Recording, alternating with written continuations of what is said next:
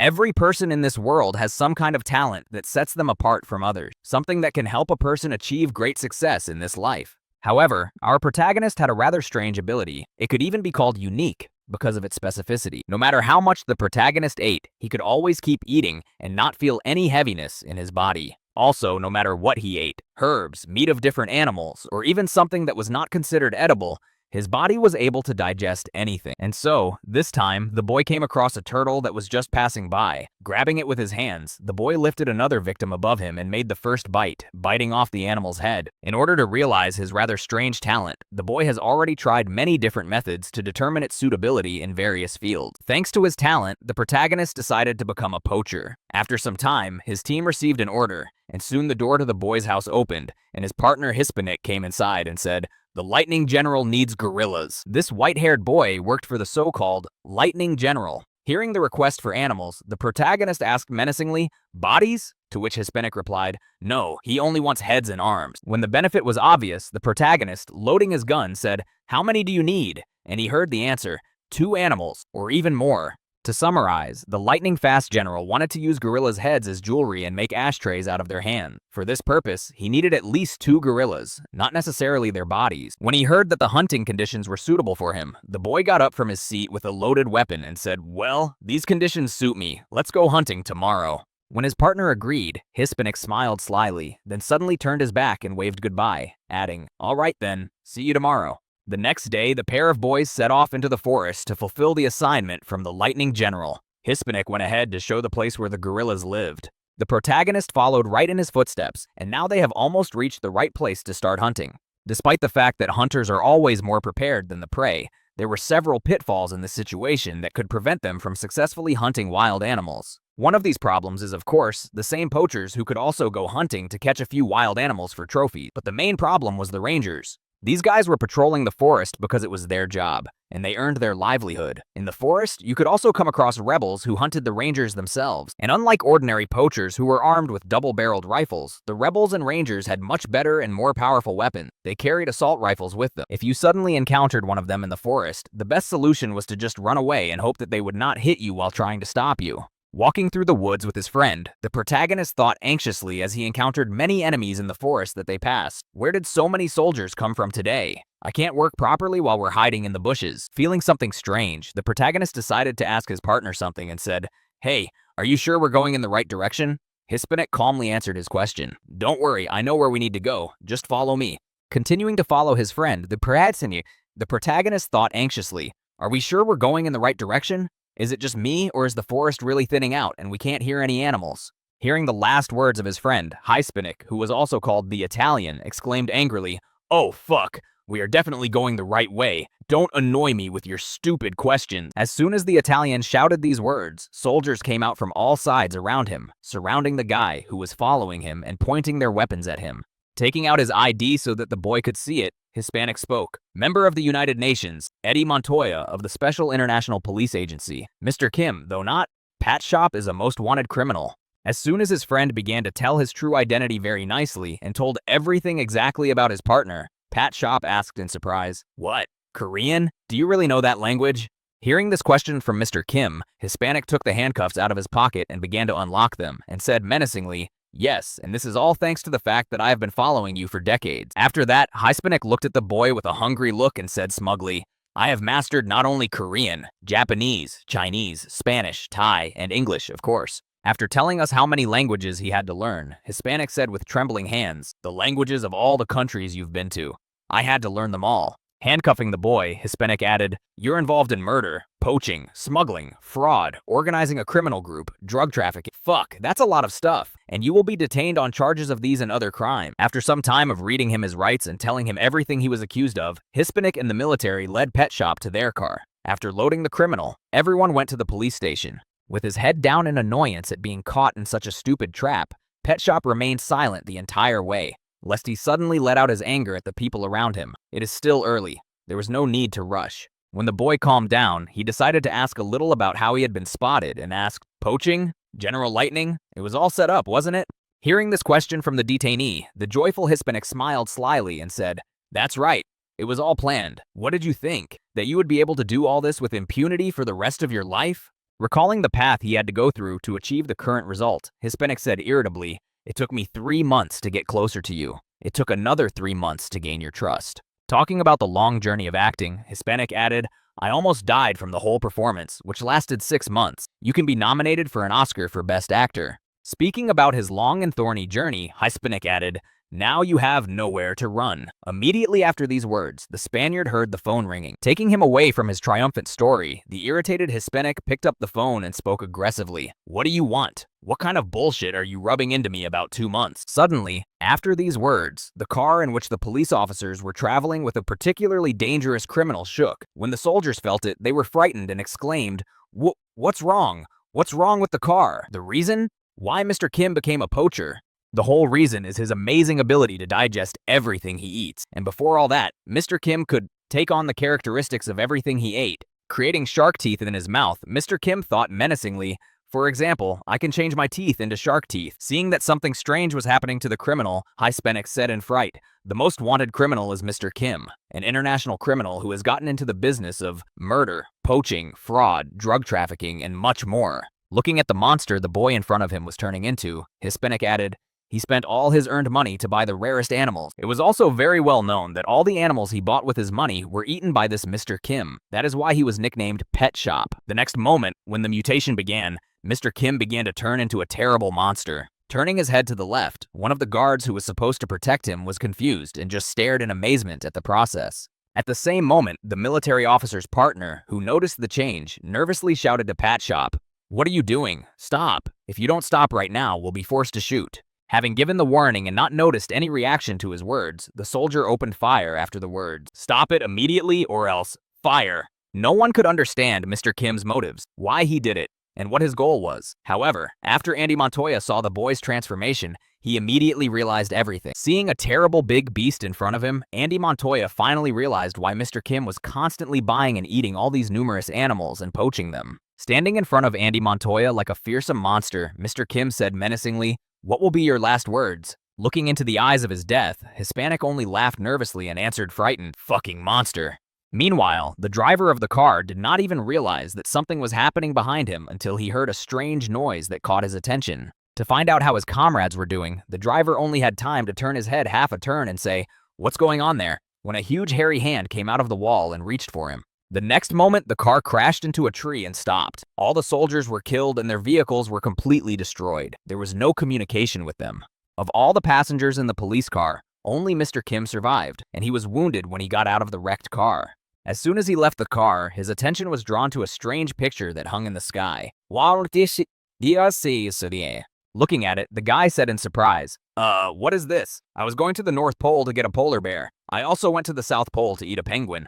Before his eyes was a strange picture of two moons that were painted in blood red. Looking at this strange sight, the boy, whose shadow looked like a monster, said in surprise, "I've been all over the world, but this is the first time I've seen something like this." After this incident, Mr. Kim, standing in front of these 2 months, began to recall how it all happened to him and where he ended up because of it. First, he was betrayed by a friend, or rather, not a friend, and he didn't betray him either. Mr. Kim was simply misled by his partner, who was an undercover officer, and was arrested. After that, he had to use his own force to free himself from captivity. After killing everyone and destroying the police car, he managed to get out. And when he got out of the car and looked up, he saw 2 moons in the night sky. From the latter, we can conclude that this is not the Earth. Realizing that he was in another world, Mr. Kim said thoughtfully, "Well, maybe it's for the best. At least I think so for now." Recalling what had happened to him recently, he added thoughtfully, "If you recall what his friend Hispanic said, I have committed many crimes, and all this time I was hiding from justice." Recalling that the police and the UN were always on his tail, trying to capture him, the guy added thoughtfully, "Here, I certainly won't have to hide from anyone." As soon as Mr. Kim said this, he heard a growl behind him. Looking back, the boy said in disappointment, "Oh shit, I'm going to get into trouble here."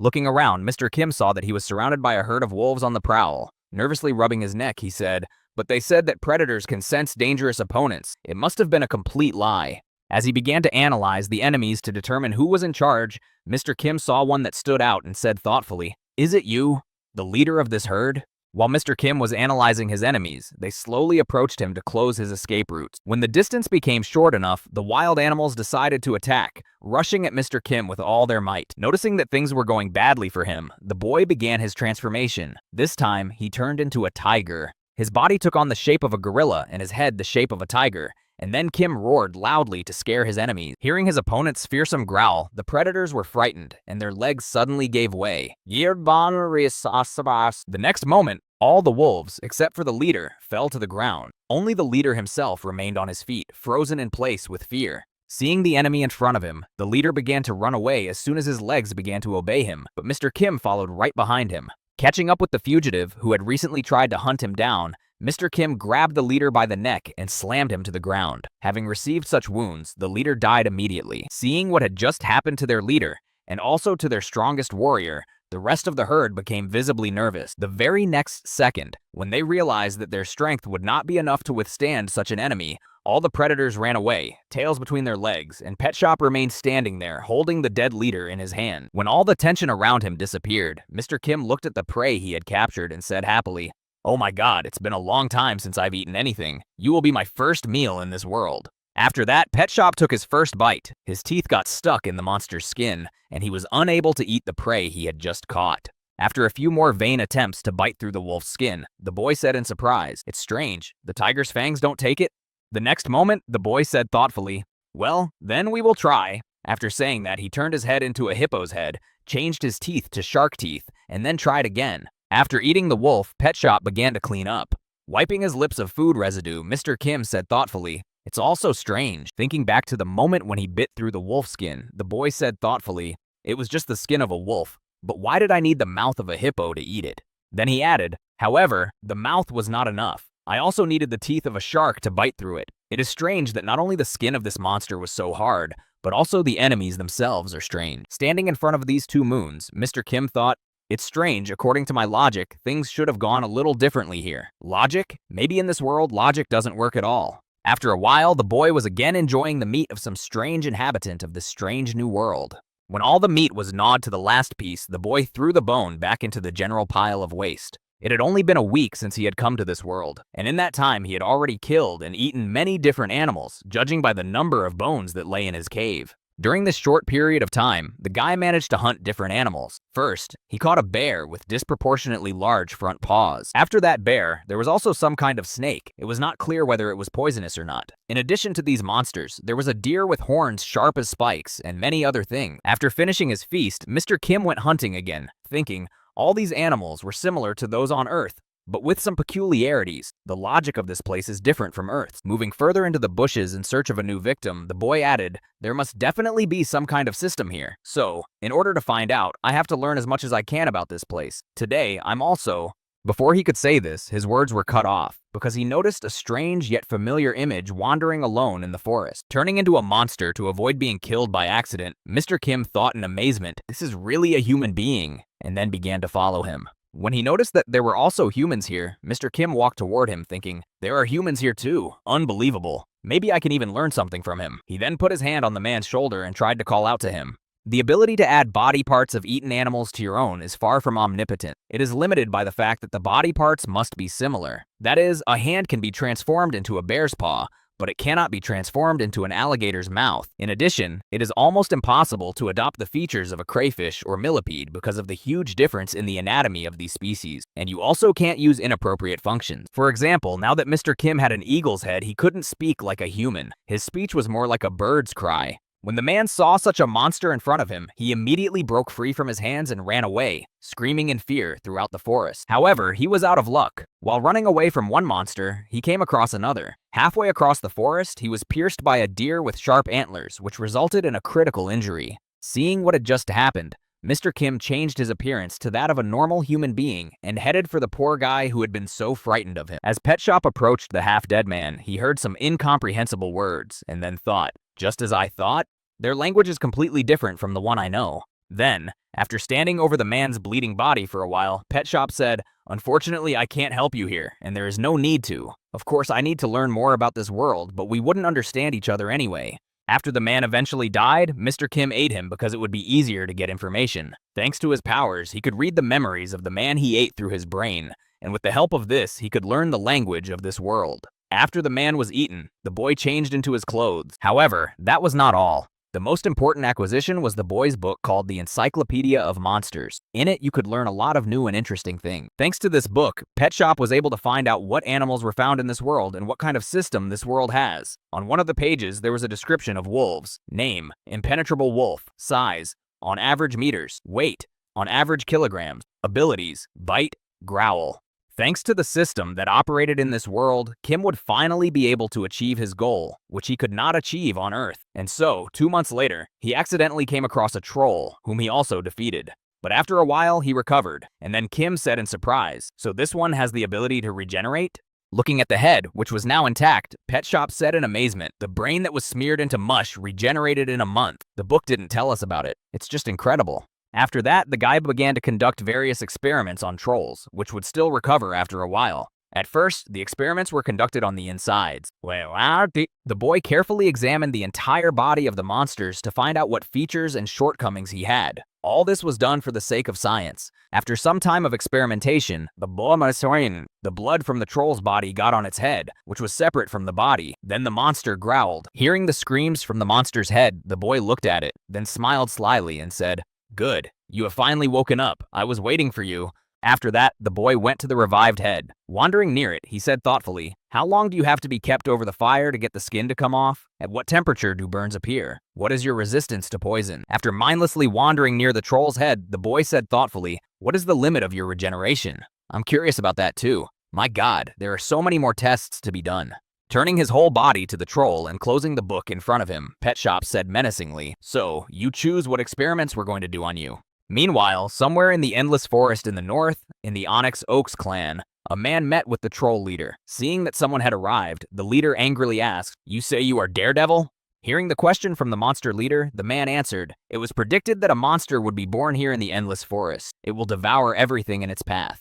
After telling a small part of the prediction, the warrior added, "He will also be able to use the skills of the victims he devours. He is a real monster." At the same time, somewhere in a large forest in the territory of trolls, several representatives of this species decided to go hunting to find something to chew on in their free time. Walking their way, the trolls came across some strange small footprints that someone had left behind while traveling so carelessly through dangerous lands. Noticing these footprints on the ground, one of the trolls suddenly bent down to examine them in more detail, and then spoke menacingly. Human footprints. As it turned out later, these trolls had returned to their camp after a foray into the forest. With a menacing smile, the boss of the squad said irritably, "Damn guard." After that, the squad leader started licking his lips and added thoughtfully, "I was wondering where they all disappeared from their observation post." Immediately after these words, there was a loud sound of a blow. The boss banged his hammer on the ground and shouted menacingly, "It turns out they decided to eat the humans themselves." Looking back to his comrades, the boss of the squad said menacingly, "Quickly track them down before we are left with nothing but bones." To which he heard in reply, "Yes, leader." Just as they were about to set off on their search, a frightened cry from one of the trolls came from the cave, trying to call for help, shouting, Someone! Someone!" At the same time, somewhere in the cave, Mr. Kim was about to eat a troll's head but was interrupted. Some strange noise came from the street, leaving the troll's head alone, which he wanted to eat. Pet Shop said menacingly, "I was just about to go out and find some new subjects myself. You've made my job a lot easier."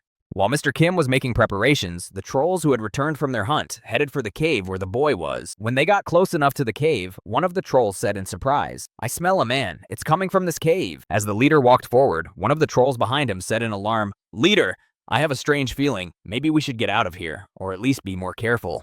Hearing that his friend was worried for some reason, the gang leader said irritably, "It looks like they decided to eat everything they could catch. What have they done here? They even sawed something." The next moment, when he could smell the smell a little better, one of the gang said in fright, "But wait, this smell, isn't that the smell of troll blood?"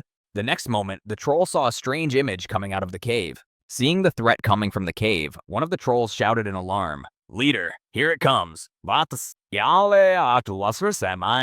Raising his head to see what his comrade had noticed, the leader managed to see the terrible image of the enemy only from the corner of his eye, and swung his hammer to strike. But unfortunately, he failed. Mr. Kim struck first. His punch was so powerful that it crushed half of the enemy into mush and knocked the hammer out of his hand. Looking at what was left of the enemy and the two trolls behind him, Pet Shop thought, "The muscles of a troll and the huge paws of a bear." Considering how well he had put his stroke together and how well it all came together, Mr. Kim added, "It's just an incredible combination." The next moment, When he turned his attention to what happened to the enemy after his punch, Mr. Kim said in disappointment, "Oh shit. I was supposed to save it for later use, but I accidentally killed it." Looking at what had happened to their boss, one of his comrades said in concern, "But boss." Not receiving any response from his leader, one of his henchmen angrily shouted, "Fucking monster!" Deciding that he couldn't let this go, one of the trolls who had come with his leader charged at Mr. Kim in retaliation, angrily shouting, "Die!" His attack was futile and rash. As soon as the enemy approached Pet Shop, he swung his arm and broke the troll's club into 2 pieces. Feeling a strange sensation in his right hand, the troll looked back at it. There he noticed that his arm was gone. Only a small piece of his shoulder remained. The next moment, Mr. Kim launched his attack. As he approached the enemy, he opened his mouth wide to bite the troll. As he drove his giant fangs into the enemy's neck, Pet Shop thought, now it's time for the poisonous bite. After making such a strange attack on the enemy, Mr. Kim thought, the best way to stop the troll's rapid regeneration is to paralyze it. As the enemy's fangs extended out of the troll, it tried to strike back, but he couldn't. The only thing he could do was to speak in fear. T-Body, it doesn't listen. Before he could even finish what he wanted to say, the enemy simply fell to the ground, unable to move. The paralyzing poison worked as it should. Noticing what had happened to his reckless comrade, who had thoughtlessly attacked him, the troll became nervous. Frozen in place with fear, he could not move either. Then Mr. Kim came up to him. He did not touch the last troll, but simply grabbed him by the hand and dragged him into the cave. Being in a state of shock, the last troll decided to follow where the monster had dragged his friend. Looking into the cave, he saw his comrades standing guard. One of them, who was barely breathing, said in a hoarse voice, "Run away!" Noticing that the last troll had followed him to the hiding place, Mr. Kim turned back and spoke menacingly to the curious one. Are you also eager to see your friends?" When the troll heard these words from the monster who appeared before him again, he just looked at him with eyes full of horror, and then he joined the others. The next moment, the last troll also fell into Mr. Kim's hands. His screams echoed throughout the cave. One of the trolls whose head was in the cave could only see the blood splattering and the frightened cries begging, help me, no, just kill me." When all the experiments on the trolls were over, Mr. Kim decided to study the book in more detail. The most interesting part of the book was about the monster's skills. This concept was only found in games, so at first, when collecting materials and upgrading new skills, the boy had only doubts. However, he had to believe in it, because everyone he ate here had the same ability. Somehow, this is how skills exist in this world. During the experiments, Mr. Kim also learned something. The first is that skills do not work against those who do not have them. For example, the first experiment was conducted with a poisonous snake. Its fatal bite can paralyze the body. However, Mr. Kimmy was not affected in any way, but only left a hole in his arm at the bite site from the teeth. Second, damage not related to the use of abilities can be caused to any organism. This was the result of attacks on the bear's paw with the toxic poison skill and a bite from a common viper. Both effectively paralyzed the target. And that's why the hard-skinned wolf was paralyzed by Mr. Kim's roar when he used the tiger's head to intimidate them. This roar had the same effect on the enemies, causing their legs to buckle, and they fell over in fear when they tried to attack Pet Shop in his first hours in this world. Wandering around the cave after his experiments, Mr. Kim added thoughtfully, "In short, as an Earthling, I am immune to the skills, but for others, my attacks are deadly." Smiling ominously after realizing his dominance in this world, the boy said happily, "So, I will become the most powerful in this world because of my specialty." The next moment, Mr. Kim began to recall the past on their planet. Back then, people owned the entire Earth. Thanks to their technology and scientific achievements, they were the most powerful people on the planet. And so, that is why in the world where he lived, he would not have been able to realize his dream, because no matter how strong a creature he ate, he would not have been able to defeat people. And all because technology is many times stronger than living organism. Machine guns, tanks, no living organism can withstand military equipment, but everything is different here. After that, Mr. Kim began to recall the very moment when he was first surrounded by a herd of wolves. The next moment, he also remembered the man who was killed by a deer with sharp horns, and said thoughtfully, "In this place, many monsters threaten people." Then he added joyfully, "And science as such does not exist here, so there is no nuclear weapon that can destroy everything in its path, which means that nothing can stop me." From the time the protagonist was a child watching stories about powerful dinosaurs on TV, the same idea crept into his head that he wanted to be the most powerful in the world. And this time, when he came to this world, all he had to do to achieve his goal was to devour all those who live here. There is an incredible regeneration that trolls have. There are also powerful orcs in this world whose power can be matched by a small number of creatures. And there are also those legendary creatures that can melt any metal, dragons that fly wherever they want and live their own lives. While the dragon was flying freely in the sky, he was accidentally noticed by a slime climbing on the ground and said in amazement, "Wow, what is that? A dragon?" There are even such things in this world. When the dragon flew on, ignoring the slime, which was not even visible due to its strength and size, the slime, who had been reborn in this world, said in amazement, "I have seen such miracles only in Manhwa." After saying that, the slime smiled slyly, looking at what was in front of him, and said gloatingly, "And to top it all off, I've been transformed into a slime that can eat anything." Remembering himself as a loser in his previous life, the slime added happily, "Booga, I'm going to be the strongest in this fantasy world because of my eating talents." Recalling how it was in the manhwa he had read in his past life, the slime said thoughtfully, "I wonder, will it also work here, as it did in the manhwa I read once?" After that, he tried to call up the system menu by saying the words system, status, and skill display. After saying these words, a system window appeared right in front of him. The system window read, status, type, slime, level, strength, dexterity, intelligence, skills, saturation, absorption of organisms and their skills at the expense of soul consumption. When everything worked and performed its functions exactly as he had imagined, the slime said happily, "Yay, it's just like the anime." The next moment he saw a snake next to him. The snake, which by an incredible coincidence happened to be nearby, crawling about its business, saw a strange shadow beneath it that was much larger than its body. Looking up, she saw something strange. Right above her was a slime that had grown to an unprecedented size and was almost covering her with its body. The next moment, the slime fell on the snake to devour it and shouted, "Saturation!" When the attack was complete, the slime began to digest it right inside itself, breaking the monster's body into small pieces. When the process was complete, the slime breathed out a sigh of relief. After the monster was completely absorbed by the slime, a system notification appeared, saying, "You have absorbed the fatal bite. Dexterity plus skill. You can use paralyzing poison. Soul cost for using saturation." Seeing the last ribbons, the slime said in surprise, "What? Soul consumption?" Then he smiled slyly and said, "Oh, who cares? I'll find out later how to restore it." After that, the slime went further into the forest to look for prey. As he traveled through the forest to improve his characteristics, the slime consumed everything in his path without being picky. He first spoke when he found his first victim. "I am the master here now." After these words, he began to devour all the animals in his path. A deer with sharp horns, an armored wolf, and even a poisonous viper came his way. He ate them all without discrimination, leaving behind only the bare bones of the animals he ate. Slime said confidently, "Unfair treatment, and the hardships I felt because of my parents' infantilization. Thanks to my past life, I am prepared for all this." This seemingly safe slime was the worst monster. A slime with the character of a monster who would confront monsters and one day destroy himself by using his soul to fight them. He was chosen by the goddess of this island, the island of Elmud.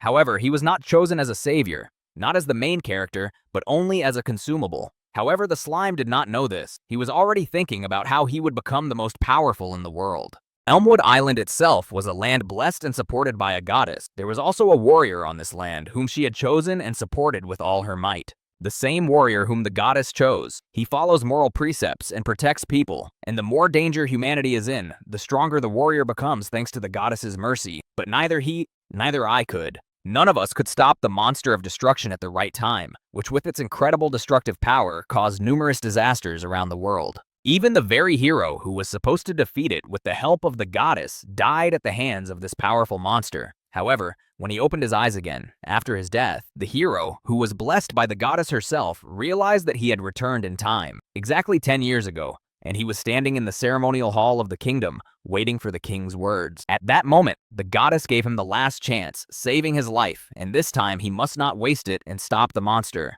The hero then added, "There is a prophecy." After telling some stories to the troll leader to help him in the battle against the world's enemy, the hero suddenly grabbed his heart, which suddenly gave out. Cringing in pain and gritting his teeth, the hero thought confidently, "It's all because of my lie, the punishment for my breaking my covenant. But they won't believe me if I say I came from the future." Having heard all that Simli Vets told him, the elder asked in surprise, "So you are talking about some kind of prophecy? Can you tell us about it in detail?" To which the hero hastily replied, "Of course, elder." When the hero heard the village elder's request, he was glad that he was interested and said, "In the great forest, there will be a beast that devours everything in its path and absorbs their skills." The hero then added, "And so, it was because of this beast that I came here. Thanks to the prophecy, I was able to find out where to look for it, but I only know the area, not the exact location." After listening to what the young hero had told him, the village elder replied with concern, "If this prophecy is true, then we are in very big trouble. Are you ready for problems?" The hero replied in surprise, "No. Trouble?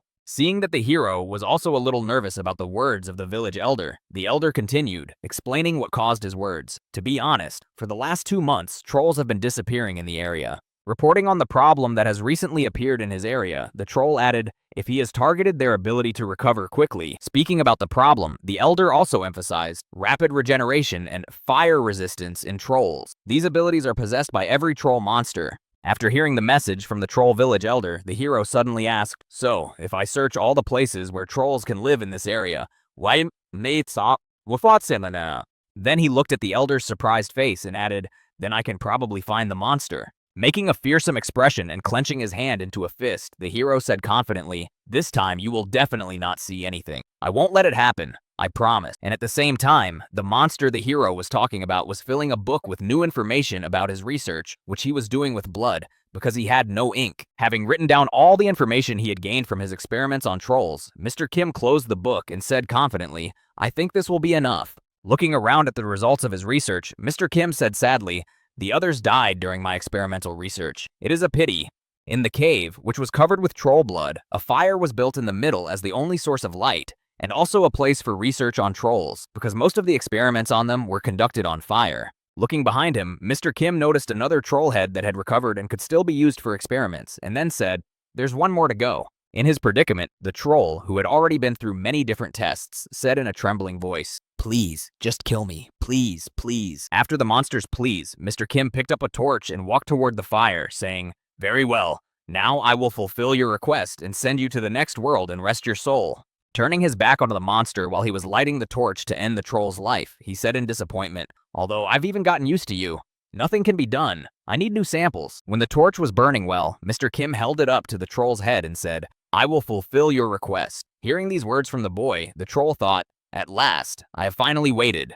Preparing to kill the monster, Mr. Kim suddenly opened the book and said in surprise, wait a minute, can the blood of a troll be used to make a healing elixir? Hearing this, the troll, who had thought his suffering would finally be over, cried, and heard Mr. Kim say, you will have to live a little longer. After that, Mr. Kim squeezed all the blood out of the troll's head and began to boil it to test his elixir experiment. Desperate, the troll said wearily, fucker, just kill me.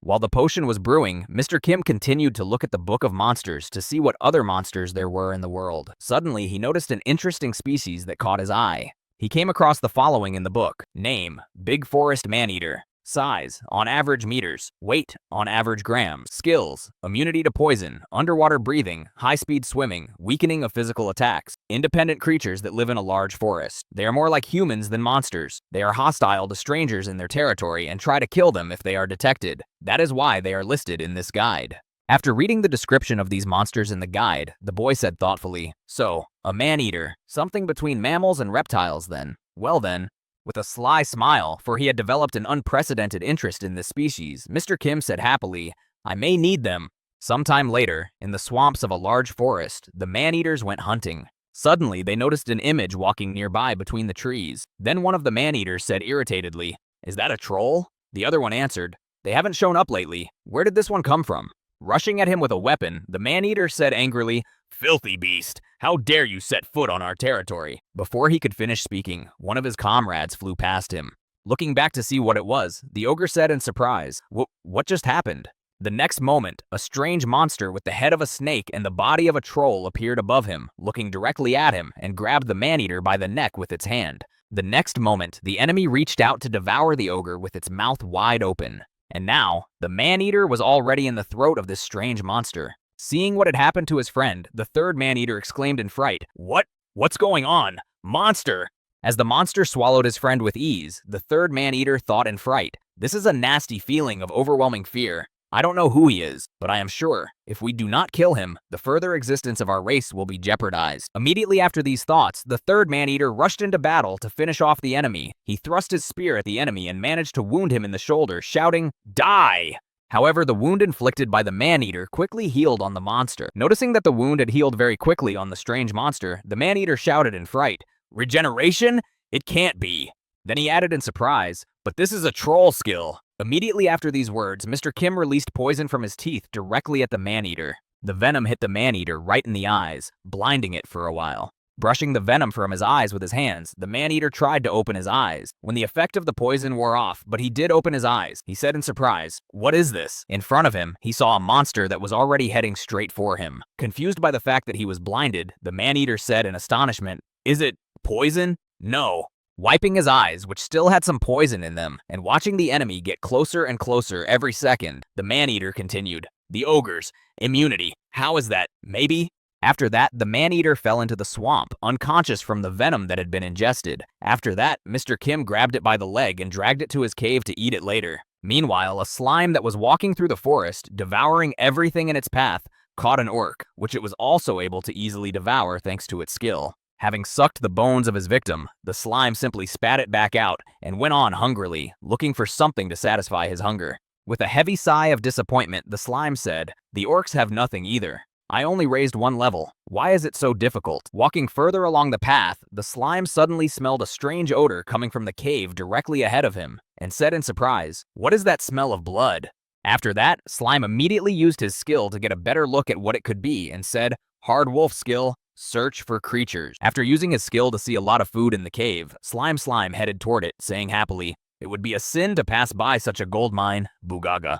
After walking a little way, the slime saw a huge number of cannibals lying in the cave, and he said in amazement, "Lord Almighty." Considering how much food he had accidentally found, the slime added joyfully, "It's amazing. There are so many experience points here. What can you see in front of you? It's a treasure." After saying that, the slime licked his lips greedily and continued, "Honestly, I don't even know who did this, but I am very grateful to you for what you have done for me." When all the monsters were eaten, Slime noticed the system notifications that told him about his new skills. Reading over what he had received, the slime said happily, "Underwater breathing, immunity to poisons, and fast regeneration. It's just a holiday."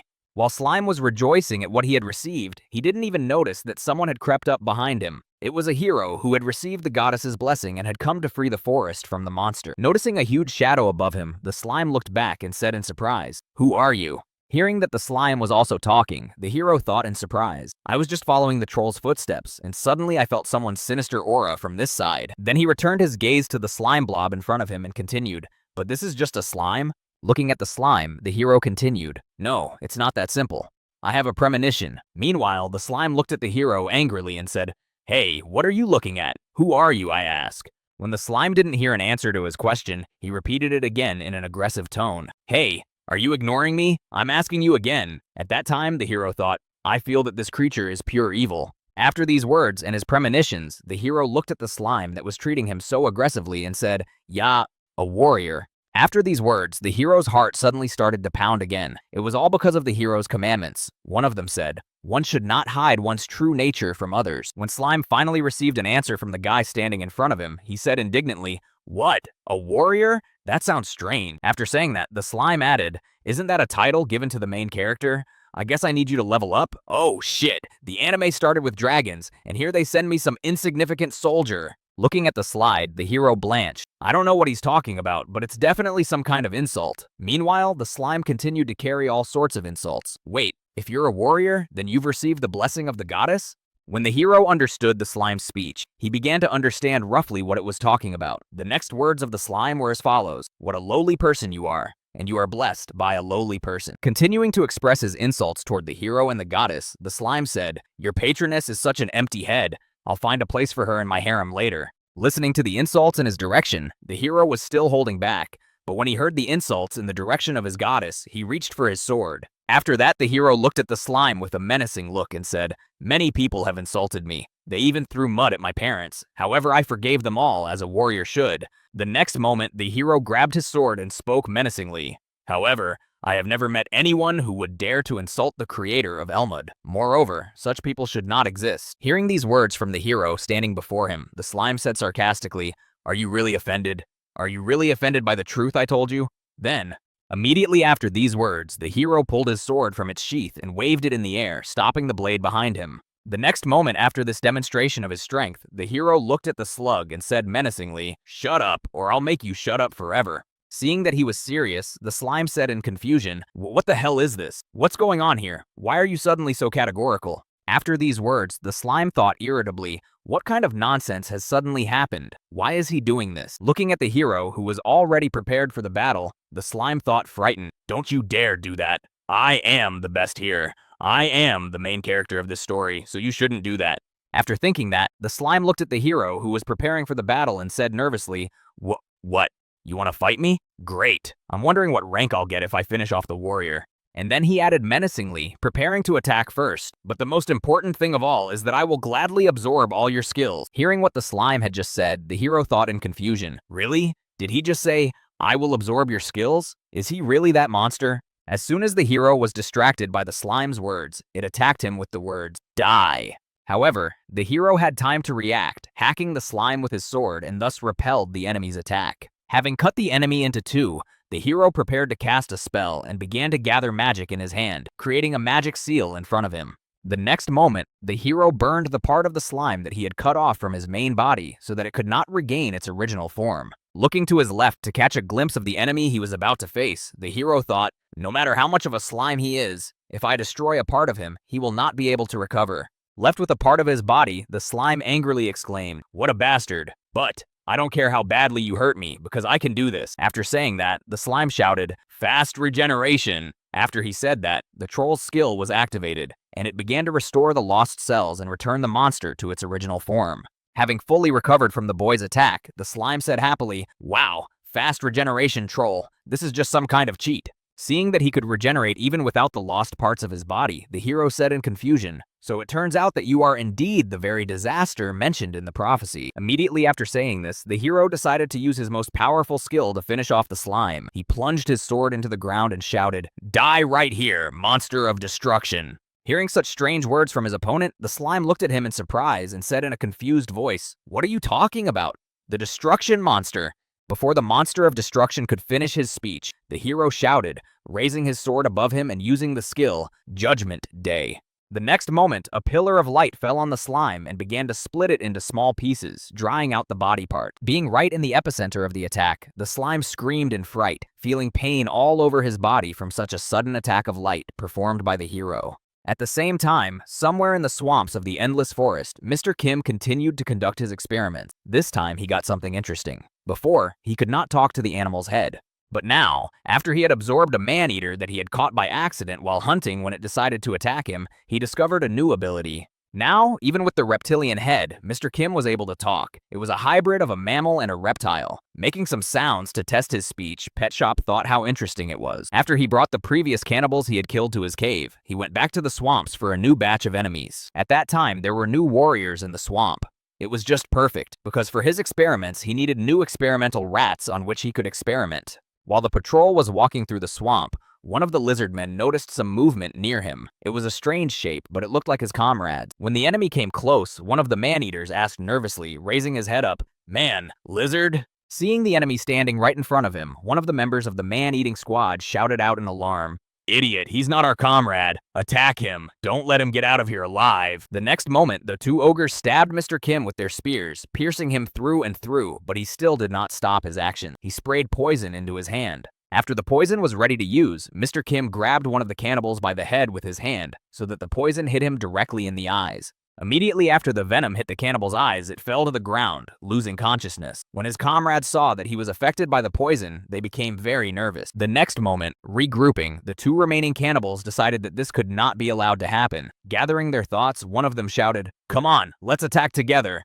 As soon as the second of the cannibals attacked the enemy, he also received his portion of the poison, which neutralized him, and he lost consciousness, like his comrade.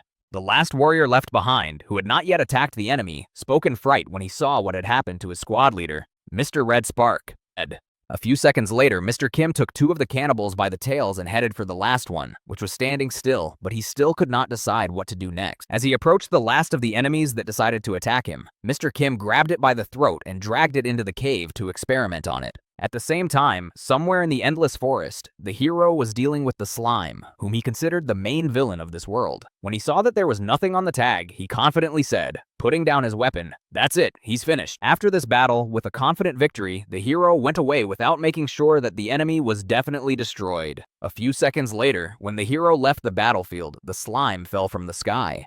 Heavily wounded by the hero's attack, the slime headed for the cave, where it found plenty of food. Crawling inside, the slime spoke heavily. It's dangerous. I need to restore.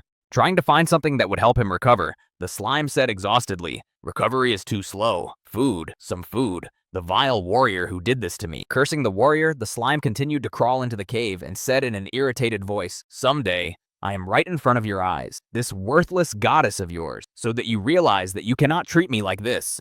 Suddenly, a boy entered the cave. When he saw that it was completely empty, he dropped the man-eaters he was carrying in surprise, and then said angrily, "What? Where did everything go from here? What kind of bastard dared to do this?" When the slime heard a human voice, it looked back. Mr. Kim was standing in front of him. Then the slime began to look at him with a greedy look and said happily, "Oh, the food is here." After saying this, it immediately attacked the boy to devour him, and to restore his lost strength after the battle with the hero, and to regenerate the lost part of his body. Immediately afterwards, the reborn slime remembered his past life. He lived an ordinary life as a hermit. His apartment was full of garbage from snacks and drink. The whole floor was dirty. In the room, there was a table with dirty dishes that had roaches in it, a TV set, a bedside table with idol statues, and the reborn guy himself watching a show on TV. Recalling the conditions in which he lived, the fat loser began to tell the story of his past life. "When I was still a human being in the past, people around me called me a piece of shit, and I just lived, relying on my instincts. After that, the fat man reborn in this world continued his story, and my instincts, by whose laws I lived, told me to survive in this world and not to overexert myself." Recalling what he did with most of his free time, namely playing video games while sitting on the couch and eating fast food, the fat man continued, "Not doing hard work, and really, why do something you don't like?" Recalling his relationship with his parents, who were constantly scolding him about his career, the fat man continued, "I didn't listen to my parents either. They turned their backs on me because I got a little fat, and I never found a job until I was 40. After his parents once again scolded him for his laziness and obesity, the fat man threw the joystick on the floor and said angrily, "I didn't really want to have poor parents either." After another fight with his parents, the fat man plopped down on his bed and said tiredly, "But I don't care. Somehow it will all come together. My life will change by itself."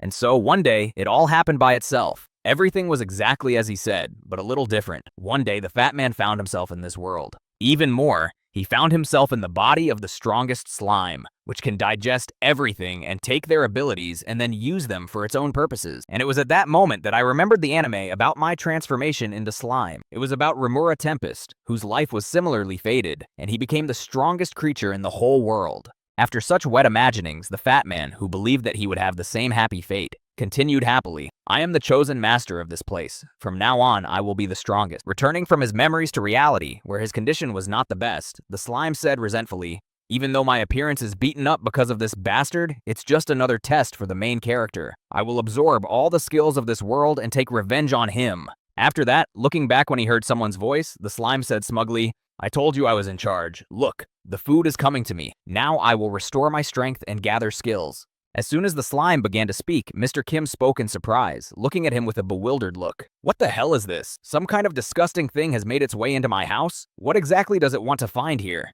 The next second, the slime jumped right on top of Pet Shop to eat it and thought happily, "Oh well, bon appetit. It's time to start eating." When Mr. Kim opened his mouth to swallow the slime, he was instead excited to start his feast from the inside, thinking, "Great, I'll eat you from the inside out." The next moment, Mr. K swallowed the slug that jumped right into his mouth, but it felt a little strange. Well, with the present out of the way, it's time to find out what happened in the last 2 weeks. Let's start with the bad news. The laboratory in the cave where the experiments were conducted is no longer suitable for further use. While Mr. Kim was hunting cannibals for his experiments, a slug made its way into the cave and contaminated everything around it. When the owner returned, he smelled a terrible odor that cut into his nose. When the bad news is over, it's time to interrupt it with good news. And so, at the moment when the slime attacked Mr. Kim, the boy was able to defeat it.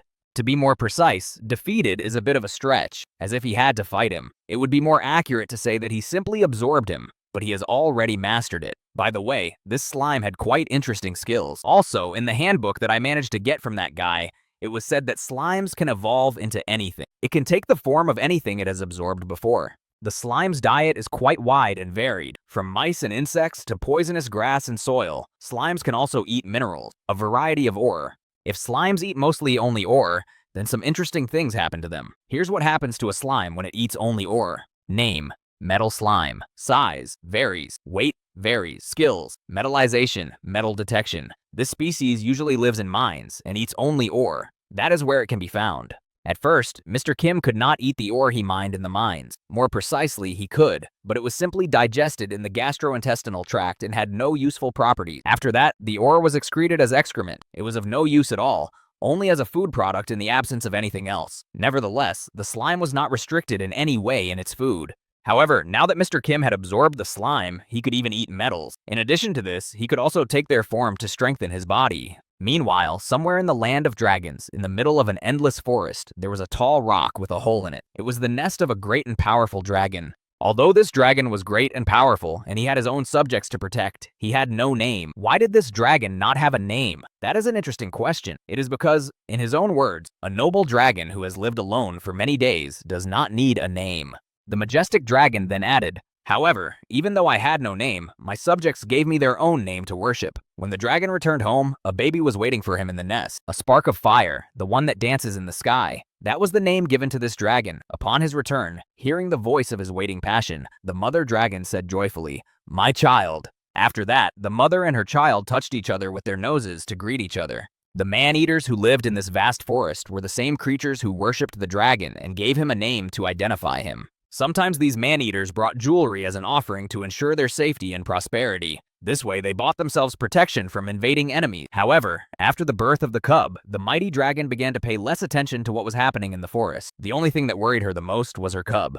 However, after a while, even though the cub was left alone in the nest, the mother dragon would fly out of her home to check on it. It's unlikely that anything happened, but it doesn't hurt to check. With these words, she would go on patrol. After these words, the dragon would leave her nest and take flight, soaring over the vast lands of her forest to make sure once again that there was no danger to her cub and her subjects. While flying over a part of her domain, the dragon noticed something unusual that caught her attention.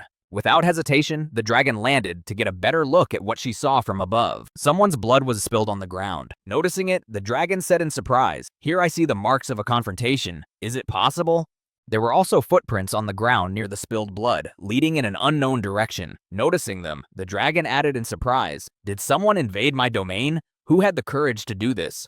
After these words, the dragon spoke angrily. "Who dared to do this? To disturb the peace on the lands that I guard, Fire Spark?" The next moment, she roared angrily in the sky. Her roar echoed across the vast forest. This symbolized that the patron saint was on patrol, looking for the robber. At the same time, Mr. Kim was engaged in another examination of his body after absorbing the slime. Raising his hand to eye level, he spoke in surprise, changing his hand into the paw of a man-eater. The lizard's body is covered with impenetrable scales. Then he added thoughtfully, "In terms of protection, it is inferior to the skin of hard wolves. However, this is not the most important thing. What interests me is the layer of slime that covers me with scales." Looking at the layer of slime that was flowing down and new slime was being released, Mr. Kim added in surprise, "Man-eater mucus acts as an antibiotic and disinfectant, and it can also be used as an ointment. But that's not even the most important thing.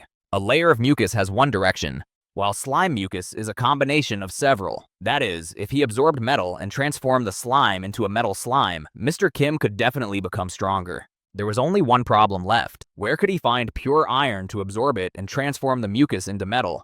After thinking about this, Mr. Kim used his eagle-eye skill to look around him and find the iron. Climbing to the edge of the mountain, he began to look for the material he needed. As he turned his head in different directions, he suddenly noticed something that caught his eye and might have some value. Relatively far away from him, Mr. Kim saw orcs mining ore and said thoughtfully, "Yeah, it's probably going to be relatively difficult." After he spotted a place where there might be iron, Mr. Kim opened his inquiry book and said thoughtfully, "This seems to be orc territory." Orc characteristics from the reference book. Name, onyx orc. Size, on average centimeters. Weight, on average grams. Skills, developed musculature, survivability, fighting skills. Members of the strongest orc tribe on the continent in the Great Forest. These creatures value honor and pride. They are rarely sinister creatures that are classified as monsters. Looking at the monster handbook, Mr. Kim spoke thoughtfully. Approximately 40 individuals. Too hard. After learning the number of enemies, Mr. Kim said in embarrassment, "Even for me, that's quite a lot of opponents." After thinking about how he could get the necessary minerals, Mr. Kim said thoughtfully if they would just leave their mines for a Sunday. As soon as he said this, a huge dragon suddenly flew over the boy. Raising his head up to get a better look at who had just flown over him, Mr. Kim said in surprise, "What? Is that really a dragon?" The next moment, Mr. Kim remembered something, the memories he had received from the man-eaters he had eaten. Then he said thoughtfully, "According to the lizard's memories, it is now raising a child." Thanks to his skills, the boy could convert the brains of his prey and read their memories. However, if you convert it completely, you can lose your sanity. That's why he uses only a small part of it. After reading the man-eater's memories, Mr. Kim put down his book and said, "The reference book said that a dragon cares a lot about its cub." After saying this, he smiled slyly and added, "Well, not very interesting." Imagining the baby dragon, he added, "I won't even have to interfere." After a while, the dragon returned to his nest with the prey to feed his child. In order not to keep the captured wolf in its teeth for a long time, the dragon threw it on a pile with other captured animals. After that, the mother dragon said to her child, "Now, my child, listen to me carefully." Putting her nose to her cub, the mother said, "Stay here quietly until your mother returns." After these words, the mother dragon headed for the exit of the cave. Following right behind her, the cub exclaimed nervously, "Mom, what about hunting? What about walking? When can we go outside?" Hearing her cub's request, the mother looked at her cub with a threatening look and said, "Do not even think of going out until I return home." After that, the dragon spread her wings and got ready to leave the nest. But before she left, she remembered something important. Before entering the nest, the mother checked the defense. Activating the magic rings, she said, "Magic barrier. It works." When she was convinced that the magic barrier was working, she immediately flew away from the house, leaving her cub alone in the nest to look for her mother until she returned. However, she didn't have to be sad for long. Sometime after the mother's departure, someone's hand appeared on the horizon, followed by the rest of the body. This creature was heading toward the dragon. Now let's move back in time, half an hour back, so that you can understand what exactly is happening at the moment. So, half an hour ago, Mr. Kim came to a rock with a huge hole in it. To check the traps, he took the monster with him, which he held in his hand. Thanks to the brain of the man-eater he ate, Mr. Kim was able to find out the location of the dragon's nest. While the boy was standing in front of the barrier that surrounded the entire nest, Mr. Kim said in amazement, "Surprisingly, it was much easier to find it than I thought." Once the object was located, Mr. Kim threw it at the barrier that had been placed around the nest of the sharp-horned deer to test its shielding power. The animal was slightly fried by the barrier and then flew back. Looking at the consequences of hitting the barrier, Mr. Kim said in dismay, "I thought so." Then, looking at the extent of the damage and the effect it had on the animal, Mr. Kim continued, "The magic barrier. I also saw it in my memories." After that, he decided to try to pass through this barrier himself. First, he put his hand out in front of him and took a step forward. His hand easily got inside. When the boy realized that this power of the dragon barrier did not work for him either, he was amazed. Yet even this power does not work on an earthling. Leaving the dead deer behind him, which he used to define the boundary of the barrier and its influence on the locals, Mr. Kim went to the nest. And here we are again in the present. When the main problem was overcome, the boy went to the nest. The dragon, who was inside it, noticed a red hand and became very nervous that he had somehow been visited. The next moment, he saw the entire body of the uninvited person who had come to his home. Confused by this unexpected visit, the dragon took a fighting stance and said menacingly, "Oh shit." When Mr. Kim finally got to the nest, he stood up to his full height and began to stretch his stiff body parts, speaking heavily. "I'm up high here." To visit the dragon, the boy chose the best look. It was the troll's fangs, the scales of the fatal bite, and various other body parts of different animals. This should have been enough to mislead the dragon cub into thinking that a troll had visited him. Looking at the enemy who had invaded his home, the dragon cub said in confusion, "You? Who are you?" When the boy heard this question from the dragon, he answered in confusion, "Oh, I'm this." Mr. Kim's confusion was understandable. He noticed a huge amount of treasures behind the dragon and added in surprise, "Quite unexpected, isn't it?" The dragon replied, "Get out of here. This is our home." Ignoring the dragon's words, Mr. Kim walked toward the jewelry. As he approached the pile, he said in surprise, I wonder what this is." Noticing that he had ignored him, the dragon became very nervous. The next moment, Mr. Kim scooped up some jewelry with his hand and said in amazement, "This is just incredible. The minerals that are mined in the mines don't even come close to this." Angry at being ignored, the dragon decided to strike first and attacked the boy, shouting, "Get out of here!" However, his attack failed miserably. Mr. Kim easily caught him by the throat and spoke menacingly, "You're too loud." The next second, the boy threw the dragon into the wall, and then there was a loud sound of the animal hitting a hard surface. Landing on the ground after such a flight, the dragon, losing consciousness, said one last time, "Mom." A whole week passed from the moment the mother dragon flew away from the nest, left her cub, and then their nest was invaded. After this period of time, the dragon was returning home after her patrol through the forest. Landing on the edge of the nest, the dragon spoke in disappointment upon her return. "In 7 whole days, I have learned nothing." While thinking, the dragon noticed something strange and said in surprise, Why is this suddenly so?"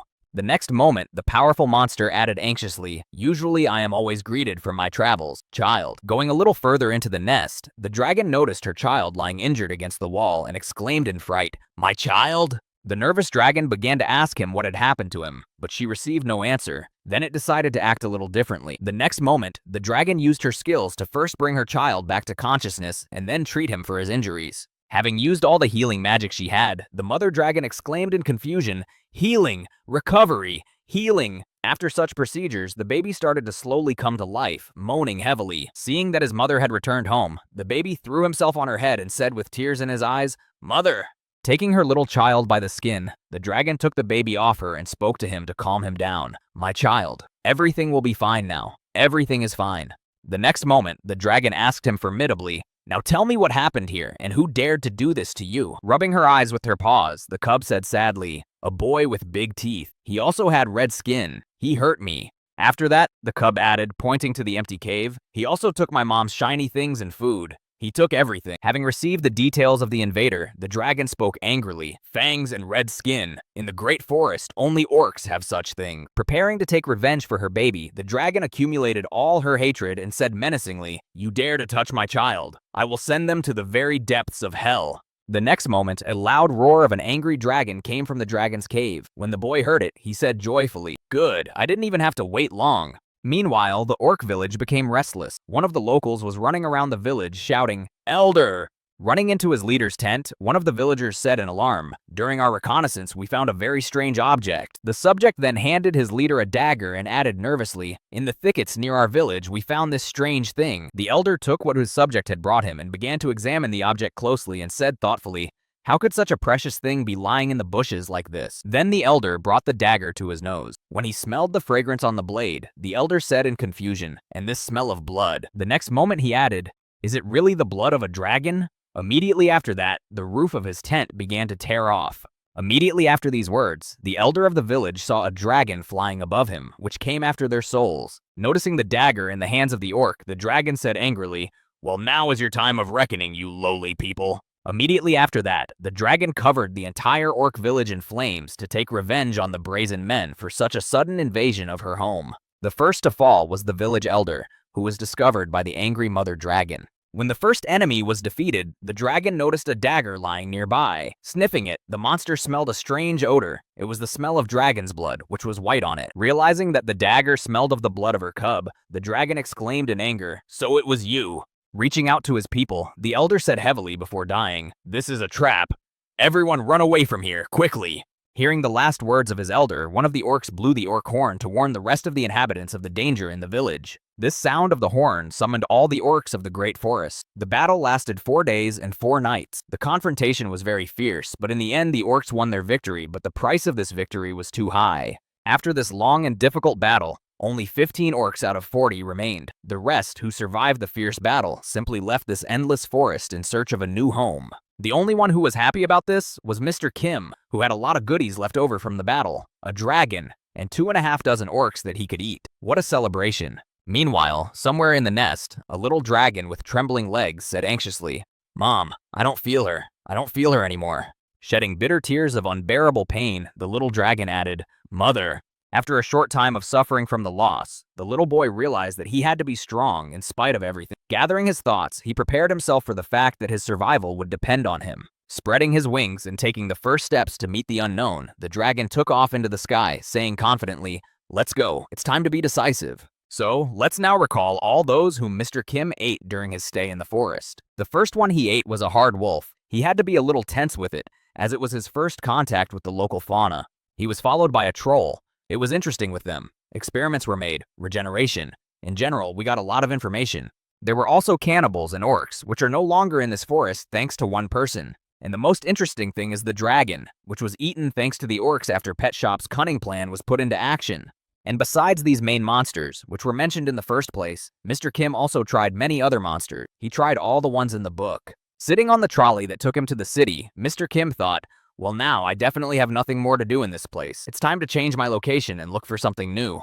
As he drove the cart, the uncle who had picked up the boy in the endless forest said thoughtfully, You say you have lost your memory. In such a dangerous place, this is quite common. Herbs that will restore youth, lairs of rare monsters, treasures of ancient kingdom. After telling about all the local jewels that are in the forest, the old man turned his head to the boy and added, "There are so many jewels here that even one of them can change your life, which is why greedy people are so eager to get into the great forest. Most of them die here, or they will meet your fate. If they are very lucky, you should be more careful and cautious in the future." Bowing his head at the old man's words, Mr. Kim replied guiltily, "Yes, uncle, you are absolutely right. I should be more careful in these situations." Pretending that he had lost his memory in the accident, Mr. Kim went directly to the city with the merchant. He was able to find out everything from the old man who was driving him. He managed to get almost all the known news and knowledge from him. However, something still remained a mystery to him. Status window. In this world, it's a way to check the identity and status of the person concerned. Hearing about this interesting ability, Mr. Kim asked in surprise, "Is it something like that or what?" As soon as the boy learned about it, he became curious about how it works and decided to try it out by speaking, "Open status window." However, for some reason he could not open it. Perhaps it was not available to him. Most likely the reason was different. It was because he was an earthling, and the local laws and such did not apply to him. After some time of traveling, Mr. Kim and the old man arrived in the city and stopped right in front of the main gate. After dropping the boy off right in front of the main entrance, the old man happily announced, "Well, that's it. Our paths diverge from here. Take care." The next moment, the wheelchair moved on, moving away from the boy, and the old man disappeared over the horizon. Mr. Kim just stood there and watched him go. After the old man disappeared from view, the boy walked toward the city and said in surprise as he stopped at the central gate, "I'm in the city of Santo Carango. The city of Santo Carango. Wow, it's so big." Walking along the streets, the boy noticed something strange. This was not typical for such cities, especially at such a time. This city was quite clean. All the streets were cleaned, no garbage was lying around. Clean and orderly. It was strange. My expectations did not match the reality, but the reality was quite good, although it was alarming because of this strangeness. Walking around the city, the boy accidentally came across a postcard hanging on the walls. It read, "To prevent infectious diseases, follow the rules of personal hand hygiene. Infectious diseases and personal hygiene." After reading the leaflet with the personal hygiene rules, Mr. Kim said in surprise, "How far has civilization developed here?" Suddenly, he heard some local people talking behind him. Then one of them said happily, "This city is surprisingly clean. Don't you think so?" Then one of the passers-by replied to the other, "You will not find such cleanliness in the whole kingdom." The other man replied, "And this is the city where the second prince spent his childhood." After that, one of the passers-by remarked, remembering the prince, he was the first to realize that diseases are primarily related to hygiene. At the age of 10, he was quite a gifted child. Hearing these words from his friend, one of the passers-by responded happily, as expected from the second prince. Standing nearby to listen to the rest of the conversation, Mr. Kim overheard, "Next month he is to visit this city in honor of his coming of age." The other man replied in amazement, "Really? I wish I could see him with my own eyes." On Earth, the concept of hygiene became widespread only in the 20th century, and here, at most, well, the Middle Ages, no more. And how could a little boy have guessed about this? Isn't it strange? There is definitely something wrong here. We must find out. After that, Mr. Kim stood still and said thoughtfully, "Perhaps, I have a hunch." Standing in the middle of the street in a pensive pose, the boy added, "Someone else besides me." As he gazed further and further into the sky to take in the vastness of the place, Mr. Kim's words sounded pensive. There are memories of Earth. And after a while, Mr. Kim did manage to meet this prodigy prince who had a clue about hygiene. When the prince first saw the pet shop, he was frightened. "What?" Standing in front of his old friend, Mr. Kim said with a sinister smile on his face, "Ah, yes. It's nice to meet a familiar face again in this strange world." Looking at the dangerous criminal, who had become famous throughout the world in his previous life, the prince was frightened. How are you here?" It was the same partner of Mr. Kim who had betrayed him in his past life, and who had somehow ended up in this world. Seeing him in front of him, the prince shouted out in fright, "Pet shop!" Recalling his biography, the present prince, whom he had been reborn in this life, said in his head, my name was Eddie Montoya. My parents emigrated from the United States.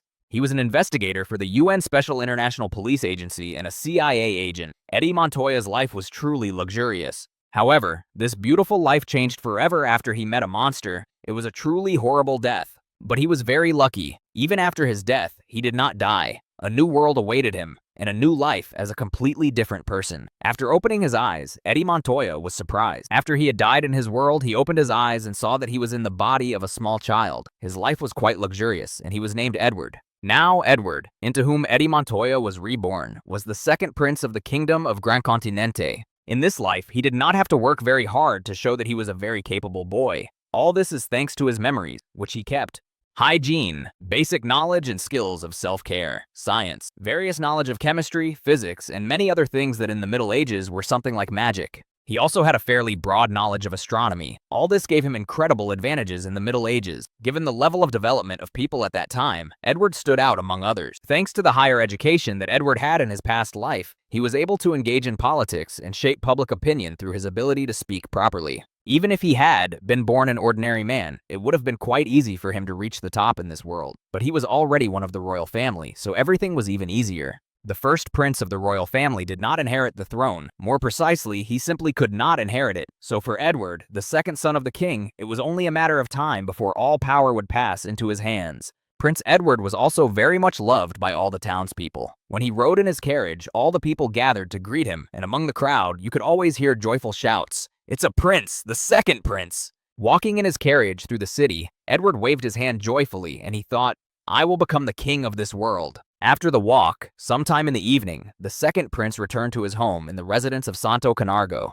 Finally lying down on his bed, the second prince said tiredly, "Ugh, at last. It's so hard to force a smile for so long." Suddenly, Edward heard a strange noise coming from the courtyard. The next moment, a monster crawled through the window of the prince's room. Abruptly getting up from the bed, Edward grabbed his sword and prepared for battle, and shouted in alarm, "Who are you?" Looking at the enemy, who had entered his room, despite his guards and defenses, Edward thought in alarm, "How did the man-eater get in here? Did it get through the barrier?" The next moment, as soon as the man-eater was in Edward's room, the monster spoke in a human voice. "Well, hello again. It's been a long time." Hearing these words from the monster, the prince was frightened and exclaimed, "What are you talking about? Who are you?" Noticing the confusion of his old friend, not a very pleasant person because he had betrayed him, Mr. Kim, changing his appearance to his own, said with a sly smile, "Do you remember me?" When Edward saw who it was under that monster's face, he was frightened. "How did you—" When Mr. Kim completely changed his appearance, Edward began to speak English. In translation, it sounded like this: You're a fucking monster, pet shop." Grinding his teeth at this unexpected encounter, the second prince spoke nervously. It's just, yes, I'm sure. It's just a bad dream. I will wake up soon and everything will be fine." After that, Edward repeated once more, frightened, "Yes, it's just a bad dream." After these words, he lost his memory and his mouth foamed with excitement. The next moment, Edward fell to the ground, causing quite a bit of noise. Contemplating what happened to his friend after the meeting, Mr. Kim said in surprise, "Yes, I certainly did not expect such a violent reaction." Suddenly afterwards, someone knocked on the royal door and exclaimed, "I beg your pardon, Your Highness." Immediately after the knock, the door opened and a young boy appeared on the threshold and said in anxiety, "Forgive me for coming so late." After going further into the room and closing the door behind him, the boy went to the bed where Edward was lying and asked in surprise, "Your Highness, are you asleep?" After these words, the boy suddenly noticed something strange near him that frightened him. On closer inspection, it was only a bear, at first glance. Then the boy said in surprise, "A stuffed bear? When did it get here?" After that, the servant who came to the prince's room said again, "Never mind, Your Highness." The next moment, the servant reached into his inner pocket, and, wanting to make sure that the prince was asleep, he said, "Are you really asleep? Well then." When he heard no response to his question, he pulled out his knife and spoke ominously, pointing it at the prince. "Die, Prince Edward." But then the unexpected happened. Someone grabbed the hand with the knife that was supposed to kill him and prevented him from committing the bloody massacre. It was a stuffed bear. The crow grabbed the hand of the servant and prevented the prince from being killed. At least that's how the murderer who came to the prince's room saw it. When the murderer saw this strange sight, he was seriously frightened. The next moment, the stuffed bear began to speak in a human voice. It spoke about the murderer. "It is too early for him to die, but it is time for you." After that, a loud sound of a blow came from the prince's room. The screams mixed with the roar and created quite a loud noise. Hearing the strange noise from the prince's room, the three guards immediately rushed to the heir's room and said, What's going on? This sound is coming from the prince's room." After a while, the door to the prince's room opened and three men appeared at the entrance. Then one of them called out, "Here!" Seeing that the unexpected guests had arrived, Mr. Kim said in confusion, "Shit, it's quite noisy." Then one of the guards exclaimed, "What kind of monster is in the prince's room?" Noticing that there was a monster in the room that prevented them from doing everything quietly, the leader of the guards exclaimed, "In that case, let's go with plan B." After these words, the crowd of soldiers rushed at the bear, saying, "So let's finish them both. Don't spare anyone." Looking at the first criminal who wanted to finish off the prince, Mr. Kim said thoughtfully, It seems that this company is in on it. Deciding not to waste time and not to engage in combat, Mr. Kim chose the best option for rescue. He grabbed Edward and jumped out the window. However, the landing was not very soft, at least for the prince. He hit the ground with his face on the way down. Running away from the scene of the planned murder with the second prince in his arms, Mr. Kim said, "Well, live for now." After what happened in the prince's chambers, one of the 3 guards ran to the king in fear, exclaiming, "My lord, there is a trouble." When the king heard the door to his room open, he asked him menacingly, "What is it?" Hearing the king's question, the anxious guard reported, "An unknown person has kidnapped the prince." Hearing such unpleasant news from his subject, the angry king broke his pen and said, "How dare he to do this in the heart of Santo Canargo? After that, the king gave an order, holding out his hand. "Immediately raise the army. Save the prince under any circumstances." Hearing this order from the king himself, his subject smiled slyly and said, "Yes, sir, it will be done." Running out of the city of Santo Canargo, Mr. Kim said in surprise, "There were so many of them after me. They only let go when I was outside the city." Then Mr. Kim heard a groan. Looking at his friend whom he had saved, Mr. Kim said in surprise, "Oh, you're awake?" When Edward regained consciousness and saw the worst of it, he was seriously frightened. Looking at the very person who had caused his death in the other world, the second prince said in fright, Was it not a dream?" Immediately afterward, he sighed heavily again and fainted from fright. After some time, Edward finally regained consciousness and asked calmly, "How did you end up here?" Before he could finish, Mr. Kim interrupted him with his own question, asking, "I want to ask what the hell happened here?" Having expressed his question, Mr. Kim decided to shorten it to a minimum by saying, or rather, "Why are you here?" Hearing the question from his enemy, Eddie Montoya thought angrily, "What a brute. What is he up to? Does he want to finish me off by learning the secret of rebirth? Or maybe..." When Mr. Kim saw that his friend was nervous in his presence, he said to relieve the tension, "Don't worry, I'm not going to kill you." Hearing these words from his enemy, Edward was surprised to hear them. "Really? What's your guarantee?" To which Pet Shop replied, "I have no idea what kind of guarantee you want." Then he added thoughtfully, recalling his past experience, "But you have long since paid the price for your betrayal." Hearing these words from Pet Shop, Edward replied menacingly, "So it turns out that you are going to kill all the traitors?" "I'm sorry, but the staff..." He was interrupted again by Mr. Kim, who said, "Don't you think it's unfair?" Mr. Kim then added, "I only killed you and your subordinates, General Lightning, and the rest of the operation survived." After these words, Mr. Kim pointed out something interesting, saying, "I disappeared and you died during the operation. Who do you think got all the glory?" Mr. Kim then added, "They've probably already been promoted and are enjoying life." Hearing these words from his sworn enemy, Edward suddenly thought, "I've been working tirelessly, but am I still stuck in this miserable place?" After these thoughts, the second prince spoke angrily in his head, "Partners, to hell with that. Now, I'm not Eddie Montoya, but the Prince of the Elmwood Continent, Edward Grand Continent." After these reflections in his head, Edward, realizing that Mr. Kim was no longer his enemy, extended his hand to him and said confidently, "All right then, let's work together, bro." With a sly smile, Mr. Kim accepted his offer. Then Eddie Montoya, shaking hands with Pet Shop, thought, "He's probably planning to return to Earth and finish off the traitors." Then he looked him in the eye and continued, "If we help him find a way to fulfill his desire, it will be much calmer here. In the meantime, I will let him be a pawn in my plan." However, Mr. Kim also had something to gain from this agreement, and he thought, "A prince then. Having such a big shot around is a huge advantage. It will be much easier to get reliable information, and it won't hurt to find out how to get back home." Looking at each other, both boys thought, "I'm going to use it." With that thought in mind, Edward asked, "So why don't you start by telling us what happened to us, bro?" When Mr. Kim told him everything that had happened to him after he lost consciousness, Edward bit his nails and said nervously, "So, attempted murder. Is this crazy old man?" Hearing these words from his now comrade, Mr. Kim said in surprise, "You don't seem very surprised by this news." Hearing this from his friend, Edward replied, "I'm used to it." "Well then, let's get out of here." After the second prince was ready to leave, he looked back and said cunningly, "In order to help you, let's go back to my place first. We need to celebrate my coming of age." This story begins 300 years ago, when the first king of the dynasty, Edward the Great. During his hunting trip around Canargo, he decided to stop at an inn. The service in this inn was so good that he gave its owner the title of Baron. Since then, the Hotel Santo Canary has been a key source of Baron Canargo's well-being. With the support of the royal family, he became one of the 5 most influential people, and under its patronage, he continues to prosper. However, as soon as this influence disappears, Baron Canargo will immediately disappear. And that is why mobilizing the military was the best solution to protect the king. Standing in the middle of a crowd of soldiers from the royal army, one of the mercenaries spoke ominously in his head, "Once we have the prince, we will hide him among the soldiers and finish him off." No sooner had the mercenary finished his wet dreams than one of the soldiers suddenly said, "Baron, we have found the prince." Hearing this message from the soldier, the mercenary was surprised. "What? Have you already found him?" When the king heard the same news, he said nervously, "What? Bring him here immediately." Then the mercenary thought nervously, "But we are not yet ready."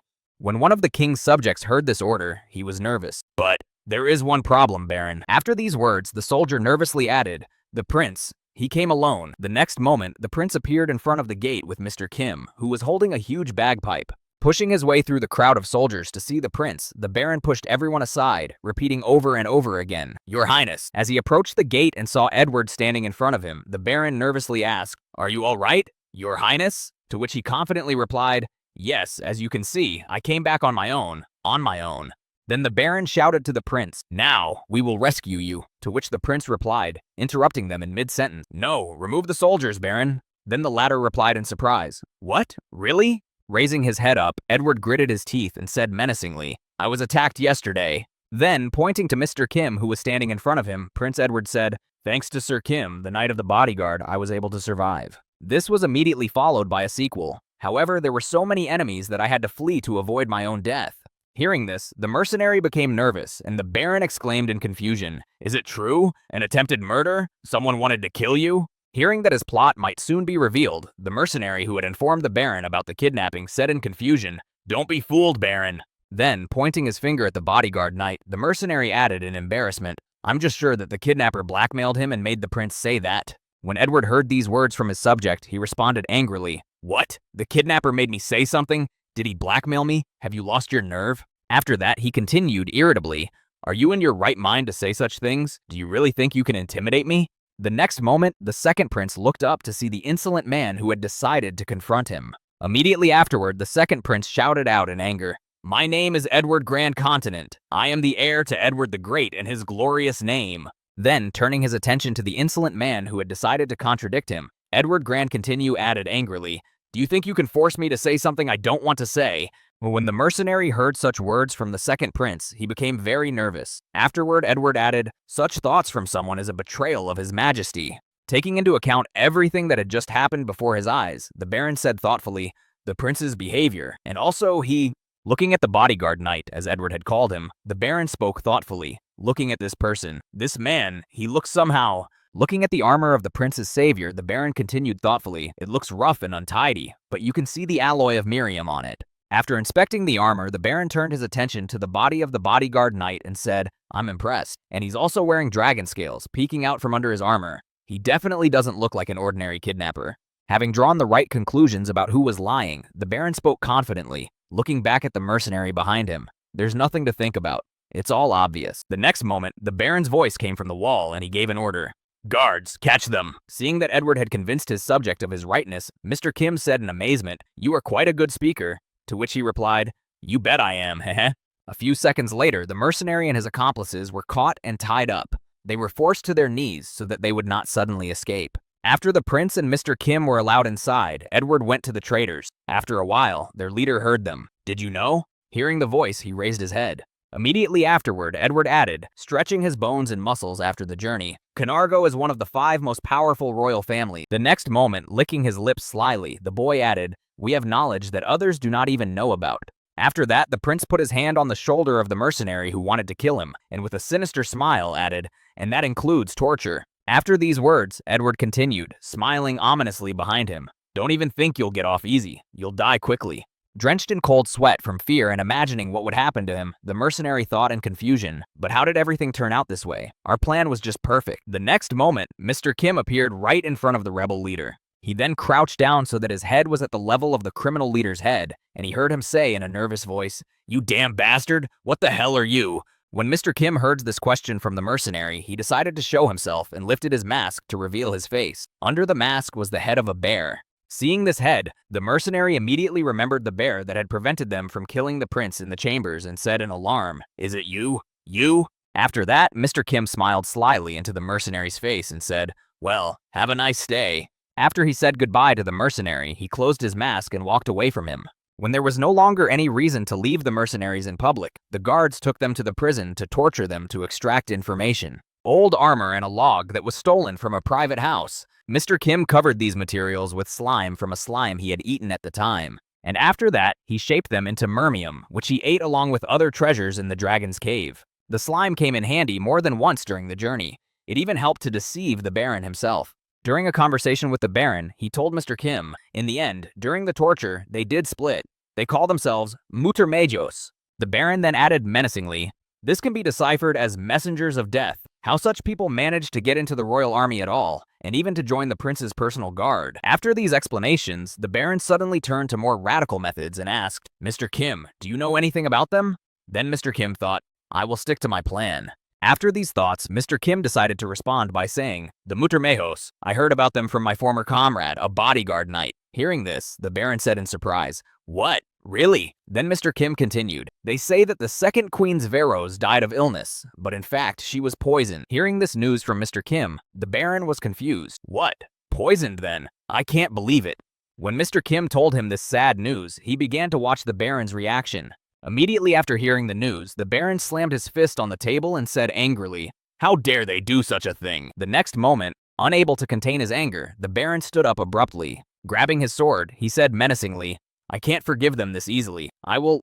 Seeing such determination in the Baron's actions and words, Mr. Kim moved behind him and put his hand on his shoulder and said calmly, "It is not necessary, Baron." Not noticing that he was behind him, the Baron thought in alarm, "When did he do that?" Looking down at the Baron, Mr. Kim spoke menacingly, "They have been killing high-ranking officials. These bastards are extraordinary people." Looking back at Mr. Kim, the Baron said in surprise, "And what do you suggest? Just leave them alone?" Gently pressing the Baron to sit him down behind the sofa, Mr. Kim said, "That shouldn't be your concern anymore." Then, using his strength, Mr. Kim sat the Baron down on the couch and calmed his temper. When the Baron was sitting upright on his butt, Mr. Kim said in a calm tone, "And mine." Feeling just a little of Mr. Kim's strength as he sat him down, the Baron thought in awe, "What a power! Someone like him." Immediately afterward, Mr. Kim added, "Moreover, the prince said that the traces lead to them, so everything will be resolved soon." To which the Baron replied, "Well, if you say so, then I'll take your word for it." After he had reassured the Baron, Mr. Kim left the room and thought, "He listens to the prince." Then he said, "The coming-of-age ceremony will be over soon, so I'll be leaving." No sooner had he left the room than he heard the words of the Baron, who said, "Mr. Kim, I entrust the prince into your hands." Hearing these words from the Baron, Mr. Kim raised his hand and said happily, "Don't worry." But he thought, "Live as long as I need you, and whatever happens to him afterward is not my concern." After that, Mr. Kim and Prince Edgar rode in a carriage to his coming-of-age ceremony. While the carriage was traveling toward the ceremony, they could hear a conversation between the boys. Then Mr. Kim spoke up, "Speaking of the mutual majors who are after you, did you find any information about them?" Hearing this question from his friend, Prince Edward answered happily, "Oh, you mean that? No, I lied to you." And then he added confidently with a shrug, "I already know everything about them, so why look for something else?" Taking his helmet off his head and placing it next to him, Mr. Kim asked thoughtfully, "So, who are they?" Hearing this question from his friend, Prince Edward, with a sly smile, said, "When we arrive in the kingdom, you will personally meet their leader. Isn't that much more interesting?" When Mr. Kim heard this proposal from the prince, he was amazed. "What can I say? I am intrigued." Prince Edward then continued, "So, we have already discussed the most important things. Did you want to ask me anything else?" Hearing that he could move on to other topics of a more personal nature, Mr. Kim said, "Yes, I'm talking about the status window." When Prince Edward heard about the status window, he thought about it and said, You say you can't use it," to which he replied, "That's probably because I'm not from here." After applying recognition to the surrounding area, the prince noticed what it said. The name is the continent of Edmund, a blessed continent, protected by the goddess, fertile for humans, demons, and monsters. Edward then added, "Not only humans, but all living beings have a status window. And with the recognize skill, you can even read some information from other windows." Then, pointing his finger at Mr. Kim, Prince Edward said, "I have this ability, and I'm sure I've seen your status window before." After that, he decided to see for himself and to convince his friend. Using his skill, the prince said, "Now you will see for yourself. Recognize." However, after the skill was used, nothing changed. The status window did not appear. When Prince Edward noticed that his skill did not work, he said in surprise, "What? Really? Really not." Prince Edward took a thoughtful pose and went into thought to understand what the problem was. After a while, he suddenly realized what the problem might be and exclaimed, "Wait a minute, wait." Looking at his friend, Prince Edward said, "Come on, change your uniform now, brother." Hearing this request from his friend, Mr. Kim thought, "Okay, then I'll change my hand into a grizzly paw." After turning one part of his body into a bear paw, the boy thought, I ate it in Alaska, but it didn't taste very good. Seeing what he had done, Prince Edward objected and said, "No, do not change your form into some animal not from the earth." Then, looking directly into the eyes of his friend, the prince joyfully added, "But from this world." After that, Mr. Kim followed his friend's order and decided to change his arm into an orc's arm. When the transformation was complete, Prince Edward used his skill and said, "Recognize." As soon as the body part changed, the status window appeared along with it. Then the prince happily announced, "Here, look."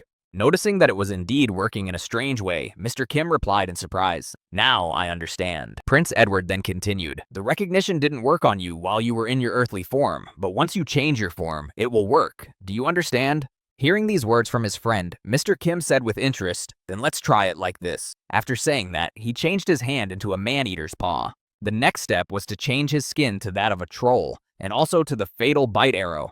But it didn't end there. Mr. Kim also changed his teeth to hard wolf fang. After that, the following skills began to appear in the status window: strength level, recovery level, regeneration level, resistance to bad effects level, growl level. Then Mr. Kim decided to add some more red dragon parts to his body. When Prince Edward saw what he was doing, he was alarmed. "Hey, brother, let's slow down a bit." After that, they checked each monster Kim ate, and after they decided to repeat the experiment, the information in the window never changed. When Mr. Kim saw that the status window was no longer changing, he was surprised. It was my very existence that caused the error in the status window. After several days of traveling, the carriage finally stopped, and the driver said, "Here we are, Your Highness." After this message, the two boys left the carriage. A view of the huge royal castle they were about to enter opened up before them. Walking forward, Prince Edward spoke anxiously to his friend. "Well, are you ready, brother? We're about to meet the leader of those guys." Then he added nervously, "Just don't be nervous when you see him." The next moment, both heroes found themselves in front of a tall door that led directly to the boss's room. Standing in front of it, Prince Edward said anxiously, "Right behind this door is the leader of the mercenaries." Hearing this message from his friend, Mr. Kim replied in alarm, "It's just not surprising." When the door opened, they were greeted by a view of the main person in the land. The leader of the robbers was the king. Noticing that the mercenaries had failed in their task, the king spoke in disappointment, holding his head in his hand. "You have returned, my son." Bowing his head and taking a knee with Mr. Kim, Prince Edward replied, "Prince Edward Grand Continent has arrived." Hearing these words from his son, the king looked at him with a haughty look and said, "I have heard about what has happened. I am very glad that you are well." And he thought, "What a lucky man." Keeping his anger to himself, Prince Edward replied angrily, "It's all thanks to your retinue." Then he thought, which was actually made up of mercenaries. Immediately afterwards, a spark was sparked between the prince and the king, and competitions and marvels began. Who would win in drilling with their eyes? Watching this from the outside, Mr. Kim thought in confusion, "A mental battle. It is unfolding right before my eyes." After a short mental battle, the king turned his attention to the knight standing next to him and said thoughtfully, "What did you say your friend's name was? Sir Kim, I believe." Then he added menacingly, "This is the first time I've heard of this, nor that there is even a title for a bodyguard knight." Feeling some strange power coming over him from the king's words, Mr. Kim thought in wonder, "This must be royal pressure." After thinking this, Mr. Kim immediately got used to this pressure from a powerful person and thought, "But in general, this is nothing new." Looking at the soldier his son had brought with him, the king said thoughtfully, "Well, he has knightly courage. Won't you give him to me?" Hearing this request from his father, the king, Prince Edward, answered him, "I must refuse you for 2 reasons." When the king heard that his request had been denied, he asked in surprise, "And for what reason?" Then Prince Edward said, "First, he is my friend, not a thing. I do not own him, and therefore I cannot give him away." Then, putting his hand on his friend's shoulder, Prince Edward added, "Second, Sir Kim is my best friend. Although I am the second prince, I have no brother." Then he looked at his friend with joy and said, "Because he and I are friends, right?" Looking at his friend, who was asking him to play along, Mr. Kim happily replied, "That's right, brother." After that, the two boys began to talk to each other in front of the king, and to do things to show how close they were. When the king saw what they were doing right in front of him, he was angry. "So they are brothers, huh?" The next second, the king slammed his fist on his throne and said menacingly, "If that is all, you are all free." After the king sent them away, the two boys went to celebrate their small victory. Prince Edward drank himself into a frenzy, laughing out loud. Opening another bottle of wine, he said, "Thank you very much, brother. You will not find anyone more grateful than me. I appeared out of nowhere. It is impossible to establish my identity, and I am also hung with Miriam, which the old man considers a secret strategic reserve." Prince Edward then continued happily, "He must be confused, but he's already shaking with fear. Boogaloo, Thanks to you, I was able to fight off the old man. Here is my gift for your help, a special armor imbued with magic. Seeing how happy Prince Edward was that the king had won, Mr. Kim said in surprise, "Have you never won before?" The prince replied, "Uh-huh." From about the age of 10, this bastard began to collect orphans all over the country, providing them with a full education. These orphans were specially trained. They mainly served as servants, but they also had other duties. Prince Edward then added, he teaches them how to get information, and even how to kill. After they master everything, the king sends such servants to members of the royal family and aristocrats. It was also with the help of these servants that the king usually removed those who interfered with him. Telling the story of his father, Prince Edward added, using this method, he took the royal throne, even though he was only the fourth prince. After this story, Prince Edward exclaimed irritably, "But it was actually my idea." Looking at his friend's reaction to his father's story, Mr. Kim thought, this is blood hatred. But the prince's mood changed every second. Now he was smiling slyly again and said, "But it is all right. Now that I've made friends with a guy of unknown origin, he can pretend to be calm as much as he wants, but I know that inside, the king is shaking with fear. His face today is the best I have ever seen."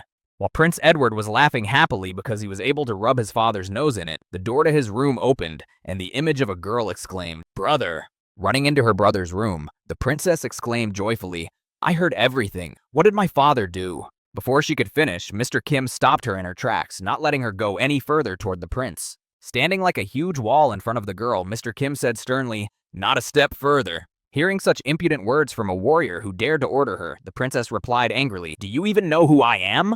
Looking at the princess with an angry look, Mr. Kim said menacingly, "This is the prince's private room, and you invaded it without even knocking on the door." The outraged princess spoke angrily when she heard herself being addressed. "How dare you!" Noticing that the girl didn't get it the first time, Mr. Kim swung his sword and stopped it right in front of the girl's throat. Seeing that the blade was right next to her head, the girl suddenly calmed down and stopped making aggressive remarks. Looking at the girl with a stern look, Mr. Kim said menacingly, "This is your last warning." Immediately after these words, the girl fell to the ground in fear. Noticing what was happening, Prince Edward suddenly exclaimed, "Wait, Mr. Kim." Running up to his sister, Prince Edward said excitedly, noticing that she was shaking with fear, "Hey, are you okay, Eleanor?" To which she replied in fright, "Brother." Then the prince lifted the girl and said, "Forgive him. He is only protecting me. He did not mean to hurt you." And the girl was only wiping her tears. As Prince Edward walked his sister to the exit, he said with concern, "For now, go back to your room. We'll talk to you a little later." As soon as the girl left the room, Prince Edward said angrily, "What a stupid woman."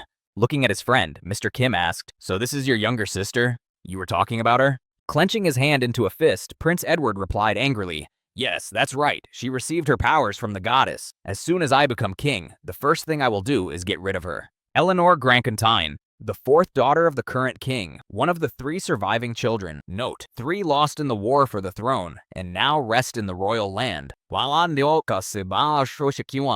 At her birth, the princess received from the goddess the power to go wherever she wished. Eleanor is also romantically interested in Edward Grandcontin. Even though they are from different mothers, they fall in love with their brother. After hearing the story about his sister, Mr. Kim said, "She is certainly crazy. Tell me, why don't you accept her feeling?" Hearing this suggestion from his friend, Prince Edward said angrily, "Couldn't you have thought of a stupider joke, brother?" Then the prince added, "I told you about the poisoning of the second queen. The first queen who invited her to tea and served her the poisoned drink was this girl's mother." Then he added angrily, "And the second queen was my mother." Remembering this, Prince Edward said angrily, "My mother died, and after that, the first one managed to get the king's favor and give birth to a daughter." Hearing this story, Mr. Kim said thoughtfully, "The one who was born because of your mother's death? Didn't you say that the second queen was killed by the king?" Then Mr. Kim added, "Otherwise, why do you have such a strained relationship with him?" Hearing this question from his friend, the prince answered him, "It has everything to do with my older brother." After that, Prince Edward left the room, saying, "Excuse me, but I can only talk about him with his permission, or in his presence." Hearing these words from his friend, Mr. Kim said in surprise, "Really?" To which he replied by taking his cape from the coat rack, "That's right. I took an oath to the goddess." Immediately after these words, Prince Edward put on a blue cloak and said joyfully, "All right, let's get to work, brother." Following the prince, Mr. Kim asked, "Wouldn't it be better to deal with the mercenaries first?" The prince replied, "He will not kill his son in the palace. That is why he sent me outside so often." After these words, Prince Edward continued, recalling the ceremony of greeting the residents, "But now that I am of age, I can claim the throne." Immediately after these words, Prince Edward lowered his head and chuckled ominously, saying, and that means that he will no longer be able to exile me whenever he wants. When the basic information was spoken, Prince Edward looked at his friend and added slyly, "There are many people in the castle who are with the king. Let's start with them. First, let's lure the Chancellor to our side." While Prince Edward was looking at his friend, who was walking behind him, he was not watching the road at all, and that is why he crashed into someone. Falling to the ground, the prince said angrily, "Ouch, for what? I don't know who you are, but for daring to stand in the way of the prince, you—" The hero, who was blessed by the goddess, stretched out his hand to help the injured man up, and said joyfully, "Are you all right?" At that time, the throne room was restless. The king was still wondering who his son's new friend was, and he said thoughtfully, "Brothers, then." Immediately after these words, the king smiled ominously and thought, "Even I found his skills quite skillful." Remembering his son and his character, the king thought, he paid attention to the smallest details, set up traps for his brothers in the battle for the throne, and in the end, he was able to get rid of them all. And besides, for a prince, for him, his brothers were nothing more than rivals who, like him, wanted to take the throne. Surprised by this development, the king added in conclusion, "And in the end, did that rotten bastard Edward fraternize with anyone?" Furious at his son's behavior, the king spoke angrily, "He has definitely decided to mock me in this way." After all these thoughts, the king came to the following conclusion. "My plan has come into effect, but it has had unpleasant consequences. It's okay. I'll replace it with another, more successful one." Those who survived the struggle were brought up based on their natural abilities. After that, the king's assessment of his sons and the pretenders to the throne followed. The first prince, the eldest brother who can rule the kingdom justly. And also the second son, the younger one who, like the king himself, is able to remove all obstacles from his path to achieve his goal. There is also a daughter who is smart enough and beautiful enough to be used in a political marriage. However, as it turns out, the incredible capabilities of the sons do not match the king's plans. The second son is drunk on blood revenge and is ready to kill for it. And the eldest son, because of his keen sense of justice, thanks to which he almost always makes his choice, was chosen by the goddess as a warrior. And after the goddess blessed him, the eldest son left the kingdom, where only the sinister and treacherous second son and the worthless daughter remained. Then the king thought, "I would rather have her as queen than this treacherous serpent." After reflecting on what a terrible person his second son was, the king thought, "This bastard, he is not fit to be king." At that time, in the corridor of the palace, Prince Edward looked up and saw the one who had knocked him down, and then said in surprise, "Elder brother?" Immediately after saying this, Prince Edward stood up on his own and cleaned himself up after the collision. Immediately afterward, he bowed gracefully and said respectfully, "Welcome back, warrior." Looking at Prince Edward, the older brother said in awe, "It has been a long time, your highness. Let's go to the audience room. I have some very urgent news." Standing behind his friend, Mr. Kim thought in surprise, "What? A warrior? Chosen by the goddess? A special one?" As he continued to examine the boy they had met by chance in the hallway, Mr. Kim continued in amazement. The one who has been freed from the shackles of his own personality, the purest and the fairest. So the eldest son of the king is a warrior. Then Pet Shop thought, he must be very strong if he has already received the blessing of the goddess, and that is why the first prince could become an obstacle in the fulfillment of his plan. After a while, the two brothers, together with the knight bodyguard, arrived at the audience hall. The older brother came in a little later, when everything was ready for the reception. When Prince Edward stood next to his father, the hatred for each other reappeared. You could read it in their faces. Here he is again, the bastard. I'm not happy about this either. Looking at his older brother, who had arrived in the audience hall, the king said, "Welcome back, warrior. The kingdom welcomes you with all its heart." Then he thought, he was the one who was supposed to be king. Hearing such warm words from his father, whom he had not seen for so long, the older brother said, "Thank you very much for your congratulations, your highness." After the greeting, the king asked, "I have been informed that you have very important information. I am listening to you. What exactly did you want to tell me?" Hearing these words, the elder brother said, "Yes, accept my respect. I will come straight to the point. Yesterday, I received the power of holy radiance from the goddess." As soon as the elder brother said this, everyone in the room became visibly excited. Everyone except Mr. Kim. He didn't know what it meant, so he didn't even react. After the award was announced, the king spoke anxiously, "The power of holy radiance. The Christian state has already confirmed that they will send me a holy maiden. Within a week, I will leave on an expedition. I would also like to ask the kingdom for military support." Hearing his son's request, the king spoke confidently, "You will certainly receive support from the kingdom's military." After a while, when the audience was over, Prince Edward exclaimed in anger, slamming his fist on the table, "Damn it!" His angry words then echoed throughout the room. "It's gone! It's all gone! You bastard! Damn you! Damn you!" Then Prince Edward added angrily, "As soon as I wanted to take action, this king of demons appeared." Hearing this, Mr. Kim asked in surprise, "A king? What are you talking about?" Hearing his friend's surprised tone, Prince Edward calmly replied, "Oh, right. You don't know anything about it."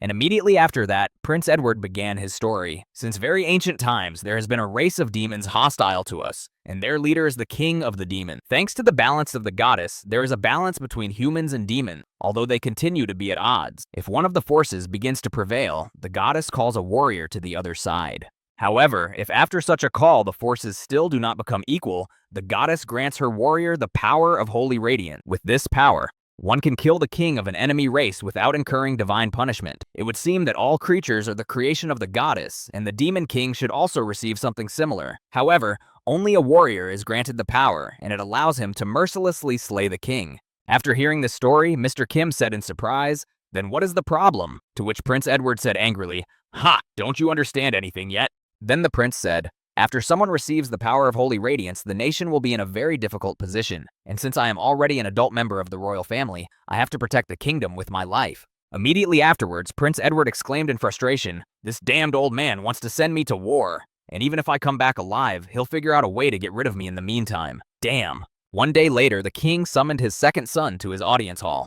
When he arrived and bowed, the king said, "Prince, I order you to join the warrior's escort and get rid of the demon king." Receiving the order from his father, Prince Edward humbly replied, "I will obey you. I will be honored to be of service to the warrior." After receiving the king's order, Prince Edward left the palace and heard the king calling after him. "Wow, I thought you were a radical thinker, but your obedience to orders and loyalty to duty are amazing. I see in you the makings of a king." After that, Prince Edward finally left the palace and went to his carriage. At the same time, his sister watched him leave from the castle window. Shedding tears because he was going to war, she said sadly, "Brother, please come back alive." Walking to his carriage, Prince Edward said nervously, "Hurry up, brother. I want to get out of this cursed place as soon as possible." When everyone was already in their seats, the carriage and its escort set off for the designated place. While in the carriage with his friend, Mr. Kim said in surprise, "I did not think you would obey him so easily." To which he indignantly replied, "Well, I had no choice, so I will kill this old man as soon as I return." After that, Prince Edward asked, "By the way, how are things outside?" After receiving the question, Mr. Kim replied, "It's quiet for now, but they're definitely up to something." Looking out the window, Mr. Kim added, "They are getting closer and closer to the carriage." Hearing this, the prince said angrily, "The old asshole knows how to give a proper send-off. From which side?" Hearing the question from his friend, Mr. Kim calmly replied, "From the back right, approaching the rear wheel." Hearing this, the prince said thoughtfully, "They are trying to get rid of the magic barrier." Hearing these words from his friend, Mr. Kim said slyly, "Should I stop them?" Turning his attention to the carriage driver who was pretending that nothing was happening, the prince said, "No, let it be. If the magic barrier is removed, the protection of the shell will also be weakened." The next moment, one of the soldiers accompanying the carriage approached the carriage and drew his sword and swung. The soldier then stabbed the carriage with his sword, but the sword only broke into pieces. When the goal was achieved, the soldier announced, "The first restriction is lifted. Now the second." Immediately afterward, the accompanying soldiers began conjuring fireballs to remove the second restriction from the carriage. When the fireballs hit the carriage, the driver said thoughtfully, "Well, I guess it's time for me to get down." Before he could say this, the monster's hand appeared behind him, right out of the carriage, and grabbed the soldier by the head. After that, a couple of the soldiers who had participated in the process of killing the prince fell victim to the monster and fell to the ground unconscious. Noticing that their comrades had gone down, one of the wizards who had been casting the spell exclaimed in surprise, "What's going on?" The horses then broke away from the carriage and the front wheel collapsed, bringing the carriage to a halt. This was visible only to one of the sorcerers, while the other did not notice anything due to the large amount of dust and continued to create the fireball. Having moved a little further, one of the sorcerers exclaimed in fright, "Stop! Stop! No!" The fireball spell flew straight at one of the soldiers. Seeing what he had done, the sorcerer cried out in fright, "Shit! Sorry!" When the carriage stopped, Mr. Kim got out in the form of a dragon. Watching his friend change again right before his eyes, Prince Edward said in alarm, "I am amazed at this sight every time. A real monster." Hearing this, Mr. Kim, who was leaving the destroyed carriage, said confidently, "Whoever is on your side, get used to it." The next moment, Mr. Kim and the prince left the carriage and faced the soldiers who wanted to kill them. When one of the soldiers noticed the enemy charging at them, he exclaimed in fright, "What kind of monster is that?" When the enemies got close enough, Mr. Kim suddenly roared to scare the enemies who were heading toward them. Hearing the terrifying sound coming from the monster, the horses on which the soldiers were riding became seriously frightened and began to flee the battlefield. As soon as the animals turned around and headed in the opposite direction, the soldiers who were riding them used their mind control skills to stop the animals from escaping. When one of the soldiers saw that the animals had stopped, he spoke in alarm, "Commander, "It's a spell," the commander replied. "The main thing now is to fulfill the order. We will repair their brains later." Immediately after these words, the commander of the squad exposed his sword and confidently said, "I'm going first." Setting an example for his men, the soldier's commander rushed toward Mr. Kim on a zombie horse, shouting, "Attack!" Noticing that the enemy was coming at him, Mr. Kim decided not to exert himself too much and used his breath of fire. After this breath, the commander, who was moving confidently forward, was left with only ashes, which were scattered across the sky with the first gust of wind. When Mr. Kim saw what happened to the enemy after his attack, he was amazed. So this is what it is, a dragon flame. It's just terrifying power. Besides, you can use it repeatedly at the expense of mana. After that, Mr. Kim thought happily as he looked at the battlefield. "It's a good thing I killed the dragon with the hands of orcs." Meanwhile, the other soldiers were coming toward him, shouting out, "How dare you kill our commander, you beast!"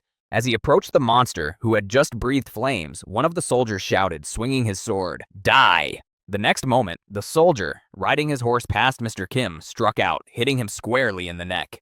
But there was a problem. Not only did the sword fail to pierce the monster's scales, but it simply deteriorated. After the unsuccessful attack, the soldier was not able to harm the monster. He fell into the trap himself. Mr. Kim grabbed the horse's tail as it ran past, carrying the soldier. The next second, Mr. Kim threw one horse at the other, which was approaching him, and thus neutralized two enemies at once. After losing two more of their soldiers, the remaining soldiers began to flee the battlefield with their tails between their legs. As they fled, they shouted in fear, Let's run! We need to make a detachment." Running away from danger, one of the soldiers looked back and said in disappointment, "Commander, we will definitely come back for you."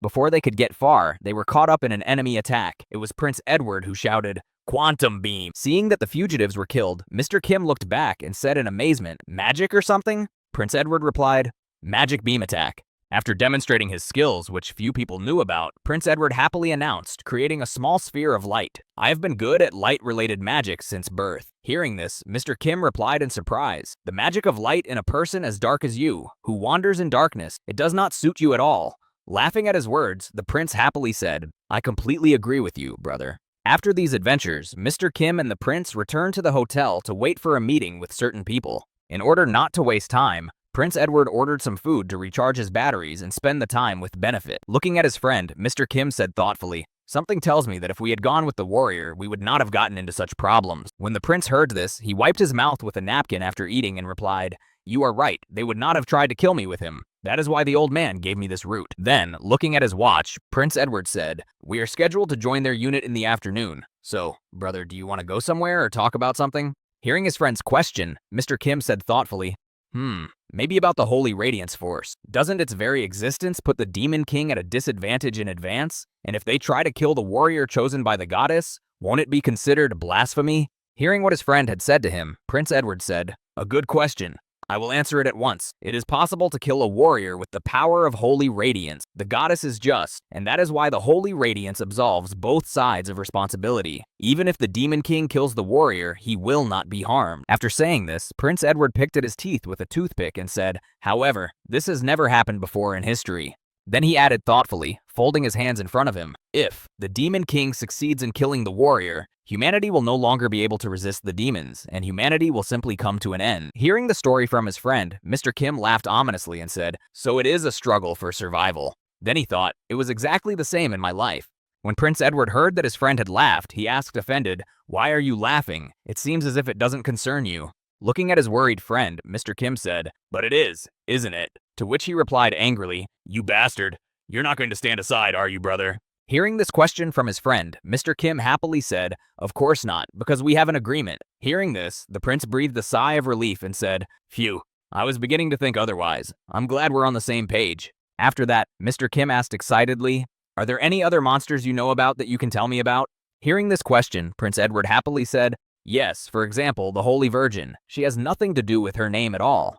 A girl standing right behind the boy said in surprise, "How interesting, Prince Edward." Hearing the painfully familiar voice, the prince asked anxiously, "What's wrong with me?" And immediately after these words, he tried to justify himself by saying, "Oh, you heard me, Holy Virgin."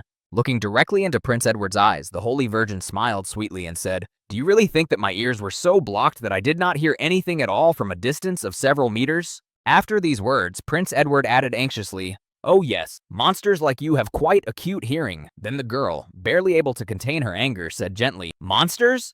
Can I take that as an insult to Christianity?" Hearing the girl's response, the prince added in displeasure, "Oh, I know people like that who perceive personal insults as insults to a whole group of people. This is a very serious disease. Unlike such amateurs, I have a more healthy mindset." Then the Holy Virgin replied irritably, "Mentally retarded people always say that they are sane. Come to our church one day. Our spells are also effective against mental disabilities." Prince Edward replied, "Of course they are.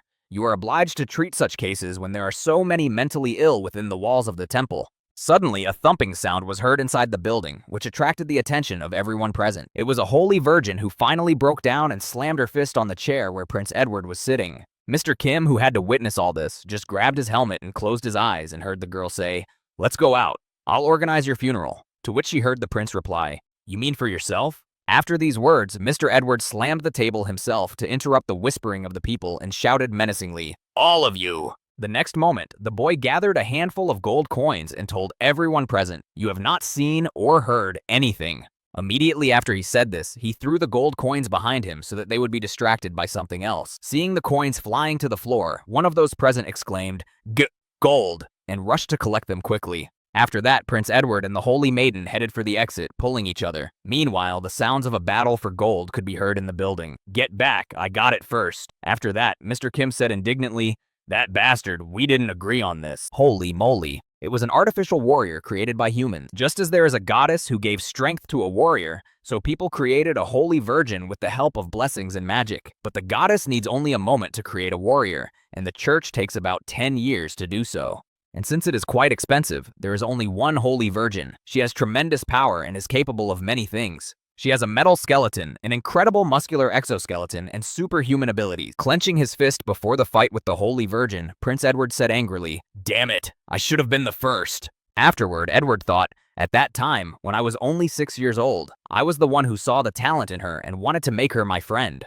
Thinking about this, Edward continued, "But then the priest beat me to it and took the girl to himself." Then he said anxiously, looking at his rival, "I wonder if I can..." Seeing that the girl radiated a terrifying aura, Prince Edward was frightened and thought anxiously, "Will I be able to defeat her with my strength?" At the same time, Mr. Kim, who had taken care of business in the building where the scene took place in front of ordinary people, left the hotel and went to look for the two opponents. When he found the same place where they were, Mr. Kim noticed that they looked tired after fighting for a while. Seeing that they were just standing there, breathing heavily, Mr. Kim said in frustration, "Are you guys done fighting?"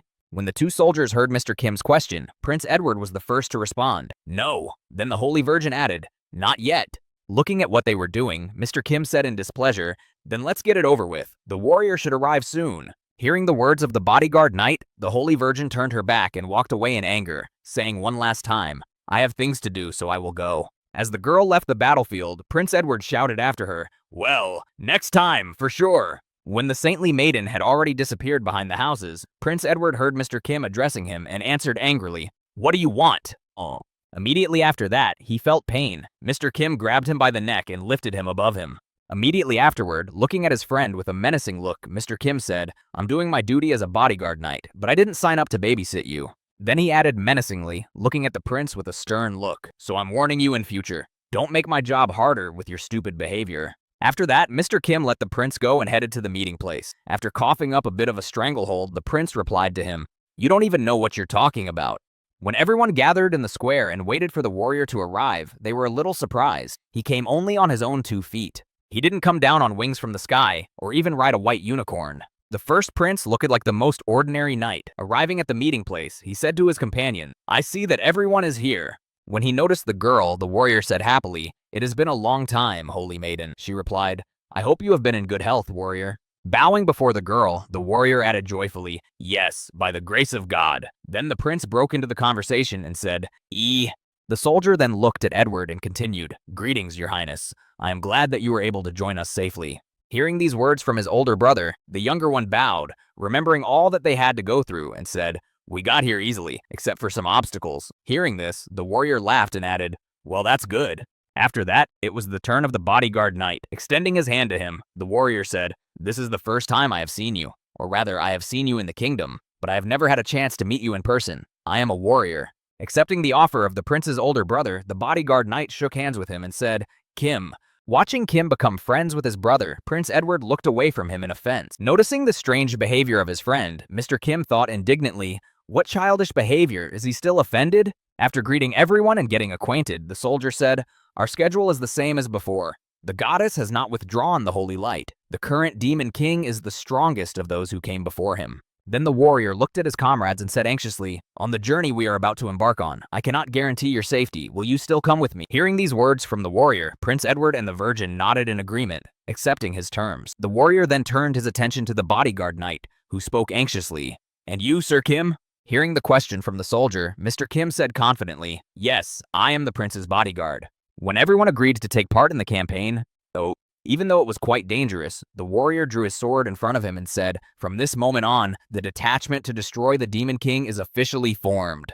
As soon as the warrior spoke these words, a voice came from the tower where the bell hung, and it was heard to say, "At last!" It was an unknown person with a thin build and a sly smile on his face. When the soldier turned back to look at the person who had said this, he exclaimed in alarm, "Demon!" The demon in the bell tower was the general of the 7th Demon Army, nicknamed Pride, Francis de Flylord. He then said, "My God, a representative of humanity reports a war on our territory." After that, the commander of the Demon King's 7th Army shouted to the whole city, "So be it!" After that, a sound wave resounded throughout the city, and everyone heard the voice of the commander of the 7th Demon Army. The residents tried to cover their ears to avoid going deaf from the noise. Trying to stand on its feet, the warrior said angrily, "What are you doing? How dare you harm the innocent civilians of this city?"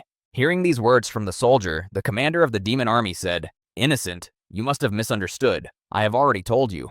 After that, the people began to turn into monsters. Then the general repeated himself, "This is the territory of demons." After the Demon King's killing squad was surrounded by monsters, the general of the 7th Army added, "There are no more humans here. Only the Demon King's subjects." Once the commander had said all he wanted to say, he told his subjects, "Now kill them." When the warrior heard this order from the commander of the 7th Division of the Demon Army, he exclaimed in dismay, "What a bastard! Caught me by surprise." Werewolves, the lowest demons. They replenish their ranks by infecting people. Those who have been completely transformed can no longer take on a human form, and after that he remains an obedient dog of the higher demon. Watching what was happening on the battlefield, Francis de Flylord thought happily, "Booga, the werewolves are unlikely to be able to resist them. Let's consider this a gesture of welcome." After these thoughts, the commander of the Demon King's 7th Army thought, "Very well, let us now begin our work." Focusing his attention on Edward, Francis de Flylord spoke, "Let us begin with the prince." At the time, Prince Edward was being attacked by one of the werewolves. It was the best opportunity to gather information. When the prince saw that the enemy was running at him from behind, he easily dodged it by jumping up. Immediately afterwards, while still in the air, he used his light skill and slaughtered the monster. Watching Prince Edward, the 7th commander of the Demon King's army said, "The sword and the shield of light. The shield can also be used in an attack." Taking out his notebook and pen, Francis de Flylord began to write down all the information he saw, dictating aloud, deftly dodges during combat. Having gathered enough information about the boy, Francis de Flylord turned his gaze to the Holy Virgin and said thoughtfully, "Yes, and now, what about the Holy Virgin?" Noticing that she was able to perform magic and how she used it, Francis de Flylord said, "Her whole body is covered with magic." The next moment was also a great moment when a werewolf attacked her from behind. Then the commander said, "And the fighting style." The next moment, the girl used brute force to finish off the werewolf, striking it in the head. As a result of her blow, a crater formed in the ground and a column of dust rose. Noticing this, Francis de Flylord tensed up. Immediately afterward, he wrote down all the information about her in a notebook and said, "Her fighting style is simply terrifying." After that, he turned his gaze to the warrior and said thoughtfully, "We have a warrior following her." At that time, the warrior was slashing werewolves left and right with his sword. Observing his skill, the 7th commander of the Demon King's army said in awe, "He is truly an orthodox fighter." Then another werewolf, who was very young, attacked the soldier. When the warrior noticed him, he thought, "He was just a child. Forgive me." Having written down the information about the skills of each of the soldiers, Franz de Flylord joyfully announced, "Well, that's it. Now it's time to go back to the name." As he was about to say this, he suddenly remembered something and said thoughtfully, "Wait a minute. Weren't there 4 of them at first?" The 4th member of the Demon King's assassination team, Mr. Kim, was standing behind him, preparing to strike. Frozen in place with fear, Francis de Flylord thought in alarm, "What? What is it? When did he get behind me? It can't be. Did I not follow him? How?" Feeling that his death had already come, Francis de Flylord thought, "This is simply impossible. I am the great general of the 7th Demon Army." The next moment, Mr. Kim struck out and took off the head of the observer, who had turned all the residents into werewolves without even batting an eye. Sensing the loss of his fellow demon, one of the higher demons spoke, "He is dead. Now one of the generals is gone." Hearing these words from his fellow demon, another demon answered him. He was so confident in himself that his nickname is not arrogance, but self-confidence. After two of the Demon King's army generals had spoken, a third joined in and said, "Well, the army general tested whether they were capable of killing one of us, even at the cost of his own life." Hearing these words from his comrade, one of the generals spoke to him. "Hey, wait a minute. You're joking, right?" When one of the Demon King's generals was asked about this, he replied joyfully, "Booga! Of course I'm joking. He was the weakest among us all." When the Demon King heard his subjects talking, he said, "The general was only a disguise to hide the identity of the heavenly king of the four sides. In the end, even the warrior is destined to exist in the shackles of the goddess. The end of humanity has already been decided. They cannot defeat us because we are..." Immediately after this, the Demon King rose from his throne. When all the generals saw this, they all bowed their heads before him. Then the king added, "We have been able to break its chains." At that time, everything was going very well on the battlefield. The enemies were easily eliminated and did not pose a particular threat. After going downstairs with the demon general, Mr. Kim threw his dead body on the ground and said, "He is finished. He is dead." The warrior, who was sheathing his sword, heard these words from the knight and came to meet him, and then said, "So are the werewolves." Seeing what had happened to the body of the demon general, Prince Edward looked at the body with disgust and said, "Oh my God, what a horror. Recovery." When half of Francis de Flylord's head was restored, the warrior said in surprise, A rather familiar face." Coming closer to this army general, the soldier said confidently, "This is the general of the 7th Army, Francis de Flylord, who was responsible for gathering information, nicknamed Pride. This is the first time I've seen him in person." Hearing these words from his elder brother about the defeated enemy, Prince Edward was surprised to think, "General, this is a very high rank, and he was given only werewolves? Wasn't that a bit presumptuous?" When someone heard about who this enemy was, he said happily, "He is just a source of information. We are very lucky." Then Prince Edward thought anxiously, "Maybe he has become useless to them." Then he added in his thoughts, "His real enemies were not there at all. Our true enemies are on a completely different level." At that time, Mr. Kim went to look at the corpses of the destroyed monsters. As he walked through the city, Mr. Kim noticed that one of the enemies was in an obscure place and stopped right above him. Assessing the strength of this enemy, Mr. Kim said sadly, "Just lower demons. After I ate the man-eater, my compatibility with reptiles improved, so my compatibility with mammals should also increase if I eat a werewolf." After saying this in his head, Mr. Kim licked his lips greedily and thought slyly, "Why, that sounds quite interesting." Meanwhile, Prince Edward was standing over the corpse of the 7th Demon Army commander, looking at it thoughtfully. Suddenly, he heard a voice behind him that frightened him. It was Mr. Kim, who said, "Are you going to eat? If not, I will eat it myself." Hearing these words, Prince Edward heaved a sigh of relief and said, "Brother, Sir Kim, we are not alone here, so why don't you change your tone to a more formal one?" Looking at the dead body of the Demon King's 7th Army commander, Mr. Kim said thoughtfully, "One of the top demons, the general in charge of gathering information, and he died so easily." Hearing these words from his friend, Prince Edward said to him, "Something tells me that they just wanted to get rid of him. Don't you think so?" Mr. Kim replied, "We need all the information we can get right now." After that, looking at the dead body of one of the generals once again, Mr. Kim said thoughtfully, "If they abandoned such an important person, then it can only mean one thing. They are no longer the same demons that humanity has known." Hearing these words from his friend, Prince Edward said thoughtfully, "Do you think so too? Only in this case did they dare to get rid of him because he was no longer needed. What then is going on in the Demon Kingdom?" Hearing his friend's thoughts, Mr. Kim said thoughtfully, "Perhaps there is also a third one." When Prince Edward heard this, he was surprised. "A third? What are you talking about?" Then, instead of explaining for Edward to understand what he was talking about, Mr. Kim pointed to him and said, "The first one." Then he pointed to himself and said, "Second." He gave a clear example of what he meant. Realizing what his friend meant, Prince Edward thought, "From the earth? It can't be. Although, what am I talking about? Yes, it can." Looking at his comrades carrying the bodies, Prince Edward thought, "Well then." While the soldier was carrying the bodies to the grave, the Holy Virgin was praying. Seeing that they were far away, Prince Edward thought, "Now the soldier and the Holy Virgin are dragging the bodies so they will not hear." Then Prince Edward turned to his friend and said, "Listen to me carefully, brother. If there really is a third demon in the Demon Kingdom who has been transferred here from the earth," then Prince Edward smiled slyly and continued, "He will help us to get rid of the warrior and the holy maiden." After a while, all the bodies were already stacked in one large pit for burial. After that, the warrior and Mr. Kim began to fill it with the dug-up earth. And finally, they placed a large stone slab with a cross carved on it, after which the Holy Lady began to read another prayer. Bowing her head in front of the grave and folding her hands in front of her, the Holy Virgin said sadly, "Today we are accompanying these people to you. who were victims of misfortune. Although their bodies are disfigured by evil deeds, please accept their innocent souls. After the problems in the city were dealt with, the group headed for the carriage they had for traveling. Stopping in front of the vehicle, Prince Edward joyfully announced, "It is so good that we still have the carriage that the church sent to the palace." When the Holy Virgin saw the carriage, she was surprised and said, "Who wants to be the coachman of this carriage?" In the end, Prince Edward himself became the coachman. Mr. Kim rode on the roof of the carriage. Kim could only drive something with an engine. The warrior's commandment forbade a warrior to drive what helps him achieve his goal, and the Holy Virgin had no idea how to drive a carriage because she had never needed to. Prince Edward became the driver of the carriage. Turning to his companion, he said with a smile, "Coachman Prince." Phew, just like in Dragon Quest, right bro? Hearing this question from his friend, Mr. Kim was surprised. "What is it?" To which he replied, "Are you serious now? You really don't know? You lived in Japan for several years, right? I'll tell you this, if you missed it, you've never seen life." Hearing this response from his friend, Mr. Kim was offended. "Well, if I've already lived for nothing, will it be easier for me to die myself because I don't know about some bullshit?" Hearing this, Prince Edward thought indignantly, what kind of annoying manners does he have? Hearing what language Prince Edward had just said, Mr. Kim was surprised to hear it. He started speaking Korean. Does he have something to share? Mr. Kim then answered him, "Do you have something to say? Go ahead and tell me." Hearing that his friend was interested in talking, Prince Edward said cautiously, "Yes, I do. About the way to kill a warrior." When Mr. Kim heard what the conversation would be about, he was surprised. Is that really possible? Immediately after, Prince Edward spoke. "I have met many different beings, but I felt this immediately. It is not easy to kill a warrior, and maybe even impossible."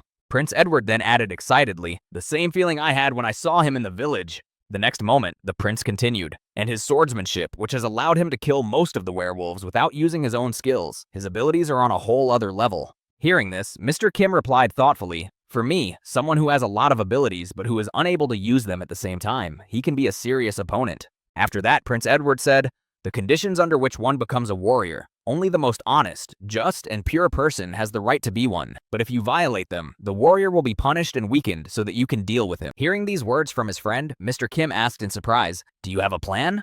To which he confidently replied, "No, but I don't need one. Everything will work itself out." The prince then added, "As soon as we reach the territory of demons," before he could finish, he was interrupted by a holy maiden who said, "Excuse me, your highness, what are you talking about?" Pointing to his head, Prince Edward said in displeasure, "Holy maiden, do you know the concept of secret conversation? Please turn on your head and think about it."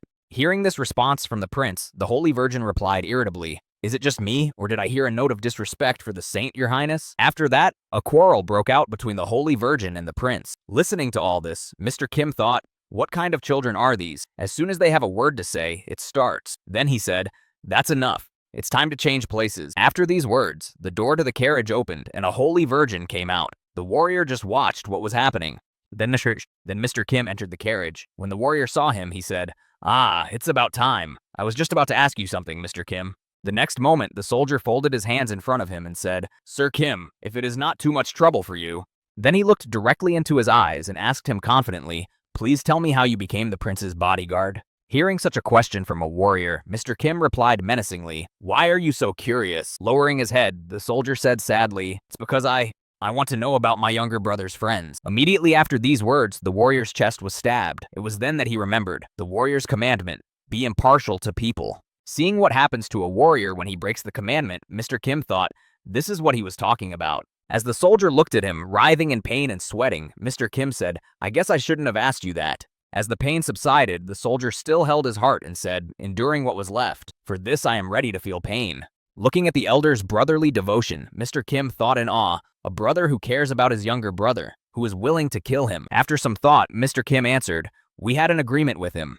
Then he looked into the soldier's eyes and added confidently, "I am protecting him, and then he will fulfill my wish in gratitude. That's all." Hearing this answer from Mr. Kim, the warrior breathed out a sigh of relief and said, "Then it is settled. Your goal is the reward of killing the Demon King. It won't be easy." Hearing that there was a reward for killing the Demon King, Mr. Kim asked in surprise, "A reward for killing? Could you tell me more about it?" At that time, the Demon King's extermination team was already on their way to the Citadel City. After a while, they arrived at the outermost city of the Grand Continent Kingdom, a fortified point. The Demon Kingdom was relatively close to this place, about 20 kilometers away. Upon arriving in the city, the Demon King's fighter squad visited a bar hotel. When everyone was sitting at the table, the warrior announced, "Today, we will stay here." After this announcement, the warrior bowed and said, I'm going to go and check for any suspicious person. When the warrior left them, the Holy Virgin also prepared to go about her business. But before she did so, she said, I will inform the order that we have arrived unharmed. Sir Kim, make sure that His Highness does not do anything stupid. Hearing this, Prince Edward shouted out insulted, Leave me alone. The two team members then left the prince and Mr. Kim and went about their business. When everyone left the bar, Mr. Kim said to his friend, I have some new information. The warrior told me about the reward for killing the Demon King.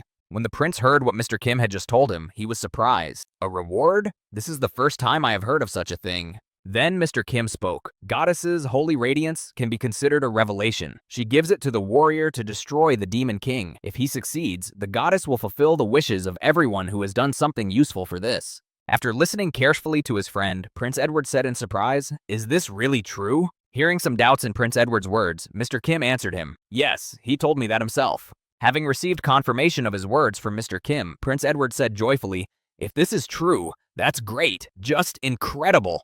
After that, Prince Edward drank a whole mug of beer with a gulp of joy. After emptying the mug, the prince put the empty vessel on the table, sighed joyfully, and then said, Excellent. Brother, today I'm buying you a drink. Drink as much as you like. Hey, bring me another glass. After drinking several glasses of beer, the prince suddenly felt something strange and stopped drinking. Immediately afterward, he grabbed his heart and, gritting his teeth, said, Yeah, I think I'm going to vomit. After these words, he grabbed his mouth with his hand to hold back. However, the urge to vomit was stronger, and Mr. Kim threw up everything he had recently drunk. As he watched, Mr. Kim exclaimed, Ew, that's disgusting. However, it wasn't just the prince who got sick. Everyone in the bar felt sick, and they began to faint or vomit their drinks. After that, Mr. Kim felt something strange in himself. However, that strange feeling quickly subsided, but the prince began to behave a little strangely. Some strange muscles and veins began to appear on Edward's face. His condition was deteriorating with every passing second, and his mouth was drooling non-stop. At the same time, the warrior was helping some locals to drag a barrel of booze to the bar where they were staying. When he and the owner arrived, the owner bowed and said happily, Thank you. I don't even know how to thank you. To which the warrior replied awkwardly, Oh, it's okay. After these words, the soldier added, I just did what I had to do. Everything is fine. Don't worry. Hearing these words, the man smiled ominously and said, Bugaga, there he is, the warrior, just like they said before. Raising his face with bulging eyes and strange features that were not typical of ordinary people, the man said, True royalty. Realizing that something was definitely wrong, the warrior suddenly reached for his sword so that he could defend himself in case of danger. Grabbing his sword, the warrior broke the distance and spoke in alarm. Who are you? Looking at the warrior, who was frightened by surprise, the man said, Don't be afraid. We know everything about you. Hearing these words from the man, the warrior asked excitedly, We? Who are you talking about? After this question, the prince heard voices behind him from people with the same signs on their faces. Then one of them said, Allow me to introduce myself. Hearing this voice, the warrior thought excitedly, looking behind him. Behind me? Standing perpendicular to the man to see all the enemies, the warrior realized that he was already surrounded. After that, the same phrase was heard from different people, each saying it at a different time. General of the 7th Army, Pharaoh de Glotnalord, memorized that name. Realizing that all the people were now thinking as one, the warrior said in alarm, What? He is in charge of all of them? Then the man he was helping to carry the barrel spoke again. You guessed right. The water in this city is teeming with the eggs of my vermin. Then the new commander of the 7th Army of the Demon King added through the mouth of a resident, they begin to develop inside the body and take over the mind of the host. After that, the man standing behind the warrior continued, The infected are unable to resist my orders. After that, the same bar owner spoke again. Simply put, you are looking at innocent citizens who are under my control. The man standing next to the owner finished his sentence. You can't get to me without killing them. The next moment, Pharaoh de Glotnalord himself, who was standing somewhere on the far side of the battlefield, spoke. Can you break the commandments and get to me? Bugaga, I am waiting for your decision. Hearing these words from the enemy, the warrior thought anxiously, the warrior's commandment, to prevent innocent victims. He knows about commandment. Then the warrior drew his sword and thought, there is one way. If I go up to the roof of the building and assess the situation. When the warrior looked up, he was seriously frightened and exclaimed in alarm, Oh shit! On the roof were his comrades who were also under the control of the enemy. Then one of the residents said, Bugaga, your friends are here, so where are you going? The next moment, Prince Edward spoke from the roof. How predictable you are. Did you think I wouldn't guess? I gave you a choice, but you ignored me. The prince then held his hand out to the side and added, And now you must pay for your actions. Immediately afterwards, Mr. Kim punched the prince in the arm, bringing it down. The force was close to breaking the arm. When the warrior saw what had just happened on the roof, he exclaimed in amazement, "The knight hit the one he was supposed to protect. What cruelty!" When the prince was silent, in pain, and his mind was blurred, Mr. Kim said, "First the hand, now the time." After that, he hit his prince in all his limbs to immobilize him. Seeing what was happening, the frightened Pharaoh Lord exclaimed in alarm, "No, stop! I didn't order you to." After that, Mr. Kim grabbed the Holy Virgin by the neck and made her faint. When the girl also fainted, the knight heard from the soldier, "Mr. Kim, is it true?" After that, the bodyguard took both of his comrades on his shoulders and carried them off the roof so as not to interfere. As he approached the edge, he jumped down to hand his comrades over to the soldier's protection. The next moment, when Mr. Kim approached the soldier, he laid his comrades on the ground. Finally, looking at his unconscious comrades, he said, "In this state, he will definitely not finish them." After that, Mr. Kim walked away from the soldier, saying, "You protect them, and I'll get rid of him." When a new fighter appeared on the battlefield, Pharaoh Lord spoke through the bar owner. "You must have miraculously prevented my vermin, but even so, a knight cannot—" Before he could finish, Mr. Kim pulled his head off his shoulders. Seeing such radical measures of struggle, everyone was surprised. Seeing that he had killed one of the villagers, the warrior shouted in anger, "Mr. Kim, what are you doing? They are innocent." Hearing what the warrior had said, Pharaoh Lord added, "Yes, they are under my control. You are killing innocent people." Before Pharaoh Lord could finish, Mr. Kim said with joy, "Well, that's great. Then they won't remember my brutal murders." He then used his troll muscles. The next moment, Mr. Kim attacked the crowd of zombies, controlled by Pharaoh Lord. Sparing no one, Mr. Kim broke through the crowd, killing everyone who stood in his way. Seeing that he was killing everyone, Pharaoh Lord shouted in fright, "Stop! Stop, you madman! Aren't you a knight? How can you kill innocents?" Hearing these words from the demon, Mr. Kim replied menacingly, "Are you going to lecture me? Then you shouldn't have led them. You started this whole thing." Realizing that he would stop at nothing, Pharaoh Lord spoke frightenedly through the boy he was leading, putting his hands in front of him. "I've got it. I'll let them go. I'll return to the kingdom right away. Just stop." After killing another person in his path, Mr. Kim said, "Good." After punching him in the face, causing blood to fly in all directions, the man behind him said, "Crazy. I told you so." After that, Mr. Kim smiled slyly and said, "I see. There are more and more people on this path, which means that I am getting closer to you. I know where you are." The next moment, the boy looked up and noticed an image on the wall that was hiding behind the crowd. Realizing that he had been spotted, Pharaoh Lord exclaimed in fright, "What kind of a lunatic is he?" Realizing that he had nothing more to catch here, Pharaoh Lord decided to run away and jumped off the wall, exclaiming, "To hell with the warrior, it's time to run." Before he could get far, Mr. Kim caught up with him on the wall and caught him by the cape. The next moment, the guy threw him against the wall, pulling him up to prevent him from running away again. Looking at the opponent who had caught him, Pharaoh Lord said in fright, "Monster, don't come near me. Do not come near me." Hearing these words from the demon, Mr. Kim said joyfully, "Not anymore. I'm going to need you. What an unusual life form. I don't have your abilities yet."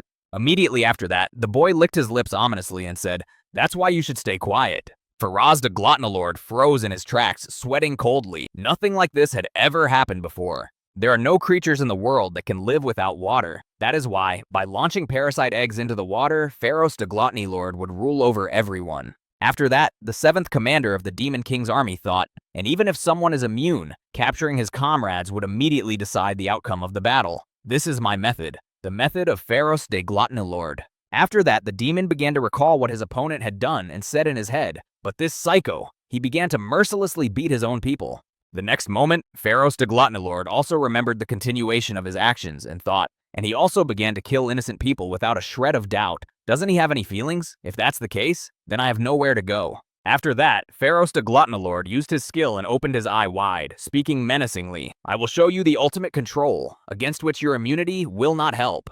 The next moment, the monster lunged at Mr. Kim to try to take over his body itself. The boy did not even have time to do anything at the moment when he was attacked by Pharaoh Lord. The monster just jumped into his mouth, and Mr. Kim happily swallowed it, because he had planned to do so anyway. Not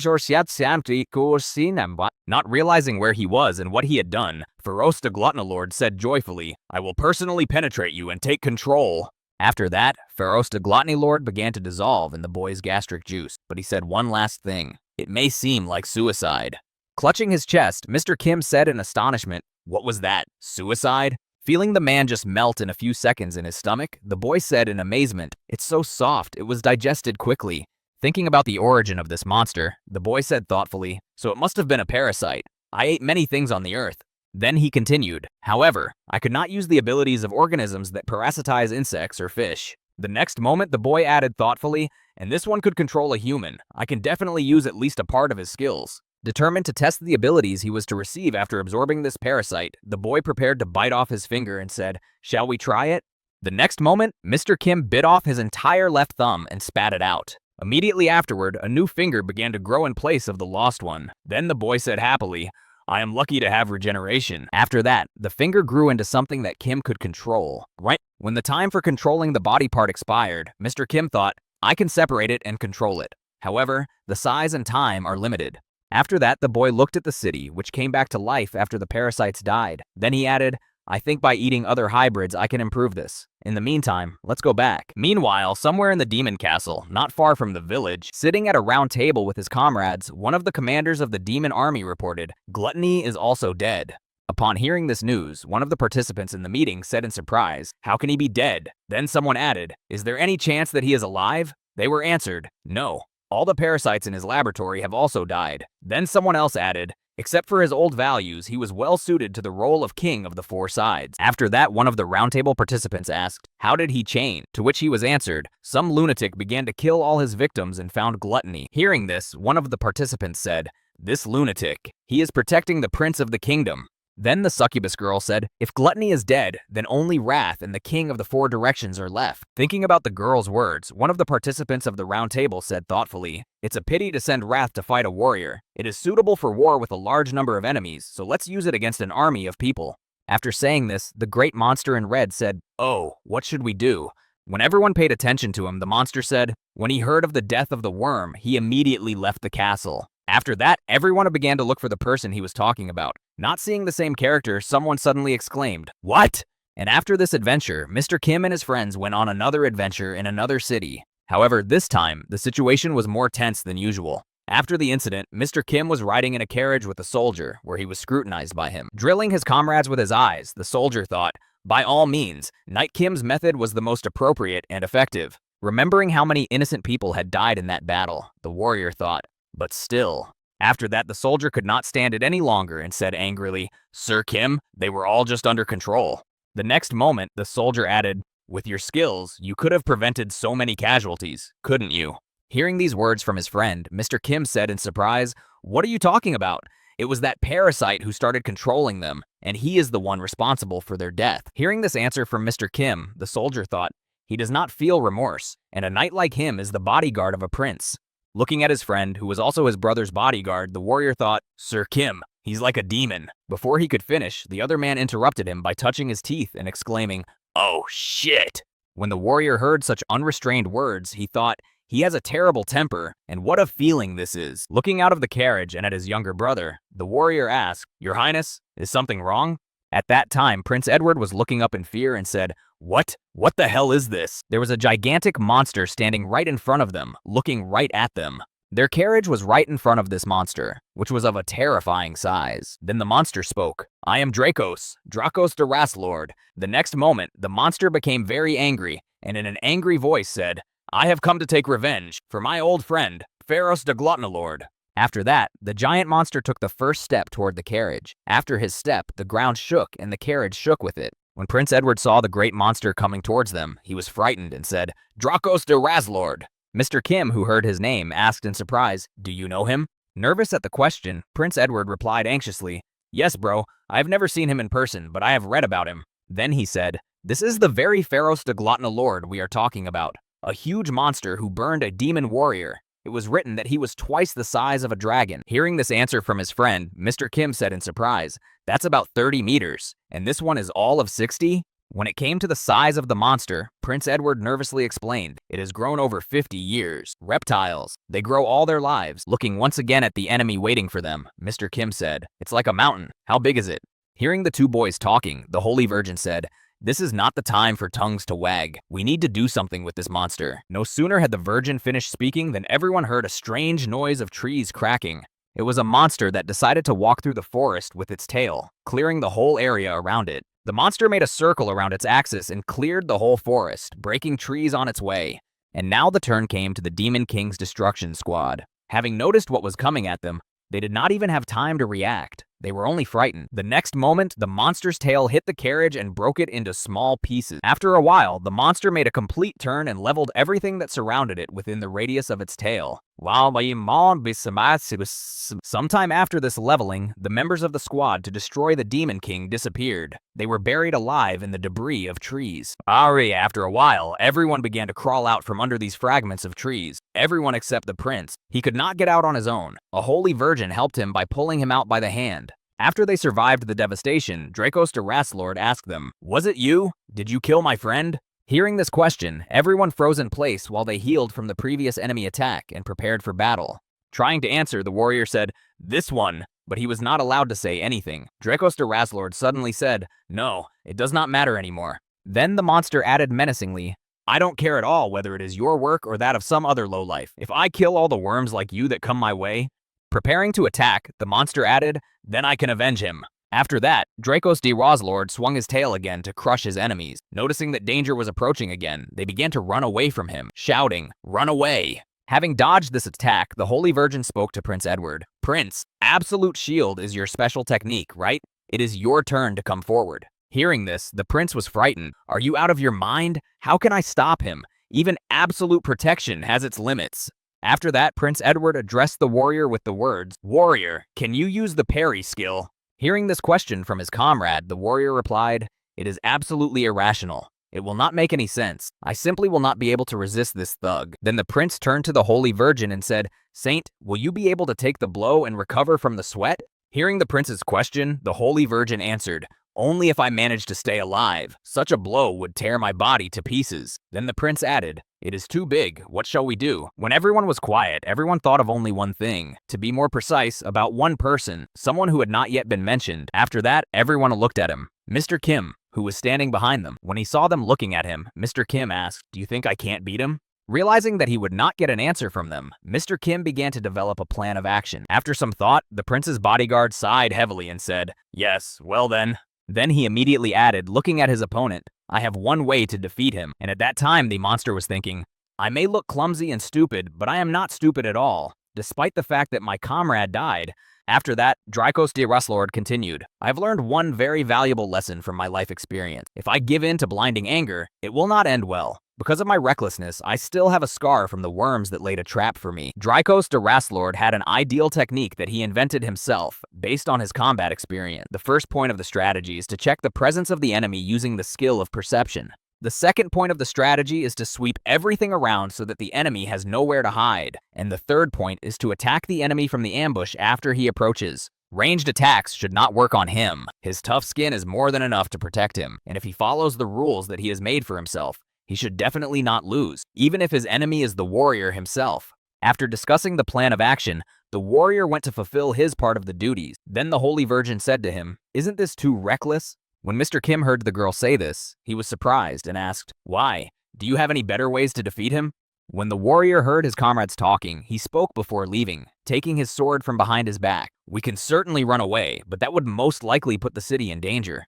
Immediately afterward, the warrior gathered all his will into a fist and charged forward, adding, "I cannot help but fight, even if there is no chance of victory." The next moment, the warrior rushed forward in the direction of the enemy to delay him. After getting out of his hiding place, the warrior went to Dracos the Wraithlord. When his comrade went to the battlefield, Mr. Kim, changing his hands into the paws of a mole, thought, "Well then, I should get ready too." Heading toward the enemy, the warrior thought, holding his sword in his hand, "The sacred sword of the goddess causes irreparable damage to dark being. Otherwise, it is no different from ordinary swords." Looking at the enemy he was about to fight, the warrior thought, "However, his fury is fueled by a thirst for revenge." Having approached a sufficient distance, he continued to think, "I cannot say that revenge is the right choice, but it is not evil either. The sacred sword of the goddess has not yet shown its true power." While he was thinking, his enemy began to attack him, but the warrior skillfully dodged his attacks. A few seconds later, there were 4 craters on the ground, 4 attempts to kill the flexible warrior. Having studied the enemy's movements, the guy broke the distance and stopped right in front of the monster, knowing he was safe. Coming closer again, the warrior thought, "It will be difficult for him to attack me with his tail, since I am here." However, his calculations were wrong. Preparing to attack, Dracos the Wraithlord began to unwind his tail. The next moment, jumping up with his hind legs, the enemy was able to attack even in front of him, standing only on his front legs. After the attack, which was so unexpected for the boy, Dracos the Wraithlord said menacingly, Don't look at me with a haughty look. Still, this attack managed to reach the hero, but after hitting him, it threw him back. However, it was not fatal. The boy quickly regrouped in flight, then landed carefully and began to slow down with his sword. When the warrior finally stopped, he felt a heaviness in his body, then exhaled heavily and said, I dodged his attack, but the blast wave had this effect on me. Looking at how insignificant the legendary warrior seemed before him, Dracos Deraslord said with a haughty tone, Is that all you can do, warrior? I cannot believe that Pharaoh suffered because of you. Hearing such words from the monster, the warrior answered him angrily, Yes, I also cannot believe that I have suffered from such a thing. Hearing this answer from his enemy, Dracos Deraslord said, Huh, are you joking before you die? Or are you asking for mercy? Whatever it is. Then the warrior shouted back to Dracos Deraslord with joy, I never thought that the plan would work so perfectly. And now let's go back 5 minutes in time to find out what kind of plan the squad developed. After hearing Mr. Kim's plan, the Holy Virgin said in alarm, Isn't this a bit too reckless? Hearing this question from the Virgin, Mr. Kim replied, It is our only way out. The warrior will distract him, and I will approach from underground. The prince's bodyguard knight then added, There is a scar on Dracos Deraslord's stomach that was left on him earlier. He will be our target. Hearing his comrade's plan, the soldier asked excitedly, Are you sure this will work? When Mr. Kim heard the question, he answered confidently, Yes, we need to distract him well. Then he thought, he won't be able to track me with his skills, but he will be able to notice movements or sounds from underground, and that's why we need a decoy. As soon as the warrior heard Sir Kim's confident tone of voice, he asked, How long will it take you to do this? He replied, 3 minutes, and if it takes longer, 5 minutes. When the warrior heard the time he would need to defend himself against the formidable enemy, he replied, Very well then, let's act according to this plan. As soon as the enemy charged into battle, Mr. Kim asked in surprise, Why do you believe me? I could be bluffing or lying to you. Looking back at his comrade, the warrior replied happily, That is impossible. One of the abilities of warriors is lie detection. Hearing his friend say this, Mr. Kim thought, Well, it wasn't really a lie, but then it turns out that I can lie to a warrior because the ability doesn't work on me here. I don't even know if I'll need it in the future. After that, the warrior rushed into battle with Dracos Deraslord and exclaimed loudly, Then I am counting on you. And just as the warrior spoke to Dracos Deraslord in response, I had no idea that the plan would work so perfectly. Mr. Kim was already directly under the enemy in the place where the scar was located. Once the goal was achieved, Mr. Kim began his transformation by saying, Muscles of a troll, the body of a mole, claws of a dragon. With all this, he was able to easily dig through the ground and get right under the monster. When Dracos Deraslord heard these words from the warrior, he looked down and saw Mr. Kim beneath him, and said in alarm, I was continuously using the animal detection skill. How did you do that? Approaching the scar on the enemy's body, Mr. Kim asked the monster, Do I have to answer that? Then he thought, I will completely transform my arm into a dragon's arm. As he approached his goal, Mr. Kim continued his thoughts. I don't care how strong his skin is, I can easily tear it off with my dragon claws. Realizing his situation, Dracos Deraslord exclaimed in alarm, No, I can't lose like that. And Mr. Kim was already at arm's length from the enemy. The next moment, he flew straight into the monster's skin and pierced it.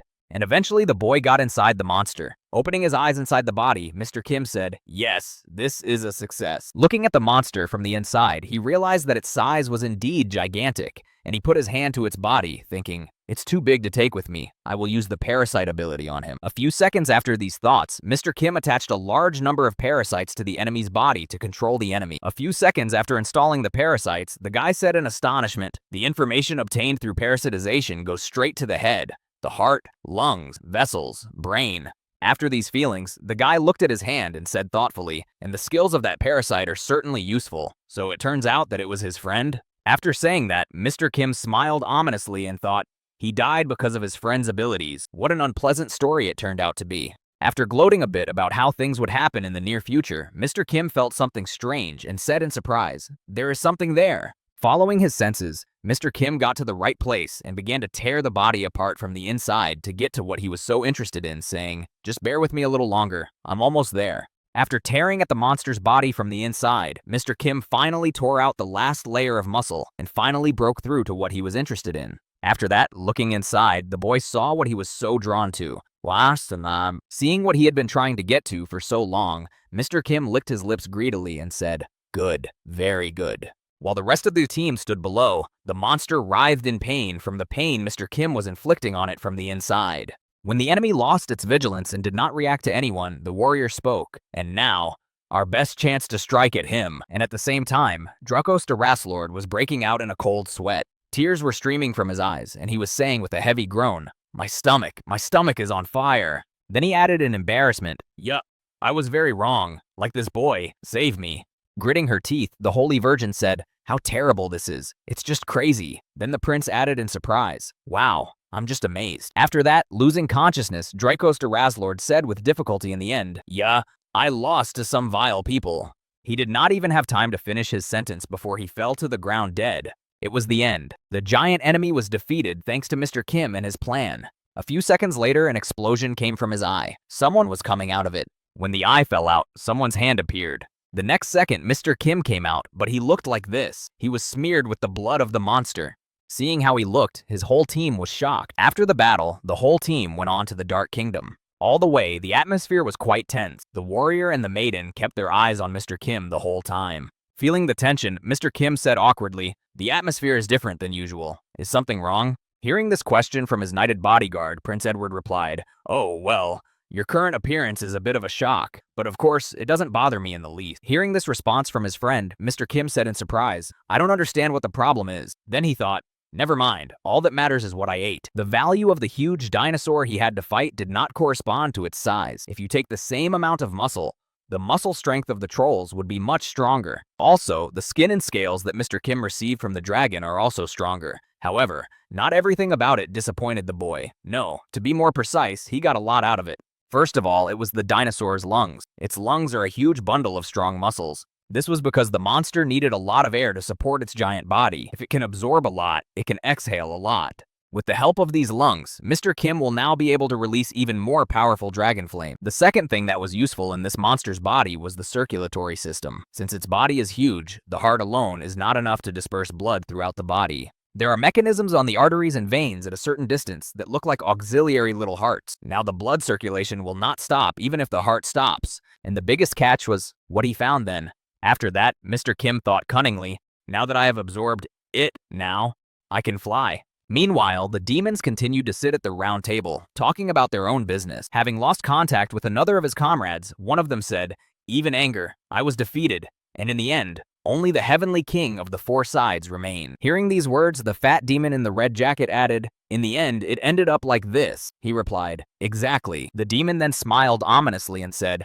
everything is going exactly according to the plan of the Demon King. One of those present added to the conversation of his comrades. Now the warrior is certainly going to attack the Demon King's castle. Hearing these words, the demon with the big roses said thoughtfully, since we have destroyed the village, the warrior will want to eliminate the source of the threat to prevent more casualties. Then the demon added happily, we were able to remove that ancient object without much effort, and we also made him think that he had dealt with the Demon King's key figures. Not a bad deal. Immediately after saying that, the demon slammed his hand on the table and said, since it is now complete. And the next moment he added, now it is time for the destruction of humanity. After explaining his plan of action, the demon said, humans will win this war if they can kill the Demon King. The demons will either destroy humanity or surrender. The next moment, remembering the hero, the demon added, but since they have a warrior, people will definitely not surrender. Besides, he is the strongest being under the protection of the goddess. Folding his hands in front of him, the demon continued menacingly. And so, in order to win, the demons have nothing else to do. That is why, by the time the warrior finishes off the Demon King, we need to destroy all of humanity. Such great words from the new Demon King, devotion to our king. After that, everyone at the round table folded their hands in front of them to salute the new Demon King. The next moment, everyone turned their attention to the throne where the king was seated and exclaimed, devotion to our king from another world. After some time on foot, the group to destroy the Demon King came to some ruins. Remembering the giant monster they had fought, Mr. Kim thought, he's really gone off the deep end. Surely this is his work as well. Just as they were beginning to climb up the ruins, they heard someone's voice say, stop right there, people. Looking around, the warrior said excitedly, what? These are demon soldiers. Immediately after that, the goblins and other evil spirits attacked Mr. Kim, saying, die. The enemies were not barehanded. They had weapons. They attacked Mr. Kim with a mace and hit him right in the head. However, it seemed so only at first glance. He was able to catch the enemy's weapon by changing his right hand, and with his left hand, he drew his sword and cut the monsters. As he lay defeated on the ground, one of the demon army said heavily, if only the fortress wall had remained intact. And on his body was a map that immediately attracted Mr. Kim's attention. Picking up this tied paper, Mr. Kim untied it and unfolded it, and then began to look at it. The next moment, he said in surprise, "What is this?" When the Battle of the Whites was over, all the team members gathered in one place to look at the map that Mr. Kim had found on the battlefield. Putting the map on a tree stump for all to see, Mr. Kim said, "This is a map of the Demon Kingdom. One of the soldiers who attacked us had it." Looking at the skillful way everything was marked on the paper, the soldier said in amazement, "The topographical skills of demons are amazing." Picking up a stick, Prince Edward pointed to some markings on the map and said, "We have something more important. Look here." Pointing to the center of the map where all the roads converged, Prince Edward said, "All the roads lead to one main road, and they meet here. And all the paths to the battlefields also point here." Given this, after listening to Prince Edward's stories, the Holy Virgin said, "It seems that the directions for supplying the army with weapons are marked here." When the warrior heard this, he said, "Excellent. Since we now have a map, let us immediately defeat the Demon King." When Prince Edward heard his older brother's suggestion to go on the assault, he said, "Wait, warrior, there is something that does not give me peace." Prince Edward then pointed to a spot on the map and said, "There, this is the place." Pointing to a certain village that was highlighted on the map and located among the mountains, the prince added, "For some reason, this one arouses my suspicions, a village located in a rocky area." He then continued thoughtfully, "Even though it has no strategic value, it is connected to the main road. It looks like the village is its final destination." Hearing Prince Edward's reflections on the topic of the village, the Holy Virgin said in surprise, "Do you mean to say that this is an important object for the Demon King?" After hearing the question from the Holy Virgin, Prince Edward replied thoughtfully, "Of course, I am not sure of the truth of what I am saying, but I think it is worth a visit." Looking at the village on the map, the warrior thought, "The intuition of a warrior tells me that there must be something important there." After thinking about it, he said, "Very well. If this is indeed a valuable point, then we can delay the Demon King's attack." After obtaining the map, the Demon King's killing squad set out on their journey. The journey took them a whole week. 7 days after they started their journey, they finally arrived at the place. Looking at the map, Prince Edward said, "This is it." They saw a view of a village with a huge building with chimneys on the roof and dark, dark smoke coming out of it.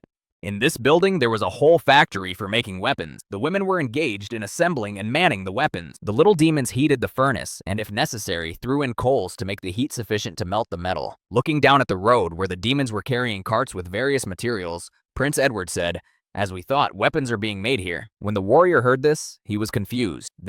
What are we to do then? How should we deal with this? After hearing his old brother's words, Prince Edward confidently said, "We should not worry. We just have to realize what we came here to do." Hearing these words from his younger brother, the warrior grabbed him by the shoulder and said indignantly, "Wait, are you going to kill innocent people?" Prince Edward looked back and said menacingly, "What makes you think they are innocent?" Then the warrior said in surprise, "What are you talking about?"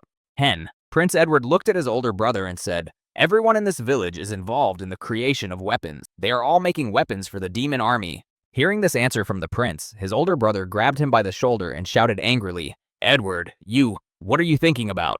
As soon as he said this, he felt unbearable pain. The warrior's commandment began to work on him, the one he had broken.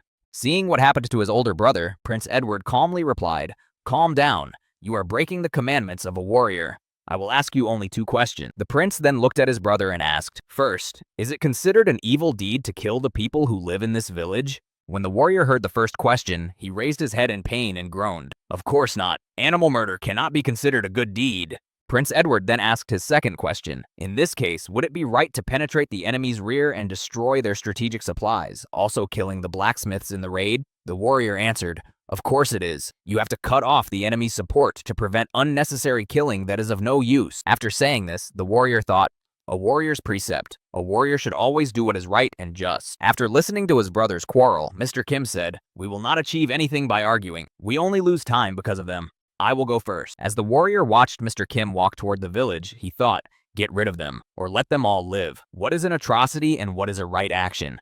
After killing all the demons involved in making the weapon, Mr. Kim said thoughtfully, "It seems like this one was the last one." Taking off his helmet, Mr. Kim began to stretch his neck and said with a sigh, "Work. It seems to me that I am the only one who does it all."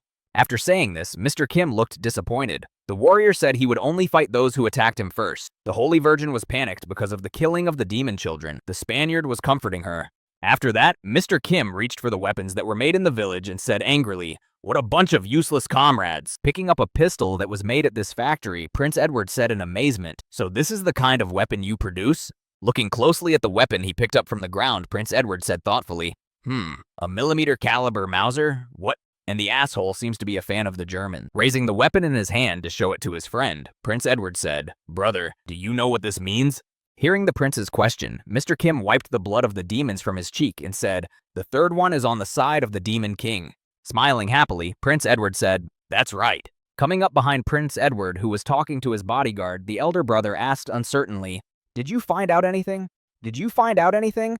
Looking back to his brother, Prince Edward told him, "Yes, we found out. The Demon King wants to engage his subjects in a war with humanity." When the warrior heard this, he was surprised and said, "What are you talking about?" Raising his pistol in front of him, Prince Edward said, "They can easily teach their citizens how to use this weapon and eventually turn them into soldiers. That is what it is made for." Hearing what Prince Edward had just told him, the warrior said in confusion, "How is this possible?" After these words, the soldier turned back and walked away from the prince. When Prince Edward saw that the soldier had left them and was going somewhere, he said joyfully to his friend, "Hey buddy, you did a great job." The next moment, Prince Edward handed the card to his bodyguard, who happily announced, "I'm rewarding you with a vacation." When Mr. Kim opened the card, he heard his friend say, "Eat to your heart's content and come back to me. I have marked on the map areas with plenty of food." When Mr. Kim heard what kind of reward he had received, he said with interest, "Are you sure this is a vacation and not work? But still, it's not so bad. It's a great chance to test it out." Immediately after handing the map to his friend and explaining the notes, Prince Edward heard a loud crash and angry shouts somewhere outside the city. With a sly smile, the boy said in a sly voice, "Everything is going according to my plan."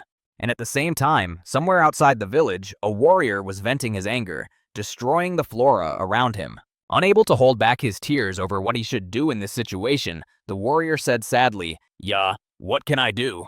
Meanwhile, in the first city of the Demon Kingdom, Stockholm, there was a seaport. In this city, there was a seaport, which was used for trade and transportation of goods. In this very city lived a descendant of the union of a demon and a human, a boy named Maiden. This boy worked in the port as a porter, carrying goods. Suddenly, someone's voice was heard in the port. "What are you doing there, Maiden? You're dragging your feet like a turtle. Come on, move faster." At the end of the day, the boy went to collect his paycheck. When he arrived, he was given a bag of money and told, "You have carried 20 bags of gunpowder and 10 boxes of coal. Here is your share." Bowing to his employer, the boy thanked him and took the bag of money. Hearing the words of the podka, the employer replied, "Yes, and now the next one." After receiving his money, Maiden went home happy and reflecting, "Now Myron and I will be able to eat and even pay for our accommodation, and we'll have some left over."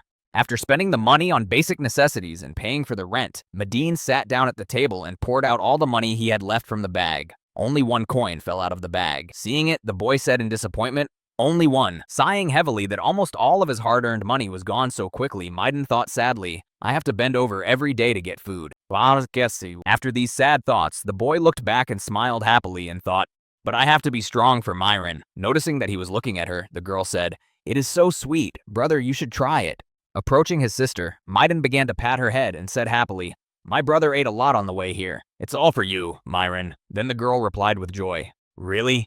The next day, Myron went back to the port to work. As he carried the sacks, he was surprised to think, "The sacks weigh the same as they did yesterday, but they seem lighter. I have become even stronger." As the boy pulled the sacks of resources at the port, he continued his thoughts. "Now I'm just a port worker, but one day I will become one of the 7 demon generals." As he walked toward the designated unloading area, the boy reflected, not even realizing what was about to happen. "Then everyone will know about me." Triune brain. The triune brain is an organ that was probably found in extinct giant reptiles. The transmission of a nerve impulse in a giant body takes a very long time. That's why scientists have put forward the theory that dinosaurs had an auxiliary brain in the lumbar region. A clot of organic matter that performs the functions of the brain but serves as an auxiliary organ. This is the triune brain, and Mr. Kim was able to find it. At the same time, when he was wandering through the body of the giant reptile, he was fighting. Since the boy can recreate the motor center of another creature, he has the opportunity to use unique organs without training. However, the boy has not yet used someone else's brain, because little can happen. There is a certain danger that the brain can deprive the host of the body. However, the use of a triune brain is safe, and at the same time allows the use of brains from other organisms. In other words, Mr. Kim can now fly, as he has collected all the necessary body parts from different animals to help him in this endeavor. In addition to his brain, Mr. Kim can also transform his entire body into a dragon's body. Dragon scales can be combined with mucus-covered man-eater scales. He can also change it to metal slime, and also improve the lungs and circulatory system thanks to the dinosaur, blood and bone marrow of the troll, which are capable of regeneration, the elastic and powerful muscles of an orc. After thinking about all that he now has for his body, and how he can improve it. Mr. Kim thought, now I am even closer to my goal of becoming the strongest. Then a loud dragon roared over the city. When Maiden heard the loud noise above him, he looked up and exclaimed, a dragon? Meanwhile, Mr. Kim had already fired several fireballs at the city. The next moment, as the shells hit, the entire port exploded. What was left was engulfed in flames. Noticing the danger in the sky and the explosions, the boy looked back and saw that the port was over. It was completely destroyed. After that, everyone who was in the port began to run away, shouting in fear, it is a dragon. Save yourself who can. On the surface, the amphibious monster said in fright, what the hell? How is this even possible? As soon as Mr. Kim saw such a valuable specimen, he immediately ate it, because this species was quite rare and interesting in terms of abilities. Dropping the cargo, Maiden ran away from the port, running for his life and thinking in fear, the dragon, why did the dragon appear here? Having chosen his path, the boy immediately went to the hotel where his sister was staying, thinking, I have to grab Myron and run away from here. After running a short distance, the boy saw the very house where he lived with his sister and thought, how good it is that our home is close by. Then he continued, I chose that place on purpose in case something happened. As soon as he said this, a dragon landed right on his house. After the landing, stones flew in different directions from the destruction. Shielding himself from the debris, the boy stopped and closed his eyes. When the noise subsided, Maiden lowered his hand and opened his eyes. Before him, he saw the dragon that had destroyed his house, where his sister was. Looking through the rubble of the building, the boy saw his sister's hand under the rubble and traces of blood. Realizing that his sister was in a very difficult situation, Maiden grabbed a sword from a man who was carrying a whole box of them and ran to the dragon to take revenge for the loss of his sister. As he approached the giant monster, shedding tears for the loss of his sister, Maiden angrily exclaimed, damned dragon! He then tried to stab his sword into the dragon's body, shouting, die! But unfortunately, the sword simply broke on the dragon's scales, and the boy failed. Remembering what his friend had told him, Mr. Kim thought, the map that the Spaniard showed me marked the places where the weapons were made and stored. Then, looking at the destruction he had caused around him, Mr. Kim thought, this was probably all done to weaken the Demon King's army. I don't really care about that, but... Recalling who he was able to find and eat, the boy said, thanks to that, I ate a lot of different creatures. The main thing that interested Mr. Kim was the fish-like monster that he ate in the demon seaport. It was indeed an incredible find. After completing his thoughts, Mr. Kim in the form of a dragon said, well, now let's continue what we have begun. After that, he set about destroying the city again. Only 10 hours after the destruction in the port city of Stockholm, the roundtable participants began their meeting. Then the horned demon spoke. Did you all hear what happened in Stockport? Immediately afterwards, slamming his fist on the table, the demon added, we have suffered a huge loss of military equipment. After delivering the news, the demon decided to turn the floor over to his friend and said, according to the rumors, it was a dragon. What do you think about this, Nat? Natha looked at one of the demons and heard what he was saying. Since you are the same species as him. Interrupting one of the demons, she said, impossible. In about 9 hours, from sunrise to sunset, he shot out fireballs at least 50 times. Only a legendary dragon lord can do that. Hearing Nate say this, the three-eyed demon was surprised. But the dragon lord is here, isn't he? Hearing these words, the girl became angry. What are you talking about? Immediately after this question, she added, are you questioning my authority? Huh? When the girl reacted so violently to his words, the three-headed demon spoke. What I mean is that if the legendary dragon lord is here, then there can be no other dragon lord. The one-horned demon interrupted the argument among his comrades and said, we should not worry about this now, but rather about the measures we should take in the future. Hearing this, the horned demon said, well, Envy speaks well. Do you have any other ideas?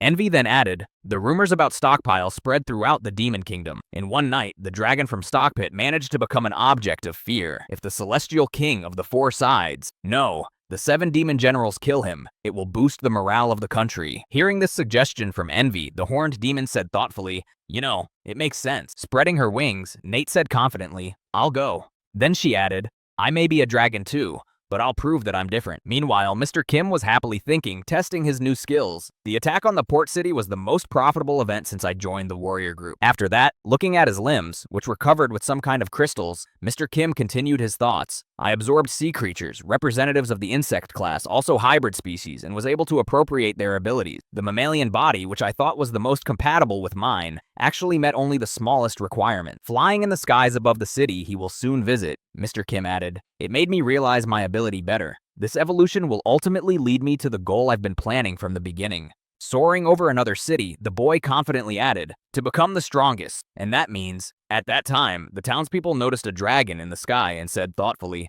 is that a dragon?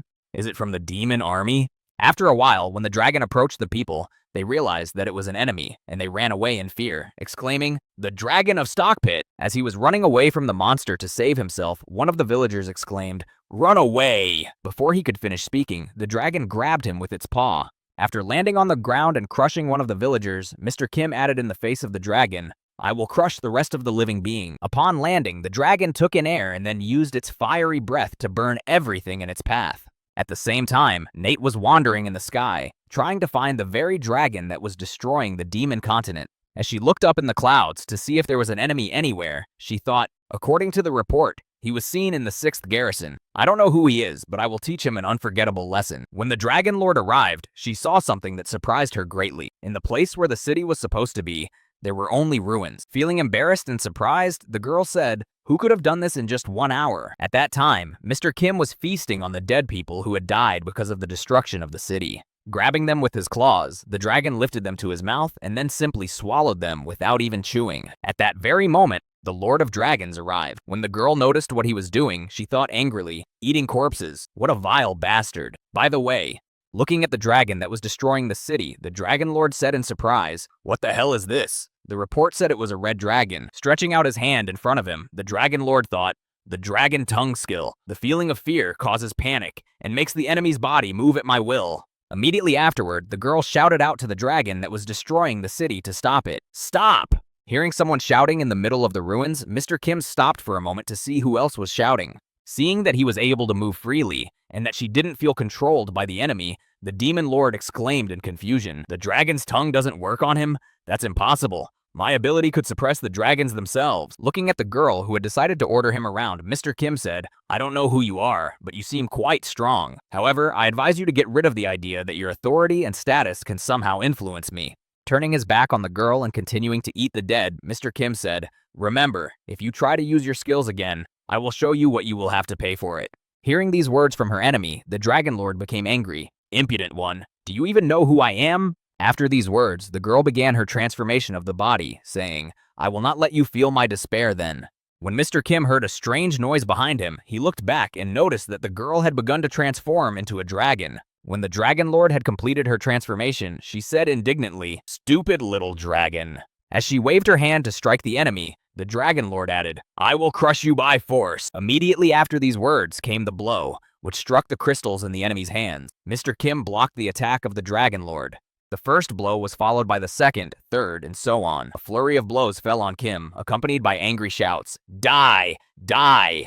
The Dragon Lord was able to keep up this pace of battle for 10 minutes, after which she tiredly stepped back to take a break. Looking at the enemy, who was still standing, the Lord said in surprise, "This is not possible." Looking at the enemy she had to fight, the girl added in amazement, "He evades my attacks, but still holds on. I've never seen a dragon so resilient." Looking at his body after such a flurry of blows, Mr. Kim thought in amazement, "Even though she is a dragon, she can't break through the mystium and the muscles of an orc. If even such a strong opponent can't match me, then there's nothing to say about the rest of them." After conducting an experiment to test the strength of his armor, Mr. Kim thought, "Yes, we need to remember this." Then he thought, "Okay, now we'll move on to the next experiment." To begin his experiment, he had to deactivate his armor of Miriam slime, which protected his body from impacts and everything else. Watching his enemy, who didn't even strain, the Dragon Lord spoke angrily, "That bastard!" Noticing the gap in the defense that Mr. Kim had removed himself, the Dragon Lord rushed at him, shouting, "Ha! Your defense is breaking down!"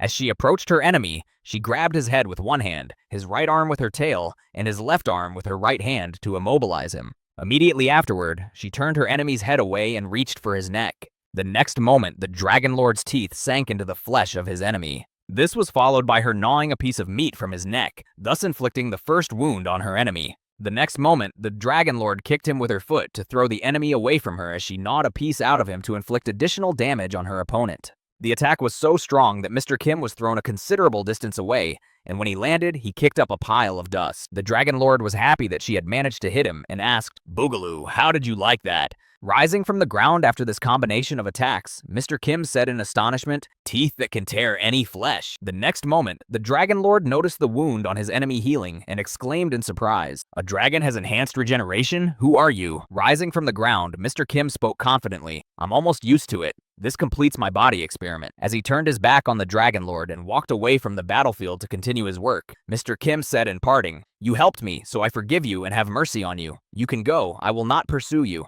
Hearing such arrogant words from his opponent, the Dragon Lord exclaimed in anger, "Don't make me laugh. You have decided to trample on my pride." After that, Nate prepared herself for a magical attack and said menacingly, "I will show you the true power of a Dragon Lord." As she prepared to attack with fire, the Dragon Lord said, "All power compressed into a single beam. I will turn you into ashes." Hearing such threatening words from his enemy, Mr. Kim said in surprise, "Really? Then I have no other choice." Immediately after Mr. Kim said this, the Dragon Lord stopped her attack and began to vomit up what she had eaten. After several vomiting spurts, first 2 parasites were sprayed out of her throat, and then several more, but this time with blood. Looking at what she had just vomited out of her body, the Dragon Lord asked in confusion, "What is this?" After a few seconds, she felt some strange sensations in her body and added in fright, What? And immediately after that, she fell dead on the ground. The Dragon Lord was defeated. Looking at his enemy, who was already lying on the ground, Mr. Kim said, "This is the part of my flesh that you tore off." He then continued, "It transformed into a parasite and it ate you from the inside." Standing proudly before his defeated enemy, Mr. Kim added, "That's why you can't put anything in your mouth. Next time." "Oh, I'm sorry. There will be no next time." After these words, Mr. Kim heard some voices inside his head, which appeared through telepathy. They said, "Now! Danger! Help!" Then Mr. Kim said in astonishment, "Telepathic magic?" And now the hero's story begins. Memories of a warrior. I am a warrior and an apostle of the goddess, a traveler who came from the future, which will come in 10 years, when in the future time, humans and demons united to defeat a common enemy, the Demon King, the generals of the 7th Army, and the King of the Four Sides. He defeated them all and devoured them. The monster.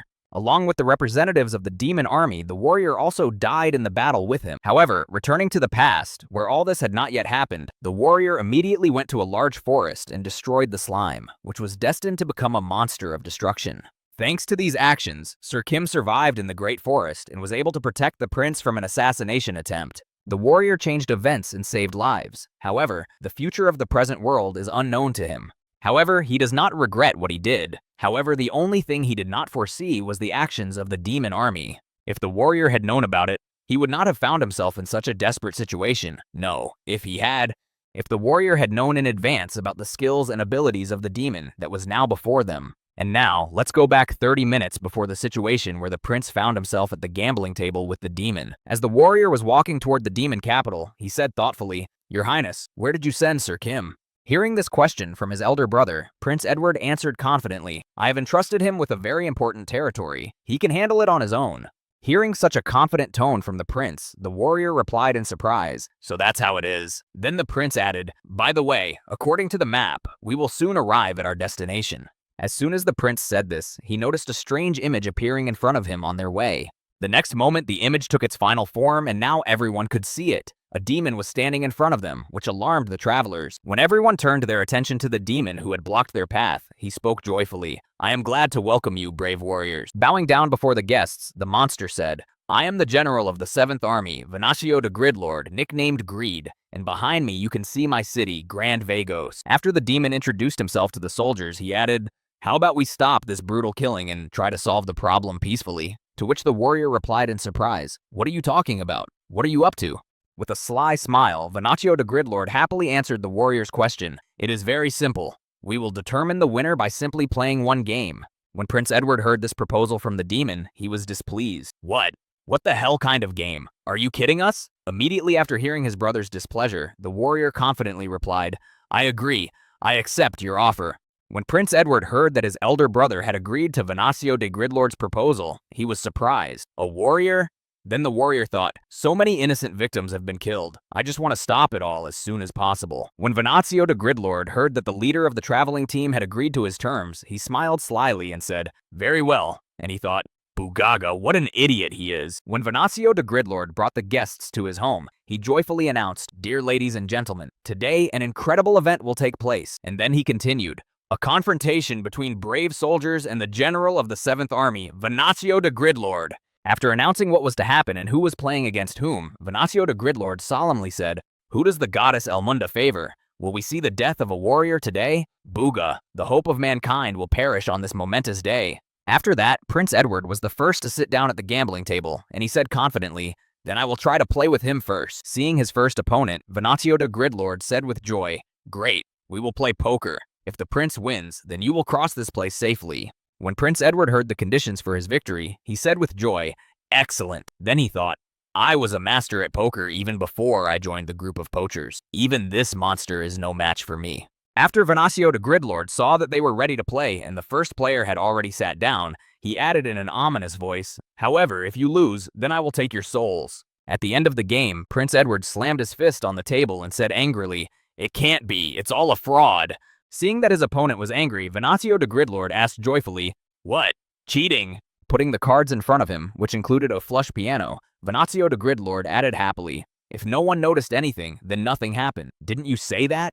Prince Edward replied angrily, "No, this game doesn't count. I'm sure you didn't play fair." Hearing such a statement from his opponent, Venatio the Gridlord calmly said, "Well, as we agreed beforehand." Looking at Prince Edward, who had lost his game, the demon continued, "I will take your soul." Immediately after these words, Prince Edward felt a strange sensation in his body and exclaimed in surprise, "What is happening to me?" At the last moment before he lost consciousness, Prince Edward telepathically contacted Mr. Kim and said, "Now, danger, help, quickly." Immediately afterward, Prince Edward collapsed on the table, showing no signs of life. Seeing what had happened to his younger brother, the warrior said in confusion, "Your Highness!" Seeing the soul move into the playing piece, Venatio the Gridlord said, "My unique skill that makes you keep your promise. Strict adherence. Booga." Immediately after these words of the demon, the Holy Virgin became seriously angry and exclaimed, "You creature, how dare you!" After that, the girl attacked Venatio de Gridlord with her fists and began beating him to punish him for his actions. After throwing several punches, but seeing no result, the girl began to slow down.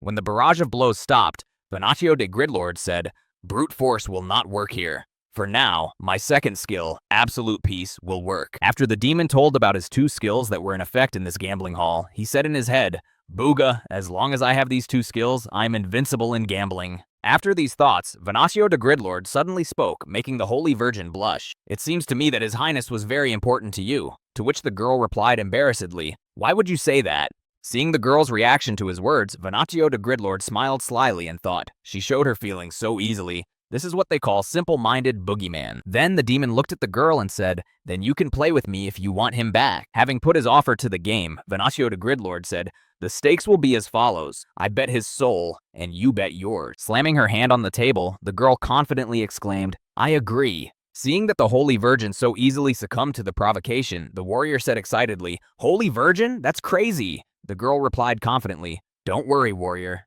Recalling her past experience, which she had behind her, the Holy Virgin said confidently, "It is not for nothing that they call me the card lady of the monastery." Hearing this from the nun, the warrior exclaimed in surprise, "What? A Holy Virgin is fond of gambling?" She replied, "What do you think nuns do on long winter evenings?" Putting the deck on the table, Venatio de Gridlord said, "Well, what would you choose? Poker? Blackjack? One card?" After this proposal, the girl suddenly threw all the cards off the table. Then, looking at her opponent, she said, "Get the cards off the table, let's play dice." Taking dice out of his pocket, Venatio de Gridlord threw them on the table and said slyly, "Very well." After a while, a sweaty Venatio de Gridlord looked at the girl who had also lost her soul and was also lying unconscious on the table. Wiping his sweat with a handkerchief, the demon breathed a sigh of relief and spoke excitedly, "It's been a long time since I've met such an opponent." Seeing that the second of his comrades was also unconscious, the warrior said in alarm, "The Holy Virgin too." Then Venatio de Gridlord looked at the soldier and said in a sly voice, "Well, what are you going to do, warrior? If you want your comrades back, you can bet your soul, boogeyman." Hearing such words from his opponent, the warrior thought nervously, "I have never even gambled. What can I think of? What to do? I cannot leave my comrades in danger. It is contrary to the commandments of a warrior. And even if I reject the precepts, I should leave these too." Then the warrior suddenly shone with happiness, turning his head to the left. When he noticed who had entered the room, he exclaimed joyfully, "Sir Kim!" Worried about what was going to happen to him and what fate would befall him, the warrior thought nervously, "I have never even gambled. The result is obvious." Reflecting on what he should do, the warrior thought, "But I will violate the commandments of a warrior if I leave my comrades in trouble. It is not even a matter of commandments. I just cannot leave them here." As soon as he thought about it, he heard someone's voice from behind the door, saying nervously, "Stop! Do you even know what kind of place this is?" Immediately after these words, there was a loud bang on the door, after which the door broke open and the demon who was in the casino flew through it. After flying a considerable distance, he stopped right at the feet of the warrior. When Venancio the Gridlord noticed who had just barbarously entered his casino, he said in surprise, "Ha ha ha, our new guest has quite a temper." Once inside the gambling hall, Mr. Kim looked up to survey the room and heard Venancio de Gridlord say, "Who is this ill-mannered, rude man?" Then someone answered him, "Mr. Venancio, it seems you can add to your collection, Boogaloo." He decided to dig his own grave, Boogaga. After that, Mr. Kim looked down and saw his comrades who had already lost their souls, and he thought with displeasure, "Already lost? What helpless people." The next moment, Mr. Kim looked at his opponent and thought, "I'll finish this as soon as possible and get back to my business." Noticing that the new guest was flexing his fists, Venancio the Gridlord said happily, "Gee, how are you going to solve everything by force? I'm telling you right now, violence against me does not work here. This is my unique ability. Absolute peace, Booga." Hearing these words from the enemy, Mr. Kim turned his gaze to the soldier and asked irritably, "Is it true?" Hearing the question from his new comrade, the soldier nervously replied, "Yes, his skill blocks all attacks." As soon as Mr. Kim heard about his enemy's skill, he smiled slyly and then said, "Oh, a skill then." As Mr. Kim approached the gambling table, Venancio de Gridlord spoke to him. "As you may have noticed, though it is unlikely that they would have realized, even if they had, the Holy Maiden and the Prince lost, and now their souls belong to me." Hearing this, Mr. Kim said in surprise, "So that's it? How can I get them back?" Putting a gambling chip on the table, Venancio de Gridlord said joyfully, "All you have to do is beat me, but the bet must be worthy." Looking at his opponent, the demon saw a soul in him, and happily said, "That is why, if you want to get their souls back, you will have to put yours on the line." Hearing this, Mr. Kim asked in surprise, "You mean I have to put my soul on the line to make you admit defeat?" Hearing this explanation of the rules from his opponent, Venancio de Gridlord replied joyfully, "Exactly." Immediately after that, Mr. Kim threw the Holy Virgin off the gambling chair to make room for himself. After the chair was free, Mr. Kim said, "Very well then. I bet my soul and the soul of a warrior." Hearing that he had decided to bet not only his own soul, but also his, the warrior exclaimed in alarm, "What are you doing?" But the enemy only smiled sinisterly. After the bets were placed, the audience applauded the man for his courage. To bet on two souls at once, it was quite brave. The next moment, the soldier approached Mr. Kim with indignation and said, "Mr. Kim, what are you saying?" To which he replied, "He has two souls. That's why you will have to put in two to get them back." Hearing what Mr. Kim had just said, Venancio de Gridlord laughed out loud and then said, "That's right, you are quick on the uptake." Listening to the soldier's complaints, Mr. Kim said in displeasure, "Don't worry, I will beat him." But the soldier said, "But Eddie, that's what Prince Edward said." Looking at his friend with a stern look, Mr. Kim said menacingly, "In any case, it's better for me to play, not you." Realizing that Mr. Kim was serious, the warrior replied excitedly, "Okay, then I'll leave it to you, Mr. Kim." After the warrior agreed to the bet, Mr. Kim put his hands in front of him and said menacingly, "You heard me, right? I bet two souls." Venancio de Gridlord replied, "Excellent. What shall we play?" As soon as the demon asked what they were going to play, Mr. Kim stretched out his fist in front of him. Then Venancio de Gridlord said in surprise, "Rock, scissors, paper." The next moment, a punch landed right in the demon's face, and Mr. Kim said angrily, "Rock!" With a single blow, the boy knocked the demon to the ground, causing considerable damage. After that, we plunge into the memories and thoughts of Mr. Kim. The result he came to, based on his experiments, is as follows. Skills are meaningless against it, but to be more precise, we are talking about those skills that have a direct effect. For example, if we consider the fireball skill, he can still take damage from the fireball itself. Similarly, he can take damage from an arrow that has been accelerated by the quick arrow skill.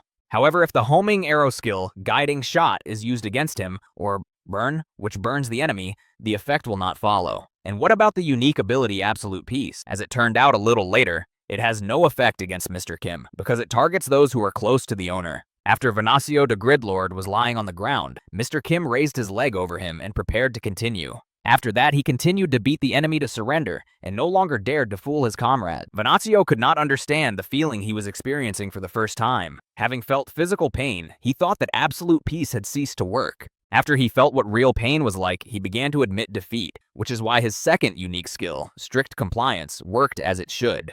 The moment Venancio de Gridlord admitted defeat, the souls of Prince Edward and the Holy Maiden returned to their bodies. Upon returning to their bodies, the first thing the prince said when he came to his senses was, "This doesn't count." Then the Holy Virgin added, "Fraud." Lying beaten on the floor of his gambling hall, Venancio de Gridlord said in a hoarse voice, "It doesn't count. Fraud." Hearing these words from his opponent, Mr. Kim smiled ominously and said, "Huh? What, you didn't like the fight?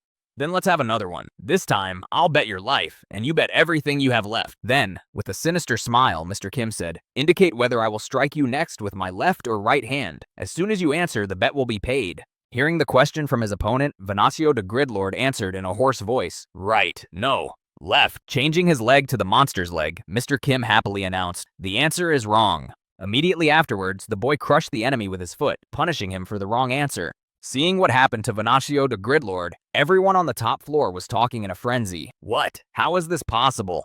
Mr. Venancio lost? The general. No, the king of the four sides, Mr. Venancio. Immediately after their lord lost, all the demons present ran away, shouting, Tai, let's get out of here, quickly. Seeing the commotion from above, Mr. Kim said, don't even think that anyone will be able to leave this building alive. Immediately after these words, steel bars were lowered on all the windows and doors that provided a way to escape, preventing anyone from leaving the building. Seeing what had just happened, the soldier was frightened and said, Mr. Kim, we don't need any more victims. When Mr. Kim heard his friend's words, he was surprised. What are you talking about? These bastards enjoyed the spectacle of someone's soul being taken away just as much. Punishing such garbage is justice. When Mr. Kim expressed his position on how to deal with the audience, the soldier exclaimed in confusion, but that's not right.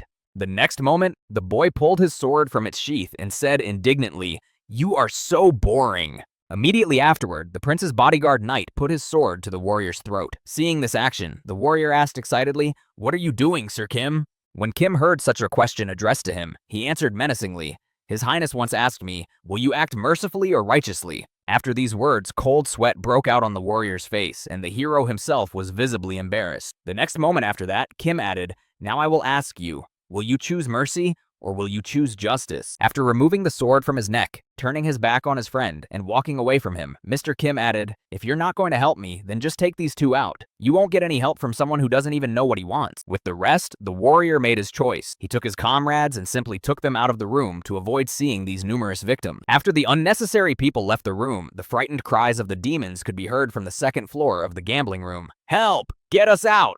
Open the door! Once everything was ready, Mr. Kim spoke. So, shall we start cleaning up? Immediately after saying this, the boy began to transform his throat into a dragon's throat so that he could release fire. After that, in addition to the door itself, iron bars also came down on the windows. All the exits that could have been used to leave the building closed as soon as Kim spoke. Close everything and don't let anyone out. Grabbing the bars, one of the demons screamed out in fright, unable to get out. What the hell is this? Open it at once! Looking for an exit that could save him, the demon tried to shout to the guards, or whoever was in charge, and added frightenedly, there is a murderer here. The voices of other frightened guests could also be heard in the room. Fuck! We shouldn't have come here. Somebody help! As he took the first step into the middle of the room, Mr. Kim thought, by beating that pig, I have appropriated his skills, and with it, a great deal of information. As it turned out, he personally ran the casino. Looking around, the boy continued, and this place is his fortress. He controlled the mechanisms of the building at will, and since I have now mastered his skills, this building also belongs to me. Looking up, Mr. Kim added sadly, of course I would like to experiment a bit, but unfortunately I don't have time. The next moment, he started giving orders to the building. The first order was, turn off the firefighting equipment. It was immediately followed by the second, fill the building with oxygen. And immediately after, Mr. Kim said ominously, and a little fire. Immediately after that, there was an explosion in the room that could be heard even on the street. It was heard by a soldier who was dragging his comrade. Looking back, the soldier saw what awaited those who remained inside. Inevitable death at the hands of Mr. Kim. After this sight, he had memories of his comrades proving to him that this choice was the right one. First, the prince said, there are no innocents here. Then he remembered Mr. Kim's words, will you choose mercy or justice? At that time, there were fewer and fewer people at the round table. Looking at his only friend who remained at the table, the horned demon spoke menacingly. So, there are only two of us left. Approaching his subjects, a dark figure behind the demon said, how am I to understand this? Looking back, two of the generals of the 7th Army saw their ruler approaching and exclaimed in surprise, the Demon King? Upon his arrival, the subjects immediately paid their respects to the Lord. After greeting him, one of his subjects bowed his head and said in anxiety, the connection with laziness has been lost. Immediately afterward, the demon added, Grand Vagos, who was under the patronage of greed, has been destroyed, and his whereabouts are now unknown. When the Demon King heard the report from his subject, he was surprised and asked, so it is unknown? Then what are the chances that he is still alive? Hearing the question from his ruler, the demon replied in confusion, I think, bowing his head before the Demon King, the army general added sadly, there is no hope. When the Demon King heard this report from his subject, he was disappointed. We have lost 2 masters of our craft. Suddenly, another person in the room broke into the conversation between the king and the general and said, "Your Highness, the plan is still working even in the absence of the kings of the 4 sides. You should not be so upset." Noticing the jealousy, the Demon King, who was being tried to calm down, asked in frustration, "You want me to just turn a blind eye to the deaths of our comrades?" To which he replied in alarm, "No, of course not. Of course not. But they voluntarily stood in the way of a warrior. This is all quite sad. However, if our mourning somehow influences the great work, then their sacrifices will be in vain, won't they?" Hearing these words from his subject, the Demon King thoughtfully said, "So that's how it is, I guess. Thanks to them, the warrior was delayed and the plan is coming to an end. A sacrifice for the greater good. But still..." Immediately after that, the Demon King strode out of the round table room, saying in conclusion, "Please forgive me, I am tired." Bowing his head before his master, the horned demon said in parting, "Rest, and we will continue to fulfill the plan." Hearing how indifferent the yogi's friend was toward the Demon King, the envious demon suddenly asked, "Shouldn't you be supporting him at such times, Lust?" Hearing this question from his friend, Lust turned his head a little to see the other person and replied, "You know very well that this is not why I am called Lust, is it not, Envy?" Leaning on his stick, Envy said, "I agree, our nicknames do not fit at all.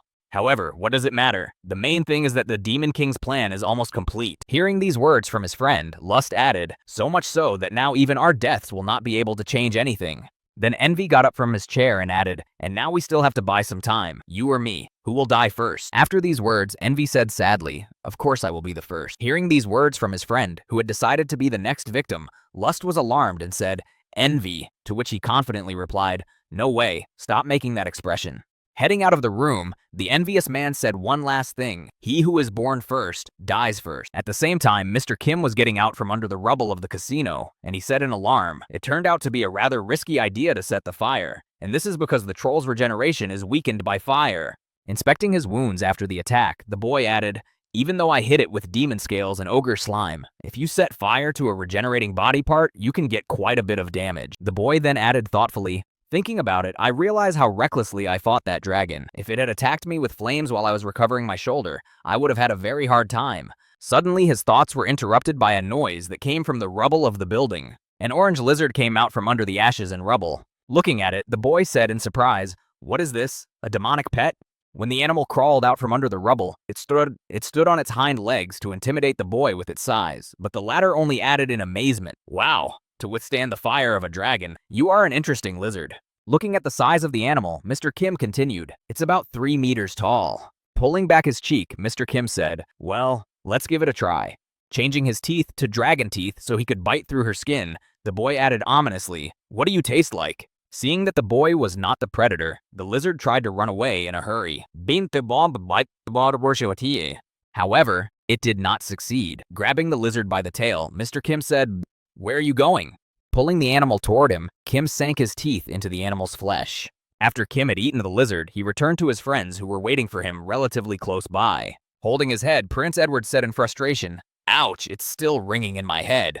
After that, he accidentally noticed a happy Kim next to him and asked, "Why are you so cheerful, bro? Why are you walking around smiling?" Then he thought, "He scares me." Looking at his injured friend, Mr. Kim replied, "Well, you see, here's the thing." Stretching out his hand in front of him, Mr. Kim added, "I was able to beat the flame." Salamander, an amazing creature with immunity even to dragon flames. The lizard the boy ate turned out to be a salamander. It secretes persistent mucus not from the epidermis, but from every cell of its body. Now this mucus can cover the troll's skin, which he could not do before. He covered his Achilles' heel. When the prince heard what he had told him, he replied in displeasure, "Oh shit." Kim replied in surprise, "What kind of reaction is that?" After that, the prince said, "Imagine someone is attacked by a bear. Time passes, the wounds heal, the person has almost forgotten the terrible beast, and then it comes to his house." The next moment, the prince added, "But now it can also fly. How will this man feel?" After listening to his friend's story, Mr. Kim replied, "The bear will return home as soon as he finds a way. There is nothing to worry about. It's been a long time since we spoke English." To which the prince replied, "Thinking is one thing, but feeling is quite another."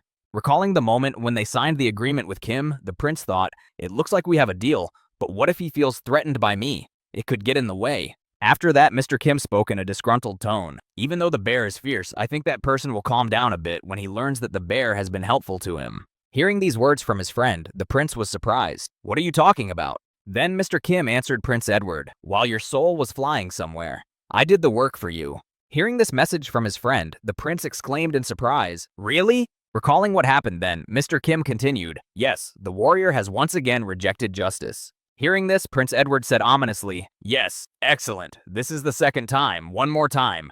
Then the prince thought, looking at his older brother, "And then the yogi will be able to be killed." A warrior is the most powerful creature on the continent of Elmont. He is not only very strong physically, but also under the protection of higher forces, which can be called fate. Suddenly, the demons from the army attacked the Demon King's squad, shouting, "This is a warrior! Attack!"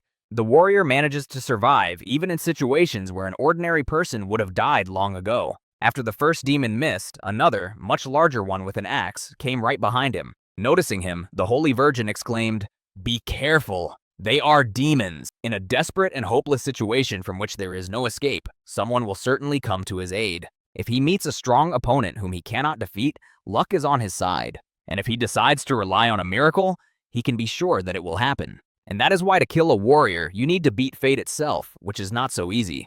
However, I have never met anyone who has such power. For this reason, a demon king is killed by a human warrior, and a human king is killed by a demon warrior. However, this protection does not always work, but only as long as the warrior remains a warrior. And if he loses his status, having defeated all of the enemies, the warrior said in surprise, "The road ahead of us is very long, and it is good that we managed to find a horse." Looking back at the warrior, the prince smiled happily and said, "Yes, we are very lucky. It seems to be the blessing of the goddess. If he loses his status, fate will no longer favor the warrior." Traveling by carriage, Prince Edward spoke in Japanese. The commandments are to be righteous, just, and pure. He broke 2 of them in the City of Demons and in the casino. All that remains for him is to betray righteousness. Immediately afterward, Prince Edward added, "And I am planning to do just that." Hearing these words from his friend, Mr. Kim asked in surprise, "I don't understand why you want to kill the warrior so badly." Hearing Kim's question, Prince Edward replied, "At first, this was not my intention. I based it on the plan of this silly old man." Then Mr. Kim asked in surprise, "What are you talking about?" Then Prince Edward, remembering the king, said, "The old bastard. The king wanted the first prince to inherit the throne." Then he added thoughtfully, "And I helped him in that." Remembering his older brother, Prince Edward said, "That's why the king figured out how to make him an ordinary man." With a sly smile, the prince added, "He decided to create inevitable circumstances under which he would definitely lose his status." Recalling what they were supposed to do, Edward added, "However, the plan remained a plan because he was afraid of incurring the wrath of the goddess, and I saw him, although I had to suffer a little bit with the seals." Prince Edward then looked at his friend and added, "I have finalized the plan a little, and now we are going to carry it out." When Mr. Kim heard this story, he was surprised. "I see, I understand, but I was not interested in whose plan it was. I asked why you wanted to kill him." After this question, Kim added, "It seems to me that you don't have much hatred for him." Hearing this, the prince gritted his teeth and said, "Because." As he was blowing out his brother, whom he loved so much, Prince Edward said, "If my brother? No, if the warrior dies." Clutching the ropes tightly in his hands, the prince added angrily, "The king will feel much more pain than I will." After some time of traveling, the Demon King's assassination squad arrived in the vastness of Flatfield. Looking ahead of him, Mr. Kim, who was sitting on the roof of the carriage, said thoughtfully, It looks like." Raising his head a little higher to see the building, Mr. Kim added, "It's a demon citadel."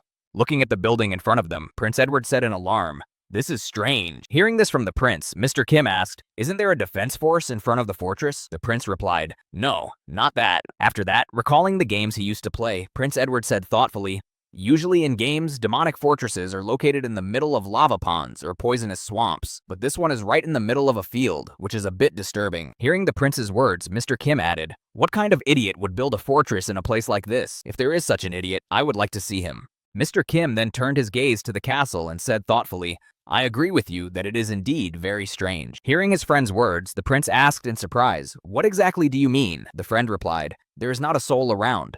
The next moment, Mr. Kim added, "Not an ant, not even a bug. I noticed a rabbit hole while we were driving, but it was empty." Looking back at his friend, the prince asked in alarm, "What happened here?" Folding his hands in front of him, Mr. Kim answered, "I don't know." Then he added, "But I'm sure there's something up ahead." Immediately after these words, the horse pulling the carriage suddenly became frightened. Seeing the strange behavior of the animal, the prince exclaimed in surprise, "What is it?" After that, the animal froze in place. When the carriage came to a stop, the prince said in astonishment, "What's wrong with the horse?" Then he decided to get down from the carriage and check the animal's condition. As he approached the horse and examined it, Prince Edward thought, "Is it scared? But why? There is nothing here." Getting out of the carriage to find out the reason for the stop, the soldier asked, "What happened, Your Highness?" Hearing his friend's voice, the prince answered in confusion, "Ah, warrior, our horse is not moving forward." When the warrior heard this, he said thoughtfully, "Really? Maybe it is because she is tired." No sooner had he said this than he saw the castle of the Demon King in front of him and thought, could it be because of the castle? Could it be? Noticing that the warrior was behaving strangely, Prince Edward asked, "What is wrong? Have you noticed anything?" The warrior replied, "No, I just felt something unusual, but I can't put my finger on it." The soldier then continued on foot, saying, "Perhaps I will understand if we get closer to the castle." The prince replied, "But the horse." When the horse stopped, he did not take another step forward. The prince tried to calm it down and feed it, but it would not even open its mouth. The holy maiden thought it was sick and tried to treat it, but it was also in vain. Even Mr. Kim's attempts to frighten her proved futile, and she just kept shaking. And in the end, the warrior began to tell his speech about how important it was to get to the castle. But of course, the horse didn't even move. When all attempts to get the horse to move failed, the warrior said, "We have no choice but to spend the night here." Stroking the horse's head, the prince said to him, "You have done well. Have a good rest." The next moment, the horse suddenly came to life and gave a frightened laugh. After that, he kicked Prince Edward with his hoof and ran away. Looking after the animal, which suddenly began to move, the prince, who was sitting on the ground, said in surprise, What just happened?" Drawing his sword from its sheath and preparing to fight, the warrior shouted, "Attention, everyone!" The prince looked at his older brother and said in surprise, "Warrior?" The latter replied, "We are surrounded." Immediately after these words, someone's hoarse voice came out of the thick darkness, "And these are the warrior's comrades? I am disappointed." Accompanying the words with a thud, someone's figure emerged from the darkness and spoke, too slow and inattentive. A second later, a wooden paw appeared out of the darkness, and a voice said, "And your ability to detect intruders is worse than that of ancient predators." The next moment, Envy appeared in front of the Demon King's extermination squad and said, "I don't know how you all made it here alive." Preparing for battle, all the travelers gathered around the prince to protect him in case of emergency. When Prince Edward saw the enemy in front of him, he asked anxiously, "Who are you? Answer me quickly." Hearing these words from the prince, Envy struck the ground with his stick and said, "Do you need to introduce yourself?" "Well, I have nothing to hide, so I will tell you." Immediately after Envy struck the ground with his stick, something strange happened. The ground around him, in a considerable radius, began to tremble for some reason. Feeling that something strange was happening around them, Prince Edward said excitedly, "What is happening? Is it an earthquake?" And at that time, the earthquake was only spreading over a larger area, and with each passing second, it was getting stronger and stronger. A few seconds later, the hands of the dead began to come out of the ground. It was the spell of Envy to summon the undead, which caused such a strange seismic phenomenon. After the hands, the dead themselves began to climb out of the ground. All the warriors of people, various monsters, and other dead people who had fallen on these lands began to crawl out. When the living dead were on the surface, they began to look for a target to attack, because they would not have been called out for nothing. Noticing the enemies coming out of the ground around her, the Holy Virgin exclaimed in fright, the living dead are attacking us." After his army rose from the dead, Envy finally introduced himself, saying, "My name is Richmond." After that, one of the generals of the 7th Demon Army lowered his head and said ominously, "I am an ally of the King of the Four Directions, and I am also the one who will stop you." Richmond D. Envelord, nicknamed Envy. He is one of the highest officials of the Demon Kingdom. He has served in the Demon Army for 200 years. Richmond D. Envelord himself has accompanied 3 Demon Kings in all his years of service and has fought a warrior twice. He also spent half of his service managing the internal and external affairs of the state, serving the king himself. Even a demon, whose lifespan is twice that of a human, is not capable of such a feat. He, Richmond de Envelord, is a living dead man, not some small creature like a zombie or a skeleton. Nor does he have anything to do with a vampire, who constantly needs to consume someone's blood to sustain his life. He is an immortal lich, the highest living dead whose power and life are sealed in a vessel. Only by breaking it can he be killed. With each death, he becomes only stronger, and his high-pitched screams pierce the heavens. The officers of the Demon Citadel, and even the Demon King himself, could not simply ignore him. Until this happened. The former warrior was heading to the demon stronghold. Then Richmond de Envelord tried to stop him with his own forces, raising a large army of his subjects, the dead from the earth, against the warrior. However, the warrior's light shattered the enemies into small pieces. It was not difficult for him to defeat the army of the undead with his abilities, after which he destroyed Richmond de Envelord himself. And so, after Richmond died in battle, his vital energy began to collect in the vessel again. When it was full, After the vessel was filled to the brim, Richmond de Envelord was reborn in this world, but it was too late. The warrior had already killed the Demon King. After the living dead rose from the ground, one of them said in surprise, "What? Who are you?" The other one replied thoughtfully, "Isn't this Mr. Envy?" Hearing this answer from his friend, the first living dead man added thoughtfully, "That arrogant, selfish fellow. The Demon King is dead and he is still standing? Did he run away from the battlefield?" And no matter how high Richmond de Envelord stood, his honor was simply trampled on after that incident. A man would have simply used brute force to shut them up and satisfy his pride, but Envy was not like that. He did not blame someone else for his failure. He, like a true researcher, began to analyze the cause of his defeat. And the main reason for his defeat was that their opponent used the magic of light. The army of the living dead was simply powerless against it. From that very moment, Richmond de Envelord began to develop immunity in his subjects to holy magic, and as a result, he, surrounded in the middle of the field and cut off from the outside world, 3 of the Demon King's assassins formed a circular formation to cover each other's rear. Looking at the dead, who kept climbing, the Holy Virgin said in confusion, "How can this be possible? Why did we not feel them?"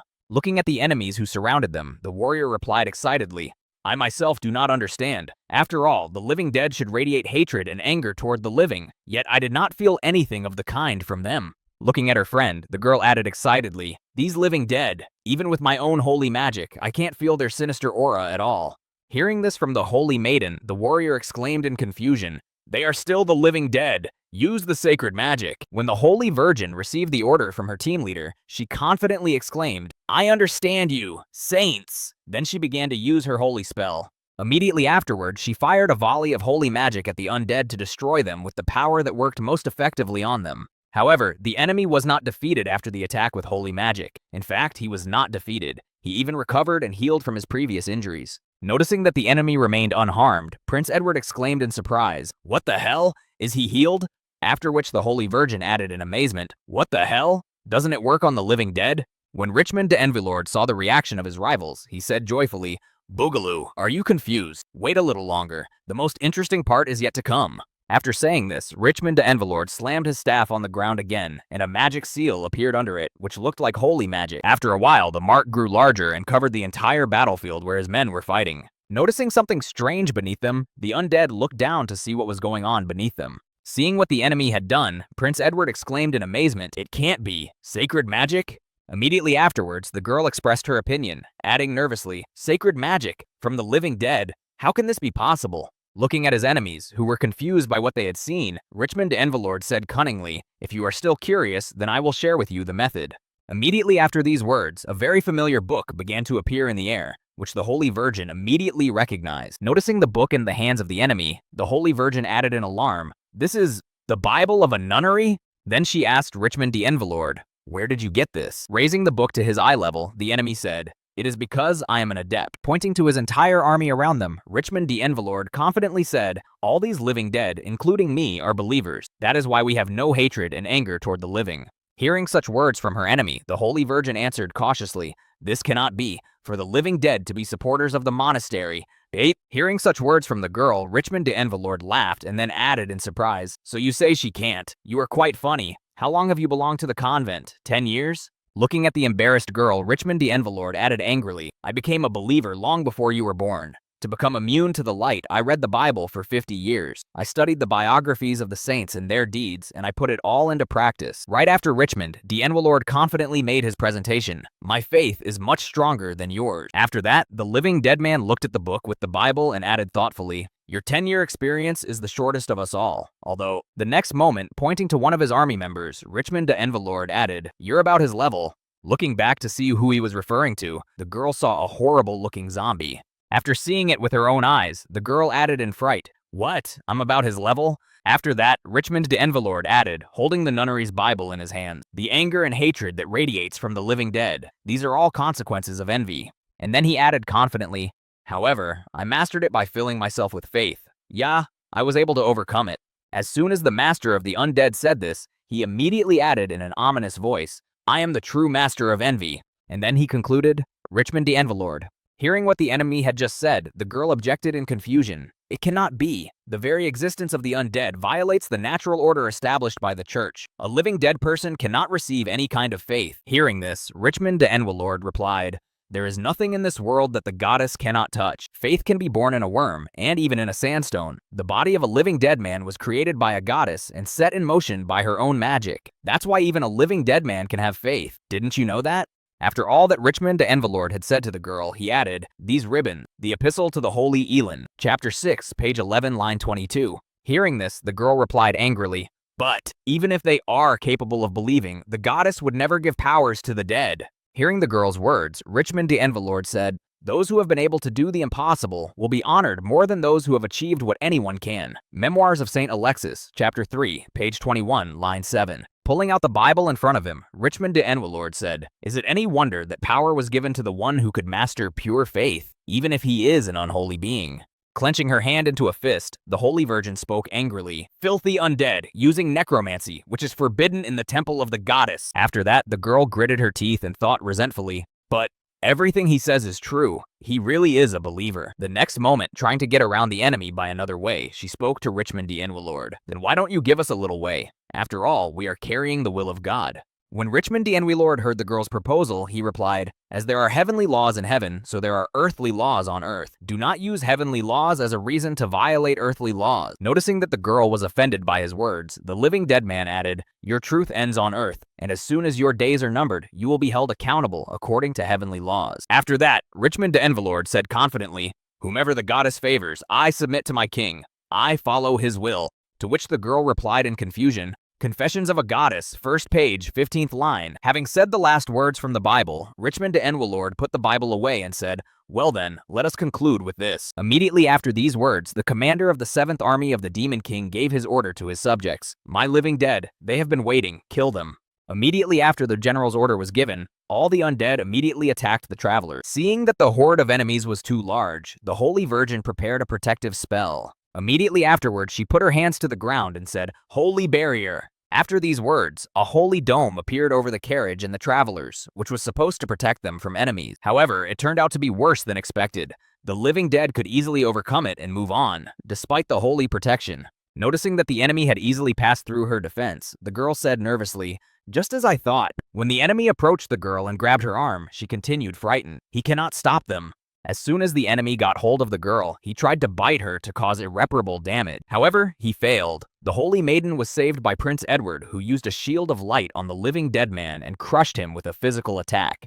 When one of the enemies was defeated, the prince said irritably, "Angela, keep an eye on the battlefield and be more careful." When the girl heard the voice, she looked back and said in surprise, "Eddie?" Stepping in front of the girl to protect her while she was still in shock, Prince Edward added, "Pull yourself together. This is no time for confusion." Immediately after saying this, the prince began to cut down his enemies with his sword, using only pure physical strength to defeat his foes. Watching Prince Edward fight bravely against the living dead, the Holy Virgin spoke in tears, "Eddie." After that, the girl suddenly remembered the very moment when she and the prince were walking in the woods as children and were attacked by a wolf. That time, Edward also stood up for her. Remembering this, the girl thought, just like that time. Catching herself thinking the wrong thing, she nervously thought, "No, I can't. As a holy virgin, I cannot allow myself these feelings." Meanwhile, the prince was slaughtering enemies right and left, but he did not follow one who was approaching him from behind and could have caused irreparable harm. When he suddenly heard the sound of a blow and the crunching of bones coming from right behind him, he was seriously surprised by the unexpected. Having saved her friend, the Holy Maiden spoke nervously, "Forgive me, your highness, I was a little distracted." Then the prince answered her, "Oh, that's all right. If you have collected your thoughts, then good." At the same time, Mr. Kim was resting quietly on the roof of the carriage, listening to what was happening on the battlefield. However, suddenly his peace was interrupted. One of the living dead decided to climb up on his roof to deal with the reckless traveler. As soon as the enemy wanted to climb up on the roof, he was hit in the head with a rather powerful blow, which immediately neutralized the dead man. After finishing off one of the enemies, Mr. Kim, who was resting on the roof, said insultingly, "My God, everyone is making a lot of noise here." Seeing the undead crawl up to the boy, the soldier said to Kim, "Mr. Kim, are you all right?" Immediately after these words, Mr. Kim jumped off the roof of the carriage and prepared to fight. Noticing that his comrade had jumped from the carriage, the soldier looked back and said nervously, "You look great. These living dead." As Mr. Kim headed for the battlefield, the soldier nervously shouted after him, "They are not affected by the sacred magic." Noticing that he continued on his way to meet his enemies, the warrior added nervously, "Mr. Kim, wait." Immediately afterward, he repeated his words again, "Sacred magic is useless against them. Take your time." Without letting the warrior finish his words, Mr. Kim said in surprise, "So what do I care if it is ineffective?" Hearing these words from his friend, the soldier was surprised to hear them. "What are you talking about?" But at the same time, the soldier did not receive an answer to his question. The enemy was coming toward Mr. Kim. As soon as he approached, Mr. Kim blocked his attack with his sword to avoid being injured. Immediately afterward, the boy grabbed the living dead man's hand with his other hand and squeezed it tightly. After that, Mr. Kim began to twist the monster's arm. With a little effort, the monster's arm came off with very little effort. Looking back at his friend, Mr. Kim said, "All we have to do is tear it into small pieces." Hearing these words from his comrade, the warrior drew his sword and said thoughtfully, "So that's how it is. I was too much focused on the use of sacred magic against the undead." After that, the warrior added confidently, heading straight for the enemy. The fact that magic is powerless against them does not mean that it is impossible to resist them. You'll just have to be more diligent with your sword. Looking at the horde of enemies he would have to fight, the warrior added, "Even though they use sacred magic, they are still servants of the Demon King." After attacking the enemies first, the warrior finally decided to fight and shouted, "The sacred sword can hurt them." Immediately after saying this, he changed his grip on the sword and grasped it with both hands, and then thought, "If I cannot cut down my enemies, then I must simply break them." Swinging his sword with a new tactic, the warrior continued, "As long as they are not affected by the magic of light, they will rise again and again. An ordinary sword would break, but a sacred sword should not." Hearing Mr. Kim's words, the Holy Virgin also changed her tactics and began to fight with physical attacks, crushing the heads of the living dead with a single blow. Having changed her mood and tactics, the girl thought, "If we pick up iron to defend ourselves, what will an ordinary peasant take? Sometimes even an ordinary pair of fists is enough to defend oneself." These are the words of a holy father who lived 1,000 years ago. Prince Edward also changed his battle plan, thinking, "It's a pity that magic doesn't work on them, but there is still a way out." Looking at his comrades, who began to rely on brute force, and as a result, crushed enemies left and right, he exclaimed, "Try my sword! Strong fist!" Mr. Kim said thoughtfully, "I wonder. Well, that's a different matter. However, there are still too many enemies." Looking at the horde of enemies, the edge of which was not visible, Mr. Kim, changing his image to an animal, said irritably, "This could take quite a while." At the same time, Richmond de Envelord was smiling slyly as he watched the travelers fight against his army, and then said smugly, "Boogaloo, come on, do your best. No matter how many of you break, they will not be a small part of the number of all the living dead I have, and very soon you will join their ranks." Looking at his army, whose numbers could not be counted, Richmond de Envelord smiled ominously, rejoicing that his victory was only a matter of time. Suddenly, somewhere behind his undead army, a column of fire erupted, stretching all the way to the sky. Seeing this miracle, Richmond de Envelord suddenly fell silent. He was not laughing anymore. He saw the cauldrons and what happened next. Immediately after the appearance of the pillar of fire, a dragon rose into the sky and emerged from the flame. Looking up, Richmond de Envelord noticed that there were travelers on the back of that huge dragon. The Demon Queen was also quite surprised that this had happened. The most frightened was the Holy Virgin. However, the dragon was on their side, and after everyone was on his son, he headed straight for Richmond de Envelord. Looking at his enemies from the height of a dragon's flight, sitting on Mr. Kim's back, the warrior said in concern, "And I just thought that the living dead surrounded us." After that, the Virgin added in surprise, "But Eddie is not surprised at all." Hearing the conversations of his friends, Mr. Kim, who had turned into a dragon, said, "Now we are going to the citadel of the Demon King." When the warrior heard these words from the dragon he was riding, he looked at his younger brother in confusion. Noticing Prince Edward's gaze on him, the warrior thought in surprise, "Sir Kim's transformation, so he knew about all this before?" Then he added thoughtfully, "Your Highness." After that, the warrior immediately added to find out the true origin of one of his comrades, Mr. Kim. He is... When the Holy Maiden's attention was also on him, the warrior added, "A dragon?" Prince Edward first looked at the warrior with offense, and then added, "Well, not exactly." Having received a vague answer to his question, which was not useful, the warrior continued, "Then what is it?" Gritting his teeth, Prince Edward said nervously, "Forgive me. He and I agreed that I would not disclose any personal information concerning his identity." After these words, Prince Edward nervously added, "He has a very unusual background. He is so dangerous that the whole world could become his enemy. That's all I can say." Hearing these words from Prince Edward, the warrior said thoughtfully, "He turns into a dragon but has a very unusual origin. In that case," after thinking about who his friend might be, the warrior exclaimed in confusion, "He is a werewolf. Sir Kim is a werewolf." Hearing this, Prince Edward gritted his teeth and replied with a grudging smile, "Well, I don't know." After receiving some information from Prince Edward, the warrior thought, werewolf transformation is a skill possessed by demon doppelgangers. Sir Kim has either betrayed the demon, or there is still the possibility that he is half demon. This would also explain his so-called unusual origin. After thinking about this, the warrior suddenly remembered his participation in his past life, and thought anxiously, Otherwise, I have no other guesses but that he is. After that, the warrior pushed away negative thoughts that might offend Mr. Kim and continued excitedly. No, it just can't be. I can't even imagine it. Putting his hand on the dragon's body, the warrior thought, thanks to him, we were able to defeat an extremely large number of demons. And besides, it was he who had just saved us from the living dead, in whose midst we were. After these thoughts, the warrior plunged back into his memories and thought, I personally got rid of the very monster that threatened this world. Traveling on the back of the dragon and thinking about who his companion might be, the warrior sighed with relief and said in his head, how dare I ever suspect Sir Kim? Continuing their journey to the citadel, where they were spotted by the goblins in the tower, who were frightened by the dragon's approach, the warrior continued, is he a monster of destruction? It simply cannot be. When Richmond de Envelord's enemies ignored him, simply flying over his horde of the living dead, the general of the 7th Demon Army himself growled in anger and said, what the hell? After a while, the dragon arrived at the citadel where the Demon King was staying and headed for the roof to drop his comrades off his back. Seeing that they had arrived so quickly at the Demon King's citadel, the warrior said in amazement, we have traveled such a long distance in just half an hour, and it was all thanks to you. Noticing a gigantic building in his field again, which was surrounded by a wall, the warrior added in amazement, this is the citadel of the Demon King. It looks rather ordinary somehow. Hearing his friend's words, Mr. Kim said in alarm, this is not the time to judge the architecture of the building you see in front of you. You should look back and see what is going on. Looking back at Mr. Kim's advice, the soldier exclaimed in amazement, what? The living dead?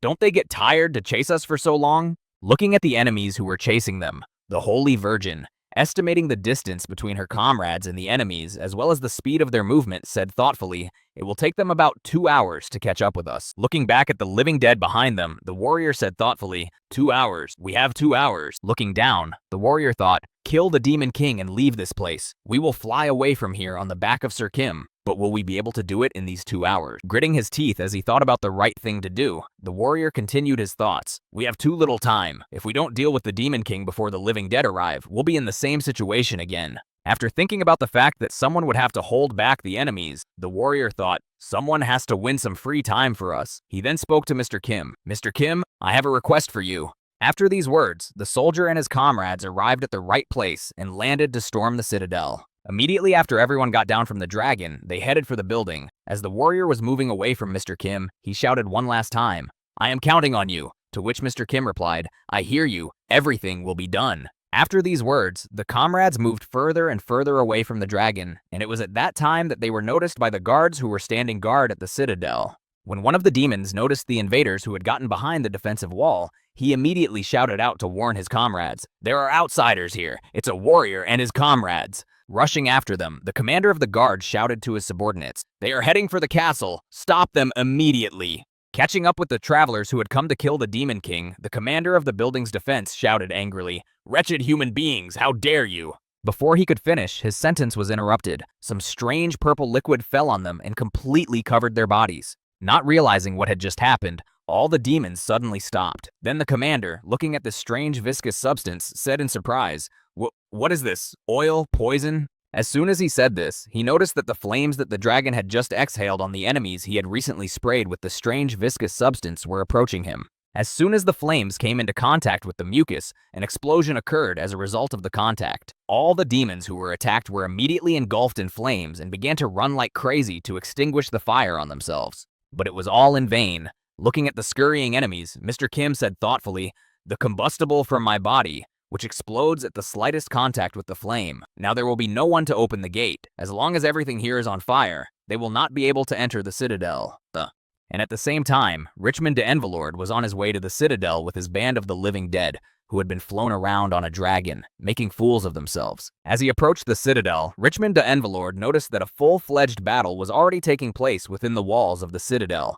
and the entire wall was engulfed in flames. Then the general of the 7th Army said angrily, gritting his teeth, that damn dragon! Continuing his journey to the citadel, Richmond de Envelord, who was riding on the back of a troll to avoid walking, added in an irritated tone, damn, who would have thought that they would be able to avoid us by flying through the sky? Why do they even know how to fly? Watching what was happening in the citadel, Richmond de Envelord said thoughtfully, is this really the same dragon from Stockpit? It can spew fire several dozen times. Lin also died at its hands. Richmond de Envelord clutched his paw-shaped stick tightly and began to squeeze it tightly, which dug into the body of his subordinate, on whom he was using it, causing the living dead man to be frightened. Envy also made indignant remarks during the trip. No, it doesn't matter who he really is. What matters is what this dragon is. As soon as he mentioned the powerful monster that was on the warrior's side, Richmond de Envelord exclaimed in confusion, "Damn, that's right, they have a dragon on their side." The living dead have only 3 weaknesses. The first is the holy magic that is used against them. The second is the sun's rays, and the third is that bodies decompose over a period of time. Mentioning the weaknesses, Richmond de Envelord said thoughtfully, "We have eliminated the first weakness with the help of faith. The second weakness can be eliminated by fighting battles after sunset." After reflecting on how he got rid of the first 2 weaknesses of the living dead, Richmond de Envelord continued his thoughts. "By removing moisture from the body, I prevented the bodies of my army from decomposing, but now they are like dry firewood, which can easily catch fire." After that, reflecting on how strong the dragon is, Richmond de Envelord continued in alarm. "A weak fire can be extinguished by magic, but a dragon's flame is too powerful." Looking at how bad the fire was on the walls of the building, Richmond de Envelord added, "Even if we rush to the Demon King's aid, we will be of very little use. There is nothing we can do to help him." After thinking about this, the embarrassed Richmond de Envelord, looking at the burning citadel, added in disappointment, "On the contrary, if we go there, the castle will burn even more intensely. Therefore, the defense of the Demon King will have to be left to lust, and I will do everything in my power." Concentrating all his attention on the powerful monster that had taken over the citadel wall, Richmond de Envelord spoke menacingly, "I will set about destroying this dragon." Outside, there was a different atmosphere and preparations for the battle, and inside, there was a different atmosphere. The 3 travelers who went to the building encountered another guard post of demons on their way. In his haste to fulfill his main goal, the warrior tried his best to ignore the enemies, but he simply skipped past them, sliding across the floor and between their legs. Even though the warrior ignored them, his comrades could not do the same, and catching up with their leader, they destroyed small groups of demons along the way. Being in the lead, the warrior pointed the way to his comrades and shouted loudly, "This way! Follow me! Keep up!" As soon as the warrior shouted this, he noticed a huge stone flying straight at him. Everything happened too fast. The collision was unavoidable. When the warrior was hit directly, a large pile of dust rose around the area. Wondering what had happened to their comrade, the Holy Virgin, and Prince Edward exclaimed in alarm, "Warrior!" Immediately after the arrival, someone's foot appeared nearby. Most likely, it was the same person who threw a stone at the warrior. A lustful man appeared in front of the travelers, holding a piece of a concrete column, and said menacingly, "You can go no further." Julius the Lost Lord is the last of the generals of the 7th Army of the Demon King, nicknamed Lust, the last enemy to stand before them and prevent them from fulfilling their original task. This Julius the Lost Lord is the last of the generals, a man-demon covered with steel muscles who can become a rather serious rival on the path of travelers. This sturdy man is a demon from the genus Incubi. 10 years ago, he was not so muscular. He had just a trim physique. Incubi are medium-powered demons wizards who seduce people and absorb their life energy. Incubi cannot improve their bodies, as their specialty is witchcraft. Most of them look like attractive young men and women, but they do not consider it necessary to develop muscles, as they do not find it attractive. Julius also fits this description, but why then does he look so strong and athletically built? Why didn't he just use his magic, which he had developed to a sufficient level? The reason was that he had been pushed to do so by events 10 years ago, starting with the moment he got divorced and suffered a loss. At that time, Julius was extremely self-confident and constantly admired his reflection, but even this appearance was not perfect enough for him. While the enemy was losing his guard, the warrior decided to attack him as suddenly as he had thrown a stone at him. Noticing that the warrior was moving again and was already heading for him, Julius the Lost Lord raised a huge boulder above him and shouted angrily, "You bastard!" The next moment, Lust threw this giant stone at the warrior, adding angrily, "You decided to attack me while I was indulging in my memories of the past." Even after the column flew toward the warrior, he did not even think to change his trajectory, but simply moved forward, realizing that he could easily deal with the obstacle in his path. As soon as the warrior broke the column that was launched at him, Julius the Lost Lord prepared to strike him with his most powerful blow to try to defeat his enemy, or at least delay him for a while. Noticing this, the warrior also did not just mindlessly attack head-on, but regrouped to take a more favorable position to receive and block the blow from General Lust. The next moment, there was a blow. A pile of dust appeared in the very spot where the warrior and Julius the Lost Lord, who was trying his best to hold him off, had met. But it all happened too fast. A few seconds later, an image was seen flying out of the smoke and heading towards the wall. It was definitely not the image of our warrior. It was a demon. Having failed in the duel, Julius the Lost Lord flew backwards and crashed into the wall from a powerful blow of the hero. Lying in the wreckage of the wall he had pierced with his body, Julius the Lost Lord thought in disappointment, a heartbreaking end for the King of the Four Sides. However, even if one thought about the consequences that befell him, one could understand their cause. Everything was too obvious. He did not take hostages, as did pride and gluttony, nor did he transform into powerful monsters, as his friends' anger and laziness did, to gain an advantage in battle. He also could not fight from a comfortable position, as Venancio the Gridlord did. Nor did he have a large army like his comrade Greed. He had only physical strength, which was equal to that of a warrior. After the enemy was knocked out, the warrior looked back and reported, "Your Highness, Holy Virgin, we need to hurry forward." Lying in the rubble, the defeated Julius the Lost Lord thought sadly, "So that's how it turns out. So, I can't win this warrior by his power alone. I understand, but that's all my powers are." Bleeding to death, Julius the Lost Lord had no choice but to lie there and watch his enemies break into the chambers of the Demon King, and then thought guiltily, "Forgive me, King. I guess this is the end of my journey." It ends. Having defeated the last of the generals of the 7th Demon Army, the warrior and his comrades hurried to the room of the Demon King. When he touched the door and pushed it open, he thought, "The Demon King is here." As the door opened, a young man could be seen waiting for his friend to return after he decided to leave and fight against the legendary warrior. When the door opened and rays of light entered, the Demon King suddenly looked back and said thoughtfully, "Julius?" He hoped that his friend had returned, but it was not so. At the same time, Mr. Kim was circling the army of the living dead and accumulating enough explosives in his mouth to cover the enemy army. Looking at his enemies, lest they suddenly move on, Mr. Kim accumulated more and more, preparing to realize his grand plan. Looking at the enemy circling overhead, Richmond de Enwelord thought in confusion, "Why is he still just circling over us and not releasing his flames on the army? Is he up to something?" Looking at Mr. Kim, Richmond de Enwelord continued thoughtfully, "Or maybe he just can't do it and is just stalling while his comrades over there are dealing with the Demon King." Pressing his staff even harder so that it dug into his subject's body to the point of excruciating pain, Richmond de Enwelord thought, "Perhaps we should send some of our troops to the citadel." When Mr. Kim's cheeks were full of explosives, the boy, flying over the army once again, thought, "It seems to me that this should be enough. I have already accumulated a considerable amount." Immediately after that, the dragon swooped down to throw his explosive on the enemies and blow them up.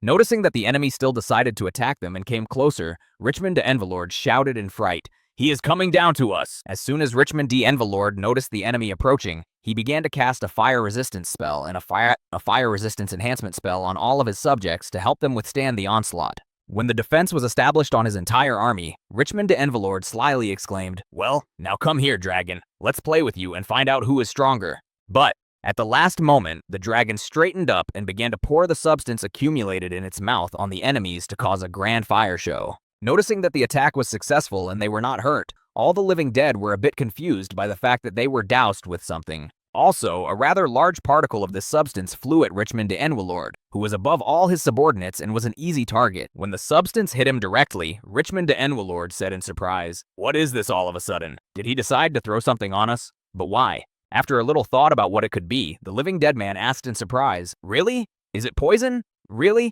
There are no words, just no comment. When the dragon moved on to pour explosives on the army, Richmond de Enwelord shouted after him in an irritated voice, "Do you really think that poison will work on the dead? You are even more stupid than I imagined. I shouldn't have worried about you." When Mr. Kim had finished dousing his enemies with the explosive, he stopped, hovering in midair, and responded to Richmond de Enwelord's words, "Yes, the poison will probably not work on you." After these words, Richmond de Enwelord noticed some strange behavior in the dragon and nervously exclaimed, "He is going to exhale fire now." The next moment, Mr. Kim gathered a small amount of fire and exhaled it at the enemy. Noticing the amount of fire the enemy had just exhaled on his army, Richmond de Enwelord could not help but laugh loudly at him, saying in between, "Boogeyman, what kind of weak exhalation is that?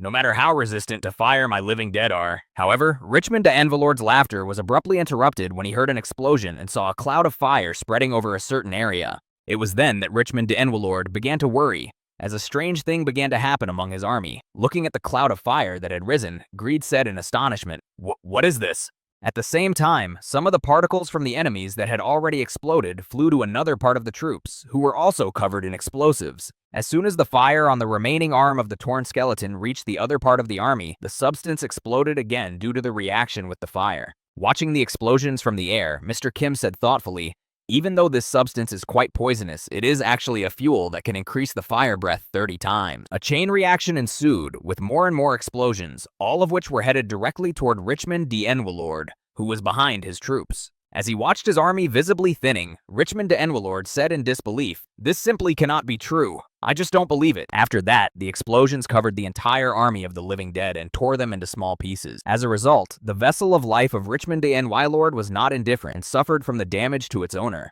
It just broke at some point. It split into two parts in the middle and lost all the life energy it had gathered to restore the life of the Lich, Richmond d'Enwelord. The vessel of life was broken. Now it is the complete destruction of the general. There are no living generals left in the Demon King's subjugation. 0. All the strong enemies were destroyed. After the death of the leader, the entire army of the living dead began to scatter in different directions to escape the inevitable death that was approaching them at a rapid pace. However, no one could escape. The explosions and the punishment caught up with everyone and shattered their bodies into small pieces. Paying attention to the enemies, who for some reason froze in place, Mr. Kim, who was flying by, said thoughtfully, "Strange. Did the living dead stop? Their general is dead, or how else can I explain it?" Realizing that this was the end of the story, Mr. Kim said in disappointment, "How sad. It can't even be called a full-fledged battle. It was over too quickly and easily, so..." Looking at the dead on the battlefield, Mr. Kim said thoughtfully, Maybe I should eat those who are still on the battlefield and didn't have time to burn? Thanks to the salamander's ability, I can eat even in the middle of a fire." After thinking about his next steps, Mr. Kim said thoughtfully, "But on the other hand, they are useless. They're just corpses without any special skills." Flying above the battlefield, where explosions were heard every second, Mr. Kim walked toward the Demon King's citadel thinking, "I'd better eat those who are left in the castle." After a while, Mr. Kim reached the castle and wandered through its corridors to find his friends. On the way, he came across the defeated demons, who were saying in a hoarse voice, "Damn warrior, Demon King." After licking and eating those enemies, Mr. Kim continued on. When he reached the locked room where the Demon King was supposed to be, Mr. Kim noticed Lust lying defeated by the door and thought, "The warrior did a good job." After the boy had eaten one of the defeated generals of the Demon King's 7th Army, Mr. Kim headed for the door to get inside. Behind the door, he heard some indignant shouts that grew louder as he approached, so Mr. Kim opened the door to see what was going on. He saw his friends arguing with each other and heard one of them say something insulting, which sounded like this. "What did you just say?" When Mr. Kim entered the room of the Demon King, he saw the following picture. On one side stood the Virgin and Prince Edward, and on the other side stood the Demon King and the warrior who was covering him with his body to protect him from a sudden attack. Immediately afterward, angry words were heard from Prince Edward, who said, "What did you just say, warrior?" "No, not like that, big brother." When the warrior heard this question from his younger brother, he spoke confidently. "I just said, not to kill, but to coexist. That's it. Do you need any more explanations?" Watching all this happening before her eyes, the Holy Virgin said in confusion to her comrades, who were ready to start a massacre among themselves at any moment, "Calm down and put down your sword." When Mr. Kim saw this strange scene of his brothers quarreling with his own eyes, he said in amazement, "What is going on here? Please explain to me." Hearing the words of his friend who had just arrived, the soldier said in embarrassment, "Sir Kim." Then Prince Edward added angrily, "You are late." Immediately after not hearing a clear answer to his question, Mr. Kim added, "Can you finally explain to me what is wrong with the Demon King?" After that, Mr. Kim turned his attention to the child behind the soldier and added, "And who is that girl behind you? And who is that little girl behind him?" Covering the child with his hand, the soldier said nervously, "She's..." Before he could tell Mr. Kim all the information, he suddenly thought, remembering how he had ruthlessly killed for the zombified residents, it's dangerous for him to tell the truth, if possible. However, the truth came out very quickly. Prince Edward looked at his older brother, who decided to defend the enemy, and said angrily, "Behind him is the Demon King." Hearing this, the warrior nervously exclaimed, "Eddie!" As Prince Edward prepared his sword for battle, he said angrily, "You were the one who said that we had to kill the Demon King." When the whole truth came out, the warrior said in confusion, "Please listen to me, Sir Kim." Hearing these words from the warrior, Mr. Kim was surprised. "You mean you want to tell me now that the prince is not telling the truth?" The soldier nervously replied, "No, he is telling the truth, but..." Covering the child with his hand to protect him from danger, the warrior said in confusion, "This girl is not the Demon King. I mean, king." Immediately after saying this, the warrior added nervously, "However, she is no longer one." Hearing what his comrade had just said, Mr. Kim said in surprise, "What kind of nonsense are you talking about?" Then the soldier added anxiously, trying to convince Mr. Kim, "Her soul is not of this world, even if it is imprisoned in the body of a demon." Then Mr. Kim repeated his words again, "What kind of nonsense are you talking about?" Putting his hand to his chest, the warrior said anxiously, "I am telling the truth. My ability to recognize lies has confirmed it." As soon as Mr. Kim heard these words from his comrade, he immediately thought about it, because his skill might simply not work, as it did with him, who was not affected by most direct action skills. He then looked at the frightened Demon King and continued his thoughts. If she is the third person to be transported from the earth, then the warrior's words are true, without exception. Prince Edward was reborn in this world after his death in the past. Then he is considered resurrected or reborn. Mr. Kim himself was transported to the continent of Elmond in his own body in a miraculous way, but that's not the point here. From his method of transfer, he can be called simply a former person. But then, who is the current Demon King? The human soul moved to this world and suddenly became a king. He is a transmigrated soul. In his past life, he lived a very sad and monotonous life, working as an ordinary office employee, spending most of his day at the computer. Instead of spending her free time talking to her coworkers, she chose a slightly different type of occupation. She read novels about history and wars. However, as strange as it may sound, the girl's rebirth as a Demon King did not come as a shock to her. She accepted it quite normally, even without any confusion. Why did this happen? Everything is too simple. So simple that even explaining it may be superfluous. The girl read a lot of books, and such adventures and events often happened in the novels she liked to read. And so, thanks to this, the girl was easily able to adapt and apply all the knowledge she had gained on Earth, and easily began to apply it in this world. And as a result, the military power of the demon army increased. It also upset the balance between the forces of people and darkness, and that's when the goddess sent a warrior to the continent. The girl didn't even do anything to organize the meeting, because she knew that the Demon King would definitely meet the warrior anyway, just as it happened to the main characters in the novels. But unfortunately, she was not the protagonist of the novel. Her subjects, in whom she believed so strongly, died before she could even use her powers. And so, at the very moment when Julius, her last protector, died, the girl really felt a real fear of death. And that is why she can only beg for mercy now, shedding tears. Also, as a result of the events, the girl told the soldier everything. Hearing these words from his comrade, Mr. Kim asked in displeasure, "So you were giving orders to your subordinates to cause chaos, and now you are scared for your own life and surrender?" Rushing to Mr. Kim, who was clearly unhappy with this development, the soldier shouted in alarm, "Mr. Kim, please listen to me." Looking at the hero, who was coming to him to convince him of his position, Mr. Kim said in displeasure, "Do you really believe in this nonsense about other worlds?" To which the warrior replied, "It's really too hard to believe." After saying that, Mr. Kim also thought, looking at the warrior with a fearsome look, "I personally believe it, of course, because I am one, but that doesn't change the situation here." After a few attempts to convince his last comrade, the warrior spoke again in alarm, "But she's really not lying." Trying to convince himself of the correctness of his words, the warrior gritted his teeth and added, "And also."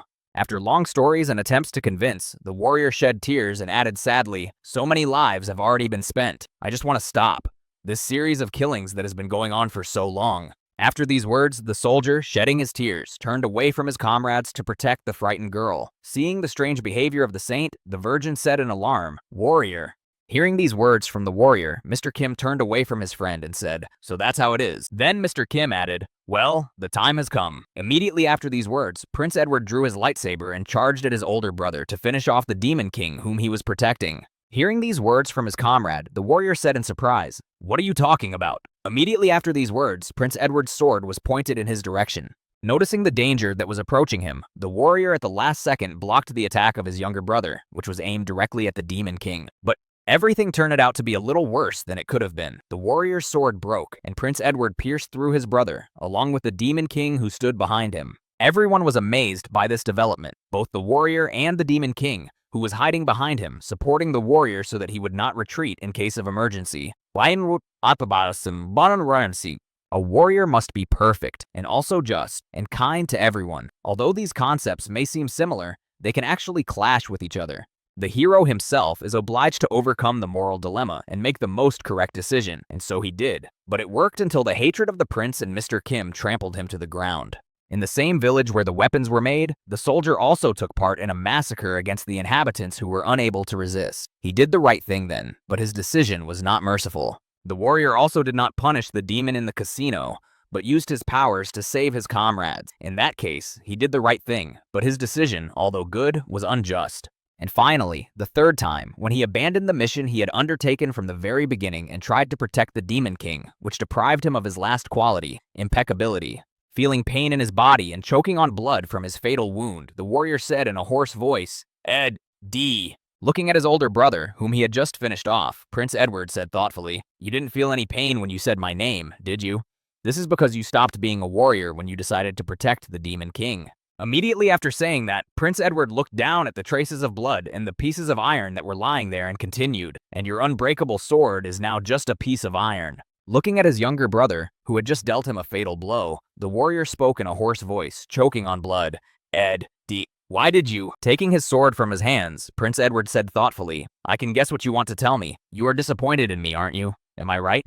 When Prince Edward's sword was removed, the Demon King collapsed to the ground, but the warrior himself was still standing, clinging to his life. Looking at his older brother, whom he had to finish off with his own hands, Prince Edward lowered his head and said, "But I had no other choice." Holding onto his legs with the last of his strength, the warrior answered his younger brother, "Not at all." Having said his last words, so as not to upset Prince Edward, the older brother fell dead to the ground with a huge hole in his body. Noticing that the warrior had been killed by the hands of the prince, the Holy Virgin said in fright, "What's going on here?" Turning her gaze to the dead member of their team, the Holy Maiden asked in alarm, "Eddie, why did you do this? Why did you kill a warrior?" After these words, the girl rushed to the warrior with the words, "Warrior, I have to heal him and try to save his life." But she was prevented from doing so. One of these obstacles was Mr. Kim, who grabbed the girl's hand and did not let her go to the wounded man. Feeling the resistance from her comrades, the girl said in surprise, looking back, "Mr. Kim?" Looking at her comrade, who grabbed her hand and did not let her go to the wounded soldier, the Holy Virgin said in confusion, "We have to hurry if I don't make it, warrior." Looking at Mr. Kim, the girl suddenly saw his unusual behavior. A few seconds later, he began to change his account, and then the girl added anxiously, "Mr. Kim?" At that very moment, Mr. Kim changed his account. Mr. Kim's head accepted the snake's account, and it was ready to devour the girl, first paralyzing her with venom. A few days before that, Prince Edward and Mr. Kim had a rather interesting conversation. At that time, Prince Edward ominously told his friend, "If he breaks his covenants again, we can finish him off." Then he changed his expression to one of thoughtfulness and said, "But first we have to deal with the Holy Virgin." Hearing what his friend had just said, Mr. Kim responded in astonishment, "It is very unusual to hear you say that." Hearing Mr. Kim say this, Prince Edward asked in surprise, "What do you mean?" Then Mr. Kim looked at Prince Edward and added, "I thought you liked the Holy Virgin." Hearing his friend's guess, Prince Edward smiled ominously and said, "So you figured it out after all. Yes, you are definitely right, but..." Holding out his hand in front of him and walking with Mr. Kim down the road, Prince Edward said thoughtfully, "But we cannot leave the healer alive, can we? If my older brother loses his title as the warrior chosen by the goddess, he will become the first prince, and as a result, my plan will go down the drain. This means that I will not be able to keep our agreement." After delivering such disappointing news, if both comrades are not removed, Prince Edward also added, "In addition, the Virgin's healing powers are simply amazing. There are rumors that a holy virgin of the last generation could bring herself back to life from the appearance of minced meat." When the prince heard about the Virgin's magical powers, he closed his eyes and said angrily, "This healing skill is called a miracle." Looking ahead to where his older brother and the saintly maiden were walking, Prince Edward continued to explain the specifics of his plan. Roughly speaking, she is almost invulnerable. To finish off the Holy Virgin once and for all, we must not leave a single piece of her.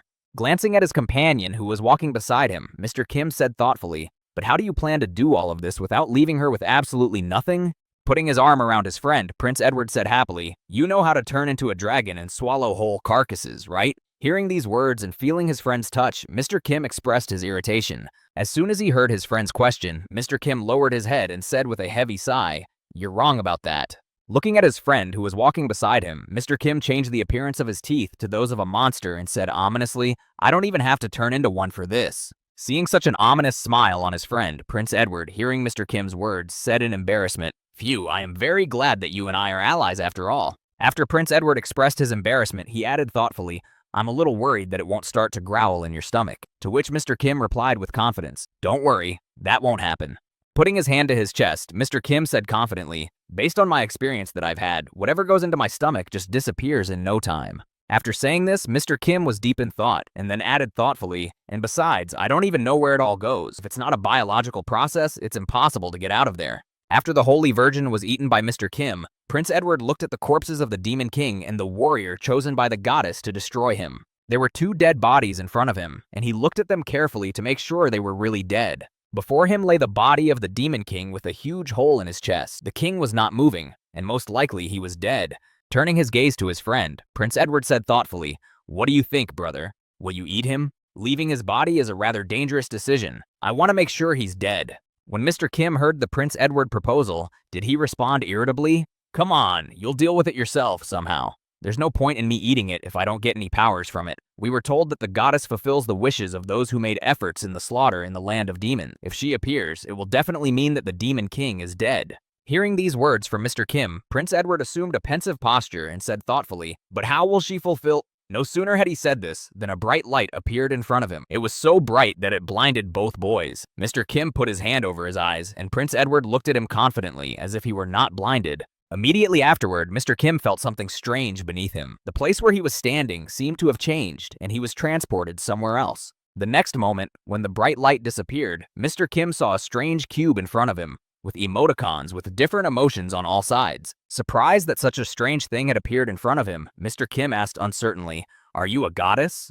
Hearing the question from the guest who had entered its space, the strange flying cube confidently answered, "Yes, you are absolutely right in your guess." After Mr. Kim heard the confirmation of the person in front of him, he asked, "Is this your real image? Usually they look a little different." To which the cube replied, "Maybe it is, maybe it isn't." After the ambiguous answer, the goddess added, "From the very beginning, the interface was supposed to take the form of your ideal in the unconscious, but there were problems, and we could not recreate the avatar because you are outside the system."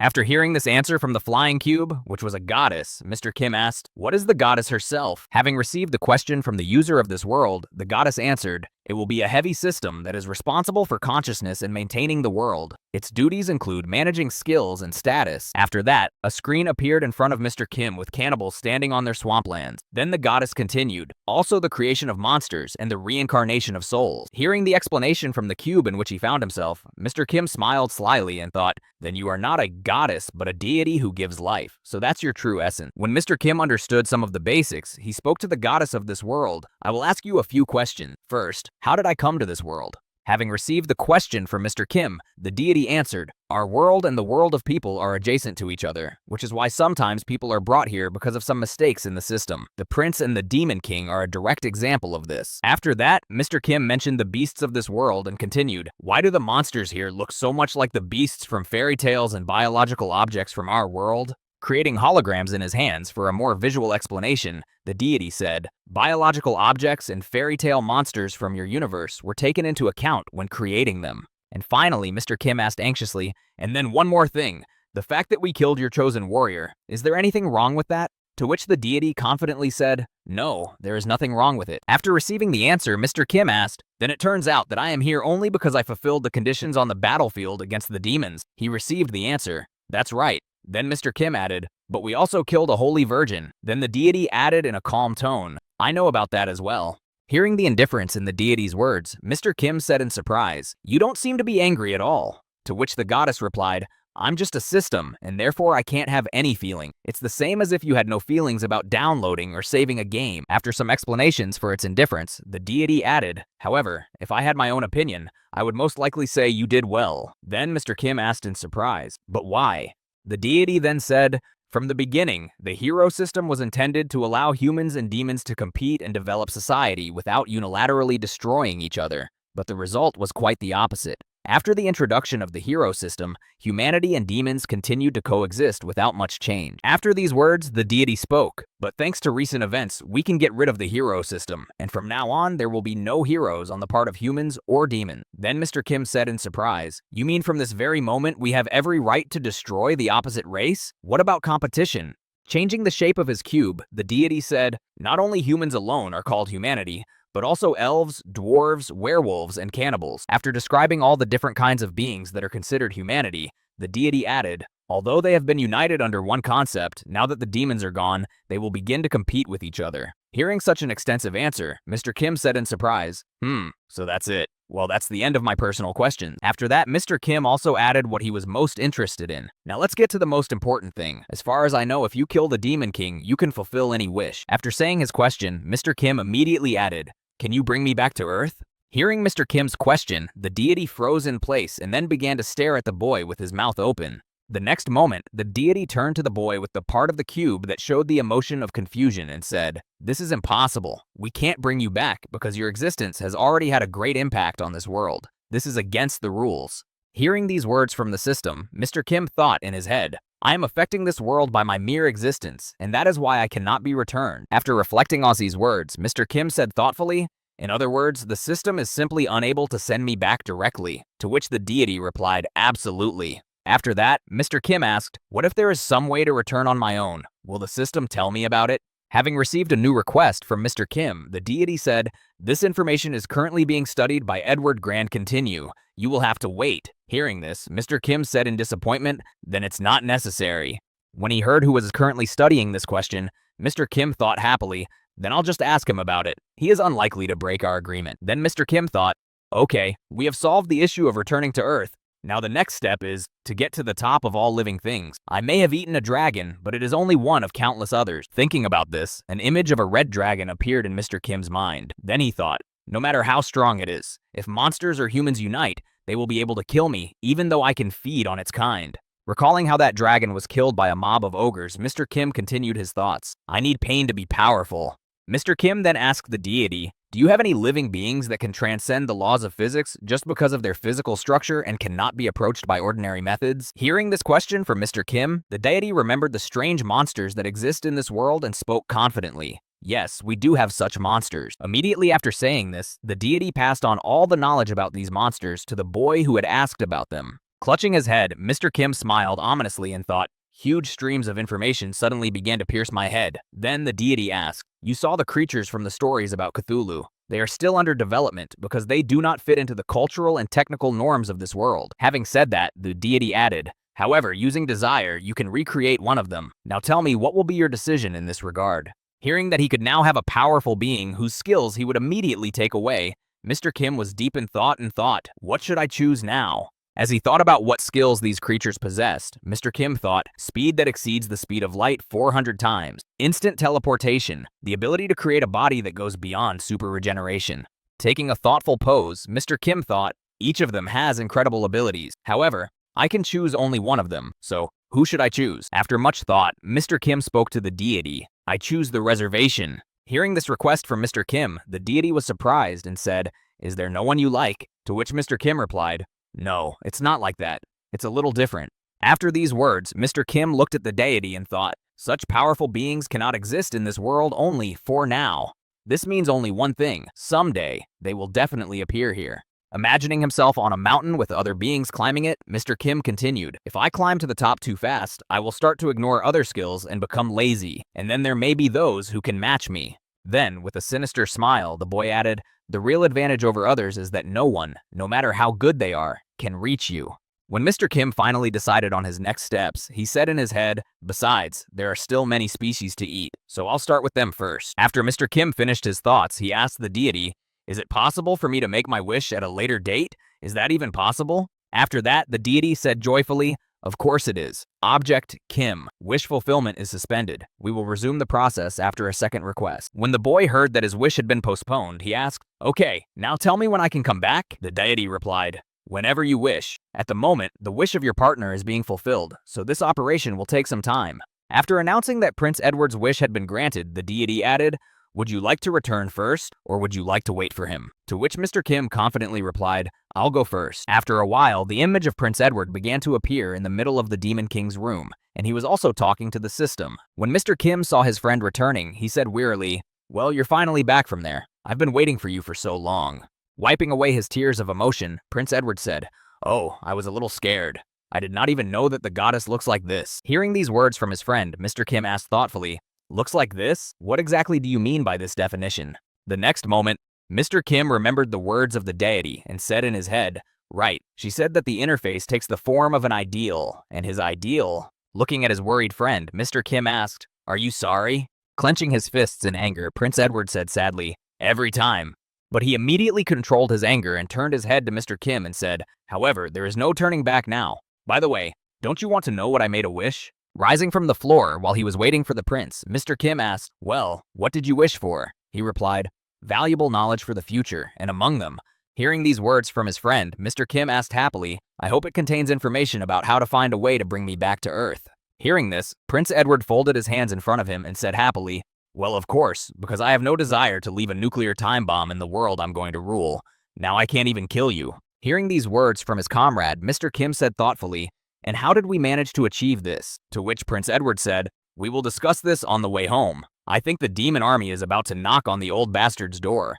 The Demon King's plan, as described earlier by the King of the Four Parties, was to reorganize the entire army, unification of the army and the administration, and it also included the restoration of military clans. In this plan, ideas such as training in the division of command, the introduction of new military equipment and tactics were also considered. She also spread an innovation that said that after the death of a senior commander, a demon below him in rank would take over. She learned all this from books she had read in her past life. And as a result of such large-scale reforms, the combat capability of the Demon King's army increased dramatically. It grew so much that it began to threaten humanity with complete extinction from the face of the earth. And at the same time, the army of the Demon King marched toward the kingdom where Prince Edward's father was. Standing on the wall, one of the guards, pulling his aunt's bow, exclaimed in confusion, "Commander, there are too many of them." The next moment, a bullet from a pistol, which the demon army possessed after the reign of the new Demon King, hit the head of this soldier. The soldier fell to the ground dead, bleeding to death. This was noticed by his commander, who had just come running to hear him cry out in danger. Looking at the lake of blood that had formed under his soldier, the commander said in confusion, "Oh shit." After that, another bullet landed right next to him. Shielding himself from the debris of the wall it hit, the commander thought nervously, "What a huge army. This is the first time I've seen them using such weapons." Deciding to peek one eye over the wall to look at the troops again, the commander thought, "What is going on here?" Beyond the wall, a huge number of forces of darkness were advancing on their castle, and accompanying them were so many bullets from guns that no one could even stick their head out and strike back. Then the commander added, "Has humanity come to an end?" When the commander was completely disappointed, he heard the voice of one of his soldiers shouting, "Reinforcements have arrived." The next moment, the enemies were rained with burning and enchanted arrows. Noticing that the situation on the battlefield had changed a bit, the commander breathed out a sigh of relief and said, "Great. At this rate, we will hold out for another week, and then the reinforcements from other castles will come." But suddenly the commander heard a strange sound. It was the sound of the main entrance gate opening. Noticing what was happening, the commander exclaimed in surprise, "What? Who opened the gate?" The soldier behind the commander, who was at a loss for words, replied, "That's the third knightly order." After that, the soldier also added uncertainly, looking at the gate that was opening, "The third order, the famous one." Immediately afterwards, as soon as the soldiers stepped through the gate into battle, the commander spoke angrily, "The order of aristocrats, or rather, an order of idiots." When the gates were fully open, the aristocrats happily rushed to the battlefield, determined to test their skills. As they were leaving the fortress, one of the aristocrats smiled ominously and said, "Boo-hoo, is this really the opportunity to prove ourselves? I will show them all my power." As soon as the aristocrat said this, one of the bullets fired by the army of the Demon King hit him in the head. Immediately afterwards, the commander shouted out, "Close the gate immediately!" Upon hearing this order, the soldier who was subordinate to him asked in confusion, But they are..." After these words, the commander repeated himself, but in a more aggressive tone, "Shut the fuck up. Didn't you hear what I said? Shall I repeat it again?" After that, an order came from the wall. "Close the gate immediately." Having received it, the soldiers hurried to fulfill it.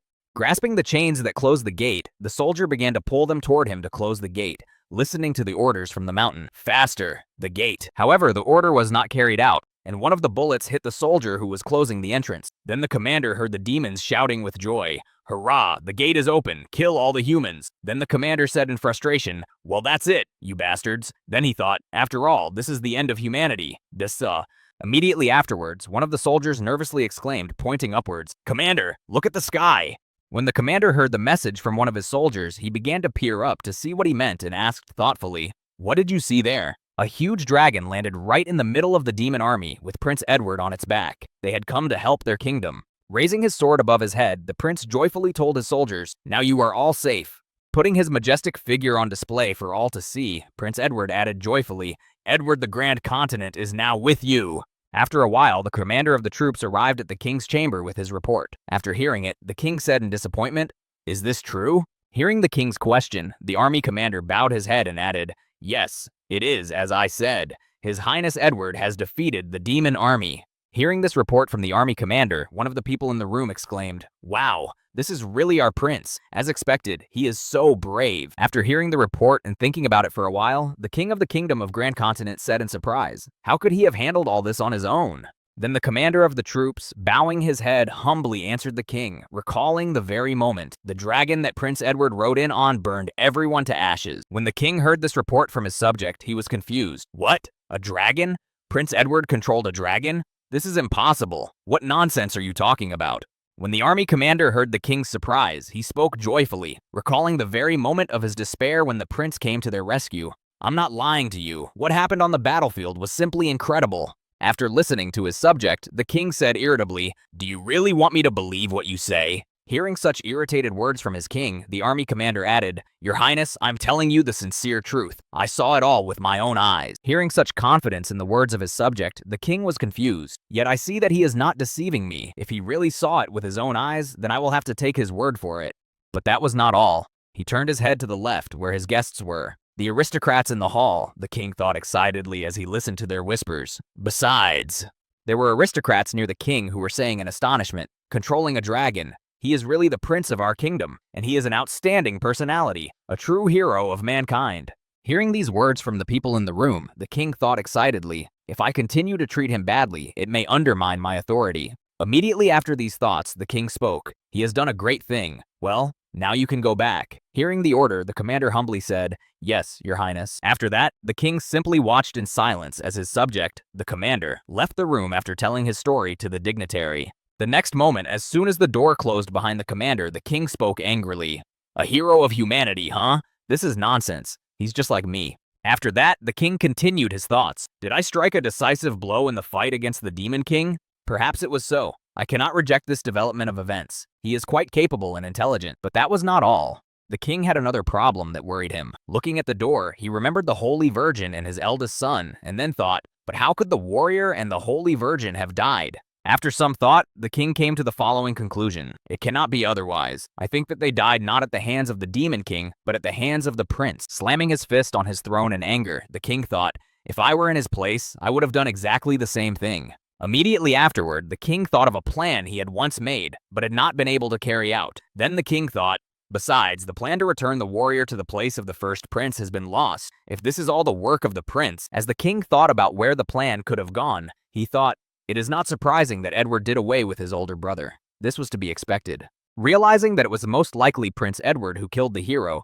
the king suddenly thought, however, something is definitely wrong here. Why hasn't he been punished for killing the warrior by the heavenly punishment? The king turned his gaze to the other side, to the statue in the room, and thought, royalty is the price of loyalty and devotion to the goddess. Killing a member of the royal family is an unpardonable sin. Recalling the moment when he was visited by a priest at some point in time, the king continued his reflections. However, there was not even a hint of heavenly punishment. I listened to the priest's prophecy, and he said, on the contrary, recalling the same priest who came to him with the prophecy, the king added, this man made such a great contribution that even no other hero has ever done so. That is why the believers who supported the princess switched sides to the aristocracy faction. Slamming his fist on the throne again, the king thought angrily, what nonsense! Is it really? After calming his anger, the king sighed heavily and said quietly, I have to admit it. Looking ahead of him, the king added thoughtfully, the prince has definitely changed, and also all the rumors about him are true. Immediately after these words, the king continued sadly, yes, he may well have changed. Perhaps I was wrong about him. After all his long deliberations, the king finally accepted the fact that his youngest son had changed and added in conclusion, so it's time for me to start changing. At the same time, Prince Edward, who had returned home so spectacularly, did not go to Santo Canargo. Instead of returning to the safe lands of the kingdom, he was getting rid of the demons that remained in the kingdom of Grand Contain. The sight of Prince Edward controlling a huge dragon left an indelible imprint on people's minds. Even those aristocrats who had previously opposed him began to admire him. And so, after a while, loud bugles sounded in Santo Canargo and the central gate opened. All this testified to only one thing. The glorious warriors who had saved the kingdom from a formidable enemy who threatened to destroy it had returned from the war. One of those heroes who returned from the war was Prince Edward, whom the people of the kingdom had been waiting for so long. As soon as the prince entered the gates of the kingdom, loud shouts of joyful crowds were heard. Seeing Prince Edward returning to the kingdom on horseback after saving his home, one of the inhabitants joyfully exclaimed, "It's the prince, hurrah!" As Prince Edward rode through the frenzied crowd, he could feel how much he was adored by his own people. Why he thought so? All along the way, while he was walking, he heard joyful shouts, "Long live the great prince, hero of mankind! Long live Prince Edward!" Listening to these joyful shouts from the population, the prince smiled slyly and thought, "Well, I'm back, you old bastard." After a while, the prince was already at the royal castle of Santo Alma Rouge, and he heard the staff shouting in confusion, "Hey, hurry up! The audience is about to begin. Oh, wait, my armor."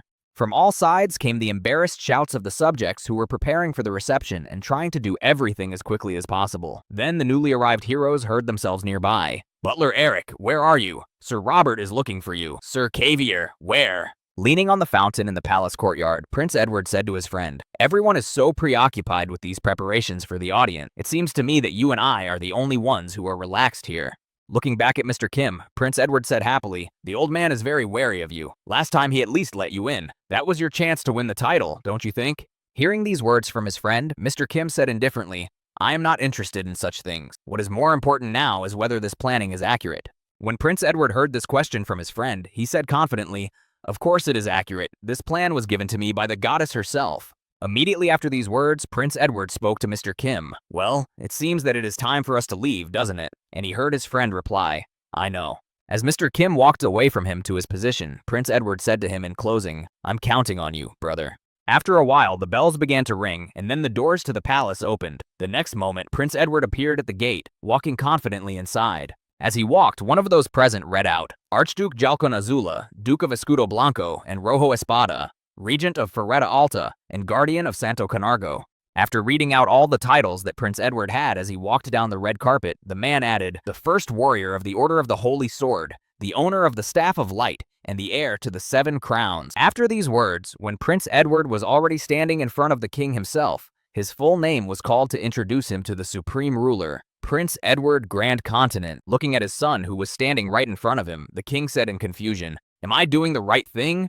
Has he really changed?" As he approached Prince Edward, one of the guards held out a pillow to him and said, "Your Highness, let me take your sword." Asking for the sword from the prince, the subject recalled a direct order from his king, who had reminded him more than once, if he draws his sword, kill him immediately. After the request to hand over his sword was made, Prince Edward humbly reached into his scabbard, where his sword was hidden. He then pulled the weapon from his belt and humbly handed it over, happily telling the servant, "Here, please take it."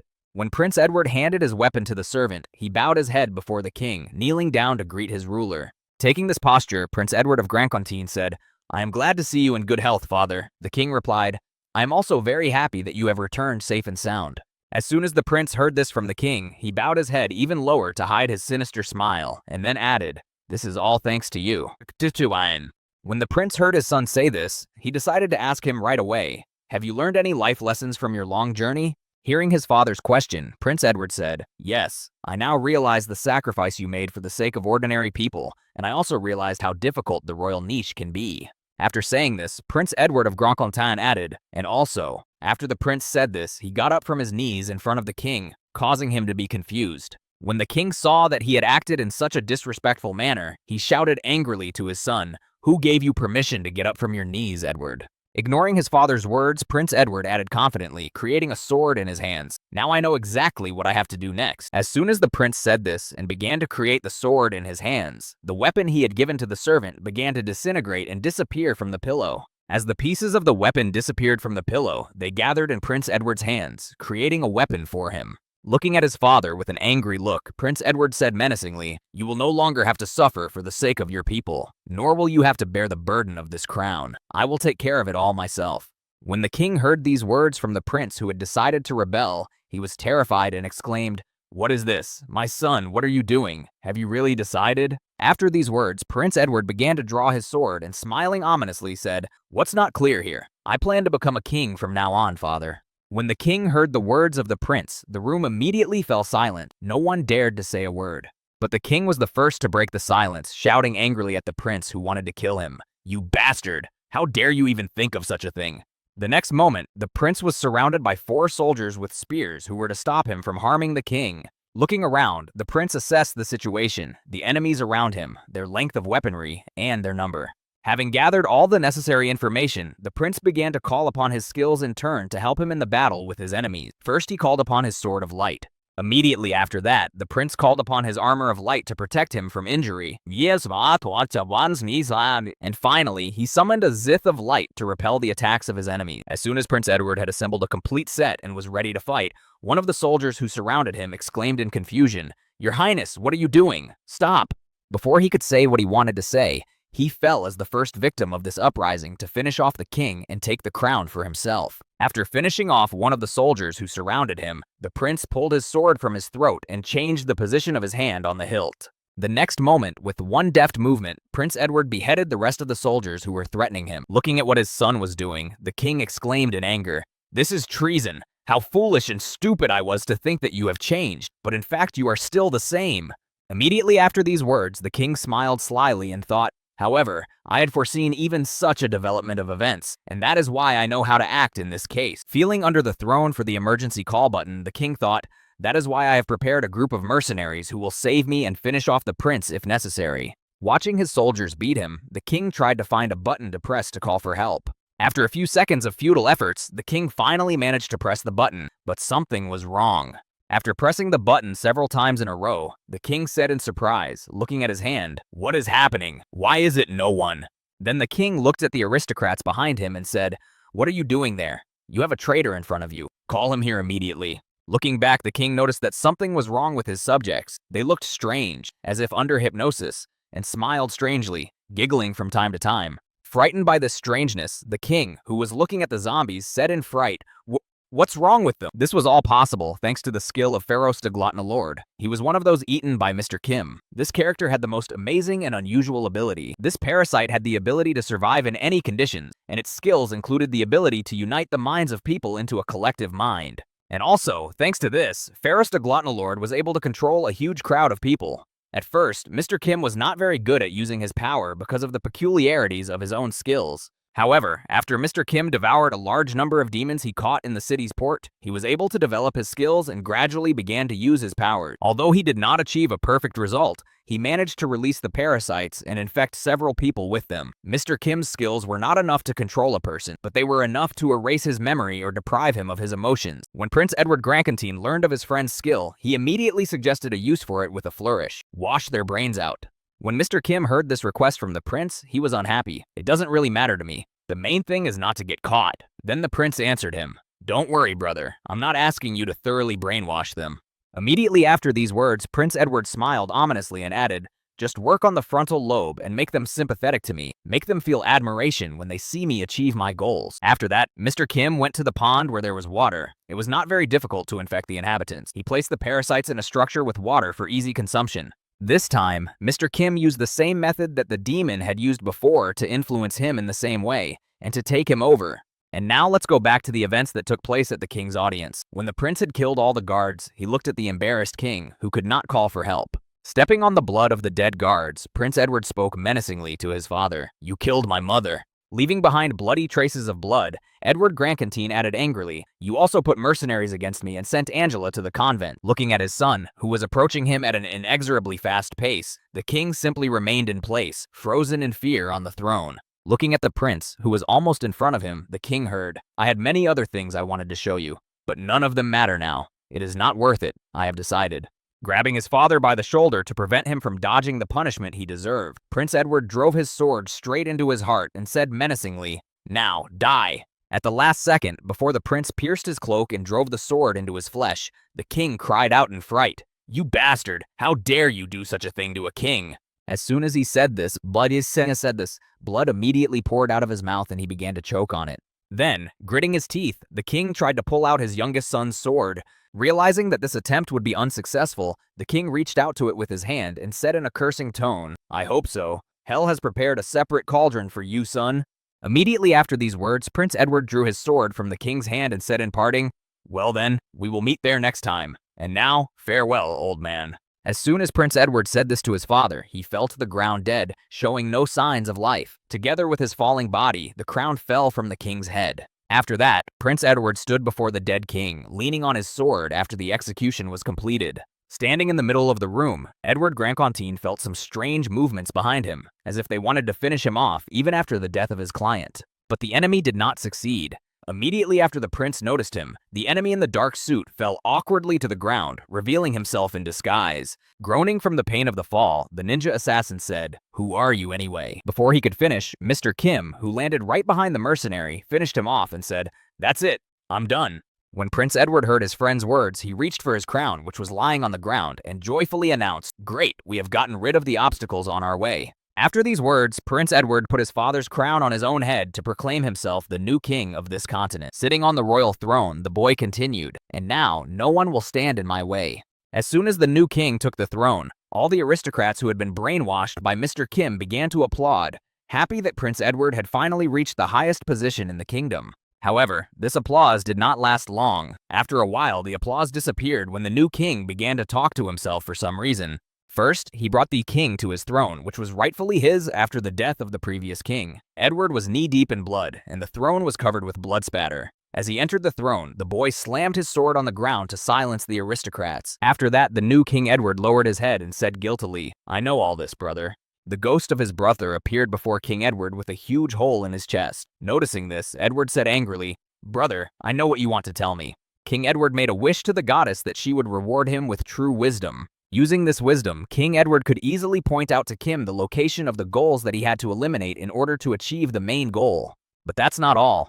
It was also because of this wisdom that King Edward was able to find out what his older brother wanted to tell him before he died. Clutching his head with his hand, Prince Edward spoke in frustration. "Don't cross the line, you mean? And instead of giving me an angry tirade, you tried to say these words? Well, that's quite in your spirit."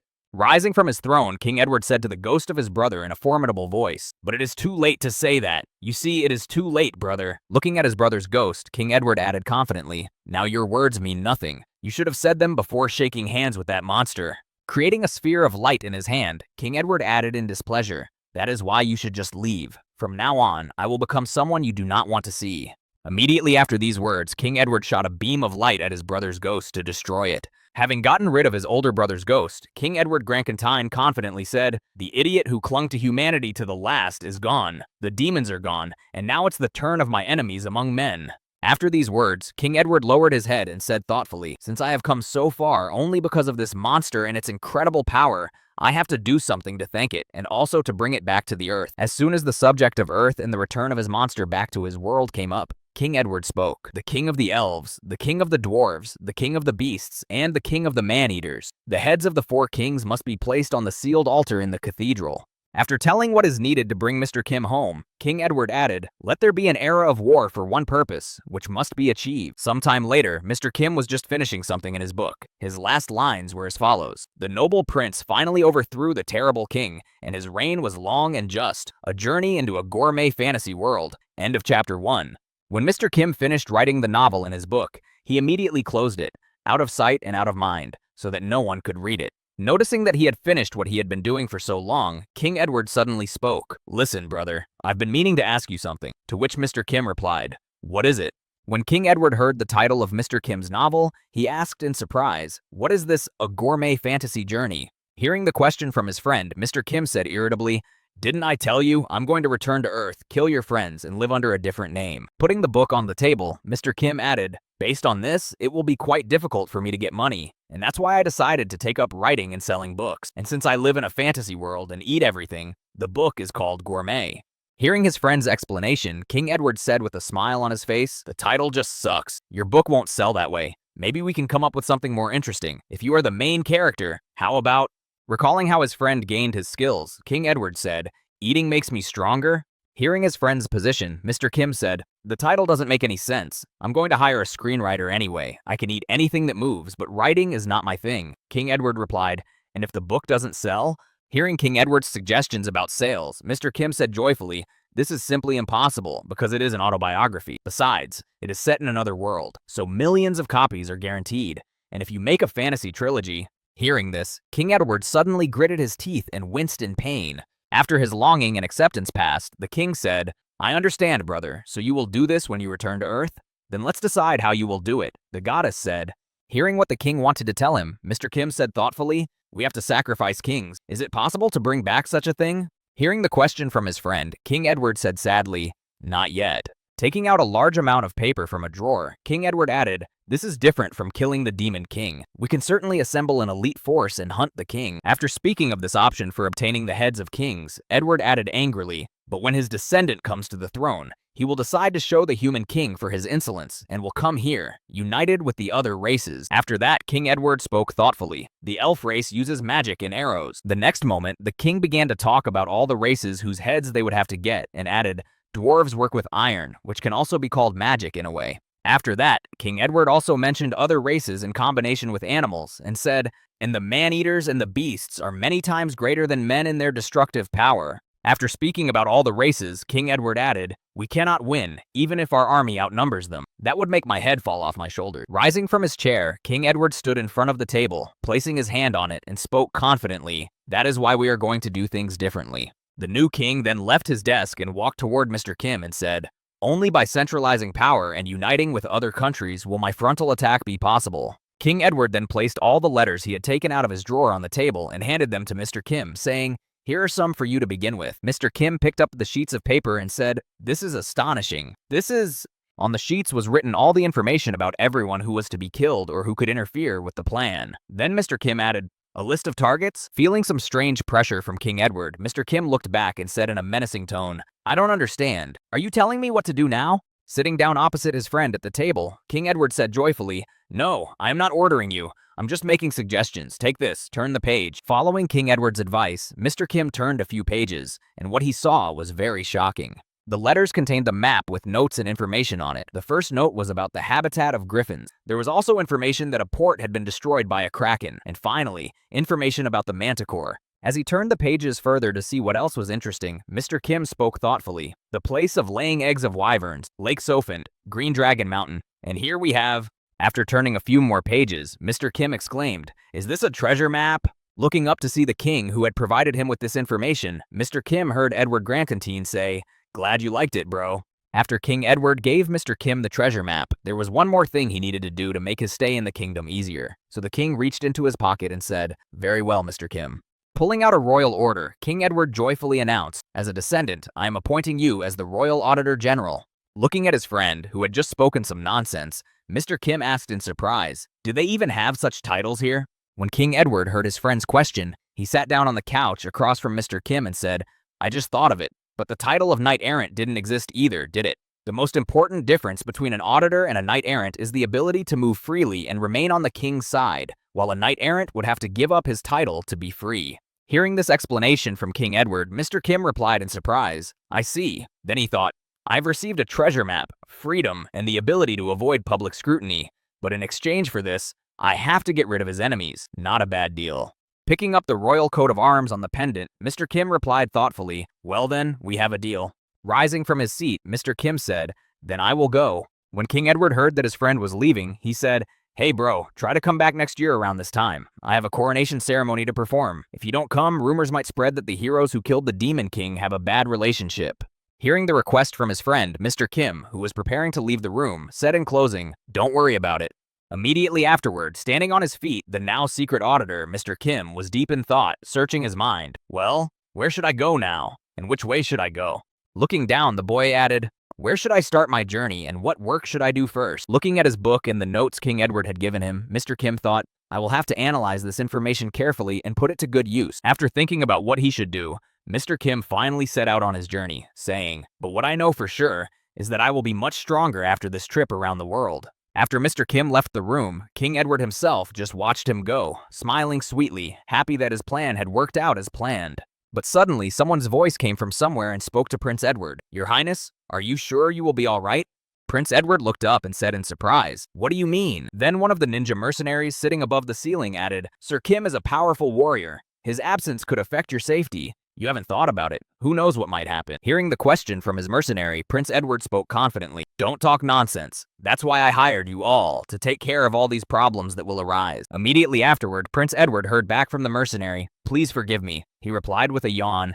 If you really want to make amends, then prove yourself in action. Then the prince heard back from his mercenary. Yes, sir. This mercenary was the leader of the royal assassins, the head of a group of hired killers who was directly subordinate to the king himself. So how did it happen that Prince Edward, who had killed the previous ruler, retained the royal assassins? Everything is quite simple. In fact, the king had originally intended to transfer this group to Prince Edward. The first crown prince was supposed to lead the throne and illuminate his subjects with his light. But the second direct descendant of the throne, who was younger, was to become the commander-in-chief of the Assassins organization and act from the shadows, eliminating enemies on his way. But everything changed dramatically when the goddess appointed the first prince as a warrior. In general, the king's plan was only 50% realized. However, the royal organization itself could be headed not only by the king himself, but also by Edward, if he fulfilled one condition. And this condition was to take possession of the king's relics. One of these relics was a ring with the emblem of the royal organization, which the king wore on his hand. And the second relic was the crown, which Prince Edward also took after he killed the former ruler.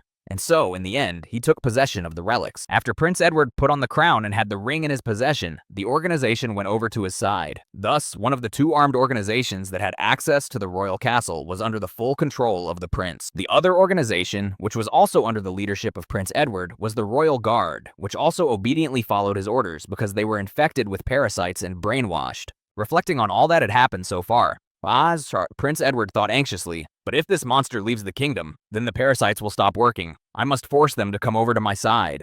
With a sly smile, Prince Edward, who had gained unprecedented power, thought, well, everyone knows that people are united by pleasure, money, and guilt. So, let's try it.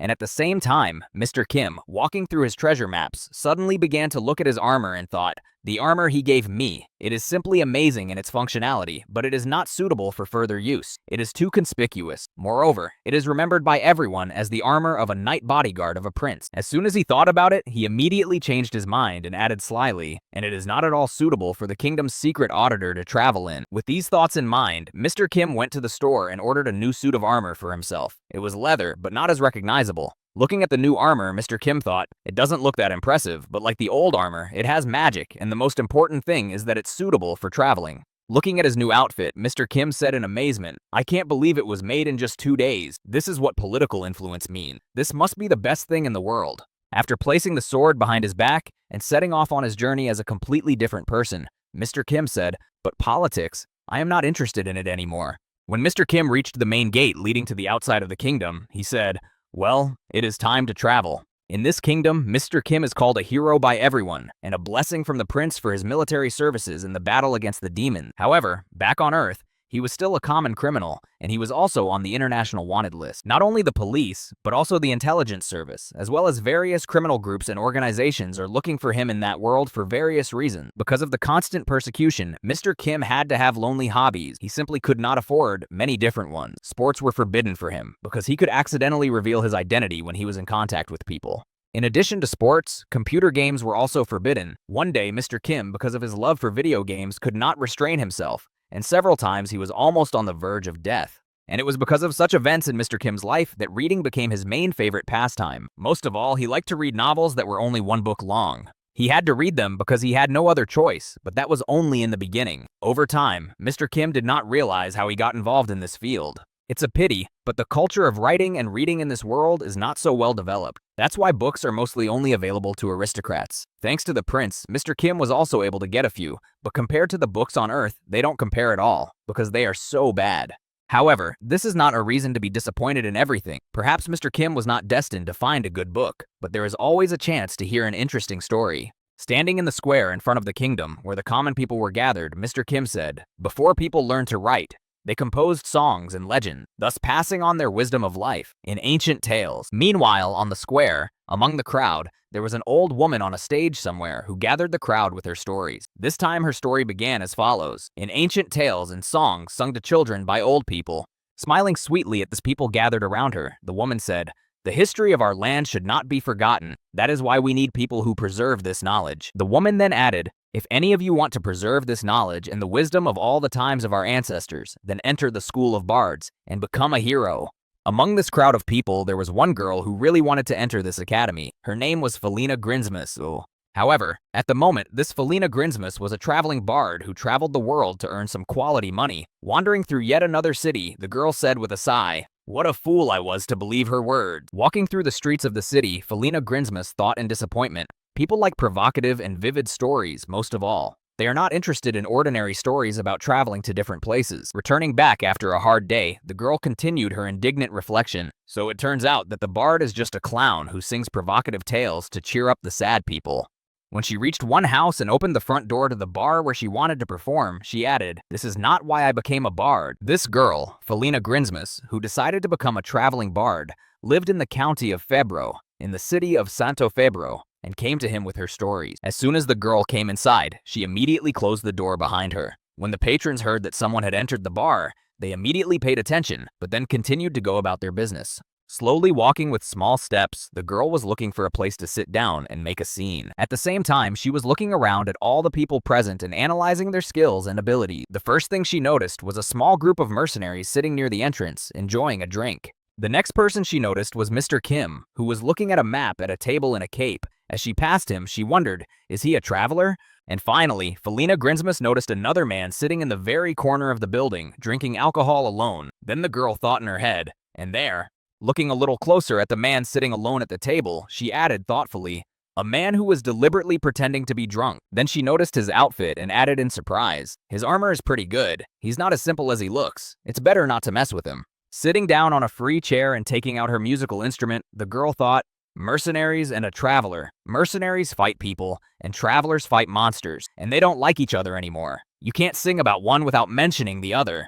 Preparing for her adventure, the girl smiled slyly and thought, this could lead to a fight, and then I won't get a tip, but I have a trick up my sleeve. As soon as the girl remembered the trick up her sleeve, she spoke happily. Dear guests, please pay attention. This ballad is about the prince who killed the demon king and the dragon-slaying knight. Hearing what the traveling bard had just announced, all the guests turned, and then one of them said in surprise, a prince and a white knight? Immediately afterwards, a young man exclaimed, this story. The next moment, everyone turned their attention to Felina Grinsmus to hear what she was going to sing and how she could entertain the audience. A few seconds later, the music started playing, and the accompaniment and the girl began to sing. After listening to the performance for a while, one of the people in the bar joyfully exclaimed, oh, that girl knows a lot about music. His comrades replied to the mercenary, everyone knows about this story now. A few seconds after the performance began, the girl had already earned some coins thanks to her talents, and that was not all. The coins kept flying in her direction. Continuing her performance, the girl opened one eye to see if there was any money for the performance. Noticing that there was already quite a good amount of money there, she thought, as expected, the effect is just wonderful. After these thoughts, she added indignantly in her head, it certainly has an effect, but I'm so sick of this ballad, honestly. Preparing for the crucial moment in the performance, she thought, and now, the best part. My profit depends on her performance. Immediately afterwards, she continued her performance, humming. When the prince saw his brother's death, it was not despair that gripped him. It was deep sorrow and heartbreaking hatred for the demon king. Seeing everything from the heavens, the goddess decided to give the prince the power of a warrior for a short time. And then, having told the main part of the story, Felina Grinsmus was about to finish, saying, the prince's sword pierced the king's chest. Before she could finish her ballad, she heard one of the visitors suddenly shouting. Interrupted by this, the girl noticed that one of the mercenaries had picked on the traveler and shouted menacingly, you brute! Grabbing the traveler by the collar, one of the mercenaries added menacingly, being intoxicated, are you laughing? Are you laughing at the prince's story now? What a bastard! The only response was laughter. Noticing that their friend was picking on someone again, one of his comrades said happily, well, when he gets drunk, he gets violent, although that guy is not bad either, if he decided to laugh at the prince himself, to which the other replied, he shouldn't have done that, boogeyman. Looking at this tense scene, Felina Grinsmus thought in confusion, oh no, they interrupted me. Now the whole mood is ruined. However, the situation was not the worst. After assessing her strength, the girl thoughtfully spoke in her head, 4 mercenaries against 1 traveler. Preparing for the next ballad, she thought calmly, well, it seems that the mercenaries will win, and then I will sing a ballad about their exploits. Closing her eyes from her dreams, the girl thought happily, they will open their wallets with joy, and what, was that a crunch? Before she could dream, she heard a strange sound and opened one eye. What she saw before her plunged her into confusion. The same traveler to whom the mercenary had picked on was Mr. Kim. To teach the insolent man a lesson, the pet shop simply broke his arm, squeezing it and shattering the bone inside. Feeling the pain after a crunching sound echoed throughout the bar, the burly man suddenly screamed in pain as he realized what had happened. As he screamed and shouted throughout the room, Mr. Kim grabbed his head to calm him down. Immediately after that, the boy slammed the mercenary's head on the floor to neutralize the drunken insolent who dared to make a complaint to him. Hearing some strange noise behind them, where their comrade was heading towards the traveler, The other mercenaries turned around and noticed that he was knocked out and said in surprise, "What? How come?" Immediately afterwards, the other mercenaries attacked Mr. Kim to avenge their comrade, who had just been publicly humiliated and won. Mr. Kim took out the first attacker with a single swing of his arm, interrupting his furious shout, "How dare you do this to my comrade?" As a result of a wave of his hand. It was not even a punch. Mr. Kim swung the guy into the wall as if he were a man, and he smashed through the bar at breakneck speed. After that, the blonde boy pulled out his dagger and attacked Mr. Kim with the weapon, shouting in anger, "Ah, you bastard! Make peace!" When he tried to stab Mr. Kim in the neck, the boy saw the dagger just crumble on contact, just like his hopes of winning the fight. Seeing the fear and despair in the eyes of the boy who attacked him, Mr. Kim smiled menacingly into his face, preparing to strike back. After that, the tavern was filled with loud shouts from the mercenaries, who were screaming in fear. "Ow! Help! Help! Someone!" Immediately after that, Felina Grinsmus collected all her honestly earned money and hastily left the bar to avoid getting hurt in this massacre. Running away from that place, the girl thought in fright. What was that? It's a real mess over there. I need to run away from there as fast as I can before I get caught. The girl's decision was the most correct and wise one among all those present in that establishment. At the same time in the bar, Mr. Kim was holding someone at arm's length and thinking, did I give the prince the strength of a warrior? Did I overcome him with sadness? Booga! This is ridiculous. Glaring at one of the mercenaries who attacked him and decided to deal with him, Mr. Kim said menacingly, "It was such a good comedy, but you have ruined my mood." As Mr. Kim held him by the throat, one of the mercenaries who had not yet received his punishment said in fear, Please, have mercy on me." Having watched everything that was happening in the bar for a long time, the lone drunkard finally got up from his seat and said menacingly, "That's enough." Turning his attention to the strange person walking toward him, Mr. Kim continued, "I don't know what happened here, but to use your power so violently." The girl then pulled off her hood to reveal her face and continued, "Against those who are many times weaker than you, Wan Wadinem." Immediately afterward, the drunken girl spoke, "I, the Holy Knight Fuskid, will not allow you to do as you please anymore." After saying this, Mr. Kim began to scrutinize the girl to see if she was a real threat to him and if she was lying. While he was examining her, Mr. Kim was thinking in his head, so she's a paladin, right? Looking at her armor, Mr. Kim thought, you wouldn't know it by her appearance, but she definitely doesn't come from a state founded by the Church of the Goddess. Paladins are one of the most asymmetrical forces of the Church. Come to think of it, among the information the prince passed on was something about the church state. The church state. This is a place that is modeled after the Vatican, which exists on Earth. It is a small town state where the majority of the population is made up of people who are much more superior than other people. Also, one of the representatives of one of the asymmetrical forces was the Holy Virgin, the same virgin who took part in the journey against the Demon King, a skeleton made of an alloy of blessed magical metal, a highly developed muscular system, sight and reflexes that went beyond human ones. She was the epitome of a human weapon. The only problem was that creating such a saint required a huge amount of time and resources. Even the church state, which receives enormous gifts and donations, is able to produce only one saint every 10 years. In order to create a weapon with your own hands that will be similar in strength to the warrior chosen by the goddess, you need to pay the appropriate price. Everything is not as simple as it might seem. That is why the church state invented a way to create superhumans who would be less resource intensive. And these are the people who became paladins. Paladin.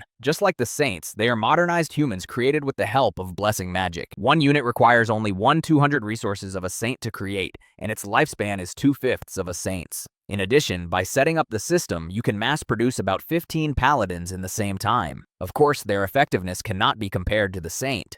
If Svyataya is the latest model of a modern tank, then a paladin can be compared to an old-style assembly line tank. However, even if it is an ordinary old model of a tank or a new one, an ordinary person will never stand up to a tank in a battle. A few seconds later, the girl was right in front of Mr. Kim to stop the outrage he was committing. Looking at the girl standing in front of him, Mr. Kim thought, a paladin. I must say that compared to the daredevil and the saint, she is incredibly weak. If I can just deform her body, killing her will be easy. After thinking about it for a while, Mr. Kim let the man fall to the ground, thinking, however, this early conflict with the church state will not end well. Immediately afterwards, rescued by a random girl who stood up for him, the mercenary ran scared to the exit to save his life and not to be seen by Mr. Kim again. When the man left the room alive, Mr. Kim looked at the girl with resentment and said, "Well, are you satisfied now?" Hearing Mr. Kim's question, the paladin girl answered in confusion. "Well, yes, Seeing the girl's confusion, Mr. Kim said in surprise, "What's the matter?" When Mr. Kim asked the question again, the girl hesitated. "Oh, it's nothing. It's just that you said yes so easily. Usually those who bully the weak don't listen to what I have to say." Wow.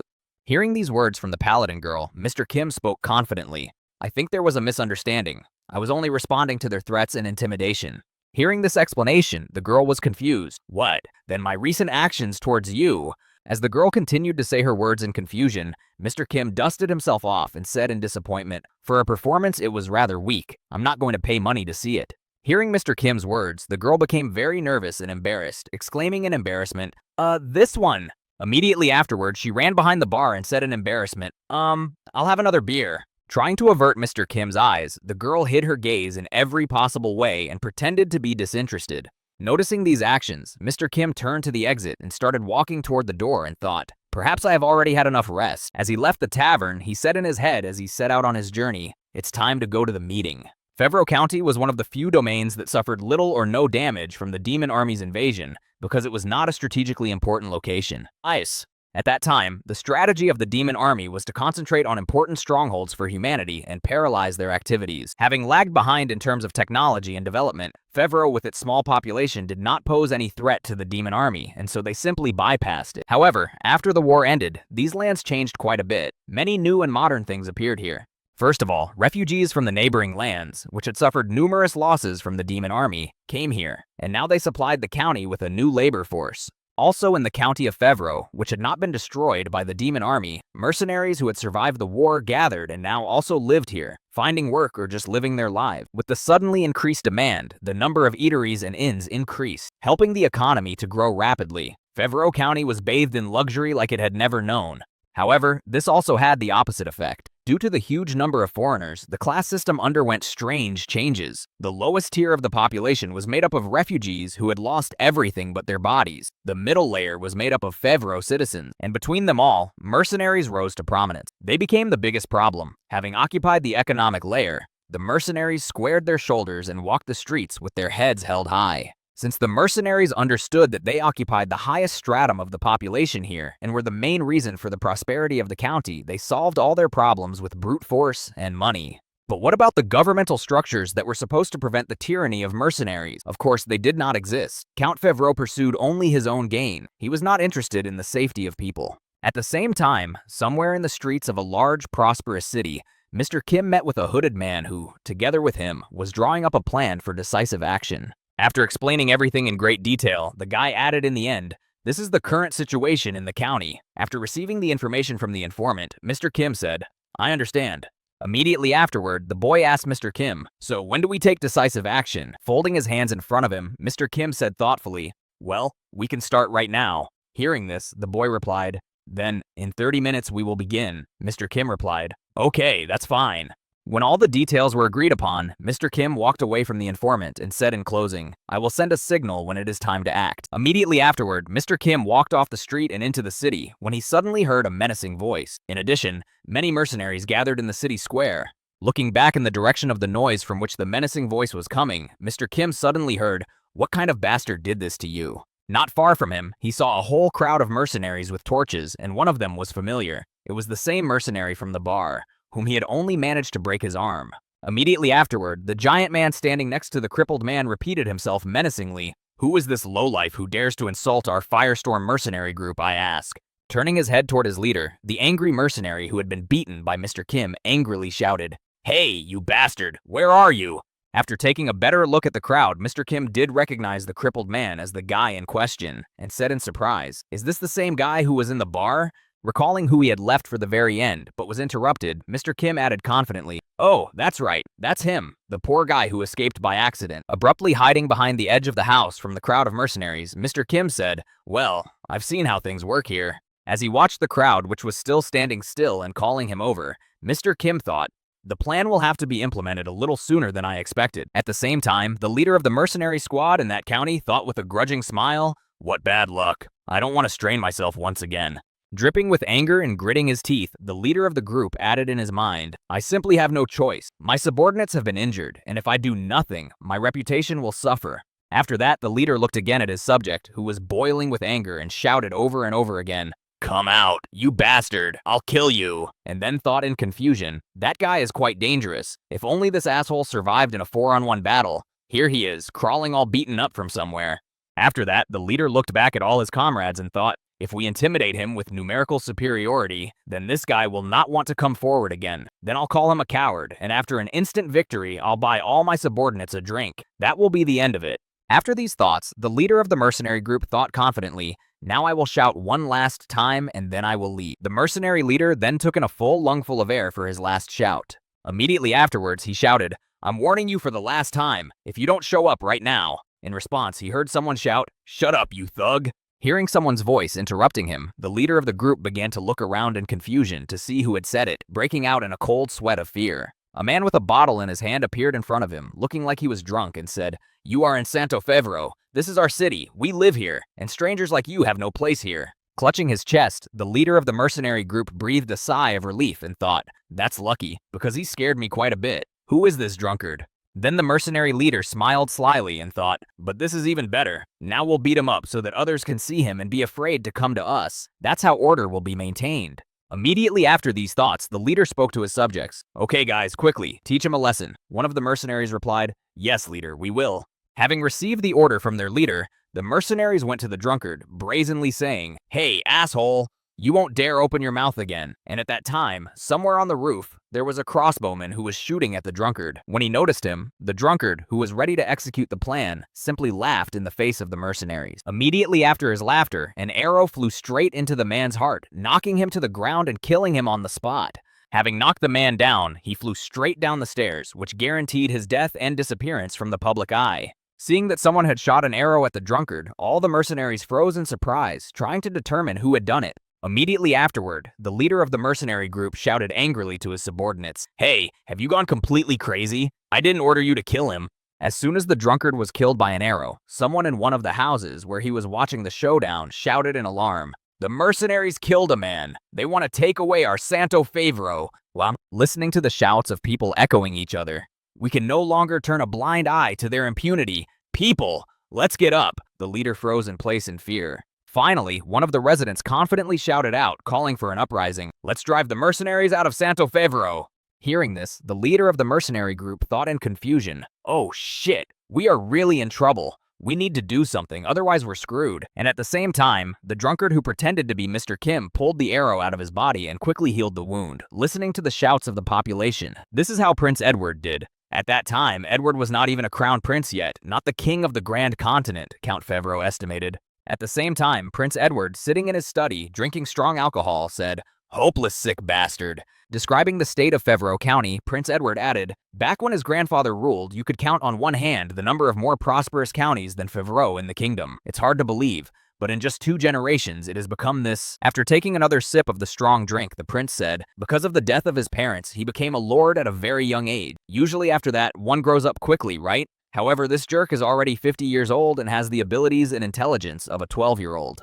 Looking at Count Fevro's personal information, Prince Edward continued, "Over the decades of his reign, he has only grown older. He is sick. There is no other way to say it. He should be removed first." As he made his way to Fevro County through the jungle, Mr. Kim said thoughtfully, "It was a drunken thing to say, and I thought the prince was just exaggerating, but I should have visited the land once to make sure the assessment was correct." A view of the abandoned city opened before him, where there was almost nothing: old houses, buildings, dried up trees, and wells. A terrible place. Seeing a part of the property in front of him, Mr. Kim said thoughtfully, "Only the center of the county, Santo Fevro, developed rapidly, and the territories located nearby were still poor villages. Without protection in the form of an army and a fortress wall, they were more like settlements of hunters of wild animals and monsters. People there roasted everything they could catch on fires, even mice." Suddenly, a boy who was preparing his dinner noticed a goblin looking at him somewhere in the bushes with a terrible grimace. Frightened by what he saw, the boy suddenly got to his feet and screamed. Immediately after that, he ran to the village, shouting in fear, "It's a goblin! Save yourselves!" However, it was not a goblin, but Mr. Kim with a goblin corpse. Surprised by this reaction, Mr. Kim said thoughtfully, "To put it simply, this mystery was quite strange to me." And so, Mr. Kim's life was such that during the day he wandered around lakes, rivers, and forests, hunting monsters he came across. At night, he sold all his monster trophies to travelers' guilds, and with the money he earned, he listened to the songs of wandering bards in taverns. Killing a large number of monsters in order to sell their trophies and get money, Mr. Kim spent 2 weeks of his life in this county day after day. Eating monsters every day over and over again, Mr. Kim said, these were just ordinary days of pastoral slaughter filled with peace. While eating various monsters on the hunt, Mr. Kim said, You may ask why I was wasting my time when it was only a short time before I had to return to the castle, but I will answer that it was a necessary process. Recalling the abilities he gained in the Endless Forest, Mr. Kim said, after leaving the Endless Forest, I had already gained many special abilities. Then, recalling how he fought the general of the 7th Demon Army, Mr. Kim added, later, after obtaining beautiful specimens, I still think of those two guys from time to time with gratitude in my heart. Remembering his anger and his friend who decided to take revenge for it, Mr. Kim thought, thanks to them, my abilities have become much greater. But at the same time, a problem has arisen that cannot be solved by eating a troll or a dragon. Recalling his research on the trolls and writing everything down in a reference book, Mr. Kim said thoughtfully, I had gained too many powers in a short period of time, and I couldn't know for sure what I was capable of doing and what I wasn't. After that, Mr. Kim said thoughtfully, and it was because those two generals gave me their abilities for almost nothing that I felt a certain amount of guilt, and that's why, for 2 weeks I wandered around the mountains, testing my ability. In order to test his abilities, Mr. Kim spent 2 whole years of his life killing various monsters and wandering in the wilderness.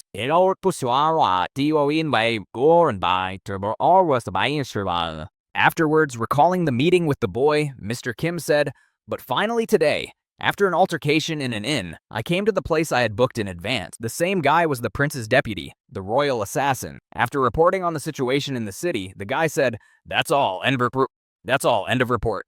Hearing the news, Mr. Kim said thoughtfully, I see, so I can take out the Lord as I please. Then he thought, with the change of the Lord, there will be chaos in the land and the threat of monsters will increase. But in my case, these are wonderful consequences. Immediately after thinking, the royal assassin asked Mr. Kim, so, when do we take decisive action?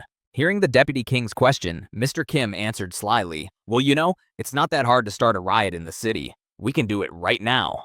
And so 30 minutes later, the assassin played his part and shot Mr. Kim, who had changed his appearance and was hit by an arrow. Having accomplished his mission, the assassin showed a gesture of successful completion of his task and walked away from the scene of the shooting. Meanwhile, Mr. Kim fell to the ground dead to play his role as a victim of mercenaries to the fullest and to raise a rebellion in the city. While lying on the ground as a victim, Mr. Kim thought, to fulfill my plan, we need the support of the majority. Then, as he altered his vocal cords to mimic the frightened voice of a witness with another voice, Mr. Kim thought, and I already have quite a few allies, just change my vocal cords a little bit. Changing his voice, Mr. Kim suddenly shouted, the mercenaries killed a man! By imitating the voice of a saintly virgin, Mr. Kim set off a chain reaction by shouting this phrase in the voice of a young girl, namely the voice of a saint. After that, Mr. Kim shouted again in a different voice, they want to take away Santo Favero. He immediately thought, recalling a moment from his past life, in the voice of a grown man from my world who saw something he shouldn't have. After that, Mr. Kim changed his voice again and exclaimed, we can no longer turn a blind eye to their impunity. This time, the voice belonged to a young police officer from Los Angeles who was constantly on his heels. After that, Mr. Kim changed his voice to that of the dragon girl he had fought and thought, and finally, with a dragon's roar. And the next moment, a very loud voice was heard saying, people, get up! Let's drive the mercenaries out of Santo Favero. Hearing this, the leader of the mercenary group was seriously frightened, realizing that soon they might have a very hard time.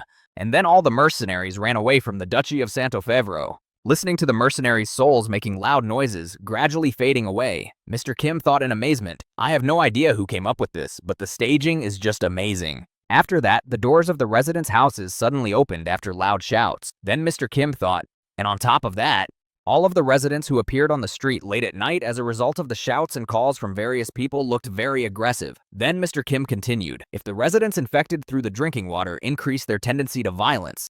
Immediately after that, all the residents rushed to the mercenaries to do what the other people were calling them to do. At the same time, Mr. Kim was watching everything from the roof of the building and heard the angry voices of the mercenaries and the residents. Let's drive the mercenaries away. You've all gone crazy here. Get out of here. Enjoying this painting, Mr. Kim spoke with satisfaction. This is a masterpiece. After a while, the news reached Prince Edward himself with the scandalous headline, Madness in Santo Favero. Upon learning about it, the prince gathered his subjects and said, the madness of the inhabitants who rose up against the mercenaries has spread throughout the city. The people rose up against the newcomers and began to drive out not only the mercenaries but also the refugees. Reading further, Prince Edward said, in the end, the inhabitants, the mercenaries, the refugees all mixed together and utter madness ensued. Count Favreau was killed in the confusion. After that, the prince thought, perfect. Perfectly worked. The prince then spoke angrily, crumpling the paper with the report in his hands. How could this be allowed to happen? Crumpling the paper with the report in his hands, Prince Edward continued angrily, we need to add additional clauses to the law. Rising from his throne, Prince Edward said, "Even in the case of direct inheritance of the title of Lord, if the Archbishop of the Church and the King decide that the Lord does not meet the requirements, he may lose the right to inherit the lands. Also, the number of mercenaries allowed to stay in the lands for more than a month must be half the number of the army on the ground." Hearing the prince's orders, everyone present was clearly nervous. Noticing the tension in the throne room, Prince Edward thought happily, "Everything is going exactly according to plan." And at the same time, a city was engulfed in flames. A huge fire was raging in the city, and Mr. Kim was standing on a mountain watching it and said, "It's burning well." As he watched the massive fire, Mr. Kim thought, "The more deaths, the fewer people will remember me." It was the same on Earth. Feeling the presence of the assassin behind him, Mr. Kim asked without even looking back, "Well, have you completed your work?" Hearing Mr. Kim's question, the royal assassin replied, "Yes, but I still have not fulfilled my order to find out where you are going next." Hearing that the latter needed to know the next point where he would appear, Mr. Kim turned to the assassin and said, "Caballeros." Recalling the maps with different information, Mr. Kim said, "The area where the griffin has been spotted recently. This information was marked on the treasure map." Recalling the figure of the strange animal, Mr. Kim said thoughtfully, "A combination of an eagle and a lion. Creatures that combine the characteristics of several creatures are my favorite." Hearing where Mr. Kim was going next, the royal assassin, having completed his 2 assignments, began to disappear and said goodbye. "Very well, then I will find you again when the time comes. I wish you a pleasant journey, Knight Kim." Hearing these words from the assassin, and feeling that he had already disappeared, Mr. Kim said, "Then it is time for me to leave as well." Feeling someone's figure behind him again, Mr. Kim looked back and asked in surprise, "What? Are you still that?" Before he could say it, he saw the same paladin girl who had interrupted him in the bar to prevent him from killing the last mercenary. Realizing that he had noticed her, the girl became seriously nervous and spoke in fright. "Knight Kim? A griffin, or griffin. It's a top-level monster, on average 2 or 3 meters in size, with the head and front legs of an eagle, but the body and hind legs of a lion. Looking at this guy, you can feel how amazing this world is, and also imperfect. This creature has a very inefficient body structure. Its upper half of the body, or would it be more correct to call it the upper part? In general, his upper and lower halves of his body do not fit together at all. Because he has a lower half of his body, he has to fly in a semi-sitting position, and because of its upper body, it cannot walk freely on the ground, moving in small steps. A creature stuck in the middle between the air and the surface. But even so imperfect, they drive people into fear. They were nicknamed Kings of Heaven and awarded the highest rank. After all, even despite all its flaws, the griffin has incredible power. They have adapted to fly and lead a predatory lifestyle, which is characteristic of lions, and also gather in small herds. In addition, their favorite food is horses. That is why griffins often attack people. Caballerage, the rock of the griffins. Upon reaching it, Mr. Kim said, "People often pass through Cabalovage on horseback, which is why I took on the guild's errand. It's our duty to eliminate the threat of the griffins, understand?" Hearing these words from her fellow teacher, the paladin girl replied happily, "Yes, master." Looking at the map, Mr. Kim added, "Since they gather in herds and their numbers are large, a head-on attack will not work here. That is why our goal is to catch the leader and reduce their activity." However, hearing him suddenly fall silent, the girl exclaimed in alarm, "Yes, teacher. A knight is one whose example follows high ideals even when he walks on the ground." Then clenching her fist, she added joyfully, "We must bravely confront deadly dangers if the peace and tranquility of the people depend on it. Do you mean it?" Hearing these words from the girl, Mr. Kim was surprised to think, "What?" After that, Mr. Kim closed his eyes and hesitantly replied, "Aha, that's what I meant." Walking ahead, Mr. Kim was deep in thought, speaking in his head. "Somehow, I happened to get hit on by a paladin of the church state. It's a long story. It all began a few days ago, when the uprising in Santo Favero was in full swing, and the people were shouting angrily, 'This is our land. Let's drive out the mercenaries.'" That very evening, an assassin visited the Lord's mansion. Noticing the strange figure in front of him, the Count said in confusion, Who are you, you bastard? Do you even know who I am?" Immediately afterwards, the royal assassin finished off Count Santo Favero with a single, precise dagger stab, after which the Count fell to the ground dead. After checking to make sure he was dead, the royal assassin said confidently, "The task is completed." After that, he quietly left the Count's mansion and headed away. However, everything was a little less unnoticed than expected. A paladin girl was standing near the Count's mansion and noticed the royal assassin coming from there. Turning to the strange figure who had just left the mansion, the girl said in surprise, "He came out from the Lord's palace?" Realizing that something was obviously wrong, the girl thought to herself, "This looks very suspicious." After that, keeping a certain distance, the girl began to pursue him, thinking, "I need to follow him." And finally, the same strange figure arrived at the edge of the mountain, where there was another guy whom the paladin girl had seen somewhere before. Having looked at the figure more closely, the girl thoughtfully said in her head, that despot from the tavern yesterday? After having a conversation with the yesterday's robber, the strange figure disappeared, saying in conclusion, I wish you a pleasant journey, Knight Kim. That's when the girl became interested in him. When the girl heard the strange figure speak to him, she was surprised. Just now. What just happened? Did he just call him Knight Kim? After that, Mr. Kim also spoke up as his friend disappeared. Well, now it's time for me to go.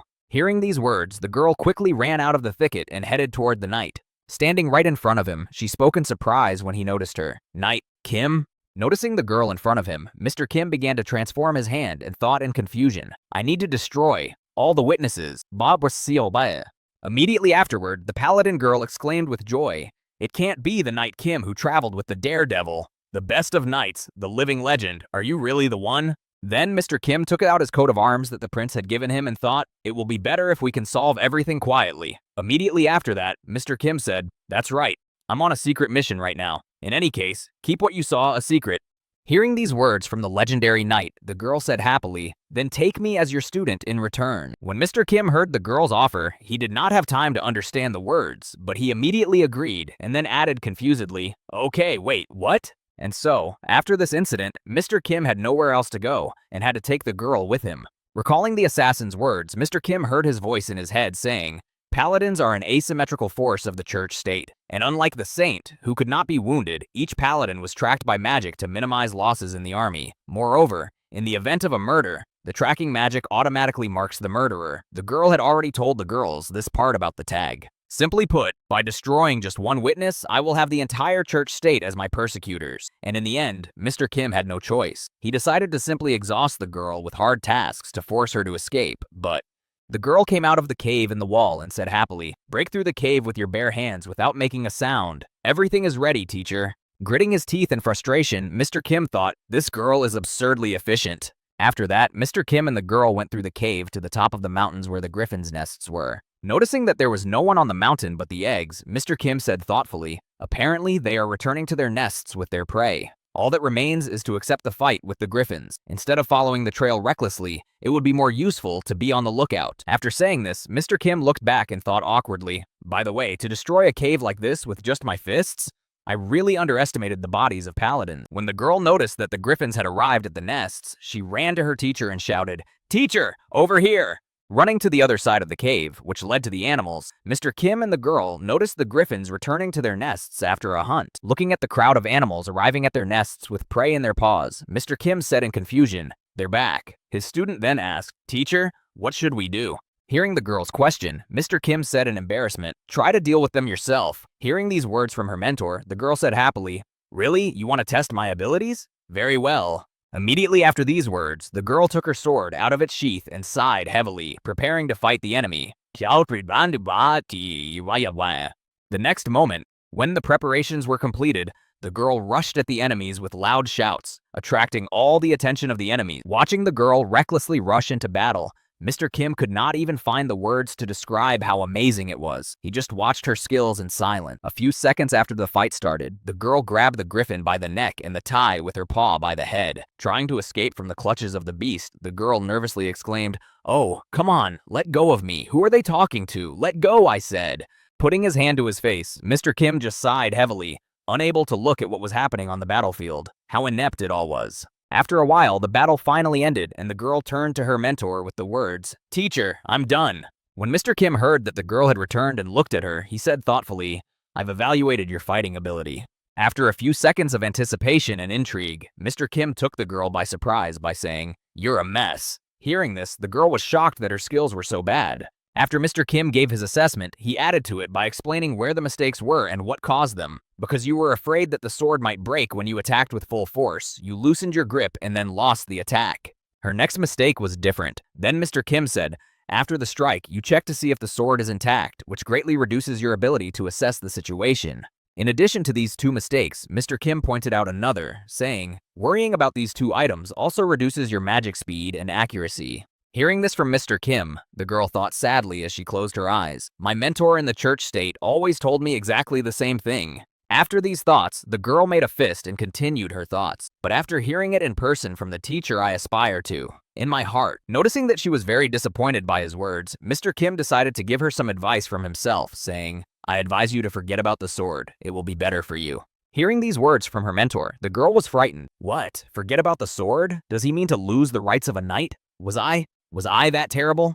It can't be. Or, yes, someone like me. Interrupting the girl's foolish thoughts, Mr. Kim added happily, standing to his feet and clenching his hand into a fist. In other words, just be like me. Hearing these words from her mentor, the worried girl asked again, what do you mean by be like you? Hearing the girl's anxious voice, Mr. Kim replied, what you heard, don't use the sword. Am I saying things too hard for you? Hearing her mentor's question, the girl added excitedly, no, not at all. Then she thought about it and finally began to realize what Mr. Kim had said. He must have meant something else. Forget about the sword was not a hint to leave the knights. He just said to put down the sword and use our fists. After Mr. Kim saw that the girl had finally come to her senses and realized what he meant, Mr. Kim said, there is another herd on the other side of the ridge. The next moment after he said this, Mr. Kim walked out of the cave and said to the paladin girl, follow me. I will show you how to fight with your bare hands against your enemy. Immediately after saying this, Mr. Kim went to the enemy he spotted near the nest and grabbed him by the neck, leaving no chance for the enemy to retaliate. Watching her mentor skillfully fight the enemy, the girl said in amazement, it's just incredible. It's crazy. Wow.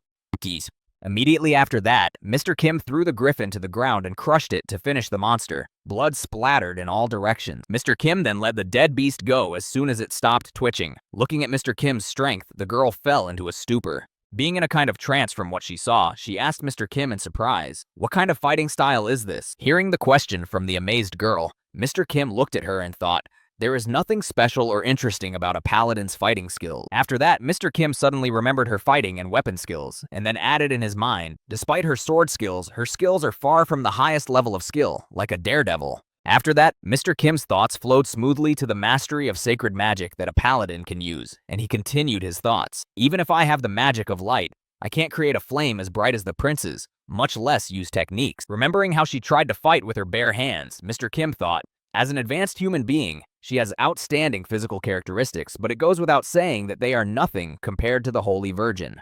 Thinking back to his team that he went to the Demon King with, Mr. Kim thought, this team combines the features of the Daredevil team, but none of them give them any advantages. Looking at the dead griffin he had finished off, Mr. Kim made a great comparison and thought, it's just like a griffin that has the characteristics of an eagle and a lion, which are useful separately but mutually interfere with each other when combined. Leaning against the griffin and looking at the paladin girl, Mr. Kim said in his head, an army of men cannot defeat her, but if she were to participate in the Daredevil's campaign, she would be exhausted at the very beginning, before she could even arrive at the Demon King's castle.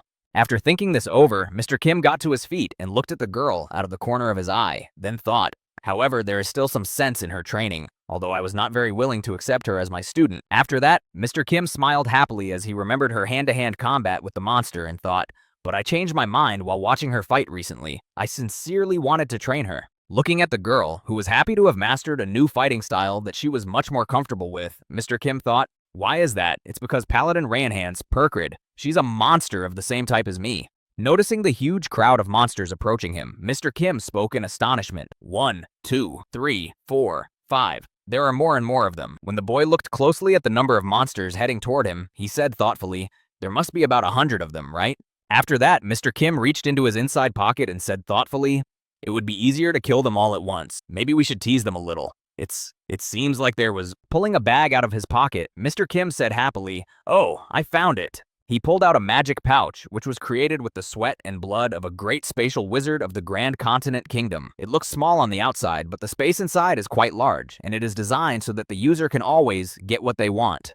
Immediately afterwards, Mr. Kim took out a horse's thigh from his magic bag to tease the monsters. After taking out a piece of meat, Mr. Kim held it out in front of him and thought, I heard that griffins cannot resist horse meat. The ones that the paladin killed had just arrived with their prey. It's a good thing I took it. Noticing the piece of delicious meat held by Mr. Kim, the griffins began to lick their lips deliciously, looking at the food. Watching the animals' reactions, which were ready to taste the meat at any moment, if only they had the opportunity, Mr. Kim said slyly, do you want to try it?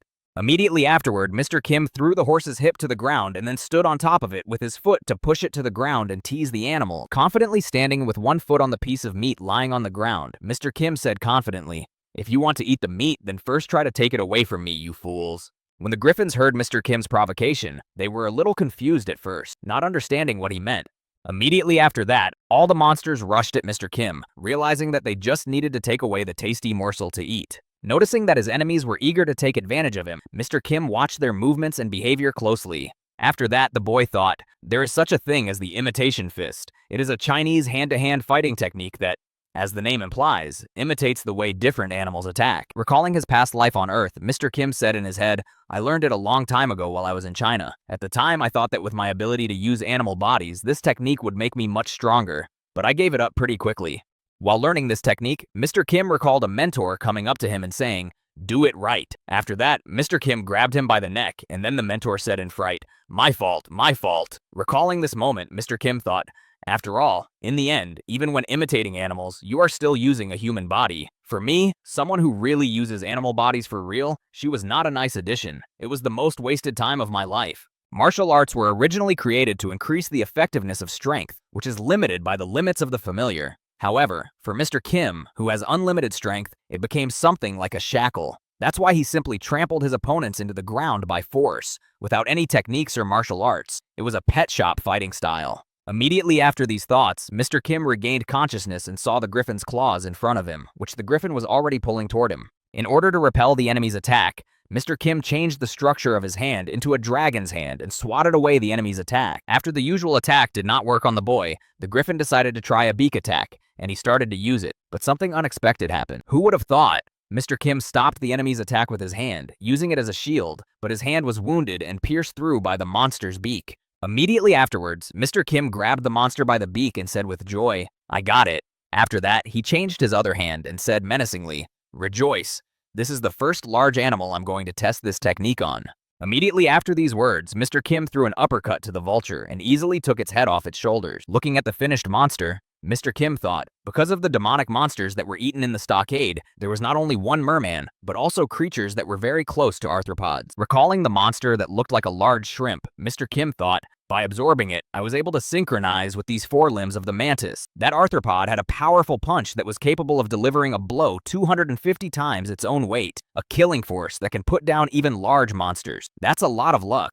Seeing what had just happened to their comrade, the other griffins froze in place, not wanting to approach the monster.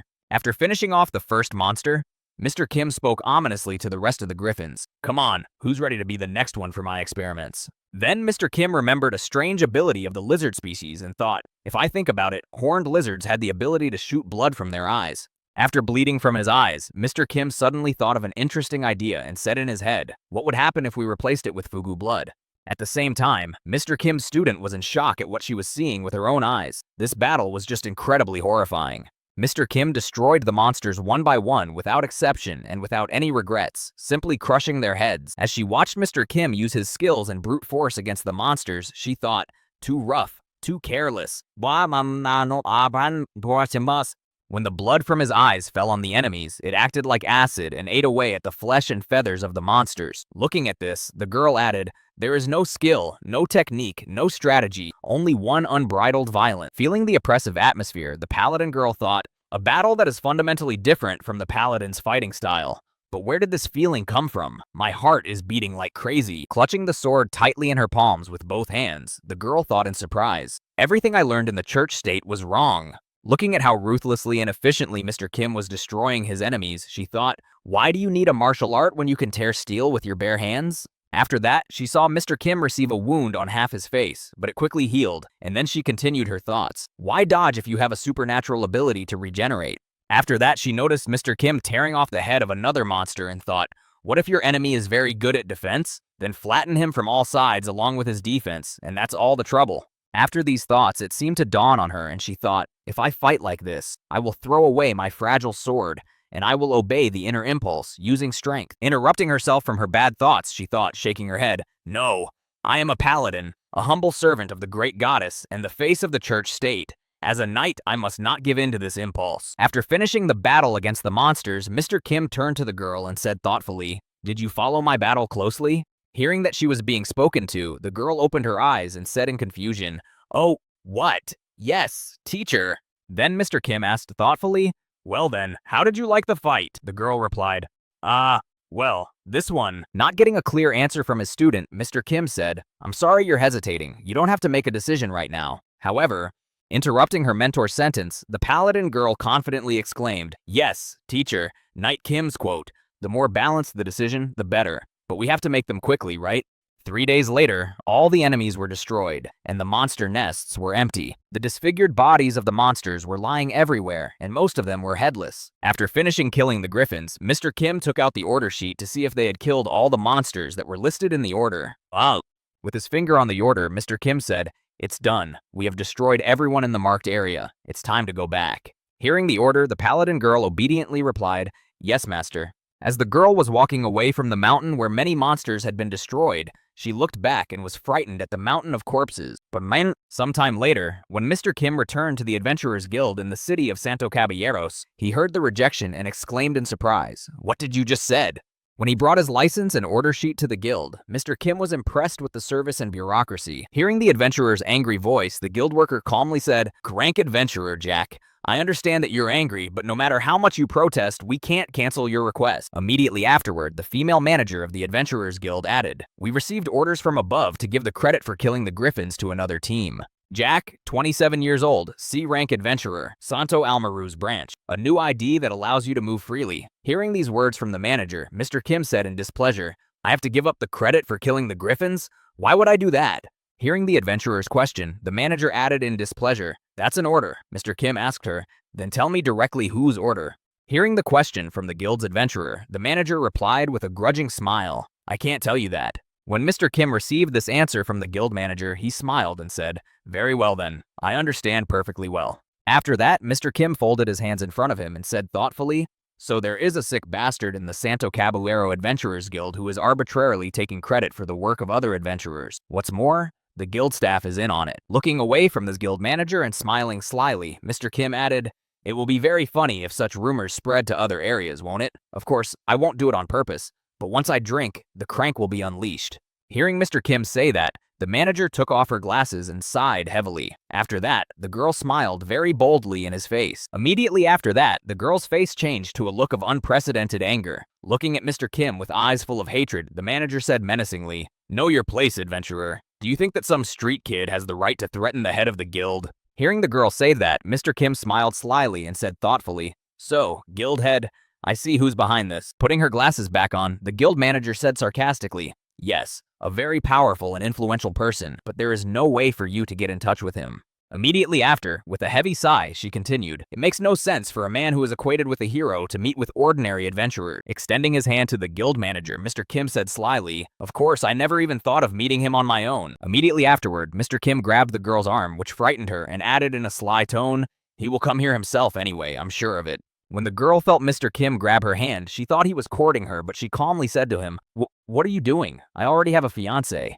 The next moment, Mr. Kim clenched his hand in which he was holding the girl's arm to teach her a lesson for such impudent behavior, let alone covering up crimes. The girl's arm was broken the moment Mr. Kim squeezed it, and the guild manager's screams resounded far beyond the guild itself. And at the same time, somewhere in the guild building, Julio Aventuras was sitting. He was a legendary adventurer, the only one who had managed to reach the SSS rank. He was the head of the Caballeros Guild. He was one of those who had accompanied the previous brave in his campaign against the Demon King. His figure was completely unnoticeable against the general background of the others, but he was there. The Daredevil squad of 25 years ago left behind an unlimited number of heroic stories, and of course, he also defeated the Demon King who was at that time. Everything was exactly the same for the group of monster and human, or more precisely, Mr. Kim and Prince Edward, who lived to see the end. All of them were granted the fulfillment of one wish. Falling to his knees before the goddess who could change his life, Julio Aventuras cried out in confusion, "Give me the strength to fight on equal terms with opponents who have been invincible until now."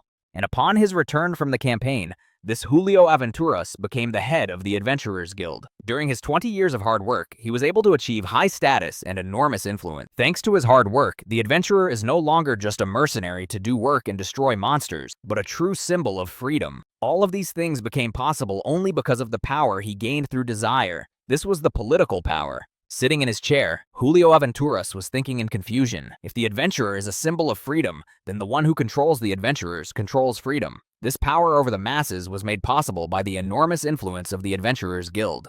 After that, Julio Aventura opened his eyes and looked out the window and thought irritably. However, the adventurer didn't get into the current Daredevil squad. The Cursed King took action before I could intervene. Then, remembering Prince Edward, the head of the Adventurers Guild added angrily, and in the end, the second prince became the hero, and people began to praise not the symbol of freedom, but the symbol of royalty. Immediately afterward, Julio Aventura slammed his hand on the table and continued angrily, "Before it's too late, I must create a hero among the adventurers. A hero who can raise the prestige of the profession again. I mean an adventurer who shows great promise. My son, Jorge Aventuras." While the head of this guild was thinking, he did not even hear someone enter his room. It was his son, who immediately exclaimed angrily from the doorway, "Father, why are you taking credit for someone else's merits?"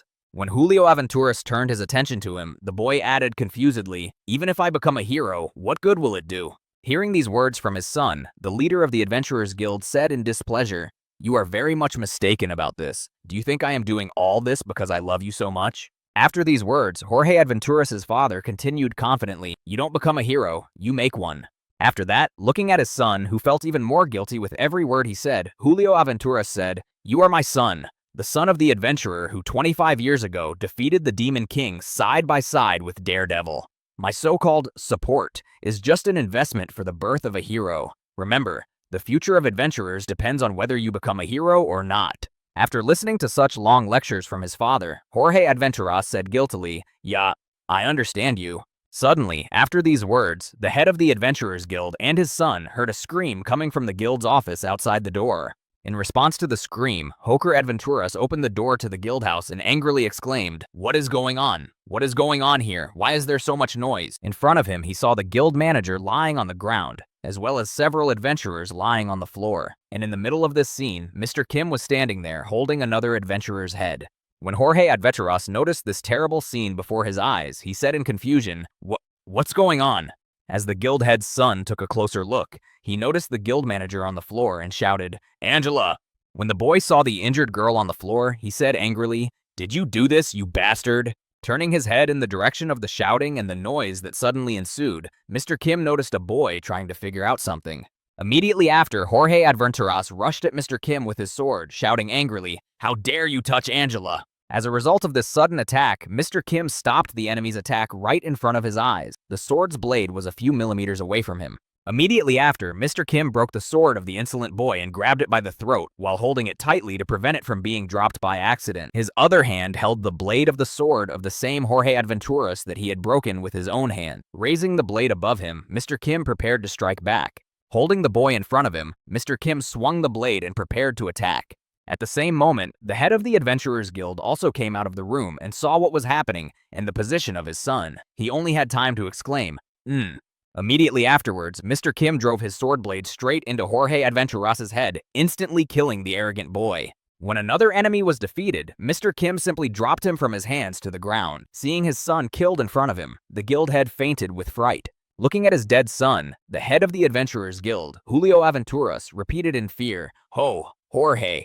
Turning to the man who had followed the boy, Mr. Kim asked thoughtfully, "Are you the head of the guild?" Angered by what he saw with his own eyes, Julio Aventuras reached for his sword and spoke angrily, "Yes, and who are you then?" Hearing the question from the head of the Adventurers Guild, Mr. Kim calmly answered as if nothing had happened, "I'm Jack. I'm a C-ranked adventurer." Hearing the name and the rank of the boy standing in front of him, the irritated head of the Adventurers Guild said, "So Griffins, I'm sorry for trying to take away your merit." After hearing the adventurer's apology, Mr. Kim turned his back on him and walked toward the exit, waving and saying goodbye. "Well, if you understand, then goodbye." Seeing Mr. Kim's defiant behavior, Julio Aventuras said angrily, "Wait, that's it? You've destroyed the adventurers of my guild, and you've broken my future daughter-in-law's arm."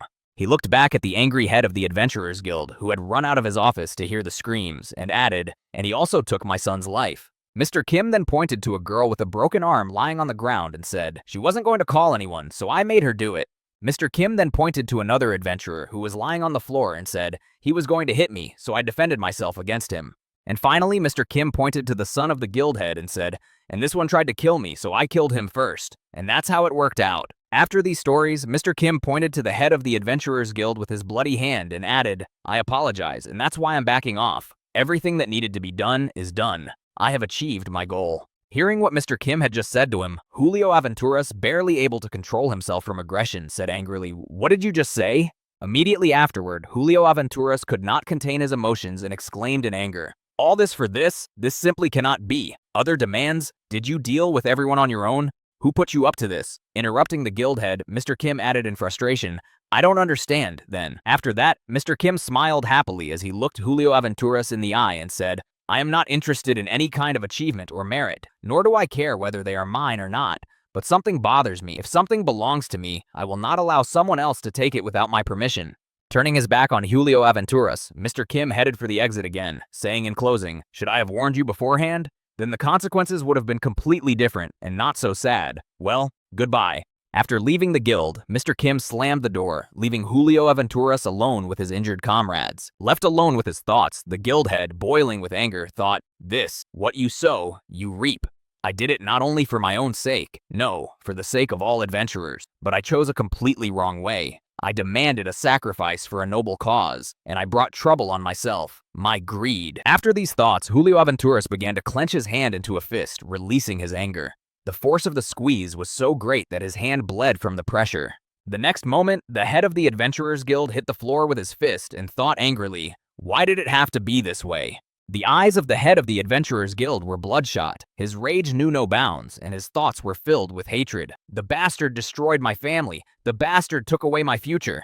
Immediately after that, Julio Aventuras shouted out fiercely, "Feather of the Bird of Paradise, Sword with Three Hilt, Vertival Youth Organization, and Whirlwind Axe, emergency meeting of all guilds." Then he thought, "In return, I will also take your future." After a while, the paladin girl who was waiting for Mr. Kim in the hotel room thought, "When I was training in the church state before I became a paladin, the mentor in charge of me was always accusing me of something." Recalling her training, the girl also recalled the moment when she broke a weapon, after which she was constantly told, "Paladin candidate R, do you know how many swords you have already broken?"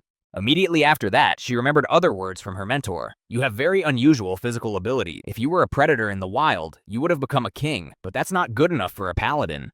After these memories, the girl immediately remembered Mr. Kim's advice and thought, "The teacher's instructions, use the power as you wish. They are completely different from the teachings of the mentor. Who should I listen to now?"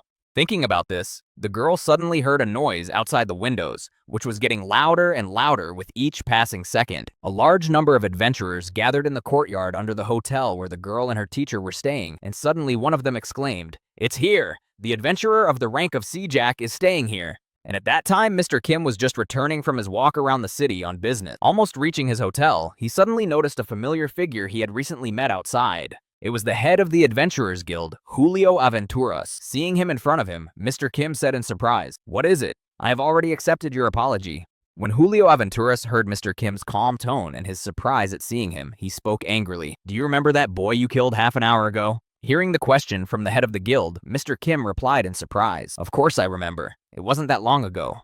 Recalling the moment when Mr. Kim killed his son right in front of him, Julio Aventuras said angrily, "That boy, he was my son." Immediately after saying this, Julio Aventuras reached for his sword, which was in his belt, and said angrily, "How do you know what the heart of a father who has lost his son feels?" Hearing these words from the angry man, Mr. Kim remembered his past and gritted his teeth and said, "I know how it is." When Julio Aventuras heard that Mr. Kim also knew what it felt like, he exclaimed in surprise, "What? What do you mean? You know?"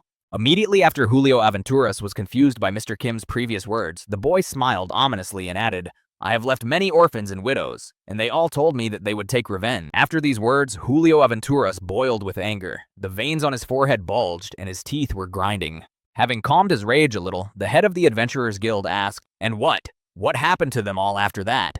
Hearing such a stupid question from the angry Julio Aventuras, Mr. Kim said ominously, "What? Really? What do you think happened to them if I am alive and standing in front of you now?" Seeing a weakness in the boy's defense as he held up his hands and bragged, the head of the Adventurers Guild thought, "There's an opening." He launched an attack. Grabbing his sword from his belt, Julio Aventuras began to close the distance between himself and Mr. Kim, shouting, "Fool!" Pulling his sword from its sheath, the head of the Adventurers Guild thought, "The aura that I have been honing for decades. This power can even cut through dragon scales like a sheet of paper." Swinging his sword to strike the boy, the guild leader thought, "I am Julio Aventuras. Though old in years, I am the companion of the past daredevil, and the only S-ranked adventurer. Feel my power." When Julio Aventuras' sword was almost at the target to avenge his son's death, Mr. Kim was already striking back. Feeling victorious in this battle, the head of the guild thought, "Die."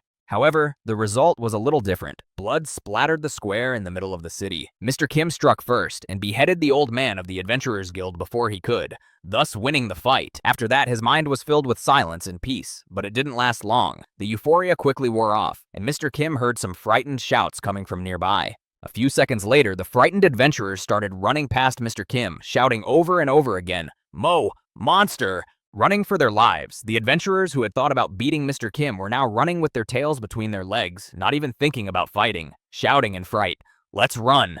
Looking at the frightened people, Mr. Kim said in surprise, "What? What is happening all of a sudden? It's not like there was a monster in town." As Mr. Kim walked forward a little in the direction from which the people were running, he noticed pools of blood on the ground. Raising his head a little higher, Mr. Kim saw a paladin girl standing in the street with the bloody bodies of the adventurers lying around her. It is not clear why, but the girl was shedding tears, being up to her elbows in the blood of the adventurers killed by her own hand. Hearing that someone else had come to her, she looked back and noticed a familiar person, and then asked anxiously, "Teacher?" Looking at the crying girl, Mr. Kim decided not to say anything to her. He simply walked past her and sat down by the wall to rest for a while. Taking out his magic pouch, Mr. Kim began to pull out a griffin's paw from the magic storage. The next moment, when the paw was pulled out, the boy began to eat it. When the girl saw that he did not react to her actions, she calmed down and wiped her tears. After that, the paladin girl simply walked over to Mr. Kim and stood silently next to him. Noticing that she was near him, Mr. Kim stretched out his leg to the girl and asked, "Are you hungry?" Not daring to refuse her teacher, the girl took the griffin's leg in her hands and took a bite of meat. After chewing the meat for a while, she immediately threw it back up, feeling the disgusting taste of the animal. Seeing what happened to his companion, Mr. Kim thought, "To be honest, griffin meat tastes really disgusting." As expected, because the griffin is a G, that's why the griffin is disgusting. Disgusting taste. After that, the girl sat down next to Mr. Kim and said, "To be honest, it's a secret." Recalling her past, the girl said, "Although everyone knows that paladins were blessed by a goddess who gave them superhuman abilities and strength, but in reality, they are just modernized humans created using a simplified technology for making saints." Hearing what the girl had just said, Mr. Kim thought, "There is no mystery in this. It has long been known in the highest circles. I have also heard it from the prince." The girl then changed her hand into a monster hand and added, "And also, we are being tested to test the features that are going to be added to the next saint." When Mr. Kim heard this, he asked in surprise, "What, experiments?" As soon as the girl heard her teacher's surprise, she showed him her hand and added, "Most likely, this is the result of an experiment." Immediately after that, the girl clenched her hand into a fist and said, "I'm sorry, I had a strange impulse, and After this incident, Mr. Kim looked at the girl thoughtfully and thought, "For the first time, when I first met this girl, I felt an unknown sense of kinship, so that was the reason."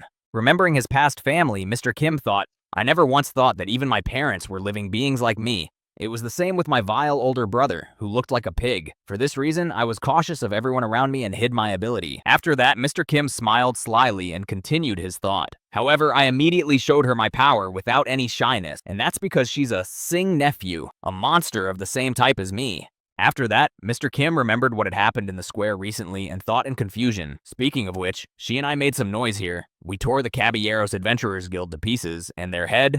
Rising to his feet, Mr. Kim said thoughtfully, "You cannot stay here any longer. Go ahead and get tickets for the carriage." Hearing the order from her mentor, the girl asked in surprise, "What about you, teacher?" Then Mr. Kim added to send the girl away, "I have one more thing to do. It won't take much time, so you go first and I'll catch up soon." Then the girl obediently replied, "Okay, I understand." Immediately afterward, the paladin girl drew her sword and set off to fulfill her master's order, while he watched her go to make sure she would not suddenly turn back. As soon as the girl left Mr. Kim, he immediately spoke. "You probably heard everything yourself, right?" Then a royal assassin appeared from around the corner of the building to meet with Mr. Kim. Upon hearing his question, the royal assassin, who had continued to hide behind the corner of the building to avoid being seen, replied, "Yes, I heard every detail, Knight Kim." As soon as Mr. Kim realized that he didn't have to tell him anything new, he said, "Then how about payment for the information?" Immediately after this question, Mr. Kim looked at the assassin out of the corner of his eye and continued his thoughts. The higher-ups only suspected that the paladins were test subjects for the saint. There was no direct evidence of this. However, given what I have just said, the truth has been confirmed, and I am the one who got this information. In the world, you have to pay for everything. As soon as it came to paying for the information, the assassin handed Mr. Kim a bag of money and said, "I have prepared everything in advance." Opening the money bag, Mr. Kim began to examine the contents. First, he pulled out a single coin and said thoughtfully, "Yes, it's travel money, but..." After that, Mr. Kim pulled out another identification card and said, "A new ID card." When Mr. Kim turned it toward him, he noticed something new. Then the assassin said, "Jack, 26 years old, a fourth-class mercenary, belongs to the Almaruz mercenary group. This is your new identity." Hearing this, Mr. Kim said in surprise, "So I'm a mercenary now?" After telling him all the details about his new identity, the royal assassin asked the traveler, "And where do you plan to travel now?" Turning his back and walking away from the assassin so as not to attract unnecessary attention, Mr. Kim said finally, "Santo Canargo." As he walked toward the place where he could get into the cart he had sent his student to fetch, Mr. Kim thought about the prince. Come to think of it, that's where the rascal and I first met. After that, Mr. Kim also remembered the Baron of that area, and added happily, "I'm even going to meet some of my old friends and acquaintances there." After a while, Mr. Kim and his student finally got into the trolley to get to another city. At the same time, Felina Grinsmus was also traveling in a wheelchair to another city. On her way to another city, the traveling bard girl was confused when she saw who was sitting in the carriage with her. How did this happen? Felina Grinsmus tried her best to avoid eye contact and ignore her fellow travelers, but sitting with her eyes closed all the time was not an option. Her fellow travelers were Mr. Kim and his student, who were traveling with her. Then she thought to herself, why them? Looking closely at Mr. Kim, who was looking at the map, Felina Grinsmus thought, this adventurer. Immediately after this thought, she remembered how Mr. Kim had slammed that big guy's head into the floor in the bar when he decided to pick on him for mocking the prince. Remembering that moment and his sinister smile, Felina Grinsmus thought, he's a dangerous man who caused a riot in a tavern. Because of this pogrom, she had to flee the tavern to save her life and interrupt her performance. Remembering this, she thought, and on top of that, there was the Fevro madness, which later spread to half the city. Asked about the madness, she suggested, it seems to me that he had a hand in that too. After that, the girl nervously looked at his companion. While the paladin girl was sleeping, Felina Grinsmus could examine her without worrying that she would suspect something. Looking at the sleeping girl, the wandering bard thought, and the girl next to him. Seeing this girl, Felina Grinsmus suddenly remembered the moment when she was about to leave the city. While packing her things, the bard heard a strange noise outside the windows. Deciding to see what was going on and what caused it, Felina Grinsmus went to the windows, saying in confusion, What are those sounds? When the wandering bard looked out the window, she saw the same girl on the street, tearing people apart left and right with her modified monster hands. When Felina Grinsmus saw the girl in the window, who was killing adventurers with ease, she was confused. Oh shit. I need to get out of here immediately, as soon as possible. Sitting in her wheelchair, Felina Grinsmus was frightened. It's the same one who started the massacre in the guest house. Because of these two, I canceled all my plans and immediately fled the city. To end up in the same carriage with them? Looking down at her companions traveling with her in the same carriage, she thought, as soon as we arrive in Santo Canargo, I will immediately change carriages. It's better not to mess with these guys, or you won't be able to pick up the bone. Closing her eyes, the girl thought in anticipation. Besides, we are almost there. Just a little more. And no sooner had she enjoyed that feeling of triumph than she heard the carriage driver say, Hey, there's a dungeon. The dungeon has opened. Right on the road in front of Mr. Kim's carriage, a dungeon appeared in the cave they had to cross, blocking the safe way to the city. At the same time, the Baron of Santo Canargo had also received a message that a dungeon had appeared near his city, threatening him with danger. Holding his head in disappointment at the news, the Baron said, A dungeon then? Is it for sure? To which the subordinate replied, Yes, Your Excellency. From the dungeon to the reservoir to the south, everything within a radius of 500 meters has been eroded. Having received additional testimony from his subordinate, Baron Santo Canargo said in confusion, Oh shit, a dungeon. Why did the dungeon appear and why now?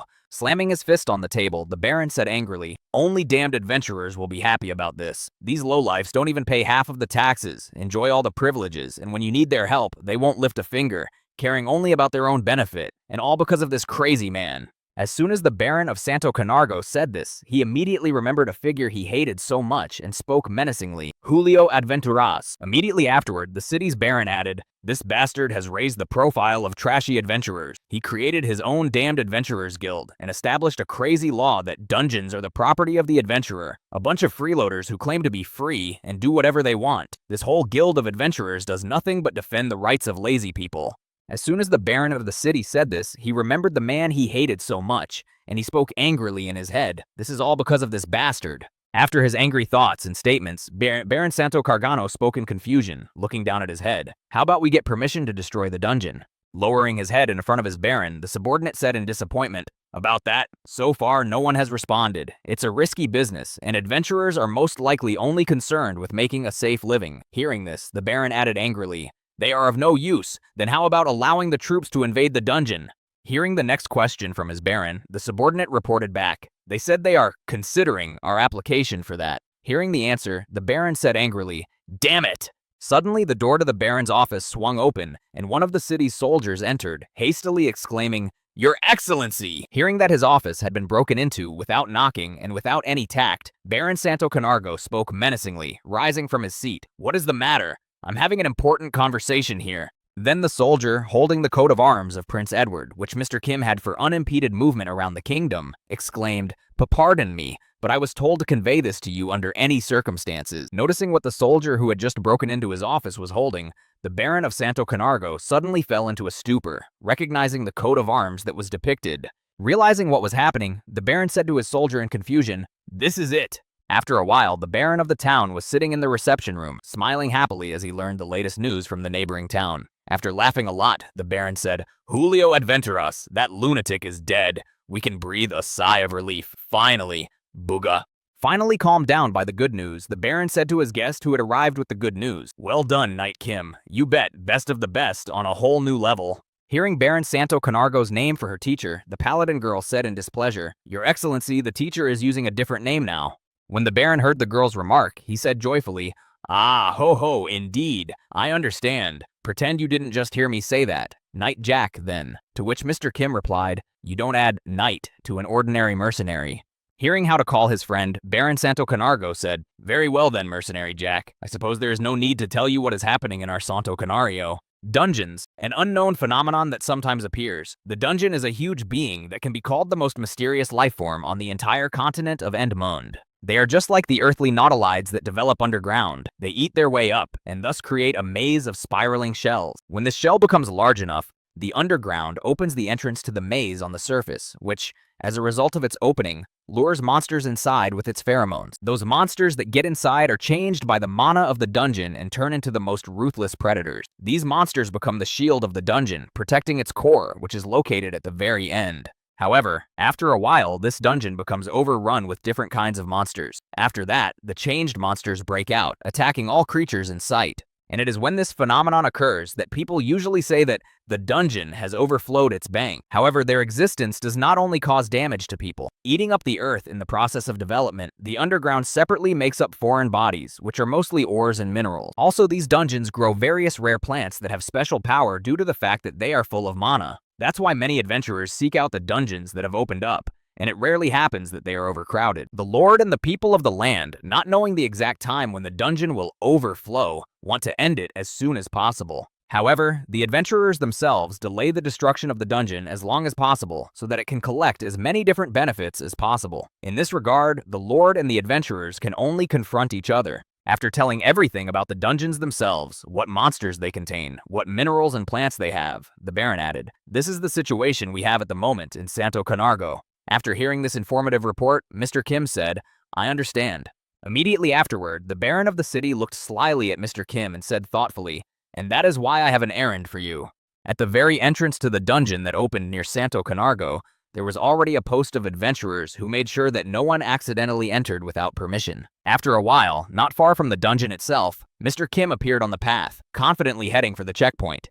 When one of the guards saw the young man heading into the dungeon, he held out his hand and said, "Wait, let us see your adventurer's license so that we can familiarize ourselves with it." Mr. Kim replied, "I am a mercenary." Hearing the profession of the newcomer, one of the guards said, "A mercenary cannot enter the dungeon. Get out of here." Behind the guard was the manager, who said sarcastically, "What is the hired hand doing here?" Mr. Kim was not the type to waste his time. He was confident in his goal and quickly removed obstacles. This time too, Mr. Kim knocked out a guard who was blocking his path. As he put one of the guards guarding the entrance to the dungeon on the ground, Mr. Kim said angrily, "Who told you that my target was the dungeon?" Noticing how rudely Mr. Kim had treated his friend, the girl went to Kim, exclaiming, "What do you think you're doing?" Before she could finish, the boy punched her in the face, saying, "Don't make any noise, I'm running an errand." When the two comrades were knocked out of action, the impudent manager flew out of his chair in fear and shouted, "Wait!" Hearing the noise near the cave, two guards who were just outside arrived at the entrance. When one of them saw what was happening, he exclaimed, "What the hell? What the hell happened there?" Noticing the guards behind him, Mr. Kim immediately headed inside the cave to hide from the law, ignoring the prohibitions. Grabbing the arm of one of the guards who had arrived at the noise, the frightened manager said, "Help me! This crazy mercenary has attacked my guild member." Hearing the manager's words, one of the guards ran after Mr. Kim and shouted, "Don't worry, we'll arrest him right away. Hey, you, stop right there. Don't move." Noticing that his comrade was heading toward the dungeon, the other guard called out to him in alarm. Stop! A few seconds later, the guard was already catching up with Mr. Kim, who was standing in the cave waiting for reinforcement. As soon as the guard caught up with Mr. Kim, he immediately took off his helmet to make it much easier to breathe and navigate in space. When he took off his helmet, the paladin girl who was traveling with him said happily, "Teacher, I'm here. Everything is as it should be." When Mr. Kim heard his companion's voice, he said happily, "There you are. Good. Let's go." Then the girl added, "Yes, the Baron himself will block the entrance." She took off her guardian's armor on the way and went with Mr. Kim into the cave, saying in amazement, "Wow, so this is what a dungeon looks like. I only know about them from stories." Hearing this from the girl, Mr. Kim asked, "Are you really interested in this?" Hearing the question from her mentor, the girl answered happily, "No, but I am interested in being on one of the pages of my teacher's heroic story." Hearing this, Mr. Kim was disappointed. "Okay." As she continued to move forward, the palm tree girl said in amazement, "Teacher, it's so deep." To which Mr. Kim replied to his student, "Yes, and it gets darker with every step." After telling his student this, Mr. Kim thought confidently, "However, with the dragon's eyes, I can still see clearly using mana." After that, Mr. Kim looked at his student, who had also changed her eyes to those of an animal that could see in the dark, and thought in surprise, "Well, of course, her eyes have also changed." Suddenly, after a few steps forward, the girl rushed to her teacher in alarm and exclaimed, "Teacher!" Right in front of the travelers were some strange monsters that looked like nothing else. Their mouths opened on four sides. They were some kind of aliens in the form of dogs. When the enemies appeared on the way of Mr. Kim and his companion, Mr. Kim said joyfully, "It begin." And so began the fulfillment of the Baron of Santo Canargo's order to eliminate the dungeon. And now, let's move back a few hours to find out what was happening in the Baron's office and what kind of plan they came up with. After telling the plan of action, the Baron said in conclusion, "Please take care of this." Hearing the request and the idea of destroying the dungeon, the girl Aladdin said in surprise, "But such actions are illegal?" According to the territorial law, the Lord is forbidden to use mercenaries for violence. Hearing the girl's remark, Baron Santo Canargo said, "You are very well aware of the Lady Paladin. However, adventurers are not citizens. They are only outsiders who take privileges from the locals." After explaining to the girl that there was nothing illegal here, the Baron added, "So, I'll ask you to proceed as planned. Oh, and one more thing, Lady Paladin. I will temporarily assign you to the garrison." Having said that, Baron Santo Canargo added anxiously, "The expansion of the dungeon may affect the reservoirs, which will leave the population without water. Please, hurry up." And so, we return back to the very moment where Mr. Kim and the Paladin girl are facing a pack of dog-like aliens. Recalling the words of the Baron of Santo Canargo, Mr. Kim thought happily, "Eliminating the dungeon, I will only benefit from this, as I will be able to devour the creatures I find in the dungeon." Stopping in his tracks, Mr. Kim spoke to his student. "Yes, go ahead and try to deal with them by yourself first, and then I will join in if necessary." Having received the order from her mentor, the girl confidently headed for the enemies, rolling up her sleeves. When she reached the monsters, she added, "I understand you, teacher." Having warmed up before the battle, the girl transformed into a monster with horns and wings, and in addition, a tail with thorns on it.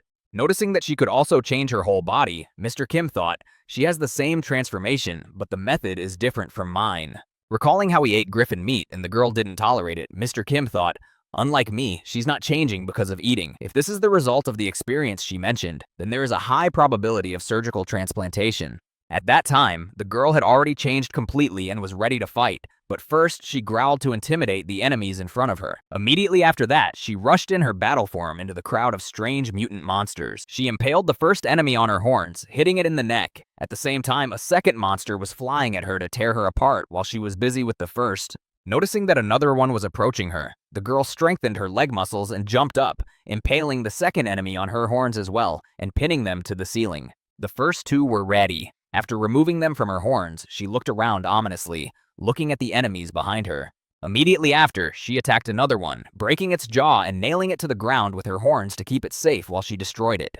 After finishing off several monsters, she prepared for the next round of battle with the remaining ones, as she already had the skills and knowledge to do so. A few seconds later, the girl headed toward the pack of monsters that were still in front of her and quickly closed the distance. However, the girl did not take into account one thing. Having burst into the ranks of the monsters, they surrounded her from all sides, and so now she had to be more careful than usual. But even this did not stop her. The girl used her brute strength to defeat the herd of monsters, and one of them she simply grabbed with her paws and tore into two parts.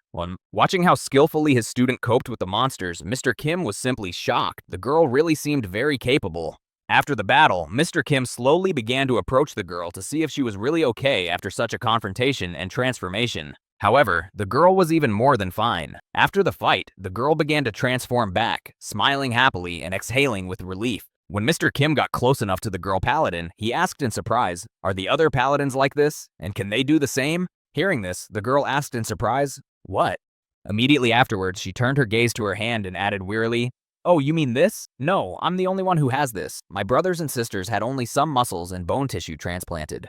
Hearing these words from a girl who was the only paladin of her kind with such skills, Mr. Kim asked in surprise, "It must have cost a lot of money." Shaking her head at what her teacher had just said, she said sadly, "Yes, it was especially hard to get a whole mimic. Thanks to him, I was able to keep my human form, but there was a lot of noise because of budgetary issues." Hearing about the mimic, Mr. Kim suddenly became lost in thought, saying to himself, "Mimic. He was definitely pouting in that book." Manhwa. Recalling the characteristics of this monster and what was written about it, Mr. Kim added, "Its characteristic feature is its transformation into other living beings or objects. Most often, they take the form of a treasure chest and attack adventurers." When he heard that the girl had even been implanted with facial expressions, Mr. Kim said thoughtfully, "I'm pretty sure it must have been quite difficult to endure all the pain that came with the surgeries back then."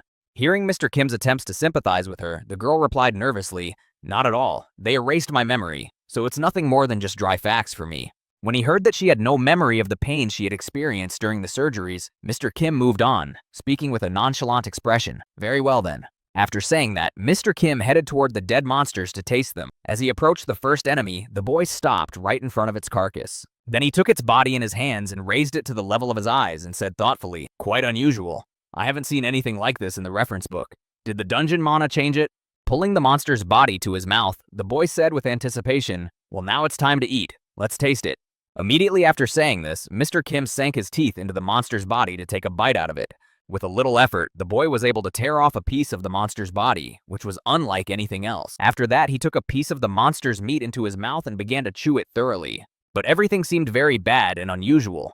Mr. Kim vomited and he threw up what he had just swallowed. After that, the boy began to smile hysterically. Drenched in cold sweat, Mr. Kim felt a strange sensation in his body, and saliva kept flowing from his mouth, all in order to remove the remnants of the abomination.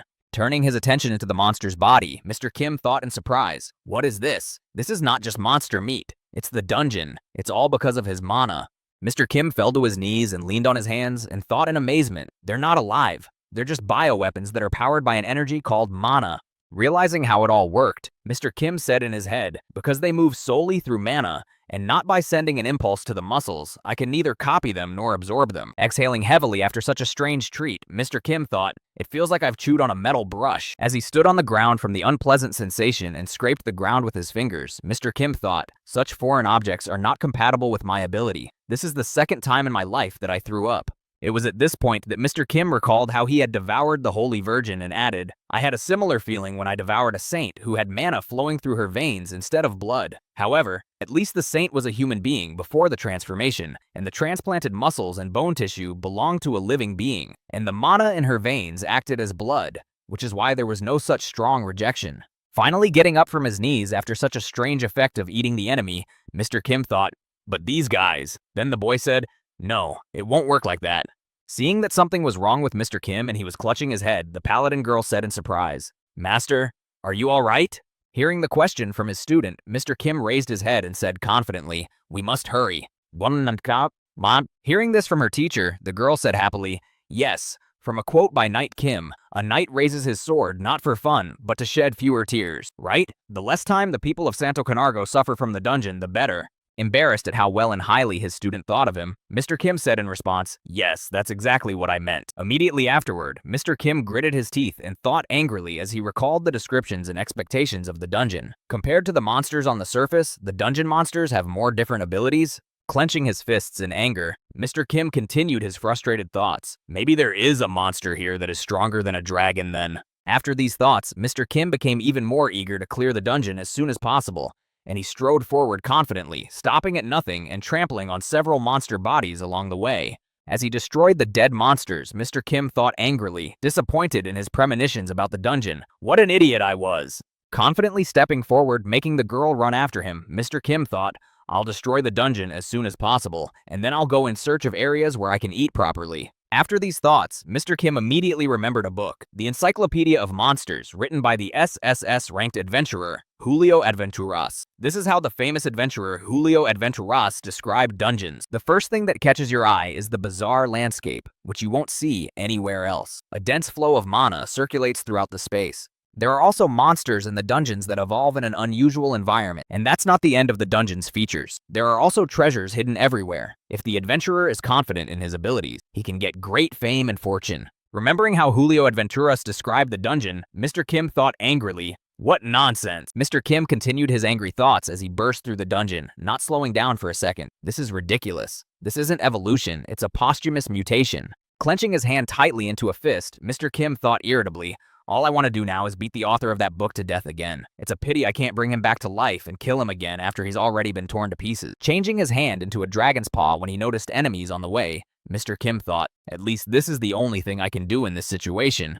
Destroying everything he could find on the way, Mr. Kim said angrily, "Just letting my anger out in this place." After that, he destroyed the monsters one by one, stepping on them like a bulldozer, not even thinking of retreating. He was driven by anger and hatred for the author of the book, as well as unearthly disappointment. Walking behind her mentor, the girl could only see the mountains of corpses that Mr. Kim left behind on the path he was walking. Suddenly, they came across a person calling for help. It was a wounded man who said in a frightened voice, "Rescue service? Help me. My friends are inside."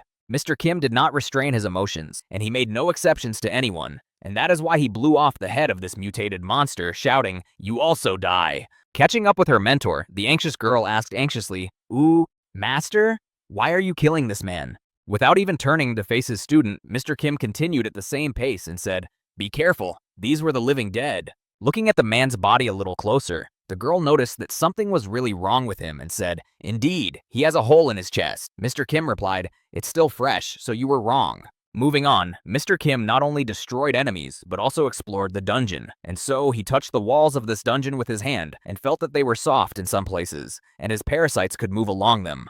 Having sent his parasites along the body of the cave, Mr. Kim thought in surprise, "It looks like a cave, but in the end, the cave is a living thing." After that, Mr. Kim thought of one of the commanders of the Demon King's 7th Army and thought, "In that case, I will use his abilities to find the centerpiece." Sometime later, after traveling through the dungeon, destroying all the enemies along the way, Mr. Kim told his student, "We are almost at the right place." Hearing that they were almost there, the girl was surprised. "We got there pretty fast, teacher. I have heard that no matter how quickly a dungeon is conquered, it usually takes at least 12 hours to travel 500 meters. Hearing what the girl had just said, Mr. Kim said in displeasure, "Wasting half a day on such a trifle? Adventurers are just inept losers." Hearing how angry Mr. Kim was at being compared to some adventurers, the girl added, "Teacher, it's more like you're just incredible. You went straight down without getting lost. An ordinary adventurer, even if he avoided fights, would spend much more time searching for the path." Hearing this from this girl, Mr. Kim said angrily, "Rayon Hand's Pure Creed." Hearing her name, the girl said nervously, "Oh yes, teacher."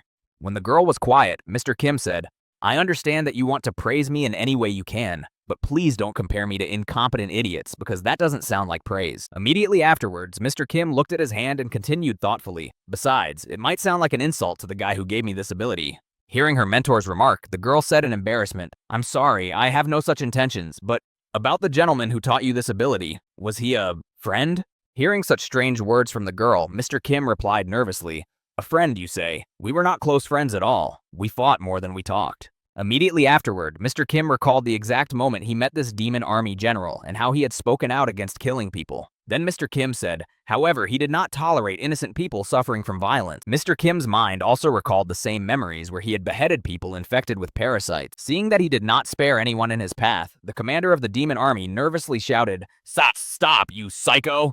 After that, Mr. Kim's memories flashed back to when they came face to face and the demon army commander said, "I will crush you so hard that you will not be able to stand." Immediately after saying this, the demon army commander rushed at Mr. Kim to try to defeat him. Then Mr. Kim said, even though the battle was doomed to fail, he was so brave that he was willing to sacrifice his own body. Immediately after saying this, Mr. Kim froze in his tracks, immersed in his memories, and saw the same monster who sacrificed himself for the common good. Noticing that Mr. Kim was acting strangely, the girl said sadly, "Teacher," but he just stood there, looking at a single point in the fog in front of him, imagining the figure of the general of the demon army. Trying to reach her mentor again, the girl said nervously, "Excuse me, teacher, if this sounds tactless, but that gentleman has already..." Mr. Kim replied, "That's right, he's dead." Thinking of that monster, Mr. Kim licked his lips and said, "But what he left behind is still inside me, and I will never forget it." After a while, Mr. Kim and the girl arrived at a huge gate that they had encountered during their journey through the dungeon. Noticing this huge door, the girl said, "Judging by the style, the building is very old. It looks like it's over 150 years old. This dungeon must have swallowed the whole village." For some reason, the girl immediately remembered the man who had begged them for help on their way here and said thoughtfully, "Perhaps the man we encountered recently was from there." When Mr. Kim heard the girl's suggestion, he immediately denied it, saying, "No, that dead man was so fresh that he hadn't even realized he was dead yet. Most likely, he was a member of the Adventurers Guild who had entered from the outside, and the hole in his chest." Hearing these words from her mentor, the girl added thoughtfully, "This means that we are facing an enemy who inflicts piercing wounds." When Mr. Kim heard the girl's suggestion, he said, "You are absolutely right." After these conversations, Mr. Kim decided to go ahead and push the front door open. When the door opened, Mr. Kim noticed something that surprised him greatly. In his boss's room, which he and the girl entered, Mr. Kim saw a strange creature that was very large in size. When he looked at the creature in the boss's room, Mr. Kim said in astonishment, "Is that a dragon?" After a while, Mr. Kim looked at the monster and said thoughtfully, "No, the creature looks much bigger, something like a wyvern." Hearing about the monster in front of them, the girl exclaimed in confusion, "What? It's so huge and not a dragon." Hearing this, Mr. Kim replied, "Look closely. Its forelimbs are connected to its wings, so it is a wyvern, not a dragon. No, to be more precise, it looks like a wyvern, but it is not an ordinary creature like the other inhabitants of the dungeon." After taking a closer look at the monster in the boss's room, the girl exclaimed in confusion, "It's..." After the monster stood on its hind legs, she added, "It has the body of a snake. Its wings are from a bat, the head of a horned lizard, legs from a frog. It seems to be one, but there are several of them at once." Hearing the girl's description of the monster, Mr. Kim replied, "That's right, the dungeon combined several creatures into one. That's its essence." Immediately after these words, Mr. Kim, gritting his teeth in aggression, added irritably, "Maybe some stupid sorcerer created a chimera and it slipped into the dungeon and took root here? Or did the other creatures change under the influence of the dungeon's mana, then merge together and accidentally take on this appearance?" Immediately after his conjecture, Mr. Kim, looking at the strange creature, added, "It's not my place to look for reasons, or rather, to think about what the truth is. But there is one thought that stuck in my mind." The only thought that kept running through Mr. Kim's mind as he looked at the strange creature was this: "It annoys me." Looking at the monster in front of him, Mr. Kim said, "It's like looking at a reflection in a crooked mirror. To some extent, I can call it a relative because of its body, which is assembled from parts of other creatures. But is a magical transformation capable of producing only such a miserable result?" Looking at the enemy he had to defeat, Mr. Kim thought, "For a monster of such a ridiculous appearance to act as the boss of a dungeon, it's disgusting." Immediately after these thoughts, Mr. Kim remembered his past and said, "I felt the same disgust when I looked at the guy I called my older brother. When he came back from the army, he used to gather around the local junior high school students to show off a console that he bought with his parents' money. If you think about it, this asshole didn't even serve, and all because of his weight." The next moment, Mr. Kim heard his student's voice asking anxiously, "Teacher, what are we going to do?" Shielding the girl with his body, Mr. Kim stepped forward and said, "You stand back and I will try to deal with him. Meanwhile, you just watch the fight from a distance." As soon as the girl was far enough away, Mr. Kim smiled slyly and thought, "The size is just right to let out what's been brewing. You will be my punching bag. I will provide you with an opponent of the same size." Immediately afterwards, Mr. Kim, who had the lungs and circulatory system of a giant dragon, as well as the bone marrow of a troll, which helped him regenerate quickly. He also had the muscles of an ogre, the strongest monster of its size, and the epidermis of a salamander, which protected him from any heat exposure, as well as the slime of the mystium slime. Mr. Kim could easily turn into a very strong monster, almost impossible to defeat due to its high degree of protection and rapid regeneration. And so, Mr. Kim took on the form of the most powerful creature available to him at the time, a dragon, a red fire dragon that could shoot countless fireballs. As soon as the body change was complete, and Mr. Kim was in the form of a dragon, he immediately growled to intimidate the enemy and put him into a state of shock for easier defeat. Meanwhile, somewhere in front of the entrance to the dungeon stood the manager of the Adventurers Guild, and the same sentry who had stayed behind to wait for his friend to return. At that time, the manager, who had let Mr. Kim in because he was helpless, said nervously, "We made fools of ourselves because of some damned mercenary." After these words, the ground around the entrance to the dungeon began to shake a little, increasing over time. During the still imperceptible earthquake, the manager said, "Let him come out," and as a member of the Adventurers Guild, before he could finish, the earthquake was strong enough to interrupt the manager's angry remarks. He exclaimed in fright, "A earthquake? What's going on? What? Damn it!" This earthquake was caused by the cry of a dragon, or rather Mr. Kim, who turned into a dragon and began to intimidate the opponent with his roar. Hearing the dragon's cry and the earthquake that followed, the chimera enemy froze in place, unable to move in fear. However, after a while, the effect of intimidation passed, and the chimera monster came to its senses. Immediately after that, it attacked the dragon to strike the first blow, and thus set the pace of the fight. At that time, Mr. Kim stood confidently in place, waiting for at least some action from the enemy. The first move was made by the chimera monster, who swung his paw to strike the dragon. Immediately afterward, its paw landed on Mr. Kim's head. It did not cause any injury or any minimal damage. Rather, it just irritated the guy even more. Having struck the first blow, the chimera monster prepared to strike again, swinging its second paw and preparing to strike. However, the combination of blows was interrupted. Mr. Kim grabbed his opponent's other paw, blocking the attack and thus breaking the series. Now it was his turn to respond. Squeezing his enemy's hand in his paw and crushing the bones, Mr. Kim said with a disdainful voice, "Weakling, too light and with too many flaws, what can you do to me?" With two of the chimera monster's legs blocked, he decided to use his other trump card. He still had a tail with spikes, which he used at the same time. Having noticed the unexpected attack at the last moment, Mr. Kim managed to dodge it, receiving only minor scratches from such a cunning maneuver of the enemy. However, the chimera monster's tricks did not end there. Having missed the enemy with its tail, the monster spun it around and began to turn back. It then used the tail as a rope, tying it around Mr. Kim's neck to grab him in a chokehold and immobilize him at the same time. When Mr. Kim was unable to escape, the chimera monster prepared its venomous fatal bite teeth to poison the dragon with its deadly technique. Noticing what the enemy was about to do, Mr. Kim thought in surprise, "These poisonous fangs, fatal bite fang." Immediately afterward, the chimera monster tilted Mr. Kim's head to the side to give itself the opportunity to bite him. Realizing what the chimera monster was planning to do, Mr. Kim thought in amazement, "Your head is working just fine, but all your attempts are in vain." As the enemy's teeth crumbled from contact with Mr. Kim's skin, the boy thought, "This might have worked if I had the skin of an ordinary dragon, but if the skin of a dragon is covered with mystium, it is a different matter altogether." Immediately afterward, Mr. Kim changed his arm from a dragon arm to an orc arm to increase his muscle mass. The next moment, Mr. Kim simply pushed the enemy away from him with the words, "You're annoying me. Fall down already." As soon as the distance between the chimera monster and Mr. Kim was broken, the monster prepared for its next attack. It still had some tricks in its arsenal. As it leaned toward Mr. Kim, the chimera monster sprayed his face with venom that it released from its eyes. This attack covered Mr. Kim's entire face with a thin layer of fatal bite venom, but it did not affect him. It was a futile way to gain an advantage. Looking himself up and down, Mr. Kim said in surprise, "The blood contains the poison of a deadly bite? If my teeth didn't work, I decided to penetrate the skin."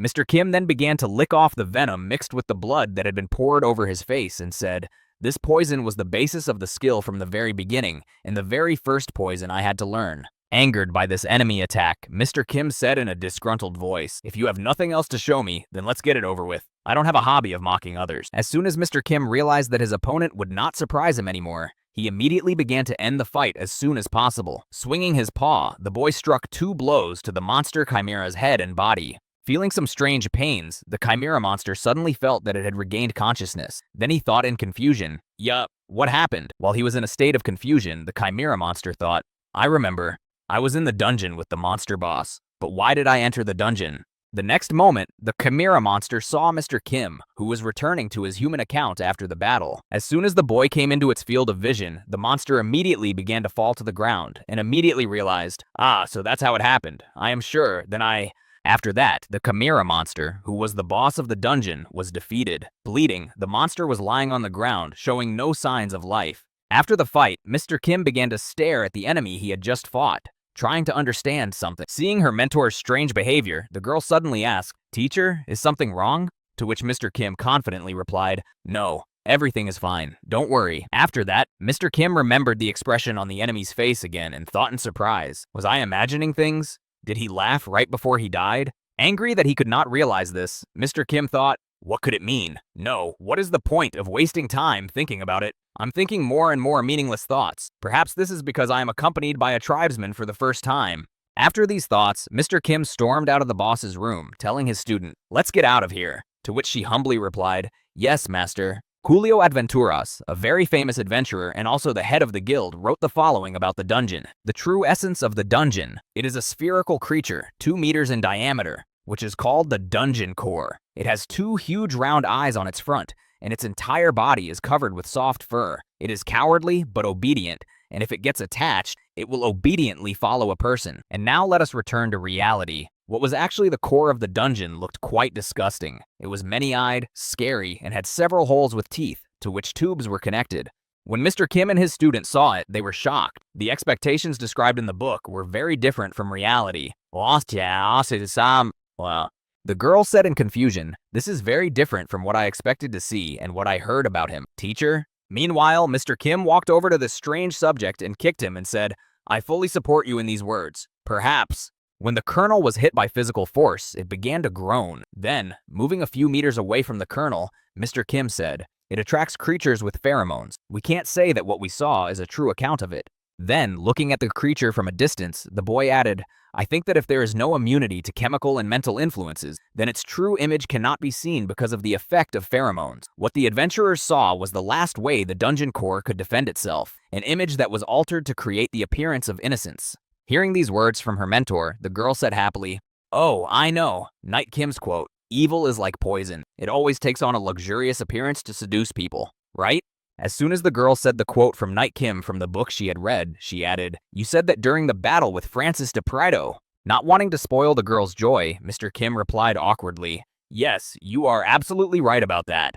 The next moment, Mr. Kim reached into his magic pouch to pull out a knife to cut through the dungeon core and thought, "I wish I could ask who the hell wrote these damned quotations in the first place, but it's too late to ask." More importantly, immediately after that, Mr. Kim took out a butcher's knife from his magic pouch, the blade of which was just right for the job. After that, Mr. Kim went to the core of the dungeon. Noticing the butcher's knife in her teacher's hands, the girl asked in surprise, "You know how to use such a weapon?" To which he confidently replied, "Of course." Immediately afterward, Mr. Kim added, "There's just one thing. I'm not going to just kill it. I'm going to eat it." Hearing her teacher's intentions, the paladin girl said in confusion as she looked at the abomination again, "What? This? Are you serious now? You..." After cutting the dungeon core into 2 pieces, Mr. Kim answered her, "Of course I'm serious." As the cores fell to the ground, Mr. Kim set to work, speaking as he went. "First, I'll design it to be more comfortable." Then he thought, "I don't need the mana of the dungeon core." But as he chopped the dungeon core into small pieces in front of his student, Mr. Kim thought, "I'm interested in his skill that turns the earth into a strong shell and controls the mind with pheromones." And at that time, the strange paladin was just silently watching her teacher, not daring to say a word, because it was very difficult to find the right ones in this situation. The dungeon is the shell of the core. In other words, it is a part of the nucleus. If the core loses its skills, the circulation of mana in the entire dungeon will be interrupted. Then it and its monsters will no longer be able to function, and then everything will start to collapse. The average duration of destruction, according to the encyclopedia, is 48 hours. Those who cannot get out of the dungeon during this time will be buried alive. However, in Mr. Kim's case, it was out of the question to spend 48 hours to leave the dungeon, which does not even have monsters. After a short period of time, Mr. Kim and the girl were approaching the exit. At the end of the tunnel, they could see sunlight, which signaled the right way. When the girl noticed the vegetation and sunlight at the end of the path, she exclaimed happily, "Teacher, we have found the way out. This is it." After getting out of the cave, the girl happily reported, "It took us no more than 3 hours. It took us even less time than going down to the boss and the colonels." Before she could finish, she saw the guards waiting for them at the exit. It was the guards of the Adventurers Guild that Mr. Kim had scattered at the entrance. As soon as the couple left the dungeon, the guards were waiting for them. Noticing the intruders, one of the guards said, "Stand still and do not make any unnecessary movement. Are you the mercenary, Jack?" Immediately after, one of the guards continued, "You are under arrest for violent acts against a member of the Adventurers Guild." Hearing these words from the guard, the manager smiled ominously and said, "Boogeyman, he's made it. Damned hired gun." The guard then added, "It's useless to resist, so you'd better just surrender peacefully." Hearing the familiar voice of the Baron, Mr. Kim smiled slyly and held out his hand in front of him, saying, "Yes, I'm Mercenary Jack. You can start detaining me. I won't resist." After these words, they put shackles on the guy's hands so that he wouldn't suddenly run away. As soon as the shackles were on his hands, he was taken to a carriage to be escorted to the city, and there they decided what to do. When Mr. Kim was put into the carriage, he was driven in an unknown direction, somewhere far away from the dungeon. Mr. Kim just sat quietly in the carriage, thinking about his own thoughts, and did not even try to escape or break the shackles to gain freedom. Smiling happily, Mr. Kim said as he traveled along, "That's right, this has happened to me before. After a while, in the middle of the sea, one of the sea cargo ships carrying various goods and more cut through the waves. On this ship was the same traveling girl bard, Felina Greensmaz, who decided to travel by ship this time in order not to run into Mr. Kim and his companion again. And somewhere a little higher up on the deck were two sailors discussing their life's topics. Then one of them said, "It is good to have freedom." The other replied, "It's all thanks to Prince Edward. It was he who put an end to the war with the damned demons." After these words, one of the sailors added joyfully, "Now only peace and prosperity await this country, and all thanks to Prince Edward." Immediately after these words, one of the sailors said, "By the way, won't sea pirates be our main threat now? Although wait, it's a river. Shouldn't they be called river pirates?" To which the other replied, "Ha, what a joke you are. We don't even have anything to rob. What kind of fool would attack a passenger ship?" No sooner had the second sailor said this than everyone felt a blow to the ship, accompanied by a jerk and shaking. Very early on, the sailors started talking about it, and now they jinxed it. Noticing that another ship with black sails had crashed into theirs, one of the crew exclaimed in confusion, "Pirates! All crew, prepare for battle." Hearing the message from one of his comrades, the sailor said in surprise, "Are you kidding? Is this really happening even on the river?" Immediately after these words, cats hooked themselves to the ship's harpoons to press one ship against the other and make it easier to move during the boarding. And then the captain of the pirates, who imagined himself as Monkey D. Luffy, said, "Attack! Don't let anyone in! We are the pirates of the Straw Hat. We will tear your vessel to pieces." A few seconds later, the ship was boarded. The pirates from the pirate ship went to the vessel to take away everything valuable that they could use to make money. In addition to valuables, the pirates also captured the crew to sell them as cargo. And that is why the fight was mostly fought with fists, or if with a sword. They tried not to hurt them too much. Noticing that some of his comrades were swinging their weapons too much and confidently, the pirate captain said, "Hey, no serious injuries. They are worthless if they can't do the job." Hearing these words from the captain of the pirate ship, someone on the deck said in alarm, "Do the work?" Rising from the floor, one of the sailors said, "You mean slavery, right?" Immediately afterward, the ship's sailor added, "Bastards, in the Grand Continent, slavery is banned by law." Hearing this, the pirate commander smiled slyly and replied, "You're right, that's the law here." Immediately after saying that, the pirate commander looked ominously at one of his hostages and said ominously, "But what about other countries that exist?" When the sailor heard such a strange request from this pirate, he immediately remembered another well-known pirate and asked, "Rascal, this costume and methods, how are you related to Captain Felipe?" When the pirate captain heard the familiar name of one of his friends, he was surprised to hear it. "What I didn't expect was that there would be someone among the freshwater people who knew my father. Have you ever sailed the seas in the past?" The sailor replied, "You're a punk. Felipe was a pirate, but he had moral principles." Having said this, the sailor added, "But for his son to sell slaves." Before he could finish speaking, the pirate kicked him in the face, unable to contain his anger. After the sailor was quiet, the pirate smiled slyly and said, "It was because of this damned morality that my father was caught. Money and life are much more important than all this nonsense." When all the sailors on the ship were defeated, the captain of the pirate team said, "Tie them all up and throw them in the hold." To which one of his subjects replied, "Yes, captain." Immediately after these words, someone's hand appeared from the ship's hold, and a voice accompanied the appearance. "Yes, of course." After that, Mr. Kim appeared on deck and stood in front of the pirate and said thoughtfully, "You will get less money from the sale of slaves than from the ransom for the hostages, but you will get money without any risks. Considering the miserable armament of the ship, which is inferior to that of a naval vessel, it is the safest option." Hearing this voice, the captain turned his attention to the young man who appeared in front of him, chewing on a fugu fish. After chewing, Mr. Kim added, "Quite clever." When the pirate commander heard Mr. Kim's speech, he said thoughtfully, turning his attention to him, "I wonder if you are quite clever. But what are you eating there?" After saying this, the pirate commander was deep in thought, speaking in his head, "This boy, he looks like a mercenary, but he has the aura of a cruel thief." The next moment, the pirate commander pulled on his straw hat and thought, "Without a doubt, he is exactly like me." Then the pirate said, "You know, I like you." After expressing his opinion about Mr. Kim, the pirate captain extended his hand to him and said, "Become my mate." As soon as the pirate's offer was made, an intrusive, silent aura immediately appeared on the deck. Only the sound of the water did not let us enjoy the absolute silence. After a few seconds, Mr. Kim smiled ominously and reached out his hand to the pirates to accept his offer. At least it seemed so at first, but as soon as their hands touched, the paladin girl standing next to them noticed that the teacher's sleeve began to turn a bright hot color. Then she said in confusion, "Teacher?"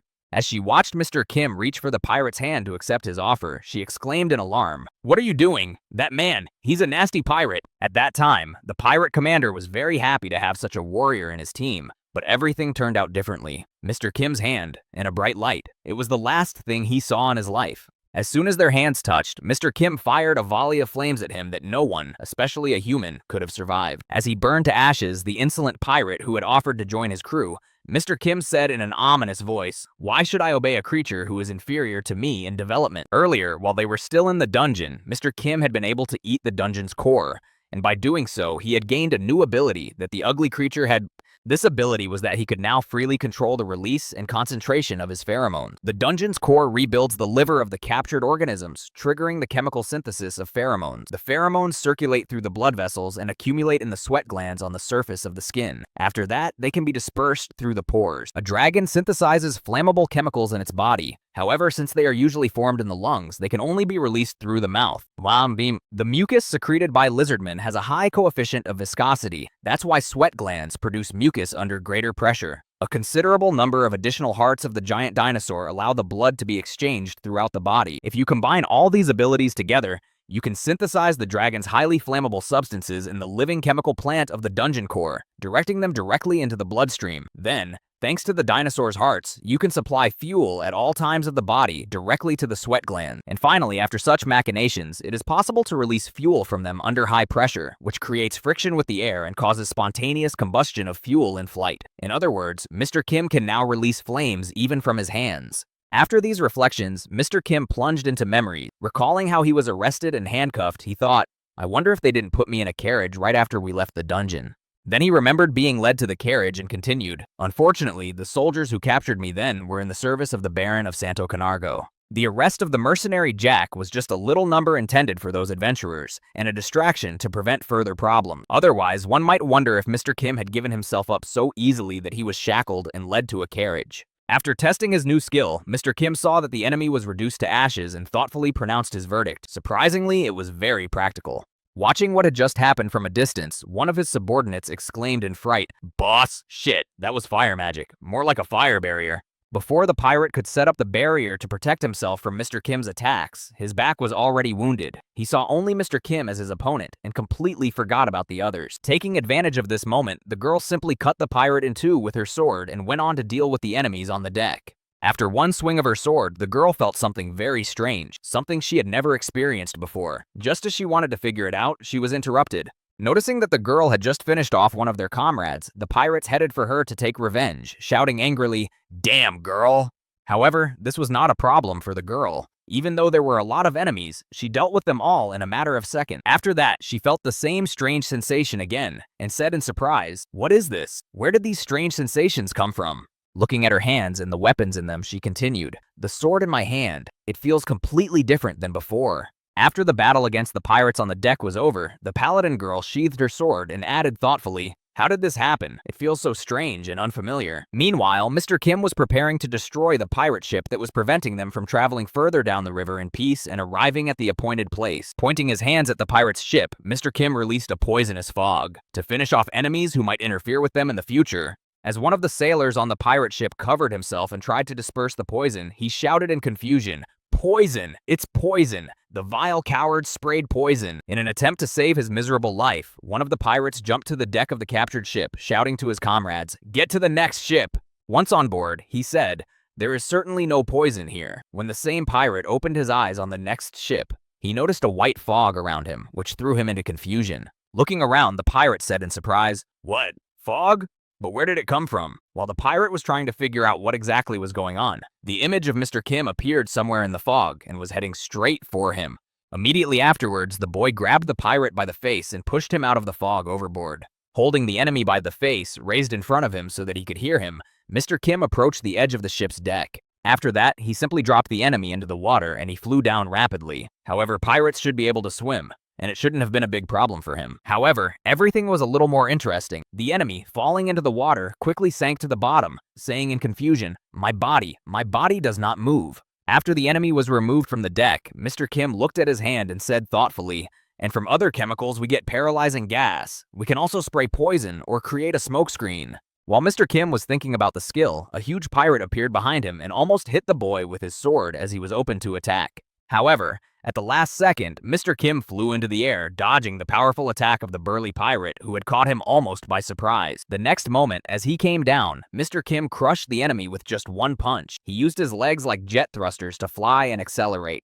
After finishing off another enemy, Mr. Kim said thoughtfully, "And you can also fly upwards, spraying flames from your feet. I didn't even have to change the muscles in my legs to do that." Looking back at the remaining pirates, Mr. Kim said menacingly, "So, who wants to be next? Anyone I can experiment on?" Seeing the fuss on this deck, the traveling bard Felina Grinsmoss thought in confusion, "Why? He's here too? Why is it that every time I—" After a while, the boarding was repelled, and all the invaders had already said goodbye to their lives. Then Mr. Kim and the girl freed the sailors, and they began to clean up. Meanwhile, Mr. Kim and his student were listening to the gratitude of the ship's commander, who said, thank you so much for saving us." To which Mr. Kim replied, "Yeah, clean up this mess and let's get going." As soon as they were alone, the girl looked down at her hands again and said thoughtfully, "Teacher?" She had the same feeling in her mind as when she had recently picked up the sword and felt something strange, something new, but too unusual. As she recalled, she felt the same sensations she had then, and her thoughts were filled with those memories. This is a new feeling, very different from the virgins of the past. Recalling what she felt when she held her weapon in her hands, the girl continued, "It was as if the sword, it was an extension of my body." Recalling that very moment when she stood on her feet and looked back at her defeated enemies, she thought in surprise, "This is the first time this has happened to me." Looking closely at the enemy, the girl added in surprise, analyzing her attack, "And the cut on the corpse is clean. Previously, my cuts were not so precise." After telling Mr. Kim everything she felt at the time, she added, "It wasn't a dream, but I don't understand anything, no matter how much I think about it. Perhaps you know this feeling?" As he ate the pieces of the dungeon core, Mr. Kim said thoughtfully, "You have probably realized the way to go." Hearing these words from her mentor, the girl was surprised. "What? But I have been trained to systematize my body movements." Chewing on another bite of food, Mr. Kim said with a grudging smile, "These trainings are for people. What are you?" Hearing these words from her mentor, the girl nervously remembered that she was a monster with the ability to completely transform her body. After that, Mr. Kim added, "In the dungeon, you were 1% of a saint. In this battle, you rose to 3%. Your approach to fighting is changing, and your abilities are developing." Hearing these words from her mentor, the girl said happily, "Really? Yay!" After hearing such good news, the paladin girl added, "By the way, teacher, how did you release the flames from your hand? Can I also learn how to do that?" Hearing the girl's question, Mr. Kim recalled what he had to do in the battle with the pirates. "First, I burned a man alive. After that, he also had to cover people's eyes with poison and make them panic." Also recalling how he threw a paralyzed pirate into the water, Mr. Kim thought, "I paralyzed their limbs and threw them into the water, and now you say you want to learn how to do that?" Looking at his student, Mr. Kim thought in surprise, the stronger she becomes, the more she loses her humanity, and at the limit of her development, maybe she can become like me. After a while, the ship arrived at the largest trading harbor and fishing port of the Grand Continent. The genius of Desielto. Getting off the ship, the girl exclaimed joyfully, "Wow, this is my first time in a place like this. Teacher, have you ever visited a port city?" Before she could finish speaking, she saw a monster that looked like a fish. Immediately grabbing her sword to finish off the enemy, the girl exclaimed in confusion, "A merman? What is a demon doing here?" Mr. Kim gave the girl a stern look and said, "Take a closer look at him. This is not a demon, but a beast man." Hearing the teacher's remark, the girl said in surprise, "What?" Mr. Kim drew the girl's attention to the peculiarities of the body structure and said, "Its skin is not scales, but cuticles, and its tail fin grows horizontally." Mr. Kim then added, as the girl looked around the city at the locals, "This is a characteristic of dolphins. Look around you. This is a city of marine mammal beastmen." After a while, Mr. Kim arrived at the hotel with his student. The girl walked forward and said tiredly, I'm a little tired. Maybe it's because I've seen all kinds of strange things." As she walked toward the hotel, she said, "Teacher, our reserved room is here." Mr. Kim felt something strange that was bothering him, and he said to his student, "You go first," and he went off. When the girl heard this, she replied, "Okay." Immediately afterward, Mr. Kim went to the school and entered the door that said staff only. Upon entering, Mr. Kim saw the royal assassin, who spoke to him. "Welcome. What is the purpose of your visit?" He replied, "Tourism." After handing Mr. Kim a card, the royal assassin said, "Then you will need this." Taking the card in his hands, Mr. Kim heard, "You are now Jay Clark, a 31-year-old knight of medium rank. Your rank is low, but with your knight's ID, you will be able to move around more easily." After learning more about his identity in the city, Mr. Kim said thoughtfully, "A knight means—" After Mr. Kim received his new documents, he left the tavern. It was the key trading harbor of the kingdom of Genius Desielto. The rapid development of this port city is directly related to the rescue of the first king who fell into the water. Edward the Magnificent, as it was said. This port was closed due to a kraken attack, and it was also the appearance of Mr. Kim here.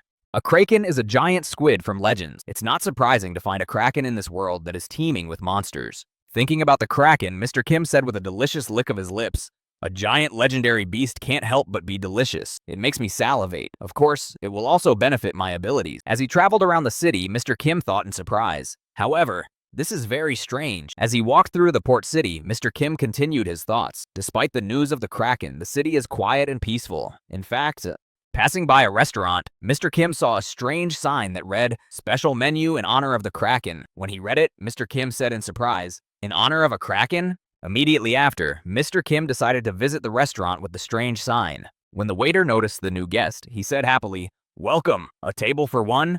Mr. Kim replied, "That's right, about the sign outside." Then the waiter added, "Yes, that'll be 5 pieces of silver. 1 kraken set meal here." When the order was served, Mr. Kim tasted everything and ate every last crumb. Approaching the guest, the waiter asked, "How do you like the food? We are very interested in your opinion about the new menu. If you take part in the survey, you will receive a glass of fruit juice or a cup of coffee for free." Getting a little angry with these questions, Mr. Kim said, "Just put very good everywhere. That's more important." The waiter then added, "Whatever you say, dear guest. Our restaurant has signed a franchise agreement." After that, Mr. Kim said awkwardly, "No, I'm more interested in the kraken." However, the waiter continued to talk. "With the famous restaurants of Santo Camargo, that's why we provide top-class service. When you come back, you get points." Immediately after, Mr. Kim just decided to listen to what the waiter was telling him. "Our chefs specialize in cooking squid, even famous gourmets. In the 5 years we've been open." After listening to the waiter for a long time, Mr. Kim thought irritably, "Maybe I shouldn't eat the kraken, but this boy..." I can say with confidence that this employee is the most difficult opponent I have ever met. After all, it took me half an hour to hear about what I was interested in. After that, the events unfolded as follows. There was a performance by the sea, a huge natural disaster from the bottom of the deep sea. The one who crushes all hopes and destroys all life in its path. Holding a fish in his hands as a microphone, the beastman added, "The majestic death of the endless seas." After such a performance, a whirlpool began to appear near the port. And a few seconds later, a giant squid emerged from the water and was introduced. A kraken in person! After that, the show's host threw the fish up, and the kraken that emerged from the water caught the delicacy with which it was treated. Seeing the kraken emerge from the sea, all the spectators exclaimed in amazement, "Wow, it's huge! How cute he is!" The only one who was not happy to see it was Mr. Kim, who was among the frenzied audience. Looking at this legendary monster, Mr. Kim said in disappointment, "The kraken is a local tourist attraction. Besides, it's not as big as I thought it would be." As he petted the kraken, the host said happily, "There you go, good boy." Watching all this, Mr. Kim thought in disappointment, "And I was dragged here for this thing? If I had known this would happen, I would have slept longer." Suddenly, not far from the port, Mr. Kim noticed a ship rapidly approaching the port. The strange thing was that it didn't even slow down, given that the port was already quite close. After sailing a little further, the ship stopped, moored perfectly near the port, a few meters from the kraken. After that, dark images of passengers and crew began to appear on board the ship. Immediately after, a beastman in shining armor jumped off the ship with his crew. Immediately after landing, this beastman shouted menacingly, "I come from the Guild of Adventurers, but I hope to hear an answer this time. Cursed water beast." Hearing the shouts of the newly arrived beastmen demanding some kind of answer, the killer whale that was feeding the kraken just stood there silently, looking at them in confusion. Not having received an answer to his question, the lion beastman who had arrived in the port city shouted again to the whole port, "I have come here on behalf of the Guild of Adventurers, and I hope this time to get an answer to my question." After that, the orca was silent again, trying to ignore the shouter. But, behind him, the embarrassed spectators began to whisper nervously, What business could the Adventurers Guild have here?" Immediately after the spectators were plunged into confusion, the killer whispered in displeasure, clearing his ear canals where his ears should have been. "My ears are stuck together. Can you turn up the volume a little?" When the orca finally responded to the lion man's words, he spoke more quietly. "We came here for an answer. Stop talking and answer our question." After that, the newly arrived beastman turned his gaze to the kraken, who was nearby, and continued menacingly, "Well, what are you going to do?" After the intruder's words, Mr. Orca, who was hosting the show with the kraken, replied in displeasure, "But I have already told you many times that I refuse. Why do you keep coming back and bothering us?" Hearing such a response from the interlocutor, the newly arrived beastman said angrily, "Talking doesn't work. This is not the answer we wanted." Hearing these words from the uninvited adventurer, the killer whale replied, That's because you only hear what you want to hear. If you weren't going to negotiate from the beginning, then why did you pretend to be nice? The adventurer was furious at the orca's response and reached for his sword, saying angrily, "Very well then. Then we will solve everything not by talking, but by force." Hearing this, the killer whale exclaimed in confusion, "Have you lost your mind?" Immediately after that, the lion man drew his sword and pointed it at the orca and shouted menacingly, "Everyone, prepare for battle." To which the killer whale responded with a displeased voice, "We are not deaf. Why do you keep shouting like that?" Immediately after these words, the Kraken show's host spoke menacingly, realizing that they were serious. "Fighting won't solve anything, it won't change anything, and you'd better be more careful." The next second, the sound of an arrow hitting a tree was heard on the deck of the adventurer's ship. Then the orca added, "Unless you want your ship to remain in one piece," and these words were followed by others that had already sounded from the ship itself. Looking back, one could see walruses and seals on the ship who had already taken the entire crew hostage, and then one of them said, "Master, shall we blow this vessel to pieces?" Noticing that his ship was under serious threat, the newly arrived adventurer said in confusion, "When did you get here?" "Oh shit." When the killer whale saw the anxiety in the eyes of the land beastman, he spoke confidently, "Land animals have invaded our domain on a ship. Have you lost all fear? I advise you to visit the hospital on your way back. Check if your brains are in place." Hearing such words addressed to him, the adventurous beastman said angrily, "You damned dolphin. I will never forget this humiliation I have experienced from you." After that, all the animal adventurers who were in the team with the lion packed up the ship and set sail from the shore. As they were sailing away from the port city, the lion shouted out in resentment, "We'll show you some more, bastards!" Hearing this, the killer whale said in disappointment, "What a bunch of bastards." As soon as the troublesome guests left the port, the orca reached for the bucket of fish and said sadly, "We were actually just having a banquet here. I'm sorry, my dear." After that, the sea beastman threw the fish right into the Kraken's tentacle. Because the fish was slippery, it slipped out of his tentacles and flew down. However, the fish did not have time to fall to the ground. In flight, it was caught by Mr. Kim, who for some reason happened to be near the Kraken. Immediately afterwards, the boy took a bite of the fish and began to eat it raw, causing embarrassment to the audience. As he chewed on the treat, Mr. Kim said, "It's fresh." Watching the young man eating the raw fish, the host asked in confusion, "Who are you?" In response to the sea beastman's question, Mr. Kim asked a question and said, "Can I ask you a question that I am very interested in?" After all these unplanned events, the Kraken tourist show quickly came to an end, and Mr. Kim followed the sea beast man. After walking for some distance, the sea beastman led Mr. Kim to a table on one of the piers, and then sat down at it and said, "We are here." Looking around at the strangeness, Mr. Kim said, "Is this an office? This is quite unusual. I've never seen anything like it." After hearing Mr. Kim's surprise, the orca asked, "So, what did you want to ask?" When Mr. Kim heard that the animal man was ready to answer his question, he suddenly spoke. What did that lion man mean when he said that he had come to get the answer to his question? Hearing this question from the boy, the killer whale spoke confidently. "Well, to tell you in general, you've seen our cute, haven't you?" Unable to understand what exactly the animal man meant, Mr. Kim asked in surprise, "Who? Cute?" Hearing the confusion in the boy's words, the orca added, "The baby Kraken." Explaining who exactly he was talking about, the sea beastman added, "Well, these rascals from the Adventurers Guild are going to kill this cute little Kraken baby."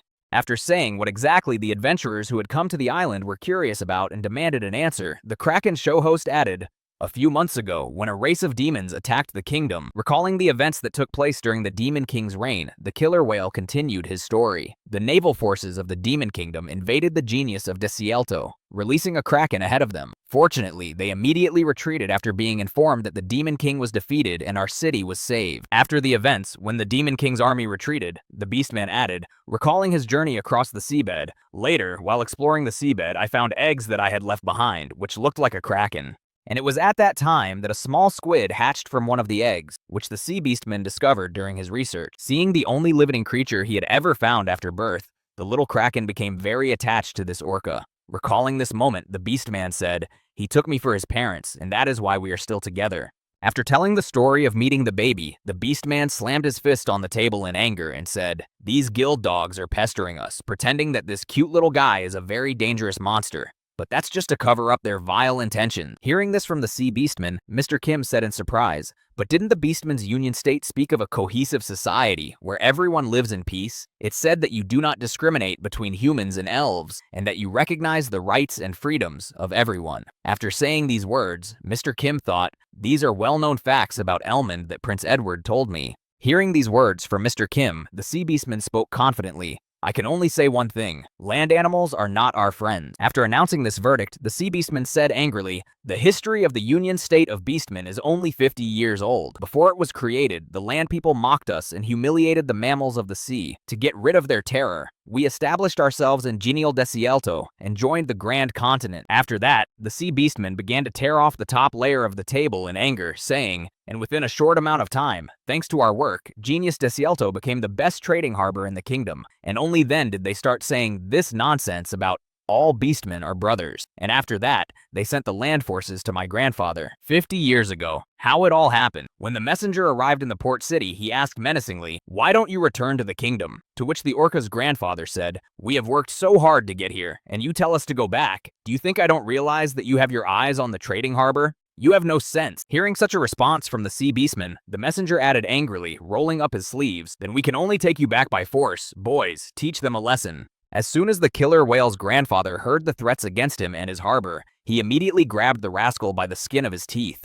Immediately after that, he swung him, lifting the impudent messenger of the land beastmen above him. Then he threw the insolent man to the ground so that he would abandon his idea of invading by force and added, leave us alone. Get out of here. Feeling the worthy resistance, the insolent messenger's teeth were shattered by the blow. Having received a good thrashing, he finally gave up his idea to return the marine mammals by force. After telling this interesting story, the orca added, and since then they have been acting within the law, using the status of the Adventurers Guild. They even took the place of the head of the guild in the branch of the city of Santo Almaruz. Just now, the grandson of the same lion from the Union State was here. They have been pestering us for half a century. How are they still not tired of it? Mubwab.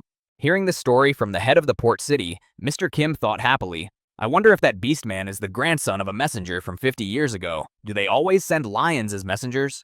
After telling the whole story of the city and the kraken, the orca said, that's how it all happened. I hope I have satisfied your curiosity. Having asked his question, the mayor of the port city added menacingly, Sir Clark, a knight of medium rank. Hearing the way he had just been addressed, Mr. Kim suddenly froze in his tracks, both from the oppressive atmosphere and the tone of his interlocutor. As soon as his surprise wore off, Mr. Kim raised his head and spoke joyfully. And I was wondering why you told me all this without a single word of hesitation. Well then, tell me what you need. Hearing that he was ready to cooperate and start a business conversation, the beastman replied happily, it is good when the conversation goes well. Then let's get right down to business. Hearing these words from the orca, Mr. Kim smiled ominously and said, what exactly do you want from me? And what exactly are you willing to sacrifice to give me as a reward? After discussing everything, from the intricacies of the plan, to the method of its execution, to the reward he would receive, Mr. Kim turned his back and walked away from the beastman to begin his errand. Meanwhile, the beastman himself, with whom they had discussed all the details of the plan, was very nervous about the conversation with Mr. Kim, so much so that cold sweat kept pouring out of him. After a few seconds of agitation, the beastman fell off his chair because he was shaking so badly after talking to Mr. Kim, who had taken on the errand. When the guards heard the noise from where their leader was, they immediately ran to him, shouting in alarm, Boss, are you okay? Noticing that he was lying on the ground, the guards threw down their weapons and helped him up. Rising to his feet, the orca said, just now, the knight who left. When one of the guards heard his leader's frightened voice, he spoke menacingly. I understand. We will hurry and catch up with the yogi. Before he could finish, his supervisor shouted in fright, interrupting him. No. Grabbing his friend by the arm, the frightened leader continued. No way. Don't even think about it. You'd better not get involved with him. I've already regretted it myself. After that, looking frightened at his subject, the leader added, if someone suggests something stupid like murder, then kill him first. This is not a middle-ranking knight. He is, recalling the same image of Mr. Kim walking confidently away from him when he received the instructions for the mission, the leader added, a monster. At the same time, the paladin girl who had been traveling with Mr. Kim, who had left her alone, was wandering around the city, moaning heavily. Holding her stomach, which grumbled incessantly, she said exhaustedly, I really want to eat something. Walking on in search of food, she added in frustration, my teacher and I do not have the same tastes. It is quite difficult to get food. Well, where did he go this time? Noticing the girl, who was walking around the city looking tired, an unknown person said, excuse me for disturbing you. Are you a paladin by any chance? Looking back to see where the voice had come from and who it was, the paladin girl noticed a nun in front of her and said in confusion, that's right. Is something wrong? Upon hearing that the girl was indeed a paladin, the nun grabbed her and exclaimed nervously, you really are a paladin. To meet you in a place like this is definitely a blessing from the goddess. As soon as the nun lost control of her emotions, the cloak fell from her head and cat ears began to appear. At the same time, the girl exclaimed, there's a trouble, Lady Paladin. There's a...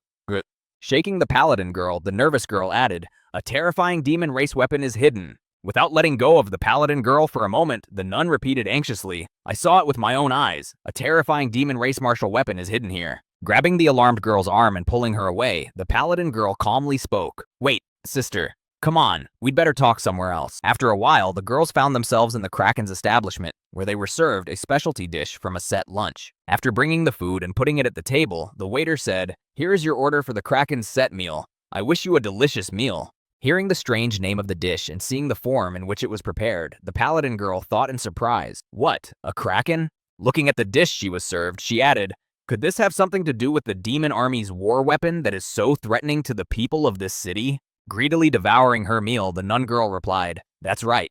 That thieving kraken left it here somewhere. Everyone has already decided that we will live peacefully here, but there will be great trouble." Hearing these words from the nun, the paladin was deep in thought, pondering. The teacher said that the purpose of his visit here was the kraken, and it is definitely here. But looking down at her lunch again, Ray-Enhanced Perkride continued her thoughts. However, the atmosphere in this town is somehow too calm. They even named a dish on the menu after a kraken.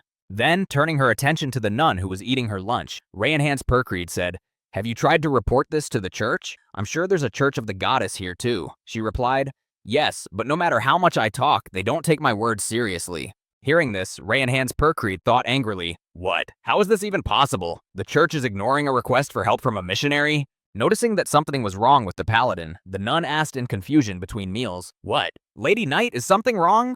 "Oh, this is really quite tasty," she replied. "No, there's nothing wrong." Suddenly, Ray-Enhanced Perkride pointed to a spot behind the girl and exclaimed, "Oh, sister, behind you!" Hearing the paladin's exclamation, the nun looked back to see what she was talking about and said thoughtfully, "What?" Immediately afterward, Ray-Enhanced Perkride knocked the nun out with a single blow so that she would not resist or ask any more questions. After that, the paladin girl took the nun on her shoulder and headed for the exit. Noticing that they had already left, the waiter nervously exclaimed, "Dear guests, your drinks are guests? What about the survey?" Meanwhile, Mr. Kim had already left the port city and was on his way to run an errand, thinking, "The Grand Continent Kingdom is located in the neighborhood of the Demon Lands. It is for this reason that the Royal Knights enjoy considerable influence, as the embodiment of power recognized by the state itself." Mr. Kim then recalled the very moment they spoke to the Beastman and added, "After falling for it, Orca gave me an assignment." Looking ahead of him and estimating the distance he would have to travel, Mr. Kim thought, "It goes without saying that it's not on a voluntary basis. Besides, I received the award in advance, but I'll tell you about it later." After that, Mr. Kim began to try out his new skill and said, "Now let's talk about the cheetah. The cheetah is the fastest animal on Earth, but it was completely useless to me." Recalling the shortcomings of this fastest animal, Mr. Kim said with a sigh, "Because it had zero endurance and overheated from overwork. But now everything is completely different." After changing his body into that of a cheetah, Mr. Kim continued his thoughts. "Based on the cheetah skeleton, I increased my endurance with the help of the dinosaur's lungs and circulatory system." However, these were not all the improvements of this animal. There were more, which Mr. Kim told us about right after. And the mucus of the man-eaters, changed by the chemicals of the dungeon core, evaporates on the skin, lowering the body temperature. The limbs were also modernized. The muscles of orcs and the bones of a dragon allowed me to increase my speed even more. After all these upgrades, Mr. Kim created the perfect cheetah, whose speed was enough to last longer. Immediately afterwards, the boy rushed forward, raising columns of dust and torn grass from his incredible speed. Meanwhile, in Santo Ancho Marina, there was a wall at the checkpoint with 2 sentries standing on it. Noticing something approaching them at breakneck speed, one of the guards exclaimed in confusion, "What is that?" The next moment, the cheetah stopped in front of the wall and quickly jumped over it, leaping a considerable distance. The wall did not even seem like a difficult obstacle for him. Immediately after crossing the wall, Mr. Kim changed his account and mingled with the crowd of people walking around the city. Looking back, the guard said in confusion, "What just happened?" Hearing the words of his comrade, with whom he stood at the post, another guard added in amazement, "Even a demon would be amazed." Mr. Kim walked around the city. He suddenly began to recall what Orca had told him during their conversation, namely, according to the new amendments to the adventurers' laws, their guild cannot be infiltrated without the permission of the guild itself. But investigating a crime is another matter entirely. Then, placing his hand on the table, Orca added confidently, "A mid-ranking knight has that right. With these forged documents, you must expose the guild head as a spy for the Beastman's allied state. Once their reputation is destroyed, they will lose all their influence here." Hearing the task he was to perform, Mr. Kim said in surprise, "There is only one thing I don't understand about this situation. Is there a reason why I have to do this?" Hearing this, Orca Defilis replied, "You are the only middle-ranked knight."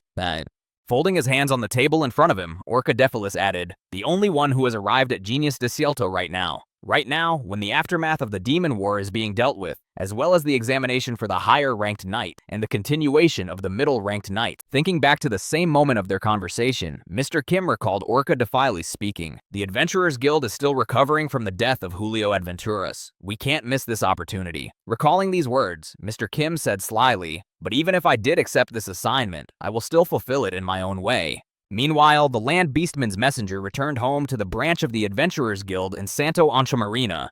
The lion himself was sitting in his office, and he said angrily, "Orca Defilis." Immediately after these words, the Beastman finally could not contain his emotions, and angrily slammed his fist on the table, exclaiming, "That damned dolphin! He annoys me so much!" Hearing his commander's angry tone, one of his subjects, who was in his office, nervously replied, "Calm down. In the near future, they will have to come to terms with—" Before he could finish his words, Mr. Kim, who had changed his body, flew through the window into the office of the Land Beastman. He entered the office, of course, through the window where the lion subject was standing, having finished him off immediately upon his arrival. Seeing that something had happened to his subject, the lion looked at him in surprise to find out what was wrong. It took only a second after Mr. Kim flew into the room for him to kill the subject and grab the lion by the throat. Feeling that the oxygen supply was cut off, the lion, hanging on the invader's outstretched arm, moaned heavily and tried to call for help, speaking with difficulty, "Help!" Before he could finish, Mr. Kim immediately threw him to the ground so that he would not resist further, and he lost consciousness as soon as possible. As the enemy lay motionless on the ground, the boy reached out with his dragon hand to finish him off and complete the first part of his plan. The next moment, the boy ripped out the Beastman's heart and looked at it ominously, holding it in his bloodied hand. With the killing complete and everything in place to make the lion a collaborator, Mr. Kim jumped out of the building through a window. Immediately afterward, an explosion went off in the building to cover all traces and provide indisputable proof that everything had happened as he wanted it to be presented to the public. When the staff heard the explosion, they immediately called in mages to deal with the flame. Arriving at the scene of the explosion, the magicians opened the door to the lion's room, and one of the magicians shouted in alarm, "Fire! Fire! In the office of the head of the guild, put out the fire immediately." Eventually the fire was extinguished, but the entire office burned to the ground. All that remained after the fire were black walls and a few items that did not have time to burn at such a high temperature. When the fire was extinguished, many people came to the scene to see what had happened. Noticing the charred body of the lion on the floor, one of the people present said in confusion, "Who the hell did this?" A few seconds later, an independent investigator, Mr. Kim, arrived at the chairman's office where the fire had started. When he noticed the corpse, he said confidently, "Murder? I'll take over the investigation." Looking back at the young man who had decided to investigate, one of the guild leaders who had arrived in the office spoke menacingly, "Who are you to announce an investigation?" Hearing this question, Mr. Kim replied confidently, "Me? The knight of the middle rank, Jack Clark. Out of my way." Immediately after these words, Mr. Kim was given way, and he strode forward to the astonished whispers of the audience. "A mid-ranking knight? What is a middle-ranked knight doing here?" As he approached the burned corpse lying on the ground, Mr. Kim noticed the sound recording crystal and immediately went to it. As he picked it up, he heard someone in the crowd shout out, "A sound recording crystal!" Activating the crystal, he heard a sound. "What is the meaning of this? The master told me to tell you, you have done a good job. You are no longer needed." Immediately after that, the voice of the head of the guild was heard again. "What? No, that's impossible. I have done so much. Oh no." Hearing the sound from the crystal, one of those present said in surprise, "Those are the voices of the head of the guild and his secretary." After listening to what was coming from the sound crystal, Mr. Kim said confidently, "The evidence is too obvious. There is no need to investigate." After saying this, Mr. Kim thought, "After all, I ate their vocal cords and faked their voices." After that, Mr. Kim reached out his hand to the carpet that had not burned and said in amazement, "I wonder if there is something here too." Then he said in his head, "I smeared them with salamander slime so that only they would survive." Pulling the mat out of the way, the envelope was revealed to the crowd. Mr. Kim then said in surprise, "What is this? Are these documents?" After handing the documents to the audience to unpack them and see what was inside, Mr. Kim heard a surprised voice from behind him. "Suspicion of tax evasion? So the chairman turned out to be a spy?" Hearing the embarrassment in the voices of the witnesses, Mr. Kim said in his head, "And finally, we need to create a motive for the murder." After completing his task of eliminating the Land Beastman and attributing non-existent crimes to him, Mr. Kim said ominously in his head, "After all, the lion who was the messenger is dead." At the same time, somewhere in the port city, the same nun who had met the paladin began to recover from the events that had taken place in the restaurant. Opening her eyes, the girl said in confusion, What happened to me?" Finally regaining consciousness, she looked around and said, "Where are we now?" Hearing the girl's voice, Rayonhan's Percreed said happily, putting on her gloves, "Oh, you're awake." Looking at the girl with an excited gaze, the nun added in a frightened tone, "Ms. Paladin, what does this mean?" Hearing the girl's question, Rayonhan's Percreed reached for the ice bucket and said, "I was in church, and they told me that no one like you had ever come to them. That's why I went through your personal things, and this came out." After these words, Rayonhan's Percreed threw the girl an adventurer's card. Noticing it, the disguised nun said excitedly, "This is my adventurer's card." Picking up a sharp spade, Rayonhan's Percreed said menacingly, "Love your neighbor, and love your enemy as your neighbor. If they hit you on the left cheek, turn up the right. If someone makes a mistake, forgive them again and again. But do not forgive the one who presumptuously pretends to be someone else. This is a secret order of the first bishop." After these words, preparing to be tortured, Rayonhan's Percreed added menacingly, "I have no idea what you were thinking at the time, or what your goals were when you approached me, but soon you will tell me everything in the smallest detail." Realizing that things were getting pretty bad, the girl exclaimed in confusion, Wait, Miss Paladin, please listen to me first." Ignoring the girl's pleas, angry that someone had broken God's law and the first bishop's secret order, Rayonhan's Percreed attacked the girl with her weapon. Blood was splattered everywhere, and screams could be heard for a considerable distance. Meanwhile, in the Weekly Elmwood, a newspaper that was very popular in the area, Matteo Frenza, the chief reporter of the Ultramarine branch, was writing down the details, his thoughts on the murder and the strange investigation that had recently taken place. After scattering pictures and other information about the case on his notes, Matteo Frenza said thoughtfully, "This is what a middle-ranking knight, Jack Clark, who was investigating the case of the murder of the head of the Adventurers Guild, said." Dipping his quill in ink to continue writing his article in the galleys, Matteo Frenza said thoughtfully, "It's a case of chopping off tails. The head of the guild was a spy for the allied beastmen powers, but there was a threat of information leakage, and to prevent the truth from being exposed, the head was killed. The criminal was the secretary, who disappeared after the incident." Matteo Frenza spoke thoughtfully as he wrote down a note in the newspaper. "This all sounds quite convincing, but there are some inconsistencies. To cover his tracks, the perpetrator set a fire, but I can't help but wonder if the very strong evidence somehow survived." While writing his article, Matteo Frenza did not even notice what was happening around him, and continued to mutter his conjectures under his breath. And also that part of the body of the dead guild head disappeared without a trace, and that the window was broken from the outside. There are too many suspicious things about this case. A few seconds later, a royal assassin appeared behind the reporter to remove him, but Matteo Frenza did not notice him and continued to go about his business, speaking at the same time. "Even though the security forces have closed their investigation on this report, I will get to the bottom of this, no matter what it takes. I will put the reputation of the press on the line." The next moment, there was a crunch. The reporter was killed quietly and without a trace. A true professional was at work. After that, the royal assassin met with Mr. Kim. At the meeting, he said thoughtfully, "I can't figure it out." Having said this, the royal assassin added in Mr. Kim's presence, "Even knowing that a foreign spy had infiltrated the organization he created, Julio Advernuras still concealed it?" Mr. Kim replied, "Maybe he was more concerned about the guild than the country." Hearing these words from Mr. Kim, the royal assassin said thoughtfully, "You sound quite convincing. Maybe you know something about this." Hearing this question from his friend, Mr. Kim replied thoughtfully, "No, I just agreed with what you said."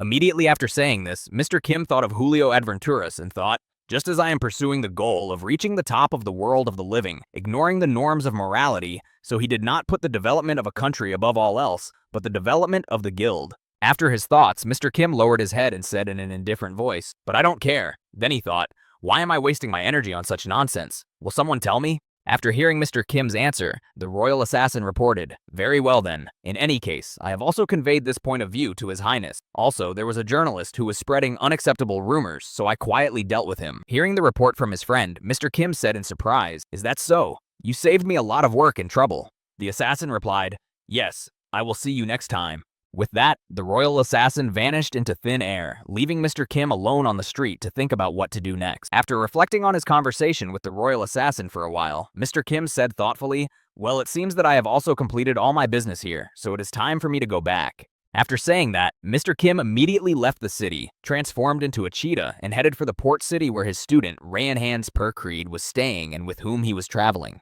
As he drove at breakneck speed toward the port city, Mr. Kim thought, After eating a tiger man, I have a much better understanding of the cat family. The wolf man I ate last time belongs to the dog family, but the cheetah man only helped me with running on 4 legs. Immediately after these thoughts, Mr. Kim began to realize something. Immersed in his thoughts, the boy suddenly exclaimed, "Hey, wait!"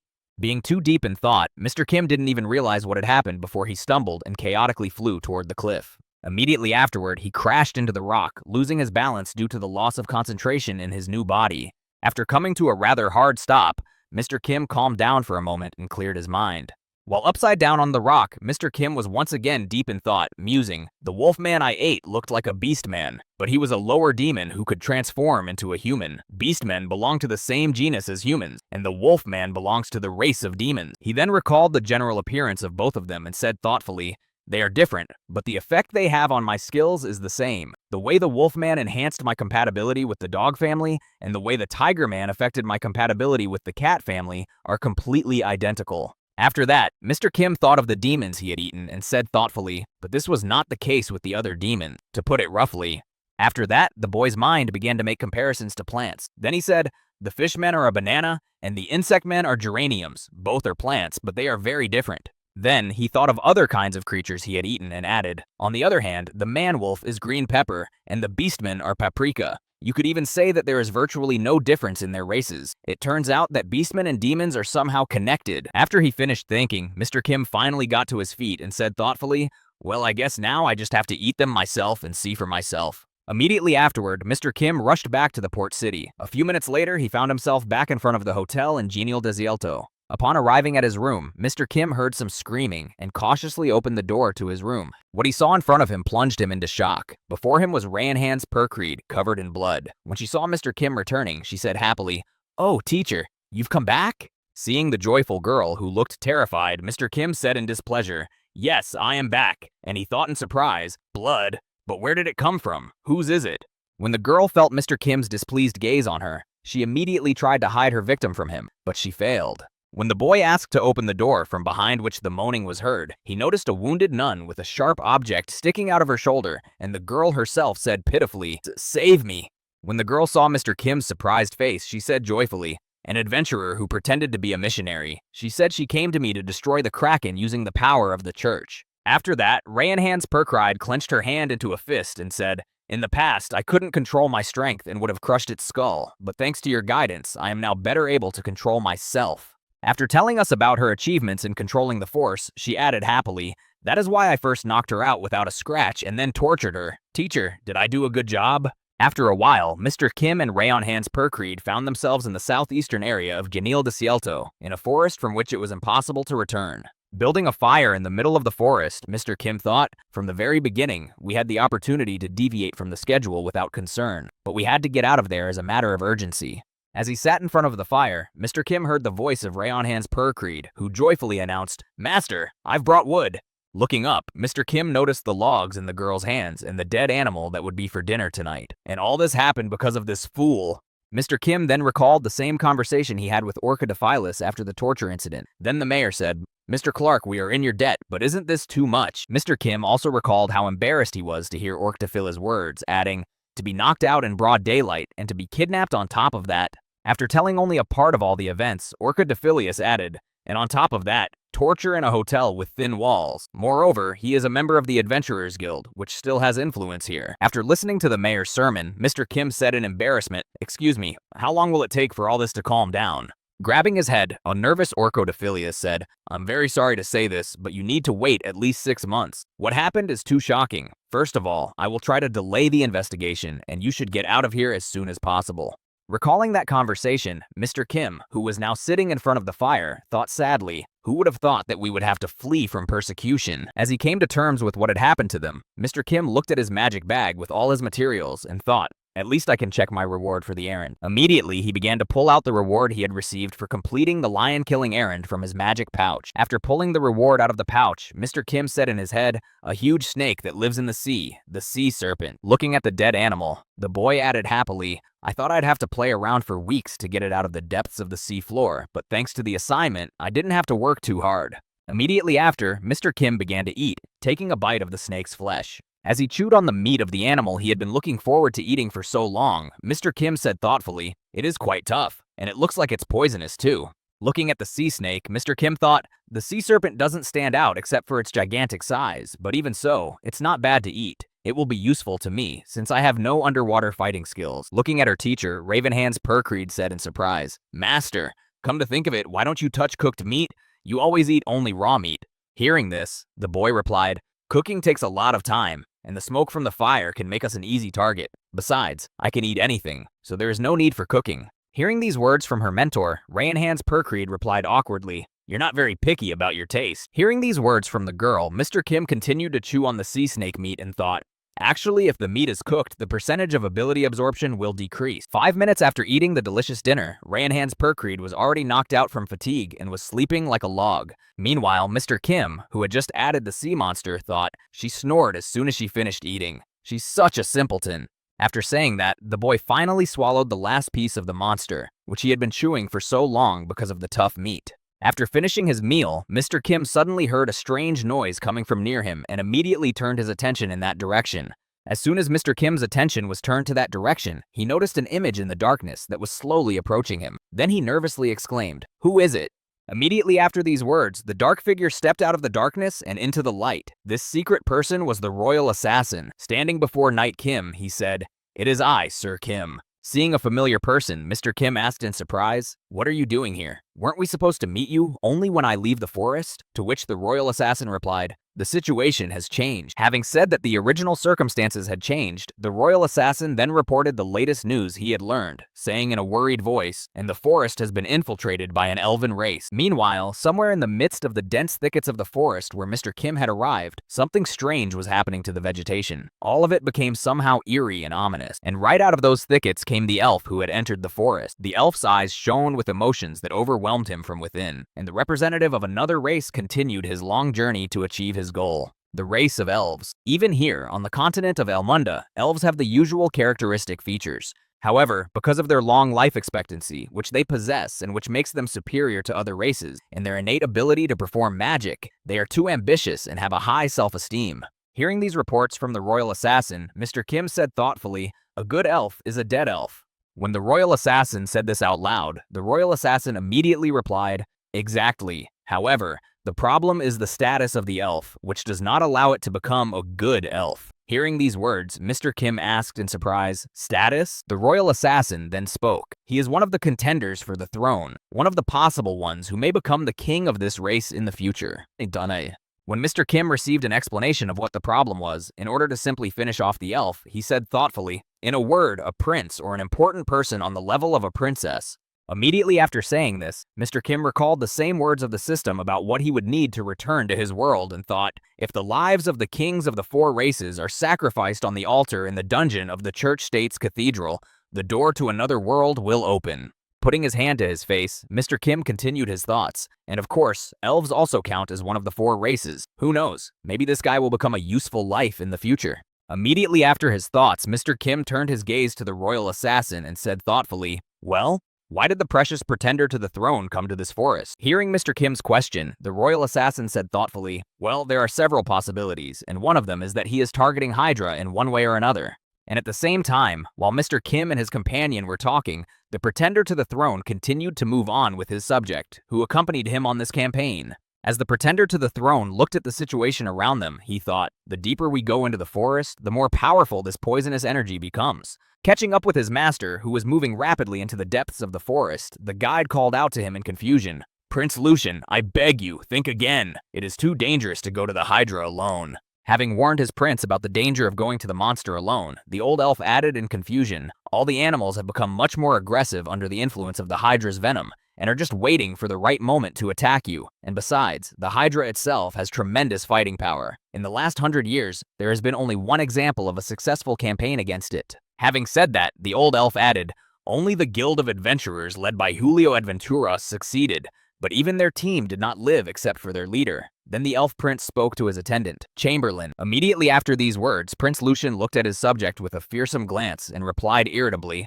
"How many times can you repeat what I already know? It's like trying to explain it to a small child." Hearing these words from his prince, the elf chamberlain who accompanied him nervously exclaimed to his master, "Your Highness, please realize how dangerous this idea of yours is." Hearing these words from the chamberlain, Prince Lucian looked at his subject again and replied insultingly, It seems that you do not yet realize the seriousness of the situation around me, to which the subject nervously exclaimed, "Not at all. I am aware. That's why I'm telling you."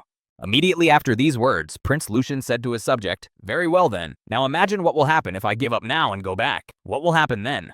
Hearing these words from his prince, the chamberlain was alarmed. "But you are as much a contender for the throne as His Highness Ressus and Her Highness Elemia." When Prince Lucian heard these words from his subject, who was following him and trying to dissuade him from his plan, he shouted indignantly, "Don't talk nonsense." Immediately after his words, Prince Lucian nervously exclaimed, "The same pretender to the throne, right? Rhesus is the owner of the rare time magic, and Elemia is not even 200 years old, but she has already achieved great success in the field of diplomacy. Now what about me?" After that, the prince clenched his teeth tightly and his hand into a fist and added nervously, "Besides, those two have the same blood. Although it is not known who will become king, but it is clear to everyone who will not become king." Hearing these words from his prince, the subject Kammerger, who was accompanying him, exclaimed in confusion, "Even so, you are too reckless. Return immediately. You have already reached your limit in the use of mana." Looking back at his subject, who was trying his best to bring him back, Prince Lucian replied nervously, "But if I return empty-handed, I will melt into the loser in this race for the throne." After listening to his prince, the chamberlain accompanying him nervously exclaimed, "Please, be reasonable. If you have never had to win in your life, it means this is your fate. Accept it at last." Hearing these words from the chamberlain, Prince Lucian nervously looked at his friend, but remained silent. Meanwhile, the subject was already boiling with anger, as he could not convince his prince of the recklessness of his actions. Stopping in his tracks after these words of his subject, Prince Lucian thought for a while and then said thoughtfully, "Very well, I understand you." Hearing these words from his prince, the chamberlain was confused. You finally understood what I meant?"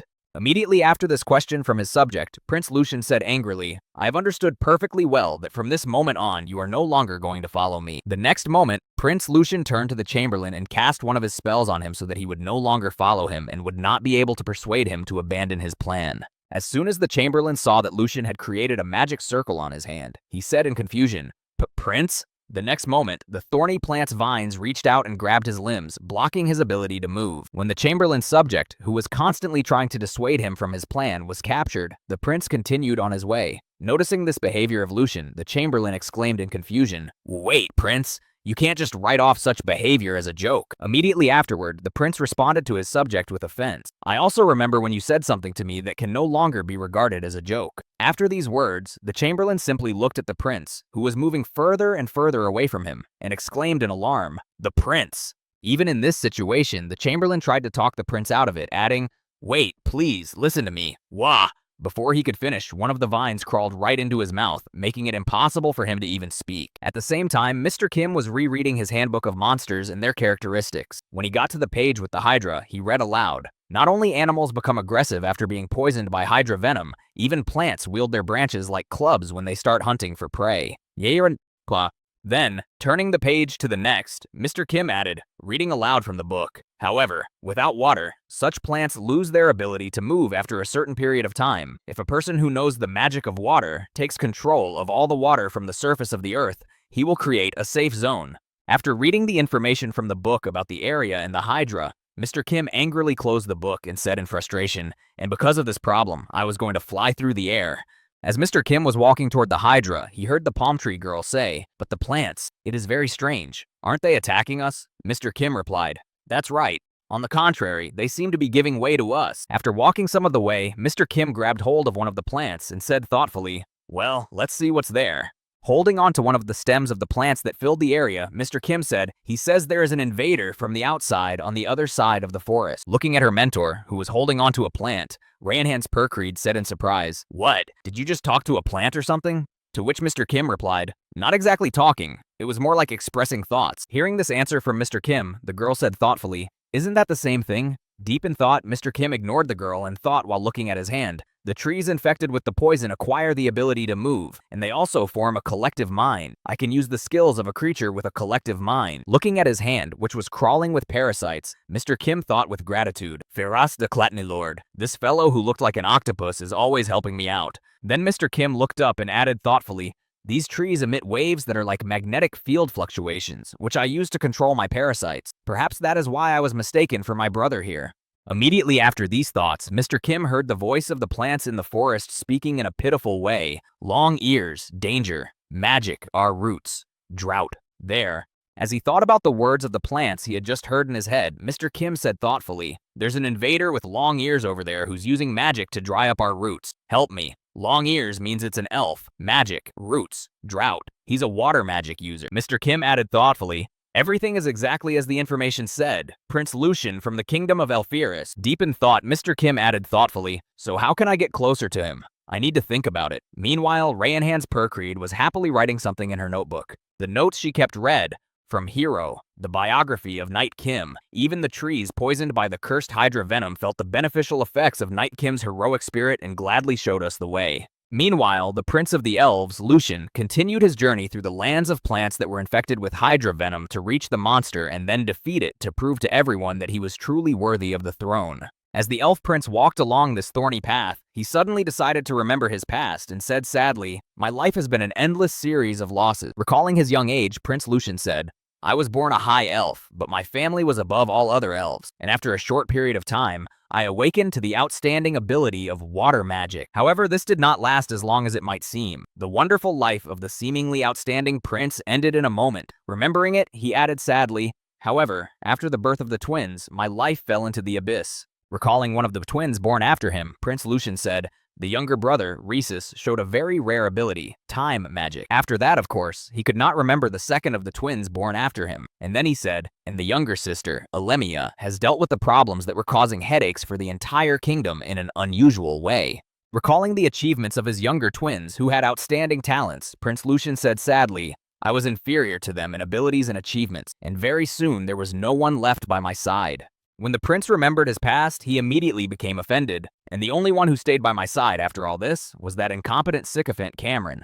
After a while, the rather wide waterless area surrounding the prince and around his feet became very narrow. Immediately afterwards, one of the vines of the infected plant grabbed Prince Lucian's leg. When the elf prince felt that his strength had left him, he said sadly, remembering his only subject, "But now even he is nothing to grieve for. I was going to defeat the Hydra to get at least some recognition." After these words, Prince Luxon fell to the ground exhausted and continued his complaints about life in frustration. "But I have used all my magic in maintaining the water magic, and it seems that I have reached my limit." The next moment, Prince Lucian stretched his hand forward, reaching further toward the enemy, and added, "A life stuck in a sense of inferiority. I've come this far to change that." Turning his gaze to the vines that had been infected with Hydra venom, Prince Lucian continued in a saddened voice, "And this is all I have achieved in my life?" Immediately afterward, the prince again recalled the words of his subject Chamberlain, who had warned him, and begged, "Please be reasonable, prince." Propping up his head with one hand, the prince, who was lying on the wet ground without a drop of mana, said in frustration, "Isn't it time to get used to all these defeats? If I have never won in my life, then this is my fate." As the prince felt the vines that started at his limbs and completely covered his body, he thought, "Instead of fighting for the rest of my life, wouldn't it be better for me to just accept my inevitable death?" Shedding tears over this scenario and his unfortunate life story, the prince continued his thoughts. "And in this situation, I cannot think of anything but my futile life, which, as it turned out, was just for nothing." When the prince was almost disappointed in his life and accepted death, the crowns of the trees began to move above him, and a strange noise of leaves appeared. A few seconds after these strange sounds, the image of a boy appeared above the captured elf prince, who froze in the air in the light of two moons shining in the sky. Immediately after appearing in the sky, the same boy landed right in front of the elf prince and freed him from the captivity of the infected plants by cutting all the vines that were binding him. When the elf prince, Lucian, was freed, the dark image of the boy, who was blinded by the moonlight, spoke, "Do you need help?" Raising his head up, the elf of noble birth noticed a strange image of a man who had come to save him when he had already accepted his fate in this life. Looking at the person who had come to his aid in such a difficult moment, Prince Lucian said in confusion, "Who are you?" At the same time, somewhere in the kingdom of Grand Continent, a document was lying on the prince's desk for his consideration, which read, "A project to reduce government funding for the Adventurers Guild, and to revise the laws of adventurers." Sometime later, after the king himself had read the draft and was satisfied with everything in it, Edward Grand Continent affixed his seal to it to confirm its acceptance. Having agreed on the document, Prince Edward said thoughtfully, "The foolish aristocrats began to protest why I did not impose more severe sanctions, but if a mouse is cornered, it can bite a man. It would be quite unpleasant if adventurers experienced in combat rose up in rebellion." Exhaling a heavy breath from this paperwork of making or rejecting decisions, Prince Edward said tiredly, "The stranglehold must be tightened slowly, and then you can put me in chains." What idiots. A few seconds after these words, there was a knock at the prince's office, after which his assassin entered and said, "Your Highness, I have brought you your tea." The next moment, the subject placed the tea on his master's table for him to drink and take a break from his work, which had taken quite a while because of the amount of work he had to do. Taking a cup of hot tea brought to him by the royal assassin, Prince Edward suddenly said, "Yes, good work. How are things going in other cities?" Hearing Prince Edward's question, the royal assassin humbly spoke without losing his working appearance. "Sir Kim has met safely with the prince of the elven race, Lucian." Then the royal assassin added, "Also, as you requested, he has donned his royal knight's armor so that he can see who is assisting him." Hearing these words from his subordinate, Prince Edward said thoughtfully, "That's pretty good news." Immediately afterward, the royal assassin added, "Do you think Prince Lucian can defeat the Hydras and become the next king of Elfiris?" Hearing this question from his subject, Prince Edward, enjoying the smell of the fresh tea he had just been served, said, "Of course not. This is definitely not going to happen, under any circumstances." After saying this, Prince Edward took one sip and put the cup of tea on the table, adding, "Whatever the outcome, he will never take the throne. It is simply impossible, even if he catches a dragon instead of a hydra." Immediately after these words, Prince Edward slyly added, "However, in some cases, it will be quite useful for us to be curious about their power over the kingdom." Hearing this, the royal assassin said in surprise, "In some respects? What exactly do you mean by that?" Imagining a giant dragon in his head, Prince Edward answered the assassin's question. "You could call it a political preparation for the future. However, the main thing is for our survival." After telling this news to his subject, Prince Edward closed his eyes and thought very anxiously, "After all, if the plan I have developed fails, this monster will tear me into small pieces." At the same time, somewhere in the swamps where the elf prince was, Lucian was trying to accept his fate and find out who had saved him, and was just getting to his feet after being rescued by an unknown person. After Mr. Kim had taken care of the bulk of his work of suddenly appearing and rescuing the prince, the boy reached out his hand and ordered the vines to retreat, after which they meekly stepped back, releasing Lucian. When Prince Lucian felt that his limbs were no longer under pressure, he looked back and noticed that the vines were retreating from his feet, and then thought in amazement, "He controls plants that are infected with hydra poison." When the elf prince was rescued, the boy decided it was the best time to introduce himself and said, "My name is Kim, and I am also the commander of the Knights of the Grand Continent Kingdom. Are you not hurt?" The elf prince, Lucian, nervously replied, "Six. Thanks to you, I am safe and sound. Please accept my gratitude for your rescue." Looking closely at the appearance of the individual he had rescued from the infected vines, Mr. Kim suddenly asked, "Are you really an elf or what?" Hearing this question from Mr. Kim, Prince Lucian asked in surprise, "Is there something wrong with me?" Hearing this question from the elf standing in front of him, Mr. Kim said in surprise, "Nothing. I was just surprised that you look different from my friends. I mean, from the elves I've heard about. I was told that elves despise other races." Recalling the information the royal assassin had told him, Mr. Kim thought, "The life expectancy of an elf is 1,000 years. This is unusually long compared to all other races. For elves, they are like kindergarteners. Moreover, only a dead elf could not be proud of his innate talent for magic. Such creatures would never show their gratitude to other races." After these thoughts, Mr. Kim heard the elf in front of him laugh in alarm, and then Prince Lucian said, "Yes, that's right." Standing before Mr. Kim, who had just saved him, the elf prince thought, "I am also no different from the elves he mentioned. However, 200 years of endless comparisons have undermined my self-confidence, and because of this, I have inevitably changed." After his thoughts, Prince Lucian spoke nervously. "I'm well aware of what you've been told about my race, but I'm something special. The rest of my tribesmen are exactly as you have heard about them, but no, there are quite a few exceptions like me." Hearing this, Mr. Kim replied in surprise, "Is that so?" Immediately after he said this, Rayanhan's Percreed ran out of the thicket, shouting in alarm, "Master!" Then she added, "How could you just take her and—" Before she could finish, Mr. Kim ordered the vines to twist her around and gag her so that she wouldn't say anything stupid. When the vines were grabbed by a girl who ran behind Mr. Kim, preventing her from speaking, the boy looked down and thought in embarrassment, "What a fool! What is she doing?" Immediately afterward, Mr. Kim telepathically transmitted an order to the vines that sounded like this: "Retreat." After that, the vines pulled the girl back and then released her. When Rayanhan's Percrid was free of the vines again, she thought happily, "And I thought I was going to die." Immediately after that, the paladin girl noticed her mentor's interlocutor and exclaimed in confusion, "Is that an elf?" Abruptly rising from her knees, the girl said cautiously, "This is our first meeting. I am a paladin of the church state Rayanhan's Percrid, and who are you?" Bowing his head in greeting, the elf prince began to introduce himself, saying, "Lucian of Elfiris, pleased to meet you." Hearing who it was in front of him, Rayanhan's Percrid exclaimed in confusion, "The prince of an elven kingdom, where did you come from?" The elf prince then spoke sincerely, bowing his head. "Once again, I express my gratitude, dear defender of the kingdom of Grand Continent and paladin of the church state. Without your help, I would have died." Hearing these words and seeing his strange behavior, the girl was surprised to think, Are you sure he is an elf? Not just any elf, but the prince himself would show such courtesy. I guess I was too prejudiced against him. Immediately after these thoughts, the girl heard the prince say, followed by a sparkle in his eyes, "And since you have already helped me, could you help me in one more way? I want you to help me kill the Hydra." Immediately after these words, Ranhan's Perkreed looked at the prince with a displeased look and thought, yeah, judging by his insolence, he's definitely an elf. Hearing these words from the elf prince, Mr. Kim stepped forward and said, "What a coincidence. I was just looking for someone to help me deal with the Hydra." Mr. Kim then looked at his theoretical ally and said, "Can you tell me more about your abilities or special skills?" Hearing Mr. Kim's request, Prince Lucian said, "I am a water magic user. I specialize more in scouting than in falling, and I'm also strong in support and defense against attacks. This will be quite effective when fighting a water creature like a Hydra. What about you?" Hearing Prince Lucian's question, Mr. Kim changed the shape of his hand and demonstrated it, saying, "Brute force and transformation." Hearing this, the prince replied, "I know that you are a master of transformation and can even transform into a dragon, but a Hydra is a demonic creature that controls water. You will be at a disadvantage." Hearing this, Mr. Kim told his friend, "I can also turn into a sea serpent and I am not affected by poison." Hearing this, the elf prince said, "However, the sea serpent does not live in the waters of the sea, but in fresh water. But no, it will work if I turn the lake into seawater." Hearing this, Mr. Kim said, "Then you only need to worry about that. I will do the main attack myself." Hearing this, Lucian added happily, "This will be even more convenient than imposing teamwork." Hearing how they had divided the work among themselves, Ranhan's Perkreed squeezed into their dialogue and asked in frustration, "Master, what about me?"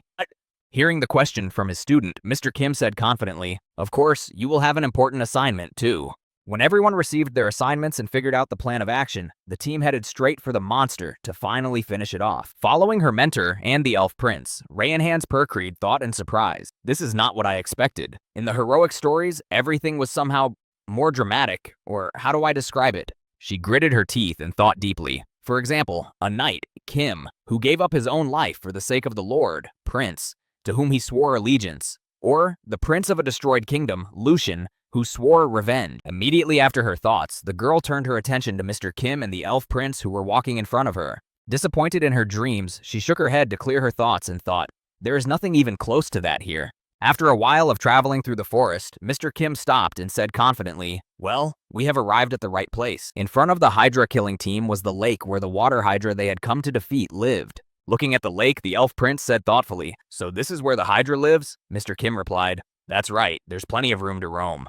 After this dialogue, Mr. Kim looked at Prince Lucian and asked, "Well, let's get started. How long will it take to prepare?" Hearing this strange question, the prince repeated, "Preparation?" Immediately afterward, he used his magic and said confidently, "There is no need for such a trifle here."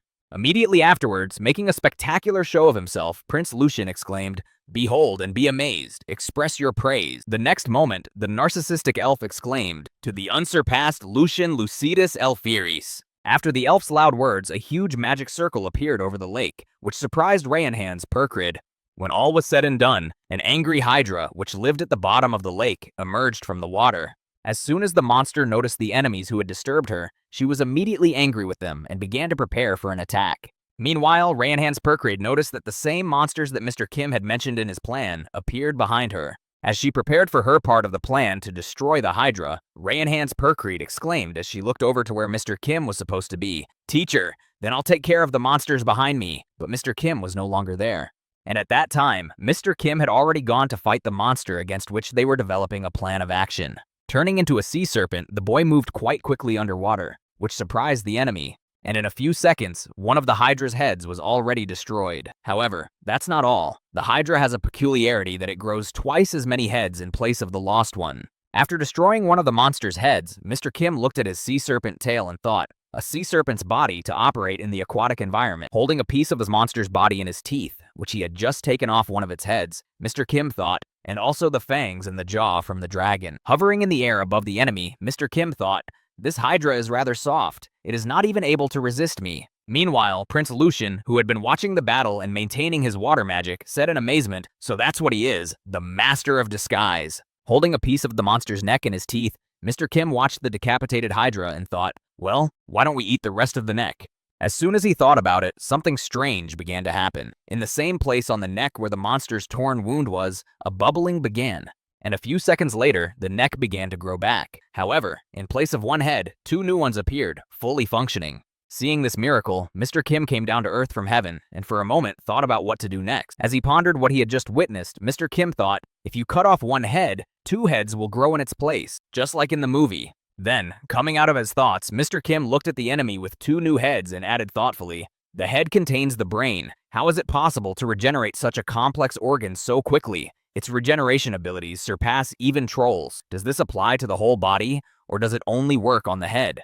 After the interesting question about the monster's regeneration, Mr. Kim desperately rushed to the Hydra and thought, well, now we're going to test it and find out the truth. As soon as Mr. Kim got close to the enemy, it pounced on him to strike back. Skillfully gliding on the surface of the water, Mr. Kim easily dodged all four heads of the monster that were aimed at him. Immediately afterward, the boy tore off all four heads, which plunged into the water in an attempt to hit the rapidly moving target. As soon as the monster lost its heads, it began to regenerate to restore the lost heads, but it was not as easy as it might seem. During regeneration, the Hydra's body shrank, and as the body shrank, tissues from the body moved to the head, making it possible to regenerate the lost heads so quickly. Upon completion of this regeneration, the Hydra already had 6 heads, which it regenerated after losing the 3 main ones. Noticing the changes in the monster's body, Mr. Kim said thoughtfully, at first glance, its ability to regenerate seems to be limitless, but as always, there are some conditions. Recalling the same moment with the change in body shape when regenerating heads, Mr. Kim thought, it seems to be limited in the materials for this. Every time new heads grow, the body weight decreases in direct proportion. Noticing one of the Hydra's heads above him, which was about to bite him, the boy said thoughtfully, well, let's see how much longer you can grow your heads. Dodging the monster's attack, Mr. Kim deftly tied himself around the monster's neck and headed up to begin his plan. After reaching a certain height, Mr. Kim jumped off the monster's neck to get to another one. However, in the air, he was already met by the enemy's jaws, which were confidently closing in on him at breakneck speed. As soon as the boy noticed the danger, he turned into a human and jumped to the side, leaning on one of the heads. Thanks to this maneuver, he dodged the attack and ended up in the right place. However, the power of physics has no exceptions. After this maneuver, the boy flew down, right into the mouth of one of the Hydra's heads. When he got close enough, the boy spread his arms wide and grabbed the monster's head. As soon as the boy found a foothold, he was able to do a trick with lifting and turning over, and then found himself on the back of one of the Hydra's heads. As he stabbed the enemy in the back, Mr. Kim changed his hand into a claw and shouted in his head, "The forelimbs of a mantis!" With his weapon in hand, Mr. Kim began to chop off all the heads that came at him from the right and left. After a few seconds, the task was completed, and all the enemy heads were chopped clean off and rained down. As soon as the Hydra lost its heads, the same process of rapid regeneration and changes in body structure began. Immediately after that, 2 new heads appeared from the severed and torn off heads, and it was necessary to start all over again. Repeating his actions over and over again, and cutting off the heads of the Hydra, Mr. Kim achieved the result that now a whole bunch of heads were sticking at him. There were about 30 of them. Preparing for the slaughter that was about to begin, Mr. Kim turned his hands into dragon paws to fight the enemy more effectively. Having done this, the boy began to cut off the heads of the enemy, which approached him into small pieces. This battle lasted for quite some time. Each time, more and more heads appeared and regenerated at a frantic pace. However, Mr. Kim was not going to stop either, and continued to tear the enemy's heads. Grabbing one of the ones that came close to him, he began to stretch it, causing it to crack under the tension and the muscles around its spine to tear. Tearing the monster into small pieces, Mr. Kim's expression showed that he was enjoying it. Smiling slyly as he tore the Hydra apart, Mr. Kim said ominously, "Come on, how much longer can you keep this up?" The battle lasted only a few more minutes, after which one of the newly grown heads tried to attack again, but fell to the ground exhausted. Looking at the monster lying beside him, showing no signs of life, Mr. Kim thought, starting with the 30th head, the body lost too much weight and could no longer stand upright, and after the 42nd head grew back, the Hydra was no longer able to regenerate.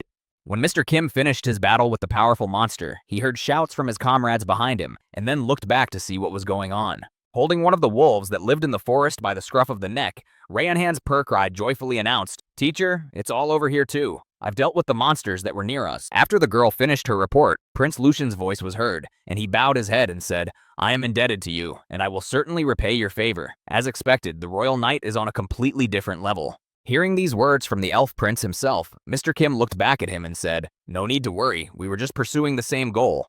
I am here for personal reasons as well." Hearing that Mr. Kim was dismissing the fact that he had made a very important contribution to the prince's plan, Lucian nervously exclaimed, "Then don't worry about my intentions to repay you. I will personally pay the debt."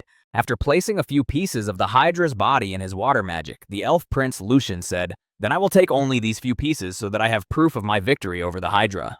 Taking the 3 heads of the Hydra with him, the elf prince walked away from the battlefield and into the bushes, saying, "Farewell, and we will meet again someday, Sir Kim." When Lucian was far enough away, Rayanhan's Percreed approached her mentor and said in surprise, "I have never seen an elf bow his head so often." Mr. Kim replied, "It was only the second time." Hearing such words from her mentor, the paladin girl was alarmed. Elves never bow their heads unless it is a baptism in the church of the goddess. It would be very good if half of the elves were like this one. After these words, the girl looked in Prince Lucian's wake and said thoughtfully, "First of all, he's a comrade who fought alongside us, and his character seems to be quite good. It would be good if he became a king." Hearing these words from his student, Mr. Kim replied, "Prince Edward said the same thing, although he also said that it would not happen." Immediately after saying this, Mr. Kim looked at the corpses of animals floating on the surface of the water near him. These were the very monsters that had surrounded them during the battle against the Hydra.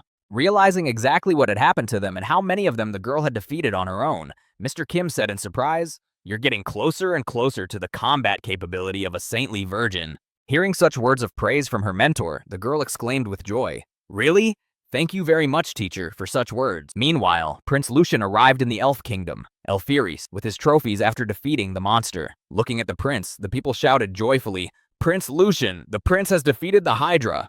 Hearing such joyful shouts, the prince, riding on his horse, smiled happily and thought, "At last, my achievements were finally appreciated. Now I will definitely regain my place as a contender for the throne." Just as he was beginning to gloat over his achievement, a gust of wind blew right in front of him, followed by a loud sound. It was the second prince, who had brought a dragon with him. Looking around, one of Prince Lucian's younger twins said in surprise, "I don't understand. Why is everyone here all of a sudden?" The next moment, the people, confused by the sudden sound, turned their attention to Prince Rhesus and said, "Prince Rhesus, he is..." Immediately afterward, the people erupted in joy, shouting, "He has defeated the dragon! This is something incredible!" And from that moment on, the entire population forgot about Prince Lucian and his Hydra, because the dragon was more prestigious. Looking back at where his younger brother stood with the defeated dragon, Prince Lucian was very angry and nervous that his fame and efforts had been trampled on in an instant. At the same time, somewhere in the Endless Forest, Mr. Kim was eating the meat of the defeated Hydra and reading the information from the letters while his student was putting all the meat in one pile.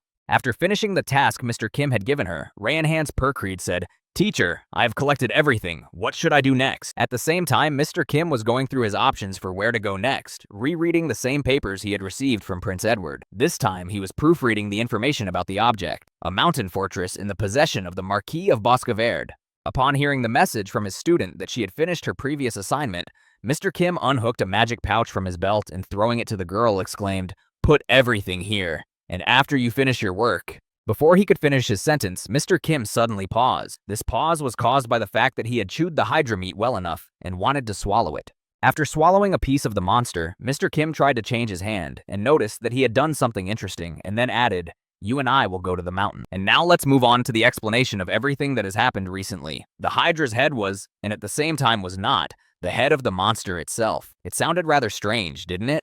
It had eyes, a nose, a mouth, and all the other organs that were responsible for feeling, but there were no brains in these heads. The neck skeleton was also arranged very simply, more like a connection of the bones of an arm. The brain of this monster was located directly in the body of the monster. That's why the Hydra could afford to regenerate lost heads so quickly during the battle. However, there is something that is still very difficult to explain, or even impossible. This is the phenomenon that instead of one severed head, two appear. It is quite a dino. This requires deeper research. However, in any case, this battle brought quite good results, and even more so after eating the Hydra itself. The abilities I managed to acquire were quite useful and entertaining. Sometime later, after Mr. Kim and his student had finished all their business in the Endless Forest, they went to the mountain fortress in the Marquis of Boscoverde's domain. When one of the guards noticed something strange approaching them from a distance and then attacking them with fireballs, he exclaimed in confusion, "What is this? What's going on?" Immediately after these words, explosions were heard outside the walls of the fortress as fireballs hit the fortification in the mountain. When the guard heard the explosions behind him, he immediately turned his attention to the site of the explosions, forgetting to watch what was happening ahead, and there was another shell flying right at him. Immediately after that, the shell hit a defensive fortification and destroyed it, killing the sentries who were patrolling the area. This whole mess was created by one very well-known person. When he got inside without any obstacles, he heard alarmed shouts from the soldiers who had arrived at the fortification.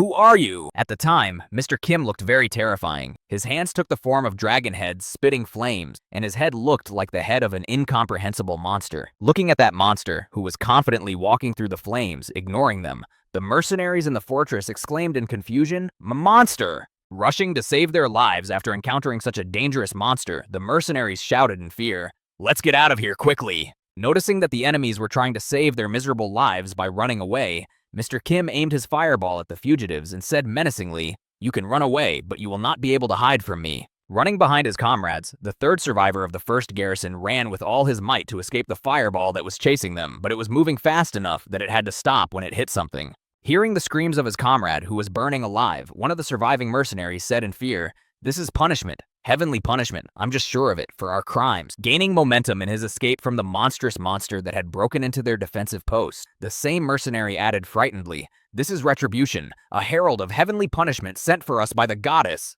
Running alongside his companion, who spoke of the goddess and the messenger of retribution, another mercenary replied, "Don't talk nonsense. If this was the goddess's punishment, she would not have sent such a monster." Continuing to run as fast as they had started, one of the mercenaries said, "Just a little bit more, and very soon we will be at the second mountain fortress. Let's join the guys from there." After a few minutes of running around, the mercenaries finally arrived at the second mountain fortress. However, there was something that surprised them about this defense structure, a huge hole in the wall. As they approached the fortress walls, one of the mercenaries said in surprise, "I don't understand. How did such a huge hole in the wall appear here?" When both mercenaries were near the hole in the wall, they could see the terrible picture that was on the other side of the fortification. There was blood splattered everywhere, and pieces of bodies and heads of guards were lying around. Also, in the midst of all these pieces, their comrades could see one who was still alive, but it was not for long. He was suffocating, being held by the monster's powerful hand, which was holding his neck. Immediately afterwards, a crunching sound was heard, and immediately after that, the head was separated from the body. Seeing the spectacle with his own eyes, one of the mercenaries accidentally screamed, which attracted the attention of Rayanhan's Perkree, who was engaged in genocide. Noticing two more mercenaries, she said in surprise, "Oh, look, more guests have arrived." Immediately after that, the paladin girl dropped the dead mercenary from her hands and went to the guests on the other side of the wall. When one of the mercenaries noticed that she was coming to them, he exclaimed in fright, "Wow, she's coming here!" At the same time, another mercenary took his dagger out of its sheath. It was all for a reason. While one of them was pointing at the girl who was heading towards them, he shouted in fear, "Hey, let's run away!" Another took decisive action, interrupting his friend's word. At that very moment, what was expected happened. One of the mercenaries plunged his dagger into the other's leg, thus interrupting his words and taking away his ability to escape. As soon as his companion fell to the ground, the mercenary immediately began to flee the scene to save his own miserable life, which he had snatched from the clutches of death at the cost of his partner's life. Looking back at his comrade, who had to be left behind as a distraction, the frightened mercenary thought, "I'm sorry, but try not to die. Please stall as long as possible and be bait for me." Running away from one monster, the mercenary completely forgot about the other and ran without looking ahead. But he did have to look behind him when he noticed a huge figure suddenly appearing in front of him. It was Mr. Kim. The bait plan had failed, and everyone was dead. After a while, the girl started cleaning up and burned the bodies of the dead, and not entirely the mercenaries, the cats that defended the fortress in the flames of the burning fortress. While the girl was doing these things, Mr. Kim just stood aside and thought about his own. After a while, the girl appeared before Mr. Kim with the mercenary's hand in her hand and joyfully announced, "Teacher, I'm done. All the mountain bandits in this area have been destroyed, and now the residents can live in peace, right?" Mr. Kim replied, "That's right, good job." Hearing her mentor's praise again, the girl exclaimed joyfully, "Yes, you did." Despite the girl's joy and sweet demeanor, Mr. Kim still saw something in her that could not be reconciled with her usual behavior and some incidents. This time, he turned his attention to the hand that the girl was holding in her hand from the killed mercenary from the fortress in the mountainous area. Mr. Kim then raised his head and said, "She appears to be too violent. This is a time when she is having trouble deciding whether she is a human or a monster." As he looked at his student, who was oscillating between her two personas, Mr. Kim thought, "I've been through something similar, but my period of raging inner beast didn't last long." After his reflection, Mr. Kim said sadly, "By the way, he never showed up." Hearing this, the girl said happily, "Oh, if you mean the robbers, they are gone. These were the last ones." Hearing this report from his student, Mr. Kim objected and said, "No, my main goal here is not to exterminate the mountain bandits. I think it will come out if all the quorums in the area disappear." Hearing these words from her mentor, the girl was frightened. "What? Fodder? Are you saying that the robbers were fodder? If we are talking about a monster that feeds on groups of people, Immediately after her words, the girl became quiet and looked at her mentor frightened, realizing what the consequences might be. When the girl had calmed down from her anxiety and fear, Mr. Kim spoke to her without any trepidation in his voice. There is only one monster that takes people as its food. Immediately afterward, Mr. Kim pictured the same monster in his mind and said, "Recently, there have been sightings of the manticore in this area." Hearing about the monster that Mr. Kim had decided to hunt, Ray and Hans Perkreed said nervously, But, will such a measure surely have an effect? If he targets the village, innocent people will get hurt." When the girl expressed her opinion, Mr. Kim looked at her and said, "If so, we will have information from eyewitnesses. Nothing will change if we catch the manticore a little later." Hearing these words from her mentor, the girl was nervous. But still, what will happen if it eats all the witnesses? Or if he doesn't return to the village he has already attacked once? Immediately responding to his student, Mr. Kim said, "Well, if it comes to that, then..." No sooner had he said this than someone's terrible head appeared from the darkness behind him and said in a hoarse voice, "In that case, are you going to burn everything in this area to the ground?" Hearing someone's voice coming from the darkness, Mr. Kim and the girl froze in their tracks in surprise. Their bodies were filled with fear, and they felt goosebumps running all over their bodies. When the two travelers looked back to the place where the voice had come from, they saw a large monster with bright glowing eyes. Then he said, "Isn't it time for you to stop?" Looking at the travelers, who were planning to burn everything to the ground in case of extreme measures, the manticore, who suddenly appeared behind them, said, "Haven't you burned enough already?"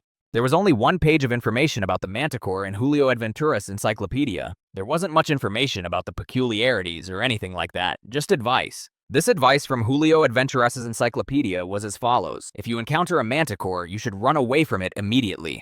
And this advice continued. If you follow this advice, it is almost the only way to survive in this case. Trying to fight him is too risky. The manticore is a very strange and dangerous monster. Its appearance terrifies many people. It has the head of a man, the body of a lion, and the tail of a scorpion. Most likely, the goddess created it according to the descriptions of earthly myths, just like the dragon and the hydra.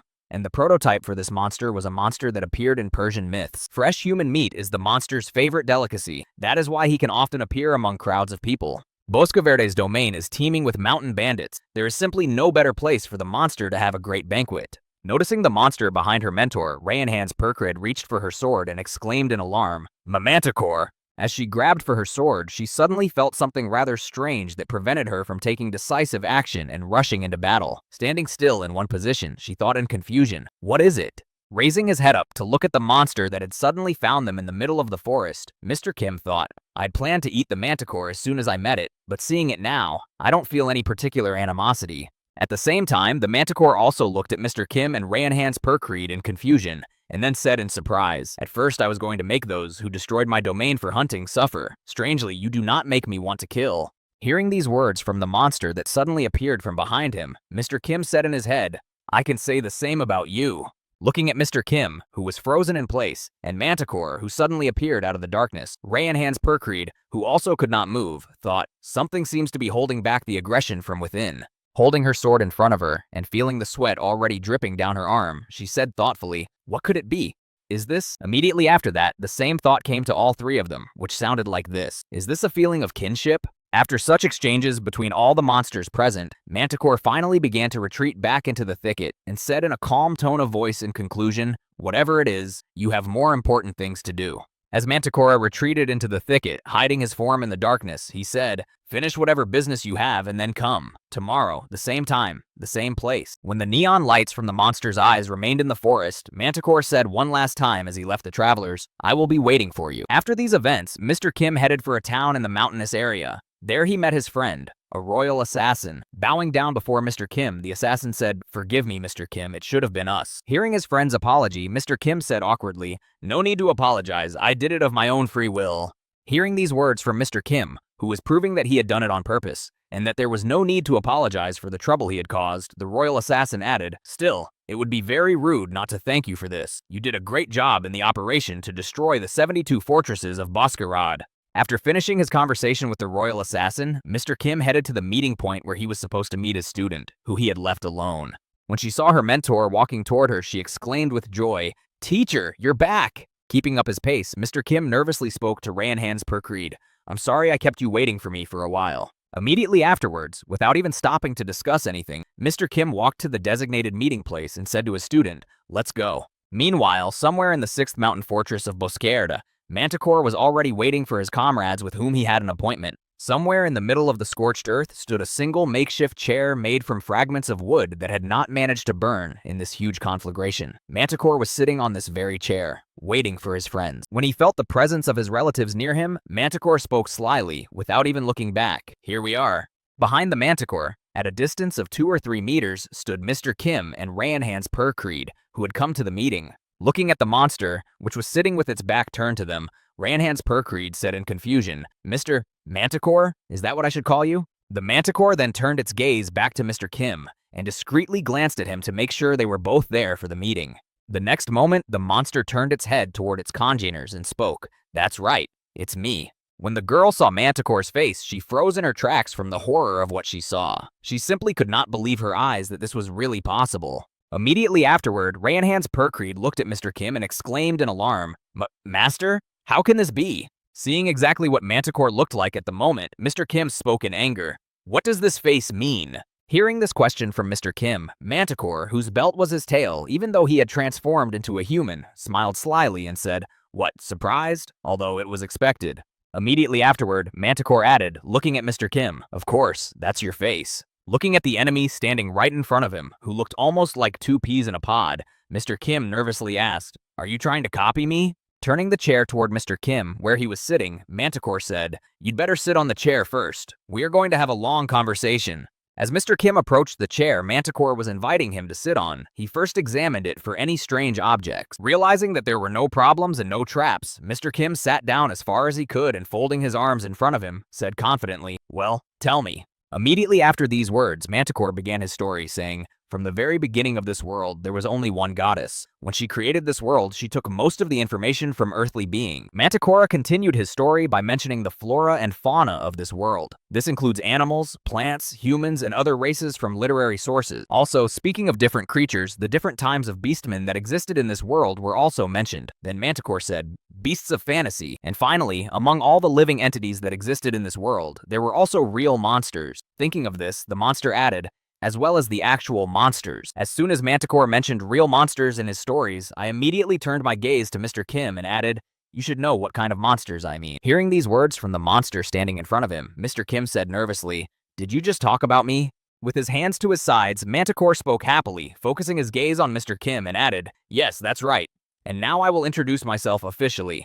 I am Manticore. Another name is Pet Shop Duplicate V0.3.0B. One of the test specimens created by the goddess." Immediately after these words, Mr. Kim recalled the words of the Spaniard who had detained him in his past life, and said then, "The world's most wanted pet shop. You are under arrest for committing a bunch of things," and so on. When he remembered this, Mr. Kim thought, "Pet shop? That's my earthly nickname." Immediately afterward, Manticore smiled ominously and said, "A being who is the embodiment of a monster like you in this world, and that is now me." After announcing this news, Manticore also added a few facts. Before starting to test the ability to change bodies, the goddess set out to successfully combine the bodies of 2 animals. This is how the griffin was created. Then Manticore added, "But then the goddess reached a dead end. All the creatures that were created after him were failures. Like the griffin, they had the abilities of mixed animals and could reproduce. However, your key ability, transform by eating, could not be instilled in them." The next moment, Manticore mentioned himself in the story and said, "In the end, among the endless series of failures, I was created. I can change my body from human to cat." After that, he described another feature of his body, saying, "And the head itself, only from a human to a humanoid primate." The next moment, mentioning another part of his body, Manticore added, "It is impossible for me to get rid of my tail or to modify it to look like another animal. Despite these limitations, I can successfully use my body to create what I have eaten." Interrupting the Manticore story, Ranhan's Percreed exclaimed nervously, "Wait a minute." When Manticore turned his attention to her, the paladin girl asked in confusion, "It goes without saying that a Manticore is a very strong monster, but this is the first time I've heard of it having such an ability." Hearing the girl's words, Manticore looked at her and said awkwardly, "I'm just a little bit special." After these words about his difference from the representatives of his species, Manticore added, "The Manticores you know are my descendants, but they have not been able to inherit my abilities." As he said this, Manticore suddenly turned his attention to Mr. Kim, who was sitting in front of him, and asked him happily, "Wasn't it the same for you, the original pet shop?" Hearing this question from Manticore, Mr. Kim answered confidently, "That's right. I had a son, but he didn't inherit only human genes. He didn't get this ability." Hearing these words, Ranhan's Percreed was stunned to learn such details of her mentor's life. Immediately afterward, the girl said in surprise, "Wait, teacher? A son? Were you married?" To which he replied with a grudging smile, "That's ancient history." Hearing that this was true, the girl was surprised to think, "This is a must. Just imagine, the teacher is married, and on top of that, he has a child." Having told everything he could, Manticore added, "That's my whole story. Is there anything else you want to know?" Mr. Kim replied, "The timelines don't add up." Folding his hands in front of him, Mr. Kim said in frustration, "I was born 30 years ago. I spent only 2 years in this world, but you?" Hearing Mr. Kim's question, Manticore slyly answered, "That's right. I have lived on this earth for 1,000 years, but this world is a creation of the goddess, and the world we are talking about is not just a continent." Having told about the scale of the world they were in, Manticore said, "This is the entire universe. No." After saying this, Manticore suddenly became quiet in his thoughts, and then added, "Everything, including even time and space, and human standards do not work for transcendental beings." Hearing about the influence of the universe on beings, Mr. Kim asked Manticore, "Then how do you know all this?" Hearing this question from Mr. Kim, Manticore replied, "I am not the only one who knows. The beings that were created personally by the goddess of the first age creation know the reason for their creation. I am the only one who survived." Mr. Kim then asked another question, saying, "Have you often met tribesmen in your life?" He replied, "Of course. There were beings I could call tribesmen before and after my creation." After these words, Manticore smiled slyly and said thoughtfully, "However, their current whereabouts are unknown to me. I don't even know if they are alive or not. For example, there was a winged tribesman who could change his body into reptiles, amphibians, and mammals." Immediately afterward, Mr. Kim heard the sequel, but he entered the dungeon, saying that he would become stronger, and no one saw him again. Hearing this, Mr. Kim immediately remembered the dungeon boss and thought, "A reptile, an amphibian, and a mammal, a snake, a frog, a mouse, and a dungeon. Was that feeling family apathy?" After that, Mr. Kim said, "Then I will ask you a final question." Hearing these words, Manticore said in surprise, "A final question? You can ask as many questions as you want, so what do you want to ask?" Immediately afterward, Mr. Kim spoke in a formidable voice, "How many brothers have you eaten?" Immediately afterward, Mr. Kim deflected the attack with the tail of the Manticore, which was pointed directly at him. By shielding himself with his hand, Mr. Kim was able to avoid serious injury from the surprise attack. Hearing this question from Mr. Kim, Manticore asked ominously, "How did you know?" As he closed his student's door, Mr. Kim heard the girl's surprised voice say, "My master," to which he replied, "Stay away." The next moment, the girl moved about 5 meters away from Mr. Kim so as not to interfere with his suddenly starting a fight against the enemy. After the girl moved away, Mr. Kim spoke to Manticore, "My gut feeling told me, even if you have my ability, it is not perfect. I realized that it would be very unnatural for you to be of your age to eat ordinary food." Immediately after these words, Mr. Kim began to transform his limbs and said, "It's still hard to go beyond your limits, unless you're eating special meals, of course. But..." Immediately after these words, Mr. Kim jumped up from his seat. Prepared for battle, the boy instantly moved behind the Manticore's back and swung his dragon arm. The next moment, the blow hit the enemy directly, knocking him back a considerable distance. Although the blow was quite powerful, the monster itself was not weak either. That's because he was the prototype of Mr. Kim in this world. Stopping after the boy who had suddenly started the fight, the Manticore focused its gaze on the opponent and spoke with anticipation. What? What happened?" Hearing the question from the Manticore, Mr. Kim smiled ominously into his opponent's eyes and said, "And when I first saw you, I also thought you would be quite tasty." Hearing Mr. Kim's words, Manticore smiled slyly and said happily, "The original pet store, I want to achieve completeness, and this strange feeling has not faded for a second in all the thousands of years I have lived." Immediately after these words, Manticore also got serious about the matter and began his transformation while speaking at the same time. "I was very sorry to part with my brothers, whom I had eaten." Turning his teeth into sharp blades like sharks, Manticore exhaled excitedly and said, "However, the happiness of approaching the ideal made me forget all my sorrows." Immediately after these words, Mr. Kim, who was standing right in front of the monster, asked with interest, "Well, how did you like your relatives?" Hearing this question from Mr. Kim, Manticore, who had already completed his transformation and was fully prepared for battle, said, "They were simply the best." After saying this, Manticore began to lick his lips greedily, remembering the taste of his relatives, and then added, "And you, I think, will be the most delicious of all the comrades I have ever tasted." Immediately after this moment in the conversation with Manticore, Mr. Kim stood still and thought, the feeling of closeness with relatives, and also the joy of meeting. Now beginning his transformation into a powerful monster to confront Manticore, Mr. Kim reflected, sadness at the tragedy, anger at myself for not being able to overcome my instincts. At the same time, I had such heavy feelings. After a while, Mr. Kim finally completed his transformation. This time he looked like some kind of incomprehensible monster. It was as if he were a dragon, but his body was shaped like a human.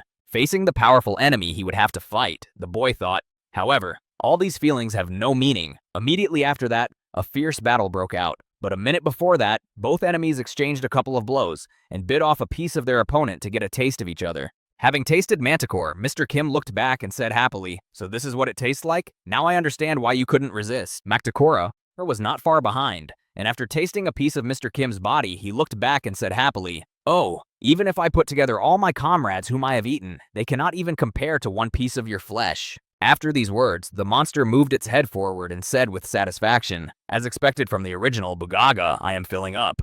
I feel complete pleasure. I'm developing. It's just the best feeling." After telling his impressions after tasting Mr. Kim's flesh, Manticore restored his lost limb, replacing it with a bird's leg, and said ominously, "Thanks to you, I have once again broken through the limit of my ability." Seeing what happened to his opponent after a long struggle, Mr. Kim said angrily, "From a cat to a chicken, I can see that you are already exhausted. Just accept your fate and let me eat you." Hearing such provocative words from Mr. Kim, Manticore responded angrily, "It's just that you are already full. Don't you think you'll soon be overcome by sleep?"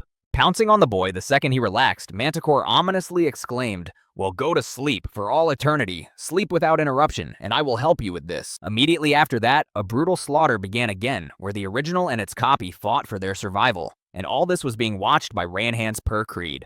Watching that brutal slaughter between her mentor and the monster, the paladin girl thought nervously, "Why do they have to fight? They are brothers." After calming down a bit, she added thoughtfully, "Surely their main goal in this battle is not dueling or survival, but simply food." Focusing her gaze on the Manticore, she thought, "After all, the Manticore is a cruel monster that devours people, and destroying it would be the right thing to do."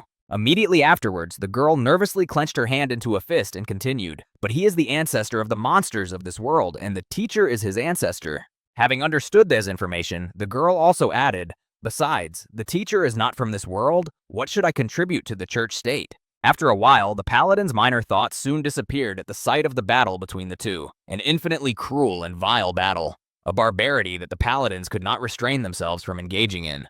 But for Ranhan's Pure Creed, who watched the battle with her own eyes, it was the limit she never wanted to reach under any circumstances. A battle that seemed to have come from the pages of an ancient legend. Under the influence of this spectacle, her inner monster consciousness began to grow.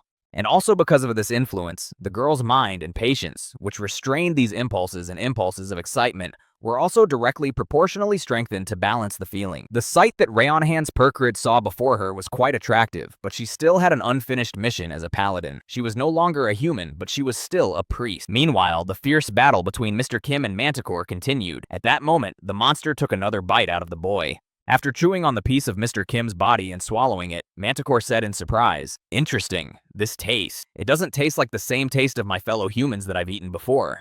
Immediately after these words, the enemy rushed at Mr. Kim, licking greedily, and exclaimed, You ate a very delicious delicacy once before." The next moment, a wall of dust appeared in front of Mr. Kim, with nothing to see behind it. This made him very worried. His fears were not unfounded. Several vermin flew out of the wall of dust and into the air, heading straight for Mr. Kim.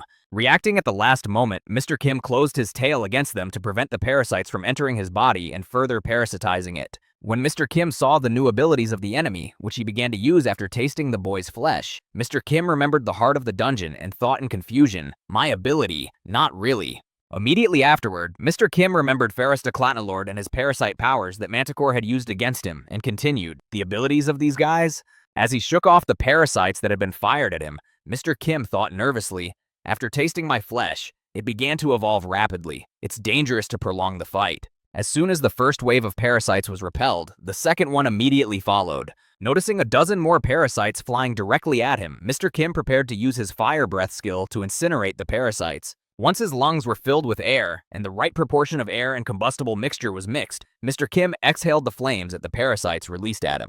While Mr. Kim was using his fire breath to block his view, Manticore decided to take advantage of the opportunity and attacked his opponent. Ignoring the fire thanks to the salamander abilities he now also had after visiting Mr. Kim's flesh, Manticore tried to crush the boy with a swing of his bulky paw. When the fire dissipated, Manticore noticed that his paw had left a crater in the ground, but Mr. Kim was not in it. The boy managed to react at the last moment and jumped to the side, dodging the enemy's attack. Breaking the distance between himself and the enemy, Mr. Kim thought, "He has not yet fully absorbed their abilities." Then he said, "In that case," landing on the ground, Mr. Kim immediately jumped off, flying at breakneck speed toward the enemy to strike. After performing this maneuver, the boy, while in flight, thought, "It means we can now follow the classic scenario of combat." Noticing the enemy approaching him, Manticore took a fighting stance, leaning to the ground to make it easier to defend himself. After taking up the fighting stance, the monster also covered its head with its tail, so that the enemy could not deal a critical blow to it. Noticing the enemy's actions, Mr. Kim, swinging his arm to strike, thought, "First, I need to get rid of that pesky tail." Immediately after these thoughts, Mr. Kim first cut his opponent's tail to deprive him of his basic defense. After that, the boy landed right in front of Manticore, leaving the severed piece of tail behind him. Not paying attention to the severed limb, Mr. Kim immediately rushed at his enemy, thinking that now he should not be hindered by anything to deliver the fatal blow. When the boy was right in front of the enemy's face, he noticed that he was smiling ominously. At first, it was not clear what caused it, but very soon everything fell into place. A second later, Mr. Kim became confused when he noticed the sinister smile, and then felt a sharp pain in his body. When he looked back to see what was causing it, Mr. Kim noticed a tail in his body that had pierced him through and through. The severed limb turned into a parasite. Immediately after that, Mr. Kim retreated. Thanks to this maneuver, he was also able to dodge the enemy's attack, which was carried out by his chicken leg.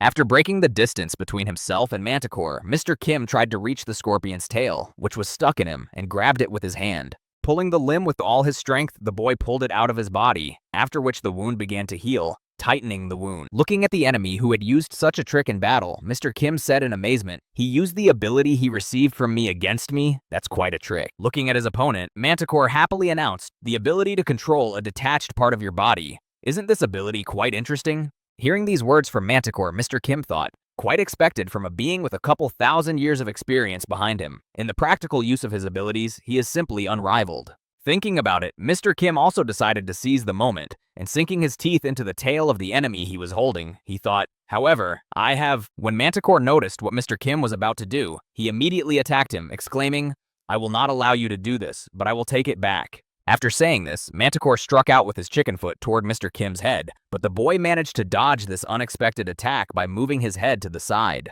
Immediately after the enemy closed the distance, Mr. Kim grabbed Manticore by the neck and began to squeeze his hand to crush his neck. Feeling the pressure on his neck and Mr. Kim's claws digging into his neck, Manticore was a little nervous about losing his head by accident. While his focus was on his neck, Manticore tried to reattach his lost limb to the rest of his tail while he had the chance. By stretching its tail downward toward its severed limb, the monster managed to accomplish its goal and reattach its tail to its body. As soon as his body was reattached, Manticore struck the boy with its tail, knocking his arms off his neck. When Mr. Kim finally let go of him, Manticore decided to test his breath with the flames he had also received after absorbing a piece of Mr. Kim's body. Seeing the enemy's plan, the boy was not confused either, and prepared to deliver the same blow, filling his chest with air. The next moment, the trajectories of your soldier's fire converged, and their shells flew into each other along the shortest path.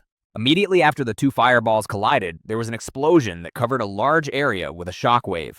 When the smoke from the explosion cleared, two monsters could be seen at a distance of 10 meters with a huge crater between them. Also standing on either side of the crater were Manticore and Mr. Kim, who had blocked the blast wave with their bodies and created makeshift rocks above the crater. Looking at his opponent with a confused look, hoping that he had managed to defeat him, Mr. Kim said nervously, "Did it work?" At the same time, Manticore, who was standing unharmed opposite Mr. Kim, said joyfully, "For the first time in a long time, I felt like I was one step away from death. As expected, you are quite strong." Immediately afterward, the enemy jumped up and ran to Mr. Kim, shouting, "But didn't you think that this could be the end of you?" As soon as the distance was broken, Manticore began to strike the boy with a barrage of blows that did not weaken, but only gained momentum. Trying to defend himself from the enemy's blows, Mr. Kim thought in alarm, "Even dragon scales cannot withstand this onslaught." Realizing that he would not be able to withstand this pace for long, Mr. Kim took one of his legs and prepared to regroup, thinking, "I'd better retreat for a while."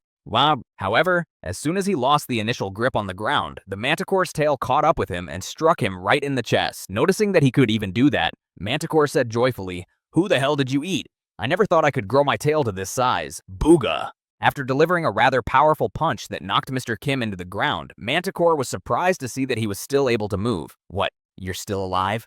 At the same time, Mr. Kim was struggling to keep from fainting after such a powerful enemy attack. While wondering how this happened, Mr. Kim immediately thought of one of the commanders of the 7th Demon Army, namely Wrath, and thought, "That tail. This is definitely the same dinosaur ability." As he slowly approached Mr. Kim, who was lying on the ground and struggling to move, Manticore said happily, "What a strong will to live. However, it is time for you to die." Licking his lips greedily before delivering the final blow, Manticore said smugly, "I will eat the corpse without leaving a single morsel."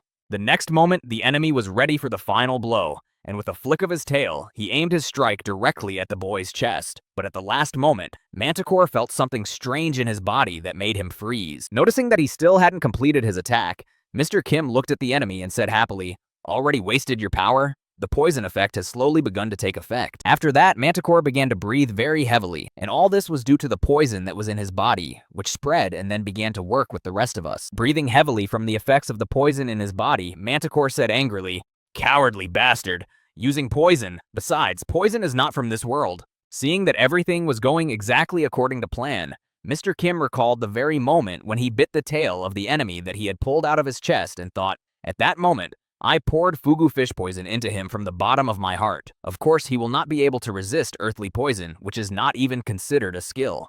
After the enemy lost his enthusiasm for the fight, Mr. Kim rushed at him and said gleefully, "Cowardly, you say? That word is more appropriate for a fight between ordinary people." As soon as the boy approached his exhausted enemy, he threw several punches, which later proved fatal. After this attack, the enemy's limbs and some parts of his body flew in different directions, falling into small pieces. Having lost a part of his head, a leg, a tail, and a part of his arm, Manticore said thoughtfully, "Well, indeed, that is more suitable for human." Immediately after saying this, Mr. Kim looked back and said thoughtfully, "Is there anything else you want to say, in the end?" Hearing these words from his opponent, Manticore said in surprise, "In conclusion? What are you talking about?"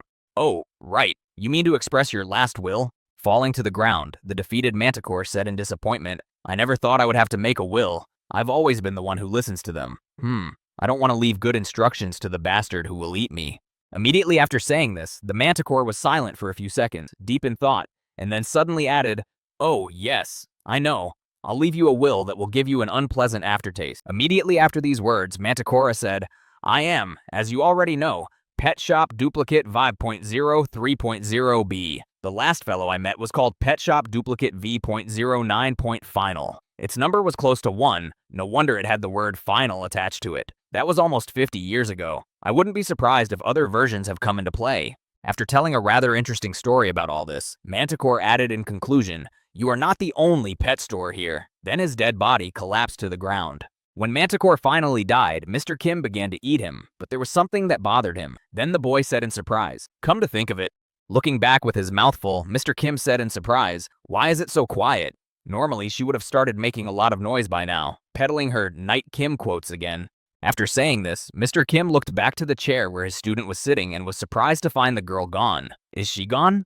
Immediately after that, Mr. Kim dropped the monster's carcass and walked over to the chair, noticing a piece of paper on it. Picking it up, the boy said in surprise, "This is a letter." Looking at the letter the girl had left for him, Mr. Kim could only read it. "Teacher, Teacher Kim, now in the kingdom." After reading only the first few words of the letter, the boy suddenly heard someone shouting behind him in alarm, which sounded like this, "Mr. Kim." Drenched in sweat from nervousness and fatigue from running so far, the frightened royal assassin hurriedly reported, "Bad news. The adventurers have started an uprising." Sometime after the royal assassin's report about the uprising, Mr. Kim hid Manticore in his magic bag and headed for the Grand Continent. Upon arrival, the boy immediately went to the prince's office to discuss a plan of action. While Mr. Kim was waiting for the prince, he did some thinking. In almost all aspects, Manticore is like a cheap version of me, but in some ways, he was superior to me. Recalling the same monster, Mr. Kim added, "Over several thousand years of life, he ate many more kinds of creatures than I did, but he was able to freely use their memories and personalities. In other words, he was able to act and think exactly like the creature he had transformed into."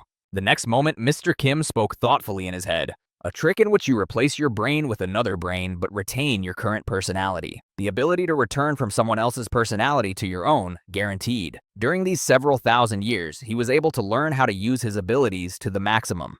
Immediately after these thoughts, Mr. Kim looked down at his hands and said sadly in his head, "After absorbing him, I received the same abilities and tricks, although all the wisdom I had accumulated over 1,000 years had of course disappeared." Immediately after this sad news, Mr. Kim added, speaking of the contents of the letter left by the paladin, before he could read it, he heard the prince's voice saying, "Hey bro, you mean you can now take on a completely different personality?" Hearing this question from his friend, Mr. Kim said confidently, "That's right." The prince said nervously, "Mamma mia, what the?"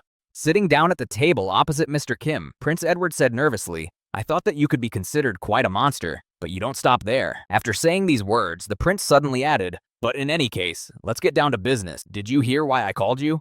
To which Mr. Kim replied, I was told that the adventurers have started an uprising. Immediately afterward, Mr. Kim changed his face and asked menacingly, and what should we burn first? Hearing the question from his friend, Prince Edward nervously exclaimed, No, no. Why did you suddenly decide that?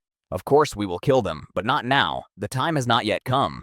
Immediately afterward, Prince Edward said, It will be much more profitable to deal with the adventurers after they have killed the lords who are unfavorable to me and turned the people against them. To which Mr. Kim replied thoughtfully, Indeed. Immediately after, trying to hide his sinister smile, Prince Edward added, Nevertheless, we cannot delay too much, and it is better to crush the uprising immediately. I had a good idea when I heard about your new ability. Meanwhile, Filian Sansto Tamarar was speaking at the Adventurers Guild. He spoke confidently in front of a large crowd. It has been announced that starting this year, the financial support for adventurers will be reduced by 90%. How can we stand this? No, no way. Let's take the nobility hostage and demand that the prince cancel the draft budget. Immediately after these words, Filian Santo Tamarar raised his hand in the air and confidently exclaimed, Let's get back our rights as adventurers. And at the same time, somewhere in the midst of the strange people, there was a strange adventurer who was wrapped in bandages. When he heard Filian Santo Tamarar's proposal, he thought in surprise, So we're going to go to the royal castle ourselves. Thinking about the fact that they would go to the royal castle, the same strange adventurer said decisively in his head, This is a chance for revenge. And now, let us recall again the same events that took place a few months ago in the port city of Stockholm. The same mixed-blooded young man, half human, half demon, who dreamed of becoming a demon general. Maiden, who worked as a porter to provide his only sister with food and shelter. And now, let's remember the same tragedy. Do you remember? The same horror that happened in that town and what the boy had to go through?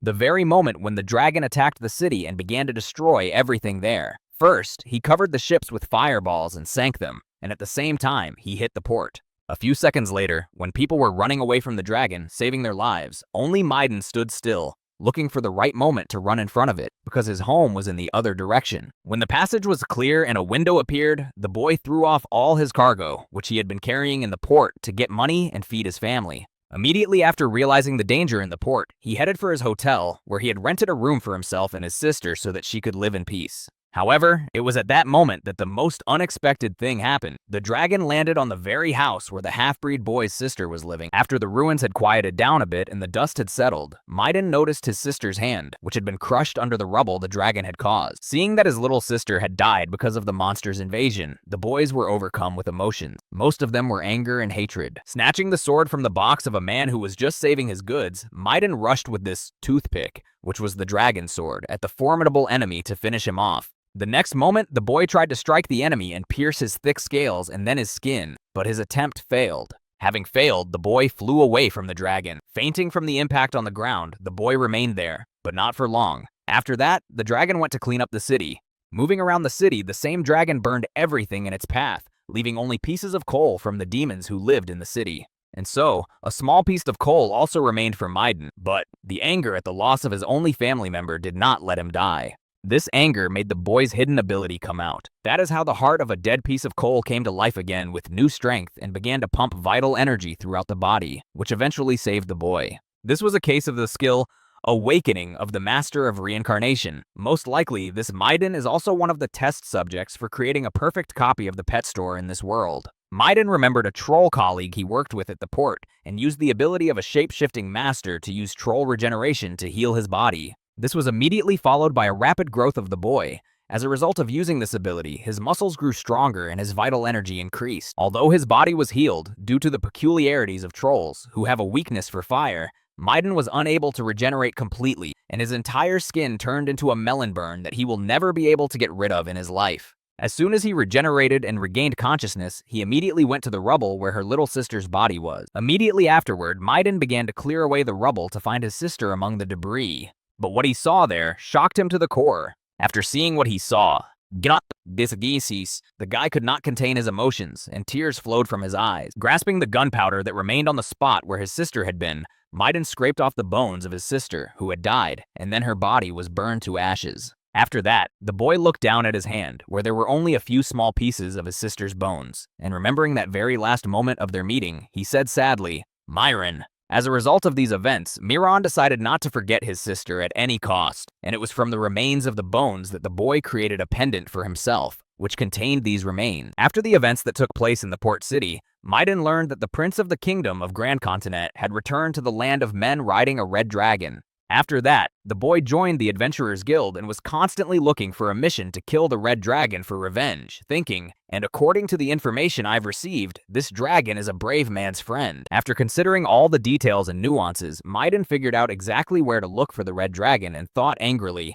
I will kill you no matter what it takes, Stockholm Dragon. While the boy was in his thoughts, the head of the Adventurers Guild emphasized one important piece of news, saying, oh, and we have reinforcements from the Santo Almaruz branch. After announcing the second most important news of the meeting, the head of the Adventurers Guild continued by inviting a new member. Bermico, come forward. Miguel Orofaso, the red dragon who appeared in front of the crowd, spoke joyfully. My name is Bermico Lozadente, a B-ranked adventurer. Please take care of me. Immediately after introducing the new member of the Adventurers Guild who had come to them from the branch, Miguel Orofaso angrily emphasized, don't be too surprised by his appearance. After emphasizing his appearance, the head of the Adventurers Guild turned his attention to Maiden and added, Bermico stands out even among other cannibals. He belongs to a rare race called the Dragon Race. You can tell why it is so called by the way he looks. Immediately after the announcement and the appearance of the new fighter of the Adventurers Guild, Maiden began to look at the representative of the Dragon Race in surprise. The next moment, he remembered the same Stokian dragon that looked like two peas in a pod, except their size was different, the same dragon that had destroyed his life. After introducing the new member of the guild to his comrades and telling them about his background, the head of the Adventurers Guild added, despite our different branches, we are all adventurers. Good for him. Before he could finish, he heard a shout in the crowd. Turning his attention to what had happened among his comrades, Miguel Orofaso saw that Miguel had attacked the newest member of their guild with a sword. Noticing that he had been attacked with a weapon immediately after joining, the new guild member froze in place in confusion. Immediately after this incident, Bermico Lozadente saw a hand with a sword from one of the guild members approaching him, accompanied by the words, I'll kill you, whatever it takes. But the guy's sentence was interrupted. After a while, Maiden came to his senses after the incident when he attacked the dragon. He did not understand what exactly happened because he had taken the enemy by surprise. Standing over the unconscious adventurer, who had regained consciousness, the head of the guild said with a grudging smile, Are you awake? Hearing such words from the leader, Maiden said in surprise, Chairman. When the boy was able to think straight after what had happened, the head of Santo Tamarar, Miguel Orofrizo, spoke angrily. What just happened? A sudden attack right in the middle of my speech. Immediately afterward, the head of the Adventurers Guild shouted angrily at the reckless boy. I've been constantly covering for you when the guild said you lacked a spirit of unity, and this is how you repay me? Did you take revenge on your dragon? After these words, the head of the Adventurers Guild turned his back on the boy and strode away, angrily saying, So, as a punishment, I'm going to deprive you of your bonuses this month.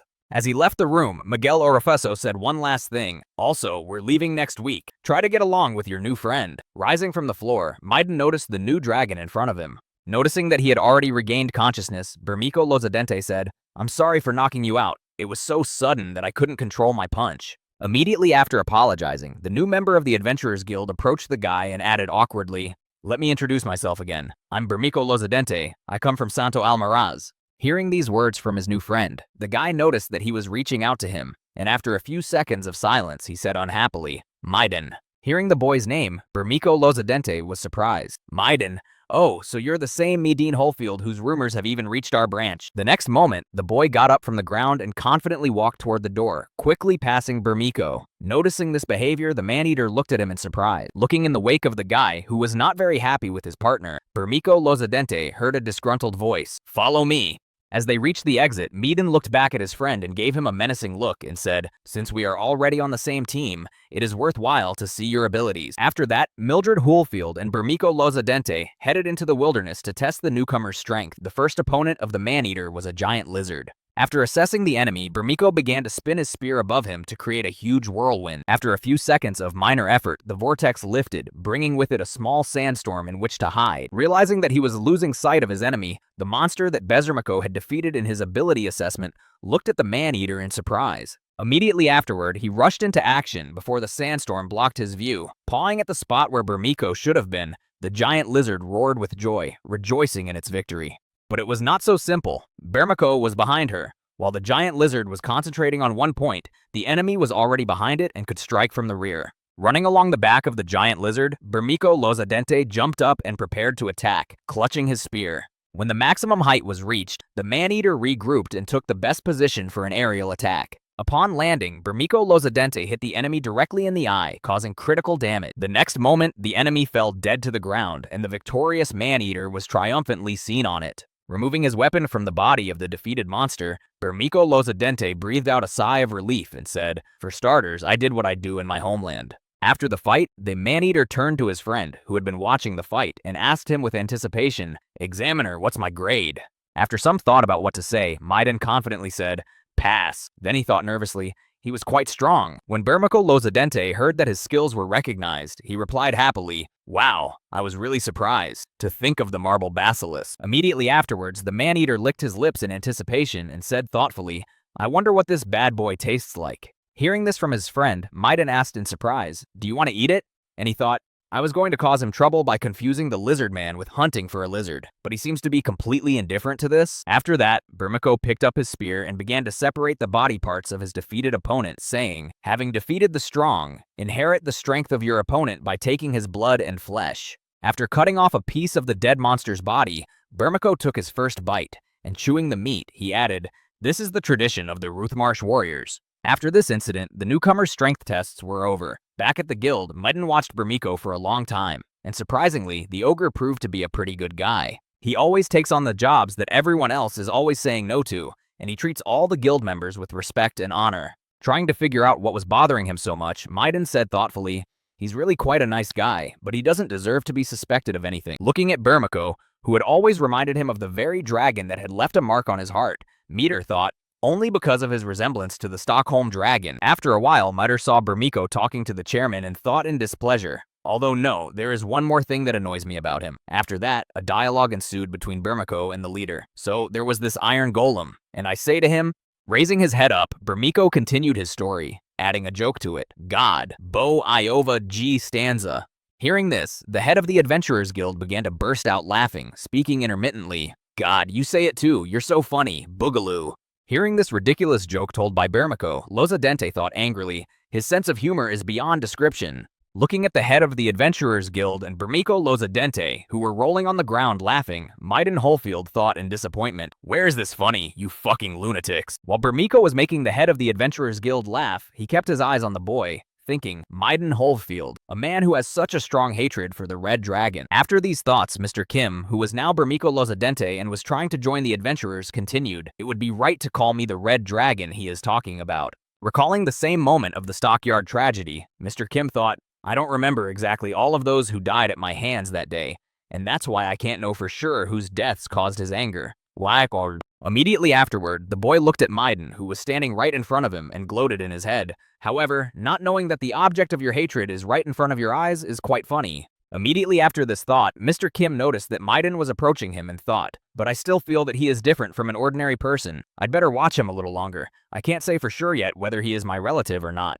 When Maiden approached the table where Bermiko and the Adventurers Guild leader were standing, everyone exchanged glances. Immediately afterward, the leader of the Adventurers Guild said in surprise, "Oh, you came after all. I heard that the two of you are getting along very well, although, as I recall, there was a fight recently."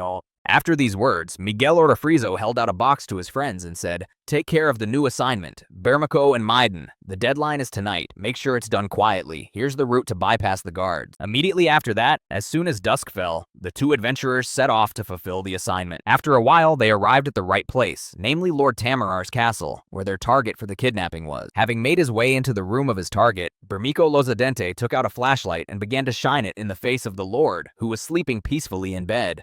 Tugging on the man's shoulder to wake him up, Bermiko said, Lord, it is time for you to fulfill your duties." Not fully awake, the confused Lord mumbled something as he opened his eyes after a dream. The next moment, when the Lord woke up, he noticed two unknown persons in dark cloaks standing in front of him, and he exclaimed in confusion, Who? Who in the—" Before he could finish, he was knocked out to prevent unnecessary noise. After that, the boys packed the Lord in a sack and headed out of the castle so that no one would accidentally notice them. The mission was complete, and they could go back to the guild. When the two boys returned to the guild and stood in front of its doors, Bermiko Lozadente said in surprise, "Somehow this turned out to be a pretty easy task." Opening the door to go inside, Miguel said, "Chairman, we—" But before he could finish, he heard Miguel Ortofrizo's angry screams repeated over and over again. "God damn it!" Immediately after these words, a drink glass flew toward the door through which Mead and Burmiko were entering. Noticing that he had been hit by a glass, the guy got a little nervous. As he dodged the projectile, Meaden saw that it had hit the door frame, which was a few centimeters away, and shattered into small pieces. After that, Meaden and Burmiko went inside and heard the guild leader say angry words. "Damned wretches! I told them to settle the matter quietly, and this is what they have done." Seeing the strange behavior of his leader, Burmiko spoke in surprise, trying to figure out what had caused it. "Leader, what is wrong?" Hearing the question from his comrades, the head of the Adventurers Guild spoke angrily. "Oh, you're back already. Great job, guys. You did a great job without making a fuss." After this praise, Meaden asked in surprise, not understanding Miguel Orofrizo's aggression. "Is something wrong?" The latter replied, "As I said, 11 branches across the country simultaneously took action." Then the head of the Adventurers Guild, barely containing his anger, added, "However, not even half of them managed to do it as quietly as we did, and the rest of them..." Immediately after Miguel Orofrizo's words, a young man burst into the room and shouted in alarm. "The chairman! Bad news! Count Salombro is dead! The men of the other branch, they beat him to death!" Hearing this bad news, the head of the Adventurers Guild said nervously, "Oh shit, they are definitely some kind of crazy people. What are we going to do about the murder of an aristocrat?" After these words, the head of the Adventurers Guild held his head and thought in frustration. If only they hadn't kidnapped him, then there would have been a chance to get out of it, to talk to the culprit and settle everything. After his thoughts, Miguel Orofrizo slammed his hand on the table and continued to think nervously. But murder is beyond the pale. You can't negotiate with the dead. The next moment, a noise came from the sack that was on Maiden Holfield's shoulders. This meant that the Lord was still alive. Immediately afterward, the head of the Adventurers Guild shouted out to his subjects, emphasizing, "At least you must try to negotiate. Don't let Baron Tamarar escape," but without a single scratch, to which he heard in response, "Yes, sir." Immediately after that, I heard a dull sound of a blow. The head of the guild started hitting the table again to let off steam. Having cooled down a bit from his emotions, Miguel Orofrizo said angrily, "Well, how did it all turn out this way? Why couldn't they fulfill the order properly?" Now let's go back a few days to Prince Edward's room, where the plan of action was being discussed. Then the prince said, "According to information, 11 lords have been targeted by the rebels. I want to use this chance to change the leadership together." Emphasizing his plans, Prince Edward added, "The only valuable person among the lords is Baron Tamarar. He performs his duties well, but he has guts. However, the downside is that he does not listen well." Prince Edward then added, "That's why you just intimidate him, but you don't have to kill him. Let him live." After receiving instructions from his friend, Mr. Kim replied, "Okay, I understand." After giving instructions on how to deal with only one lord, Prince Edward added, "And with the other lords." Smiling ominously at his henchmen, the prince said, "Kill them all. They have no value, so there is no point in them, and their lives are simply useless." When the hostage was in their hands, the head of the Adventurers Guild gathered his comrades and said, "Then we are leaving." As soon as the crowd was about to leave for negotiations, they were interrupted by the voice of Maiden, who suddenly shouted, "Chairman!" Turning his attention to his comrade, the head of the Adventurers Guild heard the nervous voice of his subject, who asked, "Why don't you take me with you?" Hearing such words from his subject, the head of the Adventurers Guild confidently replied, "Right now, the most important link in the negotiations is Baron Tamarar. If he is taken away from us, the negotiations will not even be able to begin." After these words, the head of the Adventurers Guild, leaving a couple of his comrades in the guild, said, "You two are our most powerful force, and that is why I am entrusting you with guarding him." Hearing these words from Miguel Orofrizo, Maiden was a little disappointed, but he had no choice but to stare into the wake of the departing negotiating team. When the door closed, Maiden spoke nervously, "If I can find the prince, I can find that bastard. I need to meet the prince." When Burmiko Lozadene heard his friend say this, he was surprised. "What? With the prince? Oh, you want to see the prince of the kingdom of Grin Continer?" Noticing his friend's nervousness, Burmiko said thoughtfully, "Of course, he's the hero of the war against demons, and everyone wants to meet him at least once. But it is unlikely that he will be personally present at the first stage of the negotiations. But when they are successfully completed, he may show up."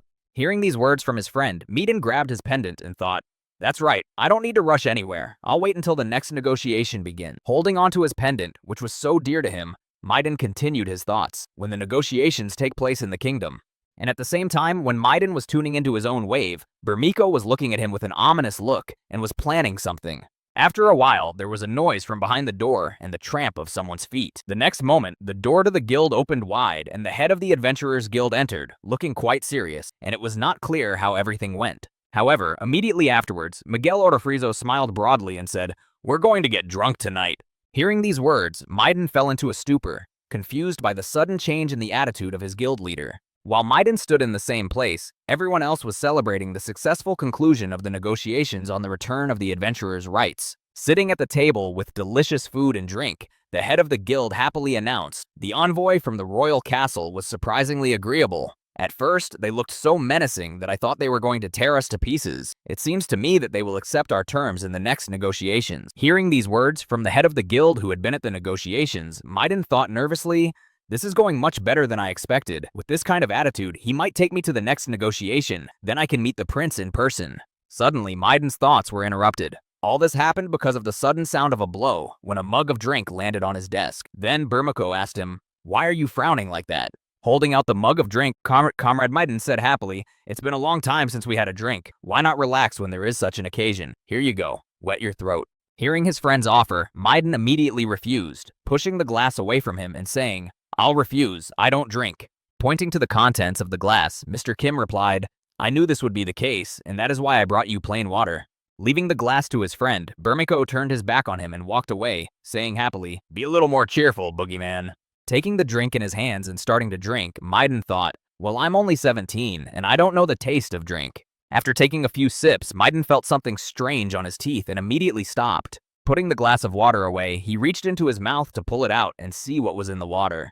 Pulling his hand out of his mouth, the boy saw some grains of sand on his finger and said in surprise, "What is this?" After that, the kidnapped Baron began to recall what exactly happened to him, how two people in dark cloaks came into his room and shone a flashlight in his eyes. He also recalled how they tugged on his shoulder to wake him up, called him through his sleep to wake him up, and blinded him so that he would not notice who had kidnapped him. As soon as the Baron woke up, he immediately felt pain in his neck from the blow, and then lost consciousness. He had some such fragments of memories. Getting up from the bed, the angry aristocrat exclaimed, "Dirty adventurers! How dare you lock an aristocrat in here? I'm going to leave here and bring my soldiers. They will wring your necks." While he was expressing his dissatisfaction and threatening behind closed doors, the door to his room suddenly cracked. The lock opened, and someone started to enter the room. The next moment, a man in a dark cloak appeared at the front door. When he noticed him, the frightened Baron said, "Who are you? Have you come to see the monkey from the zoo?" Hearing the disturbed voice of the hostage kidnapped by the adventurers, the unknown person in the dark cloak said, "No, I have a message for you." Hearing these words from a stranger, the angry Baron replied, "A message? This is ridiculous. You miserable adventurers think you can get away with this." Having interrupted the aristocrat's discontent, the adventurer said, "Count Salombro is dead." Hearing the news of the death of one of the aristocrats of the kingdom, who was killed by the adventurers, the Baron asked in alarm, "What? What do you mean? Is it true?" When the envoy noticed the Baron's concern, he immediately added, "You, your excellency, should also be careful. The adventurers are very belligerent." Hearing this, the Baron replied in fright, "Psychos, but then..." Interrupting the Baron's words, Mr. Kim, who came to the Baron in a dark cloak, said in an ominous voice, "Yes, if you die, we will not be allowed to live, but this does not mean that if we die, you will live." After telling the Baron this information, the messenger left the room, and then added in conclusion, "If possible, take care of your life." After these words, the room fell silent. After sitting in thought for a while and drinking all the water in his glass, the Baron said in fright, "Are they really also crazy? To kill an aristocrat?" At the same time, Mr. Kim, who was returning from the Baron, was thinking, "It is very difficult to intimidate someone whom you see for the first time. However, it is quite another matter when you personally get into the cranial nerves." Mr. Kim then continued gloatingly, "It took quite a while to breed the parasite eggs in their reservoir, but now the preparations are complete." And so, a few days passed, and the moment came when further negotiations were to take place regarding the adventurers' demands for the Baron's return. Watching the negotiations from the wall, Burmiko Lozadente spoke nervously to his friend. "The second stage of negotiations has been going on for quite some time. Let's hope that they go well." Immediately after that, the man-eater turned his attention to Maiden and said in surprise, "By the way, boy, are you feeling well? Because I look at your red eyes, and it seems that you do not look healthy." Then he added, "Although why me? For several days I fought off the soldiers who came to rescue the Baron," to which Maiden replied, "Don't worry about me. Your own scales have stopped shining." Hearing these words from his friend, Burmiko said joyfully, "Booga, it's not a problem. This kind of tiredness does not even compare to the birth of a cub." As soon as Maiden learned that his friend had a family and a baby, he was amazed to hear, "What, a baby? You have children?" Immediately after, Burmiko Lozadente confidently answered his friend, "Of course I do. The Ruthmarsh warriors allow their children to leave home as soon as they can walk." Hearing these words from his friend, Maiden immediately thought of his younger sister, whom he would never part with, and wondered, "He left his family to come here? Is it possible?" Immediately afterward, Burmiko spoke thoughtfully to his friend. One more thing. While we're on the subject, to be honest, for man-eaters, the dragon races. Before he could finish, the boys heard a scream coming from below them. Alarmed by this suddenness, the two adventurers became seriously nervous and hurried to check what had happened. Peeking out from behind the wall, they saw the head of the Adventurers Guild running scared toward the gate, exclaiming in confusion, "Damned bastards!" Raising his head up, the frightened leader, who was covered with cuts, shouted to Midden and Burmiko, "Open the gate, now!" A few seconds after the leader of the Adventurers Guild ran out of the tent, the canvas was pulled back and a knight's hand appeared inside. Later, the whole knight appeared, holding a bloody sword with which he tried to finish off the brazen leader of the Adventurers Guild. Watching the spectacle, which signaled a bad end to the negotiations, Burmik said in confusion, "What for? So it turns out that the negotiations were not as perfect as they were said to be?" The next moment, all the knights standing outside the tent raised their swords and prepared to fight. These knights were no ordinary knights. Each of them had magic, and at the order of the commander, they prepared to fire, creating a magic circle at the tip of their blades. As soon as all the preparations were completed, the sorcerers shouted together, "Fireball!" Noticing what their opponents were doing, Burmiko exclaimed in anger, "Bastards!" They still decided to take their master out of captivity by using force. Despite Burmiko's behavior and anxiety, everything went according to his plan. Even now, standing on the wall under attack, he was thinking, "Knights cannot destroy a fortress wall with fire alone, but I have soaked everything in flammable liquid in advance." As soon as the fire attacks reacted with the liquid that Mr. Kim had soaked the walls with, a large explosion occurred. Sometime after the explosion, the wall collapsed, and the boy who was standing with Burmik on the wall began to hear worried voices. "Get up, Maiden! Get up, Maiden!" After the last time, the boy finally regained consciousness. Noticing that his friend had finally opened his eyes, Burmiko asked, "Oh, Midden, you're finally awake!" Seeing his friend standing before him, Maiden asked in surprise, "What happened?" Hearing his friend's question, Burmik nervously replied, "The fortress wall is down. The city is in chaos. The other adventurers have gone mad, and now they are running around as if..." Recalling what happened to the members of the Adventurers Guild and how they behaved, Burmiko added, "As if they were possessed by something." After listening to his companion talk about the possessed members of the Adventurers Guild, Maiden looked at the bloodied tip of his companion's spear and heard, "I tried to stop them on my own, but it is simply impossible to do it alone." After describing the situation on the ground, Burmiko slung his weapon over his shoulder and started walking away. "So I'm going to go and find the head of the guild. He's the only one who can calm this chaos down a bit. You should also leave. It's not safe to stay here."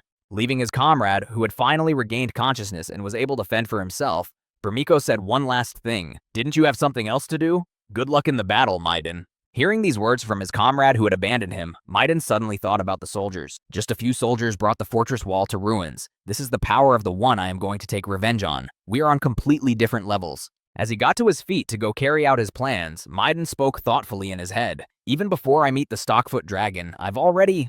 At the same time, the head of the Adventurers Guild was hiding in the guild with his hands over his head, nervously speaking. "Impossible. No, if you think about it, something was wrong from the very beginning. Why did I ever make such a reckless decision? From the very beginning, As soon as he said this, the door to the office of the head of the Adventurers Guild opened, and Bersico Lozadente entered, exclaiming nervously, "Chairman!" Noticing that he was cowering in a corner, muttering under his breath, Burmiko exclaimed, "What are you doing? We need your strength now more than ever." Ignoring Burmiko's words, the head of the Adventurers Guild continued to speak in a frightened voice. "It's strange, because I knew it from the beginning. I knew that this plan was doomed to failure, and I only wanted to prevent my branch from being dragged into the chaos of the uprising. But then why did I..."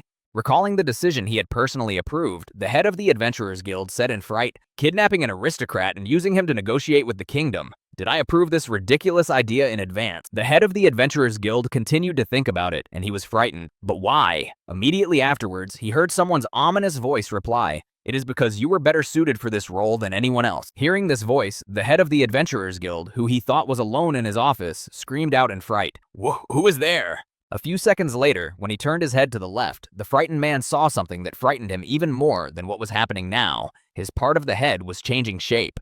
As soon as the half of the guild leader's head changed, he heard the parasite speak. "Miguel Orofrizo, you are losing a lot against Julio Aventuras, but at least you are the most forward-thinking of all the remaining guild leaders." Frightened by what was happening to him, the head of the Adventurers Guild said in a frightened voice, "What the hell? Who the hell are you?" Observing Miguel Orofrizo's strange behavior, Burmiko repeated in surprise, "Chairman," but the man continued to ignore him, saying, "Who are you? Half of me. Are you crazy?"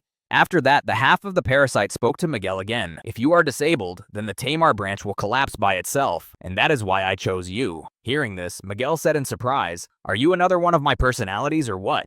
Hearing such a question from the personality part of the head of the Adventurers Guild, Mr. Kim replied, "No, you are my other personality. You may not remember, but I ate you and absorbed you." Continuing his transformation to turn his head into a snake, Mr. Kim added, "Just like that. That's pretty much how it happened." As Miguel's personality tried to resist, Burmiko repeated in confusion, "Chairman, the guildmates outside are going crazy." A few seconds later, the guild leader completely lost his body and personality, and his head turned into the head of a fatal bite that headed straight for Burmiko. Realizing that he was about to be killed, as the snake was already on top of him and about to eat him, Burmiko had only one last word, "Oh shit!" When he had resigned himself to his fate, Burmiko Lozadente was saved at the last moment by a friend who appeared in time to take him away from the line of attack. When Burmiko saw that he was still alive and had been rescued by his comrade, he exclaimed in shock, "Mimiden?" To which the man nervously replied, "Are you tired of living? Do you want to die? Why are you standing there like that?" The next moment, Maiden used his sword to make several swipes and cut his way out through the wall. After getting out and rescuing his friend, Maiden was finally able to get him back on his feet. Burmiko in turn said in surprise, "I told you to run away. Why did you come back?" Hearing such a strange question from his friend, Miter confidently replied, "We are a team. We'll get out of this mess together." Hearing this, Burmiko replied in confusion, "Thank you, Miter." After thanking him for the rescue, the ogre added in surprise, "And I thought you hated me, and you suddenly saved my life. I was shocked by what you did." Continuing to run away with his friend, Burmiko said thoughtfully, "How about this? Later on, the two of us will create our own guild." Before he could finish speaking, he was caught up in an enemy attack. Burmik's entire body was pierced by the enemy's limbs, which inflicted fatal damage incompatible with life. This enemy was Mr. Kim, who completely captured the mind of the head of the Adventurers Guild. Looking at the effectiveness of his combination, the boy said thoughtfully, "The ability to cross the legs of an octopus and the claws of a mantis. Compared to the first attempt, it turned out very well." After finishing off one of the fugitives, Mr. Kim shouted happily to the other, "Hey, where are you going? Didn't you have business with me, Meaden Hatfield?" Hearing such provocative words from the murderer of his comrades and the organizer of the chaos, Maiden stopped in his tracks, then looked back and asked in confusion, "What the bastard? Who are you?" As Maiden spoke his question to the strange fellow who was chasing them, he heard the answer, "The Stockite Dragon." Hearing this, Maiden immediately thought of the same monster that had killed his sister. Immediately after that, the boy turned his whole body toward Mr. Kim. He was overwhelmed with emotion at what he heard, and he shouted angrily, "Stockholm Dragon! So it was you?" Noticing how much the boy had changed, seeing the enemy he had wanted to take revenge on for so long, Mr. Kim said ominously, "That's right." Immediately afterwards, Maiden changed his arm into a troll's arm to make his attacks stronger, and he was definitely able to defeat the enemy. As soon as the preparations were completed, Maiden Holfield grabbed his sword with his hand and attacked Mr. Kim. As Maiden approached the Stockite Dragon, he thought, the strength of an ogre's arm gained through the ability of a transformation master, and the aura of the legendary adventurer Julio Adventuras. After that, Maiden's mind immediately thought of him and his sister when they were happy together. Then the boy thought, revenge for the family. After remembering his sister, Maiden also remembered his comrade who had recently died in front of him, also at the hands of the Stockade Dragon, and added, "And also revenge for my comrade." Heading straight for his sworn enemy, whom he had wanted to take revenge on for so long, the boy noticed that he was almost in front of him. As he sliced the enemy's arm with his sword, he confidently said in his head, "This is my revenge stroke, in which I have put all my strength, and with which I will now defeat you." But much to the boy's disappointment, Mr. Kim was much stronger than expected. He easily cut the boy into small pieces with his claws. After the fight, Mr. Kim thought back to Manticore and said thoughtfully, "There are three main things that I got from eating the Manticore. The compatibility of all my skills has improved. The second is the ability to recreate someone else's personality in the memory of living being. Mr. Kim used this ability on the guild head. Most likely, it is performed with the help of the experience accumulated by Manticore over the years. And the third is seamlessness. Different parts of the body do not look unnatural when connected to each other. This ability comes from an innate physical feature of the Manticore. While chewing on a part of the body of Maiden, whom he had chopped into pieces, Mr. Kim said thoughtfully, "I only ate my fellow man, but even now I have undergone such tremendous changes, so what will happen if I devour another one?" After that, Mr. Kim, sitting in front of Maiden's corpse, said thoughtfully, "My curiosity prompted me to eat my supposed relative, but I miscalculated a bit in identifying him." Glancing at the pendant that hung around his neck in memory of his sister, Mr. Kim added in disappointment, "Meaden Holfield was not a relative of mine. After some thought about how this happened, Mr. Kim said thoughtfully, "A master of transformation then. He basically just copies other people's special skills, so he can't be called a fellow." As soon as Mr. Kim's thoughts were filled with kin, he somehow remembered his disciple, Rayanhan's Rurkrid, and said in surprise, "A relative. Speaking of a relative." After that, Mr. Kim remembered a letter that she had left before she left. Pulling it out, the boy thought, "By the way, I have a letter she left for me before she left." The letter from the girl read, "Teacher, in the near future there will be great unrest in the Kingdom of Grand Continent. You, as a knight of the kingdom, will naturally be involved in them. However, I am a paladin of the church state, and I am forbidden to interfere in the affairs of a foreign country." Mr. Kim then met with Prince Edward, who continued to read. "That is why we will have to part ways for a while. I believe that the goddess will someday bring our fates together again. Sincerely, your pupil, Rayhan's Perkrid."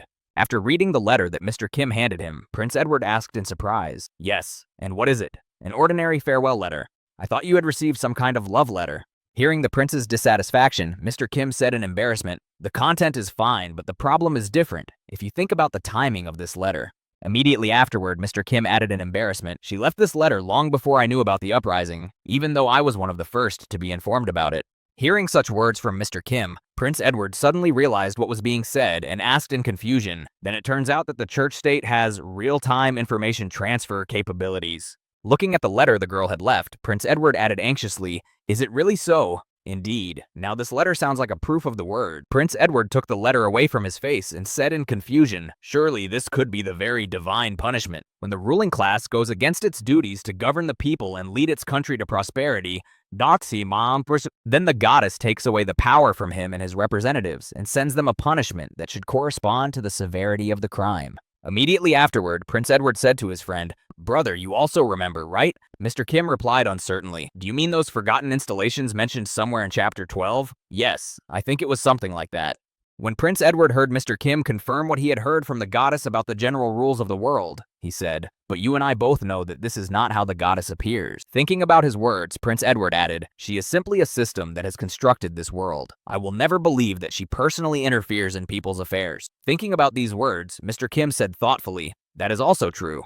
Immediately afterward, Prince Edward crumpled up a piece of paper and added angrily, "That is why divine punishment is not the work of a goddess, but of the church state. Only they possess the power, resources, and skill necessary for this." Clutching his head, Prince Edward said in frustration, "But I have just suppressed the power of Julio Adventuras, and now the church state, oh shit." Hearing these words from his friend, Mr. Kim thought, if they really have such power, then the enemy is not weak, but a clash with the church state cannot be prevented. Immediately afterwards, Mr. Kim looked at his friend and continued his thoughts. "And all this is because this guy?" Recalling the main reason Mr. Kim was helping the prince, he added, "He has to send me to Earth with the help of the sacrificial altar in the dungeon of the main temple." Immediately after his thoughts, Mr. Kim asked Prince Edward, "Brother, will we be able to resist them?" To which he replied disappointedly, "To be honest, it will be too much work." Hearing these words from his friend, Mr. Kim folded his hands in front of him and plunged into his thoughts. After a while, the boy said thoughtfully, "By the way, as I said before, I now have the ability to reproduce the memories of other creatures." Immediately after that, Mr. Kim looked at his friend with a menacing glare and said irritably, "And in your head, you have all the knowledge received from the goddess. Do you understand what I'm saying?" Hearing these words from Mr. Kim, Prince Edward swallowed hard and answered frightened, "Yes, I understand perfectly well." Seeing that his friend was seriously nervous, Mr. Kim said confidently, "But be calm. As long as you don't break your promises, I won't even think about it." Hearing these words from his friend, Prince Edward replied nervously, "I also had no thoughts of going to betray you. I understand perfectly well what would happen if I betrayed you." Continuing his journey in the carriage, Prince Edward also added, "And by the way, at this time I was also not idle." After some time, the carriage finally arrived at the right place, and then Prince Edward said joyfully, "Allow me to introduce you. Mr. Kim, welcome to the Royal Mechanics Research Center."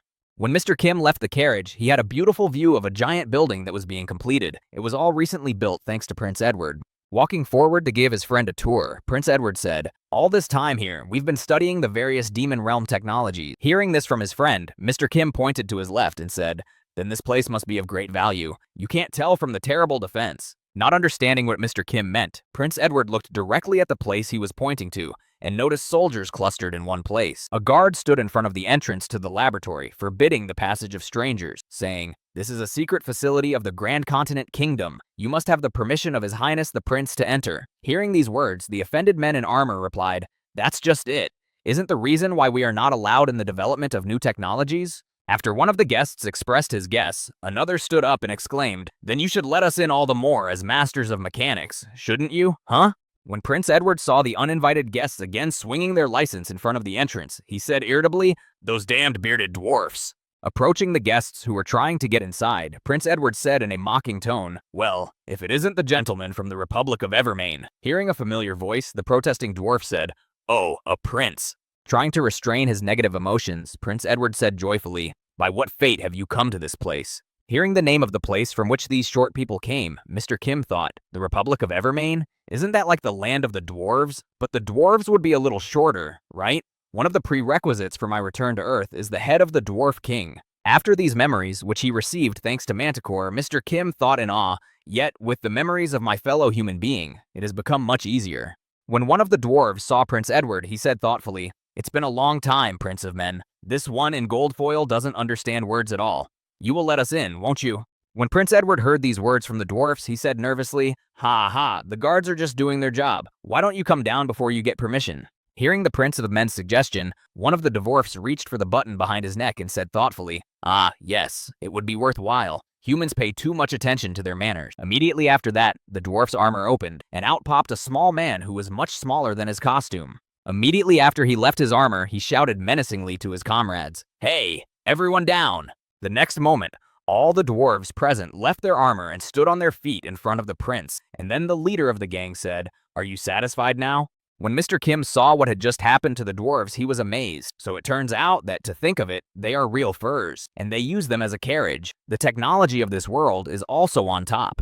As soon as the dwarves left their mech robots, Prince Edward said happily, "Yes, I will show you inside. Guards!" Folding his arms in front of him, the head of the dwarf team said thoughtfully, "As expected, the Prince of Men can be negotiated with." The next moment, the prince's guards arrived and tied up all the Devours present so that they could not escape or get out. This turned out to be a trick to lure them out of the mech robots. When the guards took the dwarves to the prison, one of them shouted out in anger, "You deceived us, Prince of Men!" To which he replied, "How did I deceive you? Didn't you say you wanted to see the research facility?" Prince Edward then smiled ominously and added, "The prison certainly counts as one." As Mr. Kim followed the prince inside the research facility, he asked in surprise, "Who are they?" Prince Edward replied, "First of all, dear guests who are overwhelmed with curiosity, these are dwarves." Angered by the appearance of the uninvited guests, Prince Edward added angrily, "They seem to have come to learn about the non-magical power engines used by the demons." Hearing this, Mr. Kim said in surprise, "You mean steam engines?" Then the prince added, "That's right. Their science was based on power engines that work only from magic stone." After explaining the development in this world, Prince Edward approached the door and said, "Since these annoying bearded men are no longer disturbing us, let us enter." After that, the door opened to the building where the steam locomotives were located and where the steam engines were tested. Noticing how much development had taken place here, Mr. Kim said in surprise, "Wow, it's almost possible to use them in practice here." Hearing the surprise in his friend's words, Prince Edward pointed to himself and added happily, "Of course, because behind all the chi is a person who has knowledge of the earth. Although this is not my specialty, I have been given something." Hearing what his friend had just said, Mr. Kim was surprised to think, so he was just talking about the goddess. Moving on to a room that was far away from the main workflow, Prince Edward happily announced, "But that's not why I brought you here." When the elevator doors opened, Prince Edward and Mr. Kim entered the elevator and then headed down to the secret facility. While they were riding in the elevator, Prince Edward suddenly asked his friend, "Brother, how many people in this world do you think worship the Church of the Goddess?" After standing in silence for a few seconds, without waiting for an answer, Mr. Prince Edward said thoughtfully, "It seems to me that almost everyone." As soon as Prince Edward said this, the elevator arrived at the right floor. The doors opened, and the prince spoke. "So, if we go to war against the church state, everyone in the court who believes in the goddess will become traitors and will go over to their side." Noticing the army created by Prince Edward, Mr. Kim said in surprise, "Is that why you created them?" The boys saw a whole picture of an army of clones who were supposed to obey Prince Edward. After demonstrating his creation, the prince answered, "Exactly." Looking at the possessed, who were locked deep underground and could not resist the prince's orders, Edward said, "To be sure, I did not make them." As Prince Edward walked among the zombies, he thought of his father and said joyfully, "This is the creation of that crazy old man, the last king of the Grand Continent." After that, Prince Edward asked his friend, "Brother, do you know what this is? Leucochloridium paradoxical?" Hearing this, Mr. Kim replied, "Of course I do. You mean a parasitic worm that lives mostly in snails. It seizes control of the snail's body to make the victim easy prey for predators and thus move into the predator's body." Hearing his friend's high level of knowledge on the subject, Prince Edward added, This world has a version of this parasite for primates. At first, they parasitized monkeys, but the old man transformed them, giving them the ability to parasitize humans. With that, Mr. Kim also followed his friend through the rows of parasite-infested people, examining each one. After looking at a large number of possessed people who looked similar and resembled each other, Mr. Kim thought, it's almost the same as the parasite I ate. Noticing the resemblance of these people to those captured by Faraz the Clatnalord, Mr. Kim added thoughtfully, perhaps that fellow was a type of them. Looking at his mighty army of zombies, Prince Edward said happily, this zombie technology will remove all possibilities of treachery. The old man has literally laid a bloody path before me. After that, Prince Edward touched one of the parasite-possessed people and said, but wouldn't it be rather foolish if I didn't use them? Although there are still some minor flaws. When the zombie leaned back from the sudden interaction on himself, Prince Edward added, however, I plan to refine them as I continue my research. After his words, Prince Edward looked at his zombie army and said happily, besides, this time I got a lot of experimental material. All the adventurers who participated in the uprising were ordered to be captured alive. Boogaga. After saying these words, Prince Edward did not stop looking at his zombie army and continued in an ominous voice. A person can change, thanks to a strong leader and the elite he chooses. And so, a day passed after Mr. Kim and Prince Edward had reviewed the entire zombie army that would take part in the battle against the church state. Prince Edward arrived at the prison and ordered the dwarves out of the room, after which he freed them from the ropes, giving them complete freedom of action. When the dwarves were released, Prince Edward said, generally speaking, this is not allowed, but since you are dear guests, I will give you a special tour of the outer area of the center. Prince Edward then looked back at his guests and added nervously, do not go inside under any circumstances, not even by mistake. After warning his guests about the main prohibition, the Prince of the Grand Duchy of the Grand Continent also added, and if you violate this prohibition, then we will be forced to detain you again. Immediately after these words, the dwarves looked at each other, and the next moment one of them rushed to him, hugging him tightly, and exclaimed guiltily, forgive us, Prince of Men! While one was holding the prince to keep him from escaping, and the other was watching to make sure he didn't run away, the third dwarf suddenly ran to the door, exclaiming, hurry, now is the best time! Heading for the workshop where the steam engines were being made, one of the dwarves who had rushed to break the ban nervously exclaimed, you can keep us in prison as long as you want, but we cannot restrain our curiosity. Immediately after these words, the dwarf threw open the door to the workshop where Prince Edward's secret development was located, namely steam engines that were not powered by a magic crystal. Noticing something he had never seen before, the dwarf said nervously, I can't believe my eyes. The next moment, the dwarf saw a beautiful view of a workshop where steam engines powered by heat and compressed water vapor were being assembled and tested. Seeing such technology, the dwarf exclaimed with joy, this is fantastic! This is fantastic! The next moment, Prince Edward, who was standing right behind the dwarf, appeared and spoke in a threatening tone. You did break your promise, and you saw it all.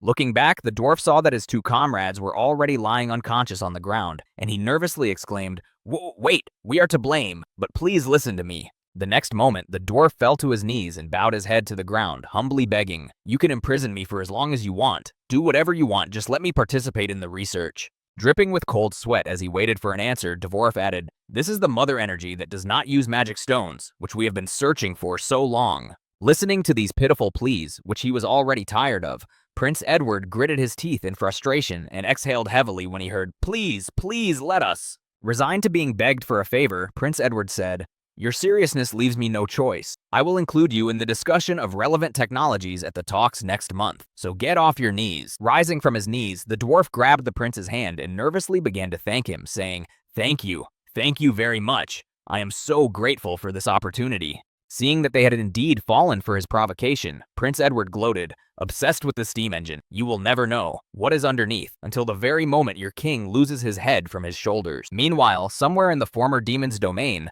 a search party of the Grand Continent Kingdom was conducting their research and excavations. Suddenly, one of the researchers noticed something strange sticking out of the ruins in the ground, over which the castle of the Demon King used to tower. As he turned the stones from under his feet, one of the researchers saw a lever on the ground and said in amazement, what can a lever do in such a place? And immediately after that, according to all the laws of thoughtless acts, the researcher immediately decided to pull it to see what would happen if I did that. Immediately after this foolish act, the ground began to shake violently. Feeling the tremors underfoot, one of the researchers exclaimed in confusion, is this an earthquake? Immediately after the earthquake began, the ground began to part to reveal the passage to the dungeon. Noticing this, the uninformed researchers exclaimed in fright, the earth is splitting. As the ground parted, a huge structure that had been in the vault until then rose up from below. A few minutes later, a huge building, which was constructed using fairly new technologies, emerged from the ground and was inspected by researchers. The same earthquake was also felt by the demons who were not far from the place where the people were conducting the research. Feeling the ground shaking under their feet, one of them said in confusion, "What's going on?" At the same time, somewhere in the royal palace of Grand Continier, Prince Edward was talking to his friend and said, "First of all, I'm going to unite the divided human countries." When Mr. Kim heard this idea from his friend, he was surprised. Unite human lands? Does it make sense to take on such a difficult task? Immediately reaching for the map on his desk, Prince Edward said, "Ha, brother, there is something you do not know. There are now 5 races on the continent of Elman." Pointing to the map of the continent, where the borders of each race were marked, Prince Edward said, "Elves, beastmen, lizardmen, dwarves, and men." Imagining a picture in his mind where everyone is confronting demons, the prince continued his story. From the very beginning, all nations united to resist the demon race. Then the picture in his mind changed a bit when he realized the current situation and added, "But now that the demon king is dead, we no longer have anything to unite us." After that, the prince gestured to a map of the continent and added, "In the near future, everyone will begin to build up their power by fighting for power. The problem is that all the other races are represented by one single country, while people are scattered in many different ones." Prince Edward then looked up at Mr. Kim and said, "To bring you to Earth, we need to cut off the heads of the leaders of other races." After explaining his primary intention, the prince added, "Despite the fact that we have already built up quite a large army, it will still not be enough to start a war." After that, Prince Edward pointed to one of the territories on the map and said confidently, "First of all, we will seize the demon's domain. By taking possession of that vast territory, we will create a united human country."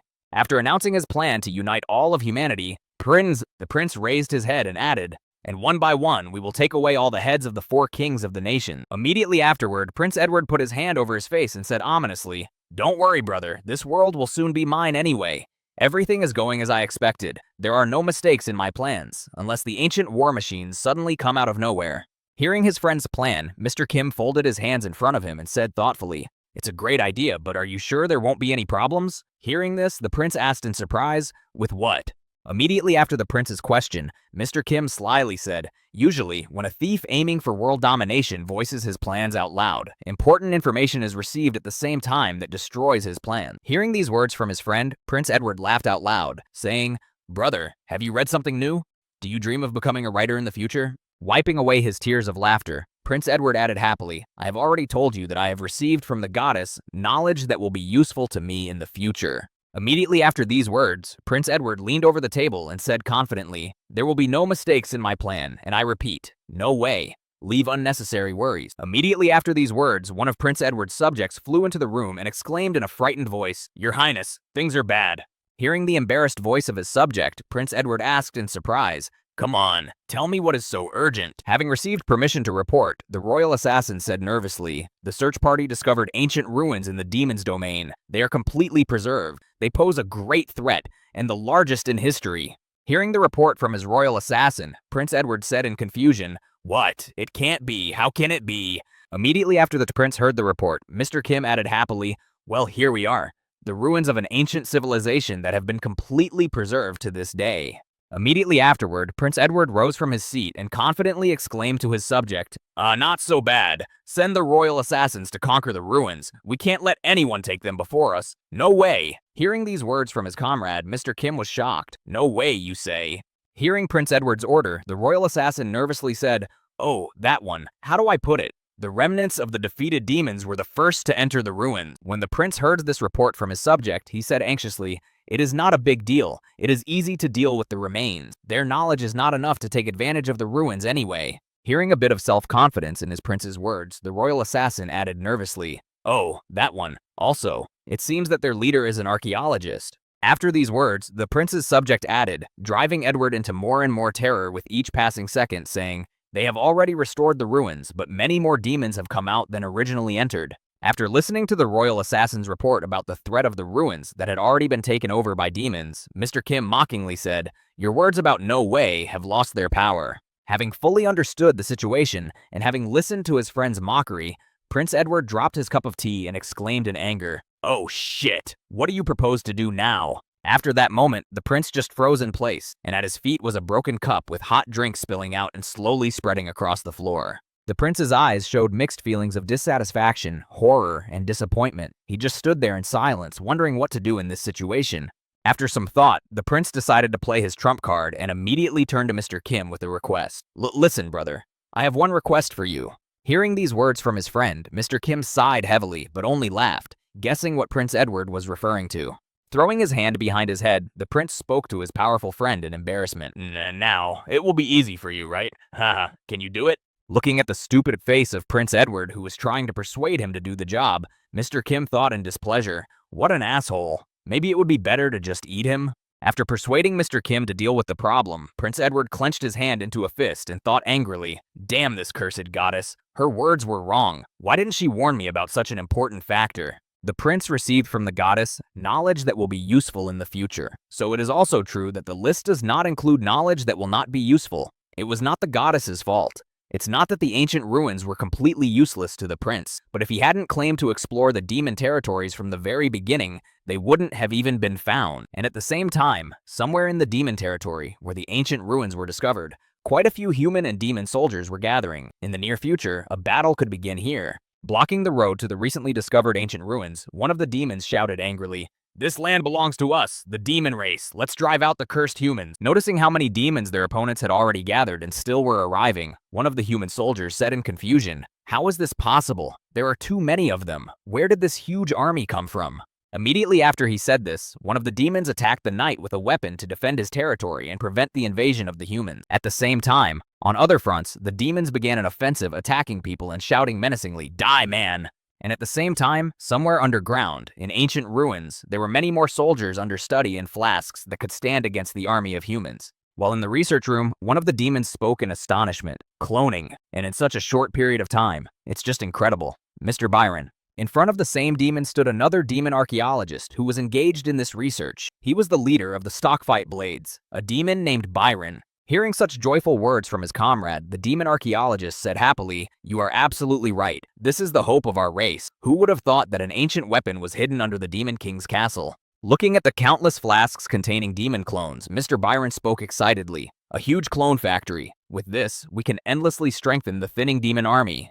Immediately after these words, Mr. Byron, who had found the factory, spoke ominously, "Stock Fireblades, prepare yourselves for the second war of the demon race." Just as Mr. Byron felt the triumph and the taste of victory in the next demon war, a loud roar came from outside. It made him anxious. The next moment, the door to the lab room opened and a nervous demon ran in, shouting, "Mr. Byron!" Hearing the nervous voice of his subject, Mr. Byron asked, "What is it? Have you discovered new ruins?" Barely able to stand on his burned feet, the subject said in confusion, No, it's not that. Something terrible and unpredictable happened." When Mr. Byron and his companion took a closer look, they noticed that he was burned. Then the demon added, "A dragon has come here." Noticing the concern on his master's face, the wounded demon added, "A Stockholm dragon." Meanwhile, outside, all the demons who were on the battlefield were running away from the battlefield with their tails between their legs. No one wanted to die in an unequal battle with a monster. At the same time, the dragon was taking air into its lungs and creating a combustible mixture to use its fiery breath. At the same time, its hands, which were transformed into fatal bites, covered the battlefield with a poisonous fog so that the enemies could not escape from the battlefield. After a while, Mr. Kim created fireballs above him that he could control.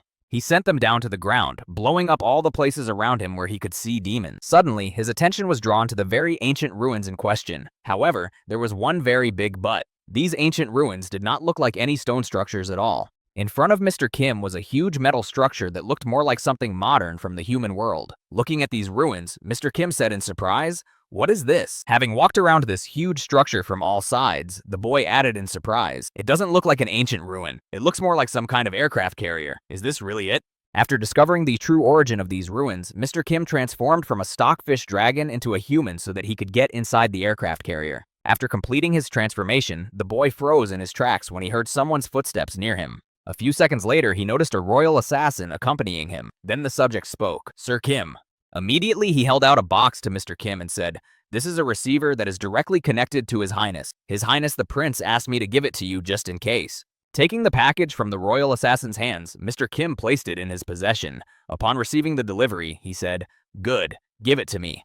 After completing his delivery mission, the royal assassin vanished into thin air again, saying, "Yes, good luck in the battle." After receiving all the deliveries and clearing his way to the ancient ruins, Mr. Kim prepared for the tour, thinking with interest, "Well, now, why don't we take a walk?" Heading straight inside this huge aircraft carrier, which appeared as an ancient ruin in the Middle Ages, Mr. Kim added, inside this unidentified aircraft carrier. After a while, the image of the guest who decided to visit the aircraft carrier began to appear on the horizon. Walking along a long corridor, there was no end in sight, only pitch blackness at the end. Watching this, Mr. Kim said in amazement, "It looks gigantic." Suddenly, after a while, enemies appeared in Mr. Kim's path, crawling out of the darkness of the aircraft carrier.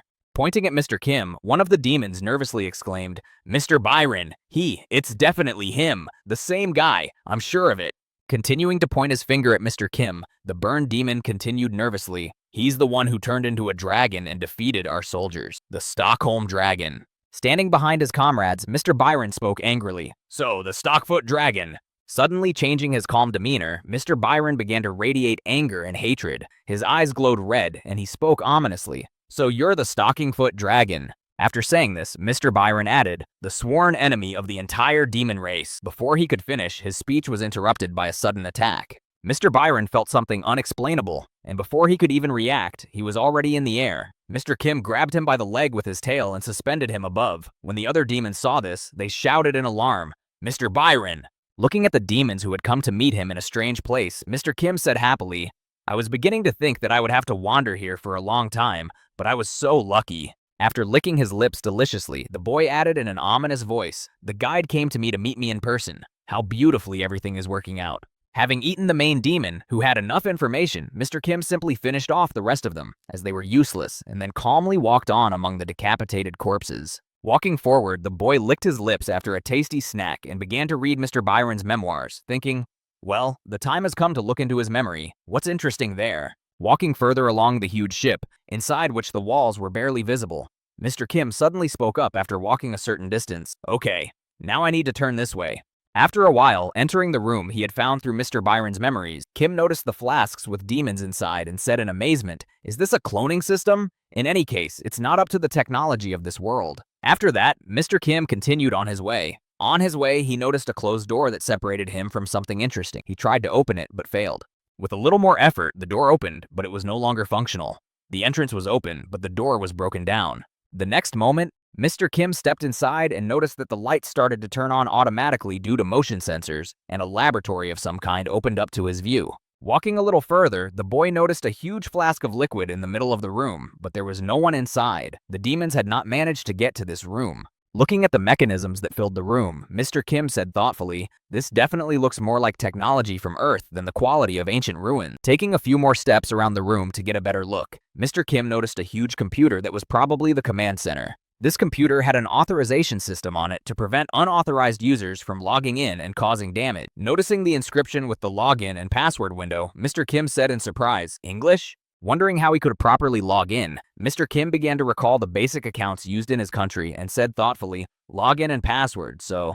After entering admin in the login bar and 1Q2W3E4R_ in the password bar to log in, Mr. Kim added thoughtfully, "These or what?" Using the standard Korean password on army computers, Mr. Kim saw that he was denied access and said in frustration, "Access denied? So not these. Isn't it like in the army here?" The next moment, for some reason, the boy remembered his experience from his past life and said slyly, "I once had an experience where I ate a guy on the ground who boasted of being a hacker.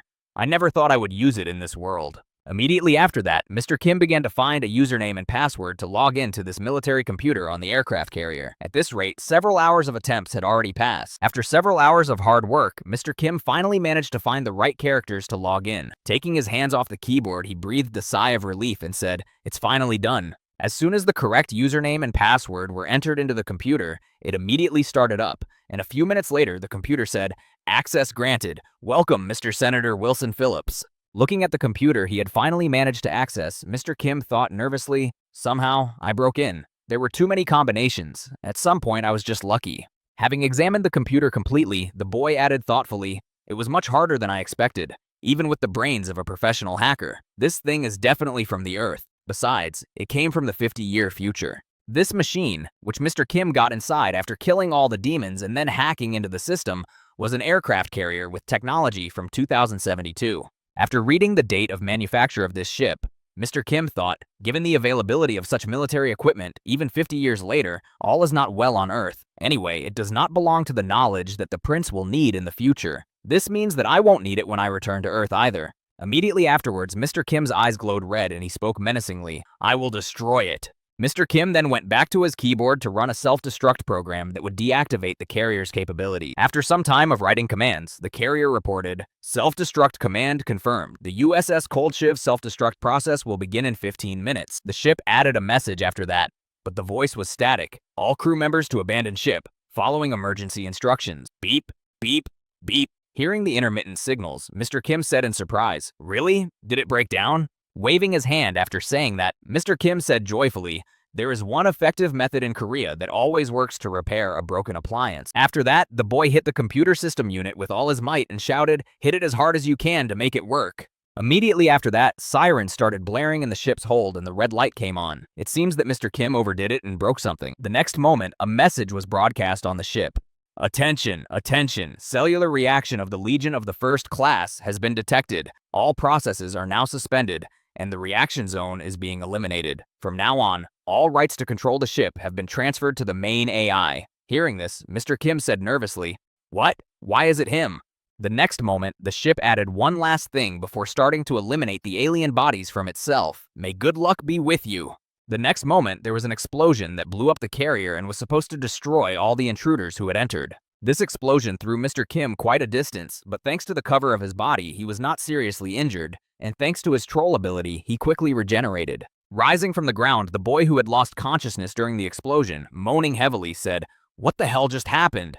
Looking around after saying this, Mr. Kim noticed a huge crater around him that had been left by the explosion. As he was putting his clothes back on, Mr. Kim thought, it doesn't look like a self-destruct algorithm has started. Self-destruction of such a Hulk would not have been limited to one small explosion. After that, the boy heard a strange rustling near him and turned his head in that direction to see what had happened. Somewhere in the bushes, the boy noticed the same aircraft carrier that had been moving away from him, hiding in the vegetation. The next moment, Mr. Kim immediately reached for his radio transmitter to give Prince Edward the latest news. When the device was pulled out of the magic pouch, Mr. Kim pressed a button to turn on the radio and communicate with Prince Edward. As soon as the connection was established, Mr. Kim heard Prince Edward's voice coming through the receiver. What's up, bro? What's going on with the ruins? Tell me you did. I beg you. Not receiving an answer to his questions for several seconds, Prince Edward added nervously, what's the matter? Why are you silent? Are you sure the receiver is connected? After hearing such nervous words from the prince, who was not finding his feet, Mr. Kim just smiled, preparing to tell him what would definitely impress him. When the prince was quiet, Mr. Kim said, I have two pieces of news, bad news and worse news. Which one do you want to hear first? Hearing this, the prince grabbed his head, realizing that something terrible had happened, and he began to imagine how bad it could be for his plan. After a while of silence, lost in thought, the prince finally made up his mind and spoke to Mr. Kim. Then go ahead and start with the bad news. I'm listening. When Mr. Kim heard his friend's wish, he confidently said, the destruction of the ancient ruins has failed miserably. Hearing this, the prince nervously shouted into the radio, what do you mean? Mr. Kim then explained to him, first of all, those ruins turned out to be a ship, not a building. And moreover, this ship is capable of moving on land. When the prince heard this, he was surprised. A ship? Immediately after hearing this news, Prince Edward nervously asked, well, what's next? What happened to that cursed ship that escaped from you by land? Hearing Prince Edward's question, Mr. Kim, who was just recovering from the explosion, gritted his teeth and spoke heavily. And now the worst news. I blew up the staff quarters, and after that, looking up at the ends of his statement and looking toward the ship's escape, Mr. Kim added, the ship just ran away from me. I only saw a piece of it disappear. Then, looking nervously at the direction the ship had run, Mr. Kim added, it ran away by sea. After hearing the full report from Mr. Kim about what exactly happened to those ancient ruins he had discovered, the prince exclaimed in confusion, what did you say? Immediately after the prince questioned him on the impression, Mr. Kim nervously repeated himself, that the ruins have fled from me by sea. With gritted teeth and hundreds of nerve cells destroyed, Prince Edward finally accepted it and asked, okay, bro, do you have any more bad news? Or is that the end of your report? Recalling everything he had done and seen in detail, Mr. Kim said, the ruins were not a building, but a ship. Moreover, it was an aircraft carrier that was built on the ground in the year, and it had cloning equipment on board. Apparently, it belonged to the U.S. Army. Hearing what Mr. Kim had just told him, the prince immediately calmed down and said in confusion, wait, what did you just say, an American ship? The next moment, the prince's mood immediately changed. He beamed with happiness and said to Mr. Kim, wait a minute, this is just wonderful. Expressing his joy in honor of the good find, Prince Edward said, Brother, the ancient ruins were a danger precisely because we did not know their origin. But now that we found out exactly what they are, we can only breathe a sigh of relief. After learning what exactly those ancient ruins were, the prince added thoughtfully, "It is most likely the USS Cold Shiv. I'm more than sure of that if it's about cloning." Hearing this information, Mr. Kim said in surprise, "How can you be so sure?" With a sly smile, the prince told Mr. Kim over the radio, "Well, it's because Project Overdread was a White Veil affair, and I was on their staff." The Overdread project was a typical conspiracy theory that spread all over the internet, just like the ridiculous rumors. Watching this, the developer of this, looking at what was happening, said happily, "Boogaloo, look at the way they're behaving." The essence of this project was to mobilize all technical specialists and create a weapon that went beyond the limits of what was possible, for the sake of the strongest country, America, to be able to rule the world. Watching everyone fall for the cheap provocation, the author said smugly, "They call it a masterpiece of art. Stupid idiots." The conspiracy theory sounded very ridiculous, and there was almost no one who believed in it. A few seconds later, Prince Edward said a few more words when the volume of the receiver dropped. And this, to tell you the truth, after that, the only sound coming from the receiver was a hiss and a crackle. A second later, the radio simply broke down. There was a loud squeak. Sparks flew from the mechanism, and it broke completely. Noticing that the connection with the prince had been interrupted, the royal assassin who appeared behind him reported, "It seems that the receiver has reached its expiration date." Reaching out to take the broken radio, the royal assassin added, "I have prepared a place nearby for our troops to regroup. There's a hologram projection set up there, so use it." Hearing these words from his assistant, Mr. Kim asked on the way to the regrouping place, "Where did you disappear to if you just appeared?" To which the royal assassin replied, "Well, that thing looked pretty dangerous." After a while, Mr. Kim noticed the Grand Continental's troops in front of him, which were stationed on the former lands of the demon race. When he was told which tent housed the holographic projection, he immediately went inside. Once inside, Mr. Kim saw that the hologram of the prince was already waiting for his arrival to continue their conversation. Closing the entrance to the tent behind him, Mr. Kim folded his hands in front of him and said, "Tell me about the Overdread project." Hearing this, the prince replied, "Well, I'll get right to the point." Starting his story from the middle, leaving out unnecessary details, the prince said, "In short, part of the absurd Overdread project is still true." Immediately after this announcement, Prince Edward thought about it and added, "However, the landing craft with cloning pods on board was only at the drawing stage. Apparently, with the technology of the 50-year future, they managed to make it a reality." Hearing these words from his friend, Mr. Kim thoughtfully asked, "In that case, this ship, the USS Cold Ship, must be very familiar to you." He replied, "Only its initial drawing. I'm not sure I know much about its current state." Immediately after that, Prince Edward imagined the work of this aircraft carrier in his mind and said, "However, according to the plans, the USS Cold Ship should be equipped with its own resource extraction station. That is, it should be able to maintain autonomous operation and carry out self-repair. And also, as you have personally seen, it has the ability to create a cloned army and has its own aircraft assembly line." Immediately after these words, Prince Edward spoke nervously. In other words, if this bad guy finds an ore vein at the bottom of the sea, then we're in for a rough ride. Hearing this, Mr. Kim wanted to know something else and asked, "I see. Oh, and one more thing. What does the phrase 'cellular reaction is legion' mean to you?" Hearing his friend's question, Prince Edward said nervously, "Legion." Immediately afterwards, he began his long story to tell in detail what the Legion was. March of 18. A police officer in Georgia learns of a man's double life. He seemed to be just an ordinary, slightly cold, but exemplary family man. But behind that mask was the boss of a notorious criminal organization. It is not known for certain how it happened, but one day he was spotted in the middle of the city, entering a dark, lonely street. At that very moment, it became clear that he was capable of a high-class artificial transformation that completely changed the contours of his face and even the structure of his skeleton. And that's why no one could have guessed that two such different personalities could be one and the same person, if not for this incident. How did it happen? It's very simple. In the same alley where the man was changing his appearance, a passerby filmed it all on camera and posted it on the internet. He was the first, and before him, there were no people who could accidentally film him using this ability on their phone. And after that, the White Veil gave him the name Doppelganger. A little later, a large-scale operation was organized to catch him. The day after the decision was made on the methods of catching this doppelganger, armed military personnel arrived at his house, where his family lived. The White Veil managed to capture Doppelganger's second son. Although his first child and his wife died during the operation, it did not matter, as they were not carriers of Doppelganger's abilities. But in his second son, unusual cells were found. Since they allowed the owner to have many faces, they were called Legion, miracle cells that could change into anything with certain stimulation. And at the same time, the White Veil was developing the plan to create a super soldier, and the Legion cells helped to advance this research to a great extent. After that, the White Veil's next goal was to capture the original Legion host, and at the very moment when the military thought that they had cornered Doppelganger into a dead end, that they had him captured, their plan turned into a living hell for them. Then Doppelganger turned into a huge monster and simply tore apart all those present who had come to capture him. After telling this story to his friend, Prince Edward added, "And that is why the cells of the Legion are your own cells." Hearing this, Mr. Kim asked in surprise, "Wait, but the White Veil didn't manage to capture me. You must be talking about your second son's cells." Hearing such a guess from his friend, Prince Edward added, "Absolutely right. By the way, for the record, your son is fine. He was adopted by an army commander, and apart from monthly medical checkups, he lives a free life." Hearing about his son's fate and the source of the Legion cells, Mr. Kim said thoughtfully, "So that's how it is." Hearing this, the prince nervously asked, "Are you okay?"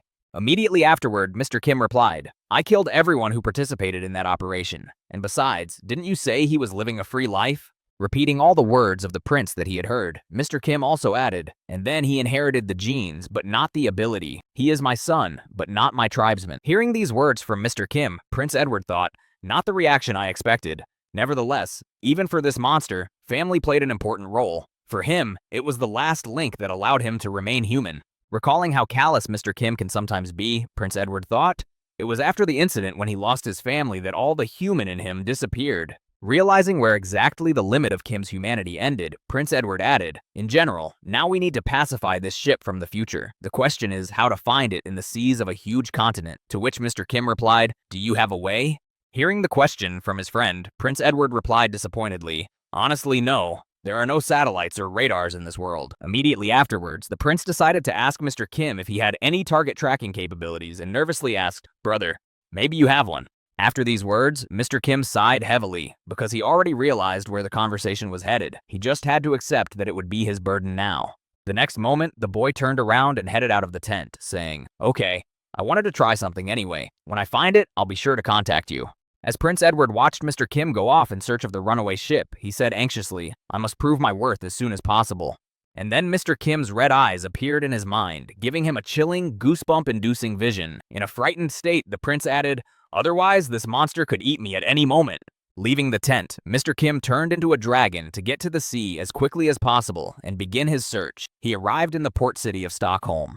He flew up to one of the walls from which he could conduct surveillance and hovered in the air. After that, he began his transformation back into a human. After completing it, Mr. Kim flew down and landed right on the observation wall. The next moment, he walked to the edge of the wall and stretched one of his hands over the water to begin the experiment. Immediately afterward, his arm began to separate from his main body. As soon as the limb separated from the main body, Mr. Kim threw it into the sea. Once in the water, the limb made a small splash and sank to the bottom.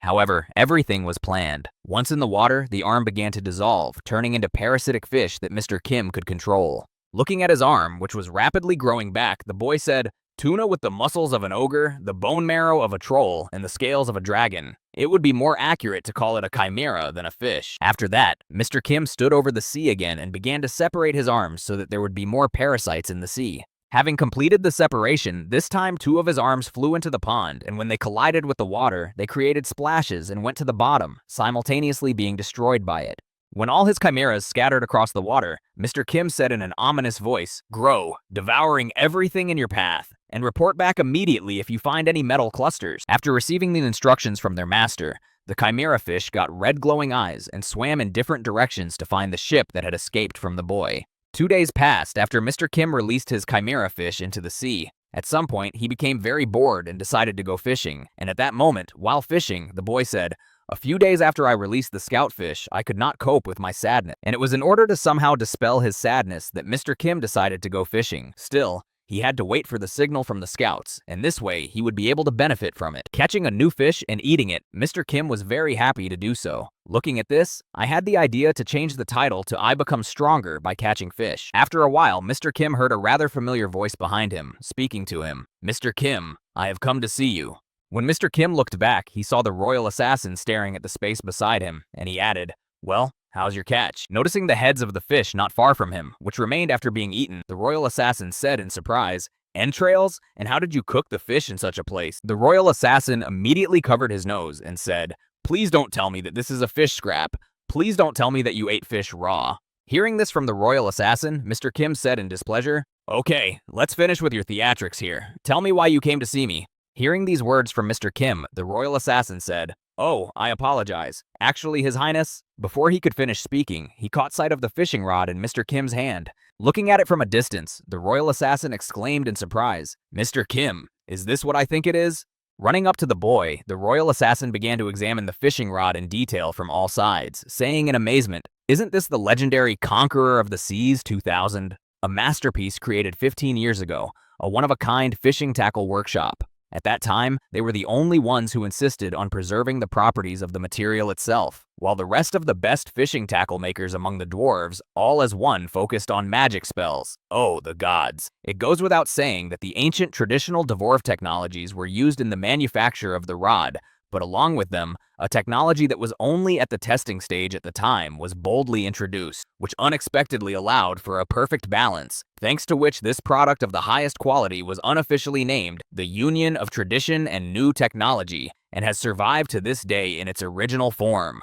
But that was not all. Mr. Kim just silently listened to what the royal assassin was telling him, but the latter did not calm down and continued. In fact, this is a very famous story about how everyone involved in business at that time focused more than necessary on innovations and despised ancient technologies, looked at themselves from the outside, and rethought the whole approach to work. As soon as this fishing rod was released into the world, they realized that first of all, they had to strictly follow the basics, and only then put their brilliant skills on top. After listening to all those impressions, the surprise of the royal assassin who saw his fishing rod, Mr. Kim thought in confusion, "But I picked it up on the street. So this is what a male person who is fanatically passionate about his hobby looks like." Immediately after these thoughts, Mr. Kim realized that it would be better to interrupt this verbal attack of the royal assassin, and stretched out his hand with the fishing rod and said to him, "Here, you can have it." Upon hearing this offer from Mr. Kim, the royal assassin exclaimed in astonishment, "This?" After giving his fishing rod to the royal assassin, Mr. Kim asked, "Was the prince looking for me?" The latter, beaming with happiness and forgetting why he had come, suddenly returned to reality and replied in confusion,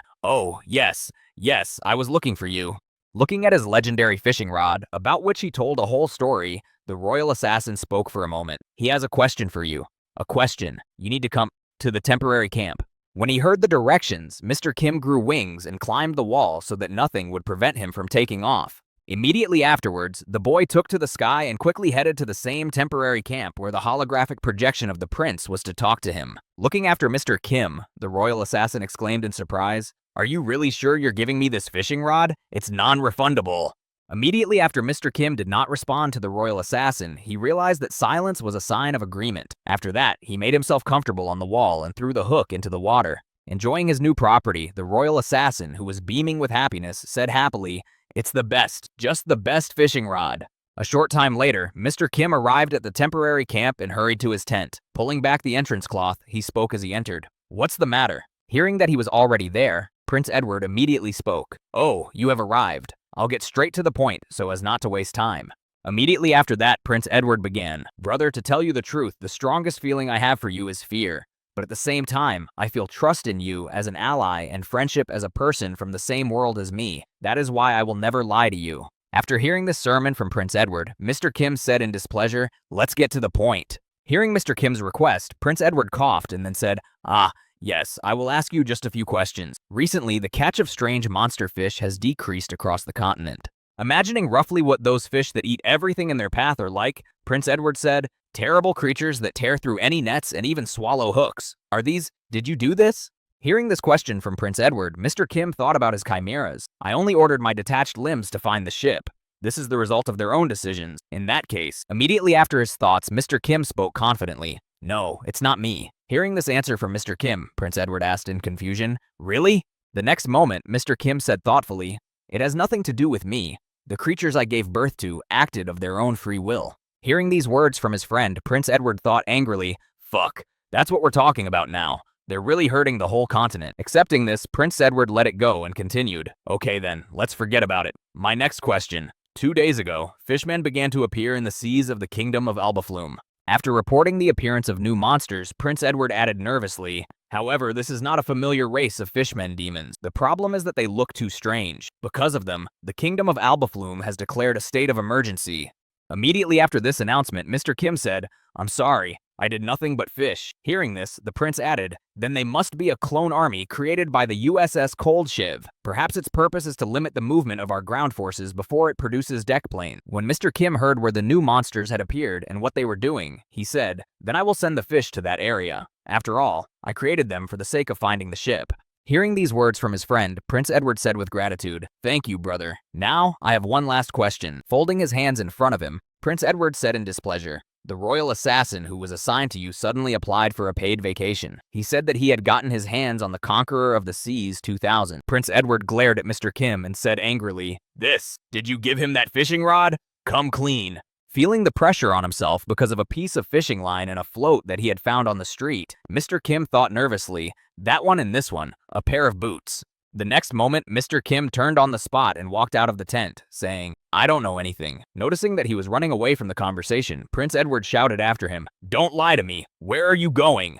Noticing that he was ignoring him and simply walking on, Prince Edward nervously exclaimed, you should have given it to me first. When no arguments worked on Mr. Kim, Prince Edward decided to shout out in the end, I'm here toiling like a horse to put you down. No shame, no conscience. At the same time, somewhere in the middle of the sea, the same American ship USS Cold Shiv was flying around. The main AI, after being disconnected from the central control of the USS Cold Shiv, began to think independently, make decisions, and develop very rapidly in all areas. This all happened at the exact moment when Mr. Kim called the command center and reported, at the moment, all processes are suspended, and the liquidation of the area where the reaction was recorded has been launched. From now on, all rights to control the ship have been transferred to the main AI, even if those extraordinary measures caused huge damage to the power supply and led to a large amount of data loss. However, the last recorded data on the demon race has not disappeared. And besides, the deep-sea fish that live in the seas, they were just great material for research and crossbreeding. And so, combining demons and fish, he created clones of fishmen.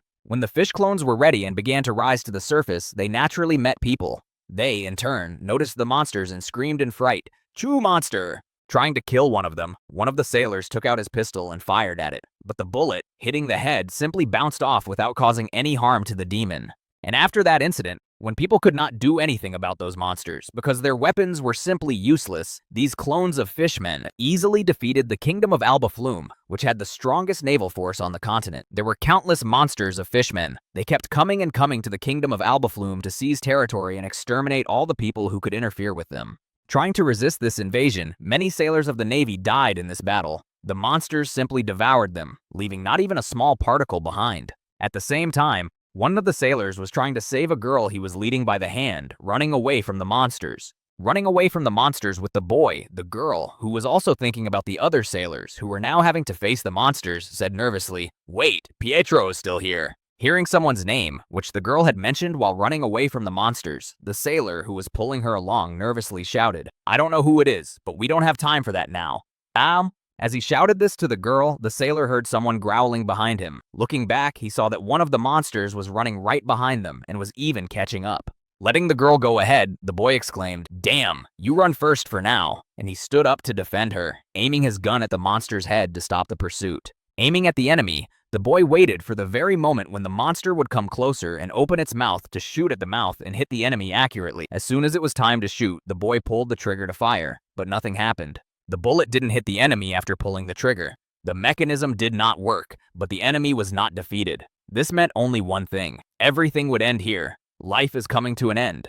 Closing his eyes in fear, the boy, who was trying to come to terms with his fate, thought frightened, "Well, my end has come." Just as he was getting ready to be torn to pieces, by some miracle nothing happened. The boy heard a strange roar and a huge shadow suddenly appearing above him. When he opened his eyes to see what had just happened, he noticed a huge red dragon that had eaten the enemy and had come to help them fight these fish monsters. Immediately after the potential threat was removed, Mr. Kim spoke to the rescued boy. "Are you from the 3rd Flotilla of the Albaflume Navy?" Meanwhile, quite important guests from the Grand Continent arrived in the capital of the Kingdom of Albaflume, Alquibapla. It was Prince Edward, accompanied by his knights. Leaving his carriage, Prince Edward confidently went to the king of this country, who was to meet them on arrival. When Prince Edward saw the one who was to meet them, he approached him and said joyfully, "It's been a long time, uncle." Prince Edward's uncle was the king of the Kingdom of Albaflume, Lion Albaflume. Noticing the arrival of his nephew, the king was at a loss for words. The first thing he said instead of greeting him was, "You bastard." Hearing these words from his uncle, Prince Edward put his hand to his chest and said joyfully, "You haven't seen your nephew for so long, and instead of greeting him, you use foul language. This hurts my feelings." Hearing this, King Lion answered him, "You are a masterful liar." Looking at his nephew, who had arrived in their kingdom, the king of the kingdom of Albaflume thought angrily, "Insidious fox, are you plotting again? Is that why you asked me to meet you? How could my angelic younger sister give birth to such a bastard?"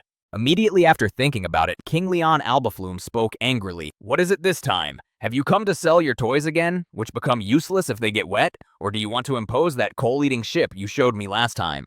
Remembering that they had been attacked by monsters, the king of the kingdom of Albaflume said nervously, "I'm sure you know this, but our kingdom doesn't have any extra money right now. The 5th military port has been attacked by monstrous fish people."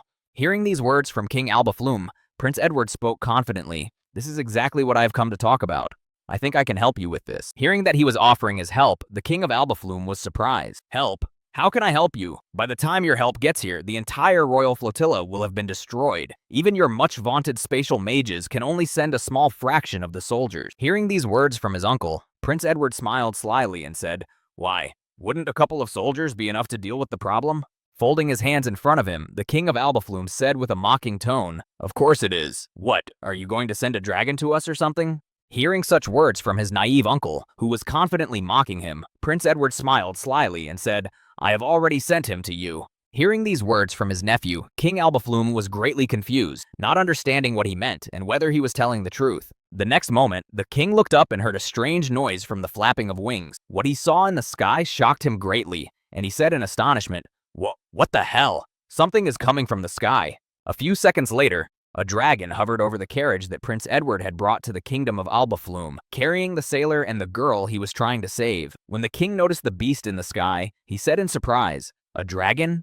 The next day, after the dragon arrived at the king's castle and brought a couple of other people with it, Prince Edward was invited to an audience with Lion Albaflume, but he looked so-so. Sighing heavily until all the guests arrived, Prince Edward said wearily, "I haven't slept a wink while I've been thinking about what to do today. By the way," Prince Edward looked back to see his friend and asked in surprise, "For some reason I have never seen you sleep, and you always look quite cheerful." Hearing this question from Prince Edward, Mr. Kim immediately replied, "Actually, I was sleeping." Hearing this statement, the prince was surprised to add, "When was that?" After that, Mr. Kim gritted his teeth and said unhappily, "You can think of it as something like dolphins do."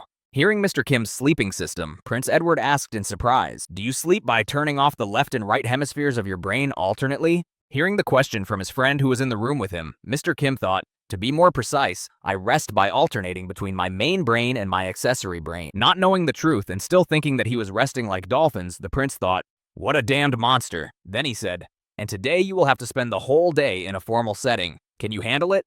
Hearing this question from Prince Edward, Mr. Kim said thoughtfully, "Do you want to know if I will suddenly lose my temper from spending the whole day as your subject?" Immediately after these words, Prince Edward spoke nervously. "To stand on top of all living things, isn't that your ultimate goal? And returning to Earth is only one of the stages." After that, putting his hand on his knee to wipe his hand from sweating with excitement, the prince added, "But if it seems like you're working for me, then the purpose of the farm—" Before he could say this, Mr. Kim interrupted him, saying, "Stupid. No, that was a stupid question." The next moment, Mr. Kim began to transform his hand into a dragon's paw, and spoke as he did so. "The top is not determined by simple things like strength or ability." Putting his heavy hand on Prince Edward's shoulder, scaring the hell out of him, Mr. Kim added, "And it goes without saying that the favor of other living beings does not put you on top either." Immediately afterward, Mr. Kim said, "The top is a creature that can easily get used to any changes from its environment, no matter what kind of changes it encounters. There will be that deep sea without a single glimmer of light, the extreme pole without any hint of warmth, or it could be a dry desert with no moisture at all. It must be able to survive, even in outer space, and as soon as a creature reaches the level of such survival to be able to survive in any of the above, only then can it be called a top." After these words, Mr. Kim removed his hand from the prince's shoulder and changed it back to his normal one, saying, "Adjusting to the environment of the human society is nothing more than the foundation of the basic." A second after Mr. Kim finished speaking, the door to the room opened and King Lion walked in. Seeing him, Prince Edward happily announced, "Ah, uncle, I was planning to hold an international meeting this afternoon." Hearing this proposal from his nephew, the king was surprised. "What did you just say?" Immediately afterward, the prince added, "Most of the influential people of the country have agreed to participate, so you should also prepare." Hearing this, the king nervously exclaimed, "You bastard! Why are you telling me this only now?" Hearing these words from his uncle, Prince Edward spoke confidently. "If I had told you beforehand, you would have thought of asking for help at the meeting, right?" He replied, "Of course." Hearing these words from his uncle, Prince Edward joyfully said, "Then it would make things very difficult. That's why we should ask other countries for union rather than help." The caution and desire of every inhabitant of the Elmond continent to protect themselves is much stronger than on Earth. And all this is because local technologies do not allow to achieve the same level of security as there. Given the risks, rulers of states almost never gather in one place. That is why the continental gatherings are organized by the Church of the Goddess, and the meetings themselves are made possible only by a holographic projector, which is equipped in the temples located in each country.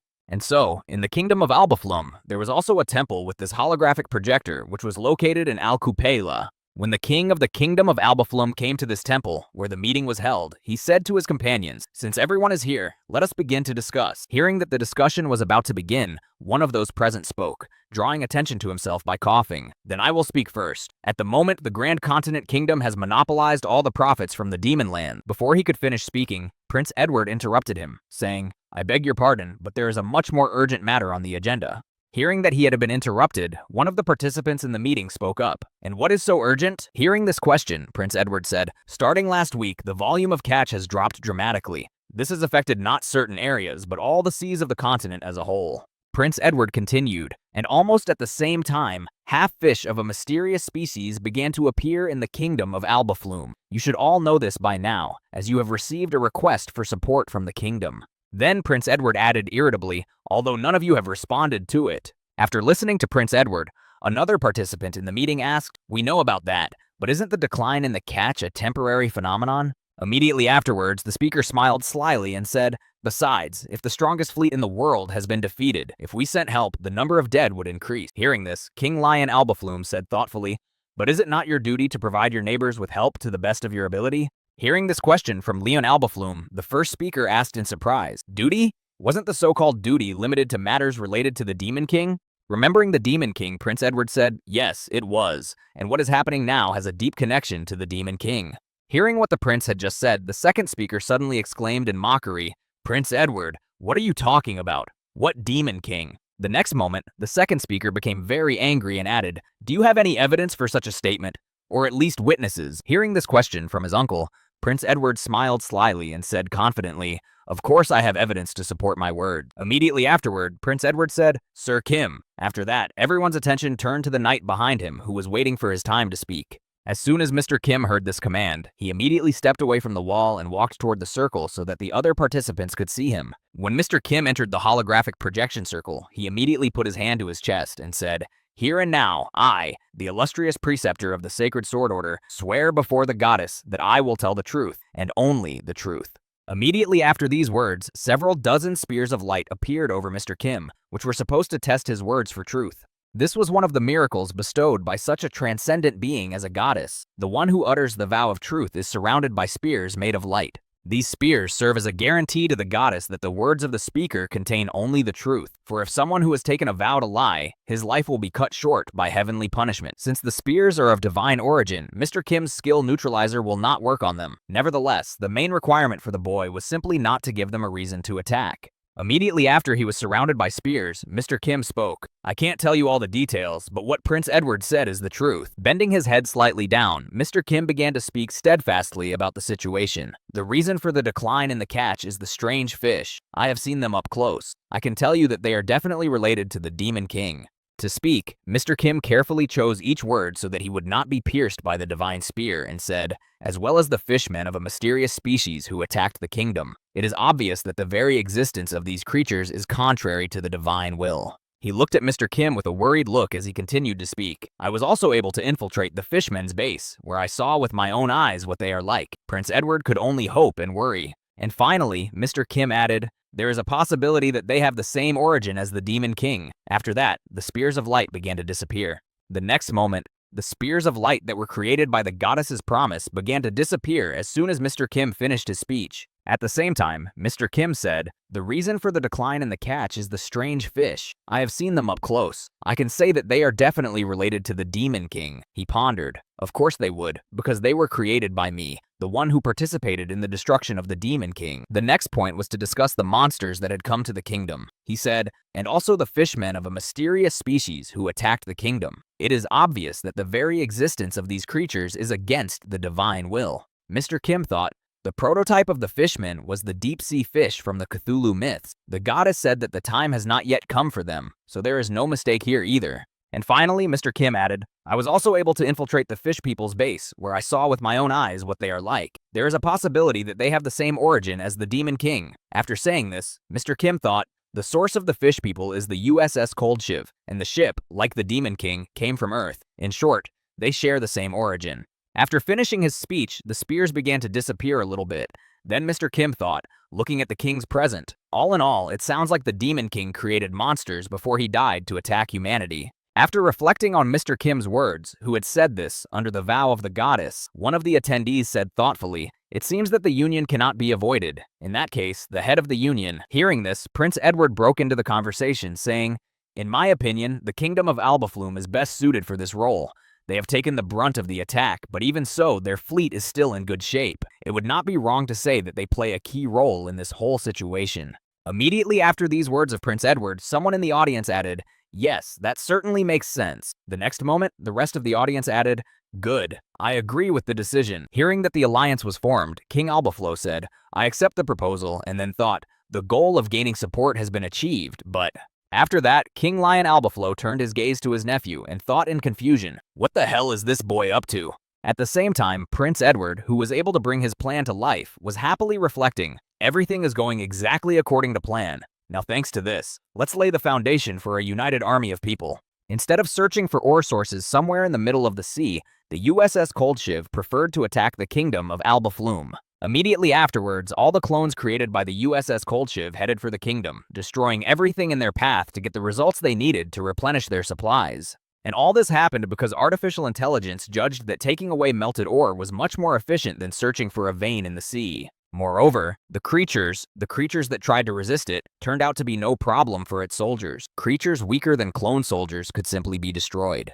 But then a huge reptile that can fly appeared and destroyed the clone army. And now, in order to contain this giant creature, the USS Cold Shiv has decided to launch mass production of combat aircraft. And so, 6 months have passed since the USS Cold Shiv invaded the kingdom of Albaflo and the attack was repelled. Back then, Mr. Kim sat on the wall and continued to track that ship. Listening to his fish wandering around in the sea, Mr. Kim could not find the carrier that had done so much damage to them. Suddenly, somewhere in the middle of the sea, he heard a signal from his fish, who had noticed a strange cluster of metal, and he said confidently, I found it. Immediately afterwards, Mr. Kim and Prince Edward boarded the ship and headed to the territorial waters of the kingdom of Albaflume to find the USS Cold Shiv in person. When the Albaflo ship approached the desired location of the USS Cold Shiv, Prince Edward informed the captain, Grand Admiral, the time has come.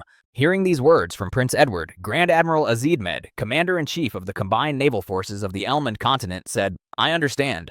Immediately afterward, the Grand Admiral thought nervously, well, we are finally attacking the main military camp of the fishmen and fish monsters. The next moment, the Commander-in-Chief of the Combined Naval Forces of the continent, Elmond, confidently shouted to his subjects, send the steamers out for reconnaissance. When the steamers were sent to reconnoiter the situation, the Grand Admiral thought, the United Army has received all kinds of support from the Grand Continent. Recalling all that the kingdom had provided them, the Admiral added, starting with coal-fueled steamers and powdered firearms. Clutching the ship's steering wheel tightly in his hands, the Grand Admiral continued nervously, and ending this laundry list with a monster.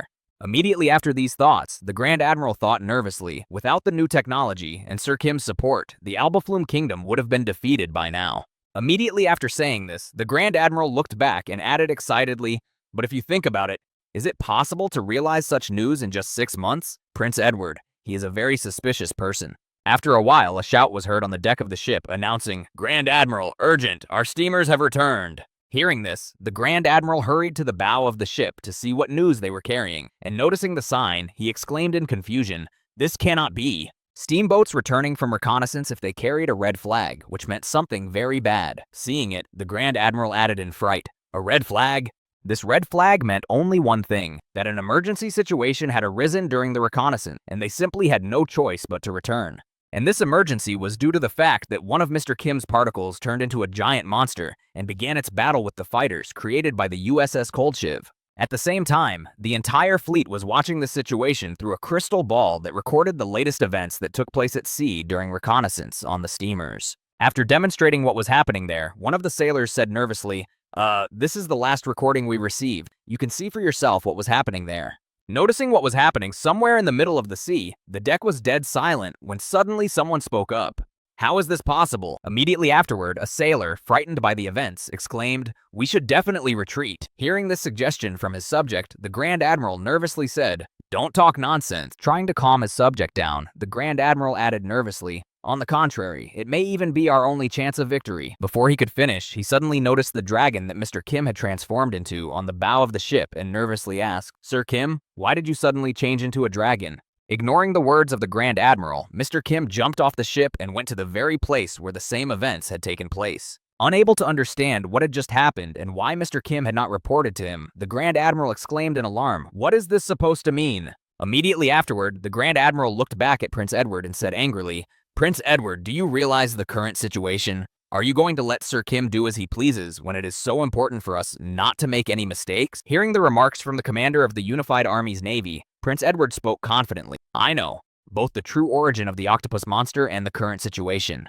Immediately afterward, Prince Edward smiled and said, "That is exactly why I sent Sir Kim." And I nervously thought, damn it, I'm going to have to trust this damn monster. Now let's go back a little bit to find out what really happened and why Mr. Kim flew off the ship so suddenly. Upon learning about the giant octopus monster fighting the fighter jets, Prince Edward nervously asked, "Bro, is that really part of you?" Hearing this question from his friend, Mr. Kim confidently replied, "Yes, it's definitely a part of me, but I have some problem." Hearing this, Prince Edward said in surprise, "What kind of problem? Did the separated part suddenly decide to return?" To which he replied, "No, just the opposite." Referring to the same huge monster that is now battling the fighters created by the USS Cold Shiv, Mr. Kim said, "It's mad and it's not going to obey me." After delivering the sad news, Mr. Kim said, "At this rate, our plan will fail. If the USS Cold Shiv goes to the bottom, that thing will choose our fleet as a new target." Hearing this, Prince Edward spoke in displeasure, turning his back on Mr. Kim. "And you were planning to weaken it so much that the combined army could deal with it." As soon as Mr. Kim heard these words from Prince Edward, he immediately went to the bow of the ship with the words, "No problem. I'll go right away, take care of it, and come back." As he walked to the very spot where the octopus monster was, Mr. Kim was thinking, "I've lost my connection since I put my separate body parts together in one place, and that doesn't mean that the connection is completely and irreversibly lost." When Mr. KM got to the right place, he noticed the USS Cold Shiv below him and the monster octopus that was fighting him, and then said in surprise, "What? Really?" Noticing that the entire USS Cold Shiv force was now present on the battlefield, trying to fight off the newly arrived octopus monster, Mr. Kim thought, "Is this a belated resistance?" This was because at first, the planes were only destroyed, unable to do any damage to the octopus monster, as this organism was not fully understood, and therefore many combat units were destroyed in the battle at first. However, sometime later, after the artificial intelligence of the USS Cold Shiv learned the structure of this monster, most of the planes began to simply ram it, using the tactics of the Japanese military. Thanks to these actions, the monster received a considerable blow, which caused appropriate damage. Of course, the price is quite high to hit the enemy, but the planes were stampeded to the base quite quickly. Using kamikaze tactics, the USS Cold Shiv managed to harm the monster octopus, damaging its tentacle and almost tearing it off its main body. Looking at the progress of the battle between the two monsters, Mr. Kim said in amazement, "Are they fighting on equal footing? The ship is not going to blow itself up again, is it? We have to hurry." Immediately afterwards, Mr. Kim rushed down to investigate the situation and help destroy the USS Cold Shiv, which had caused so much damage in this world. At the same time, the USS Cold Shiv, having noticed a new enemy approaching on its radar, reported, "Peekaboo, new Legion cell carrier detected." Immediately afterward, one of the fighter jets headed toward it to use a suicide bombing to hit the target as it approached the ship. However, the plane hit the tentacle of the octopus monster again, which protected it and prevented it from bringing down its original body, from which it had separated. The next moment, Mr. Kim flew out of the pile of smoke from behind a cloud of fire, leaving only his wings to reduce his body area so that he would be harder to hit. The next moment, the boy landed on the deck of the USS Cold Shiv to finally try to disable it, or destroy it, as the operation would have it. As soon as Mr. Kim was on the deck of the aircraft carrier, the ship reported, "Confirmed, unidentified entity has made an unauthorized landing, insufficient aircraft to respond." Immediately after these words, Mr. Kim spoke in displeasure. "Calm down, I came here to make a deal with you." Hearing Mr. Kim's offer, the three drones holding guns to neutralize the enemy said, "I refuse, please leave the ship immediately." Hearing that he would not give in so easily, Mr. Kim added, "I'm here on behalf of Andy Montoya, who used to be a member of the White Veil organization." Hearing the representative's name, the artificial intelligence began to go through all the data associated with this name and spoke, "Andy Montoya, a White Veil agent who disappeared during the pursuit of the original Pet Shop Legion. Immediately after these words, the artificial intelligence continued. Following the special charter laid down in the program, I am starting to communicate. The available time for use is 180 seconds. When he heard that the artificial intelligence was ready to talk, Mr. Kim decided to make a suggestion, pointing back at himself and saying, "Let's team up first and deal with this thing, and then we'll talk." Upon hearing Mr. Kim's proposal, the USS Koldshiv's artificial intelligence reported, "Approved. The original Legion is registered as a temporary ally. I'm directing the ship's resources to destroy the conditional sea monster." Hearing this, Mr. Kim said in surprise, "You are quite understanding, and take away the airplanes, they are in the way." Immediately after the artificial intelligence of the USS Koldshiv removed its planes from the air, Mr. Kim took to the skies to deal with the enemy that dominated the sea. When he spotted a new enemy in the sky, the octopus monster sent its tentacles at him, but Mr. Kim was able to dodge them all while dealing counter damage. After breaking through the enemy's defense, Mr. Kim was also able to get close enough to it to destroy some of its limbs during the breakthrough.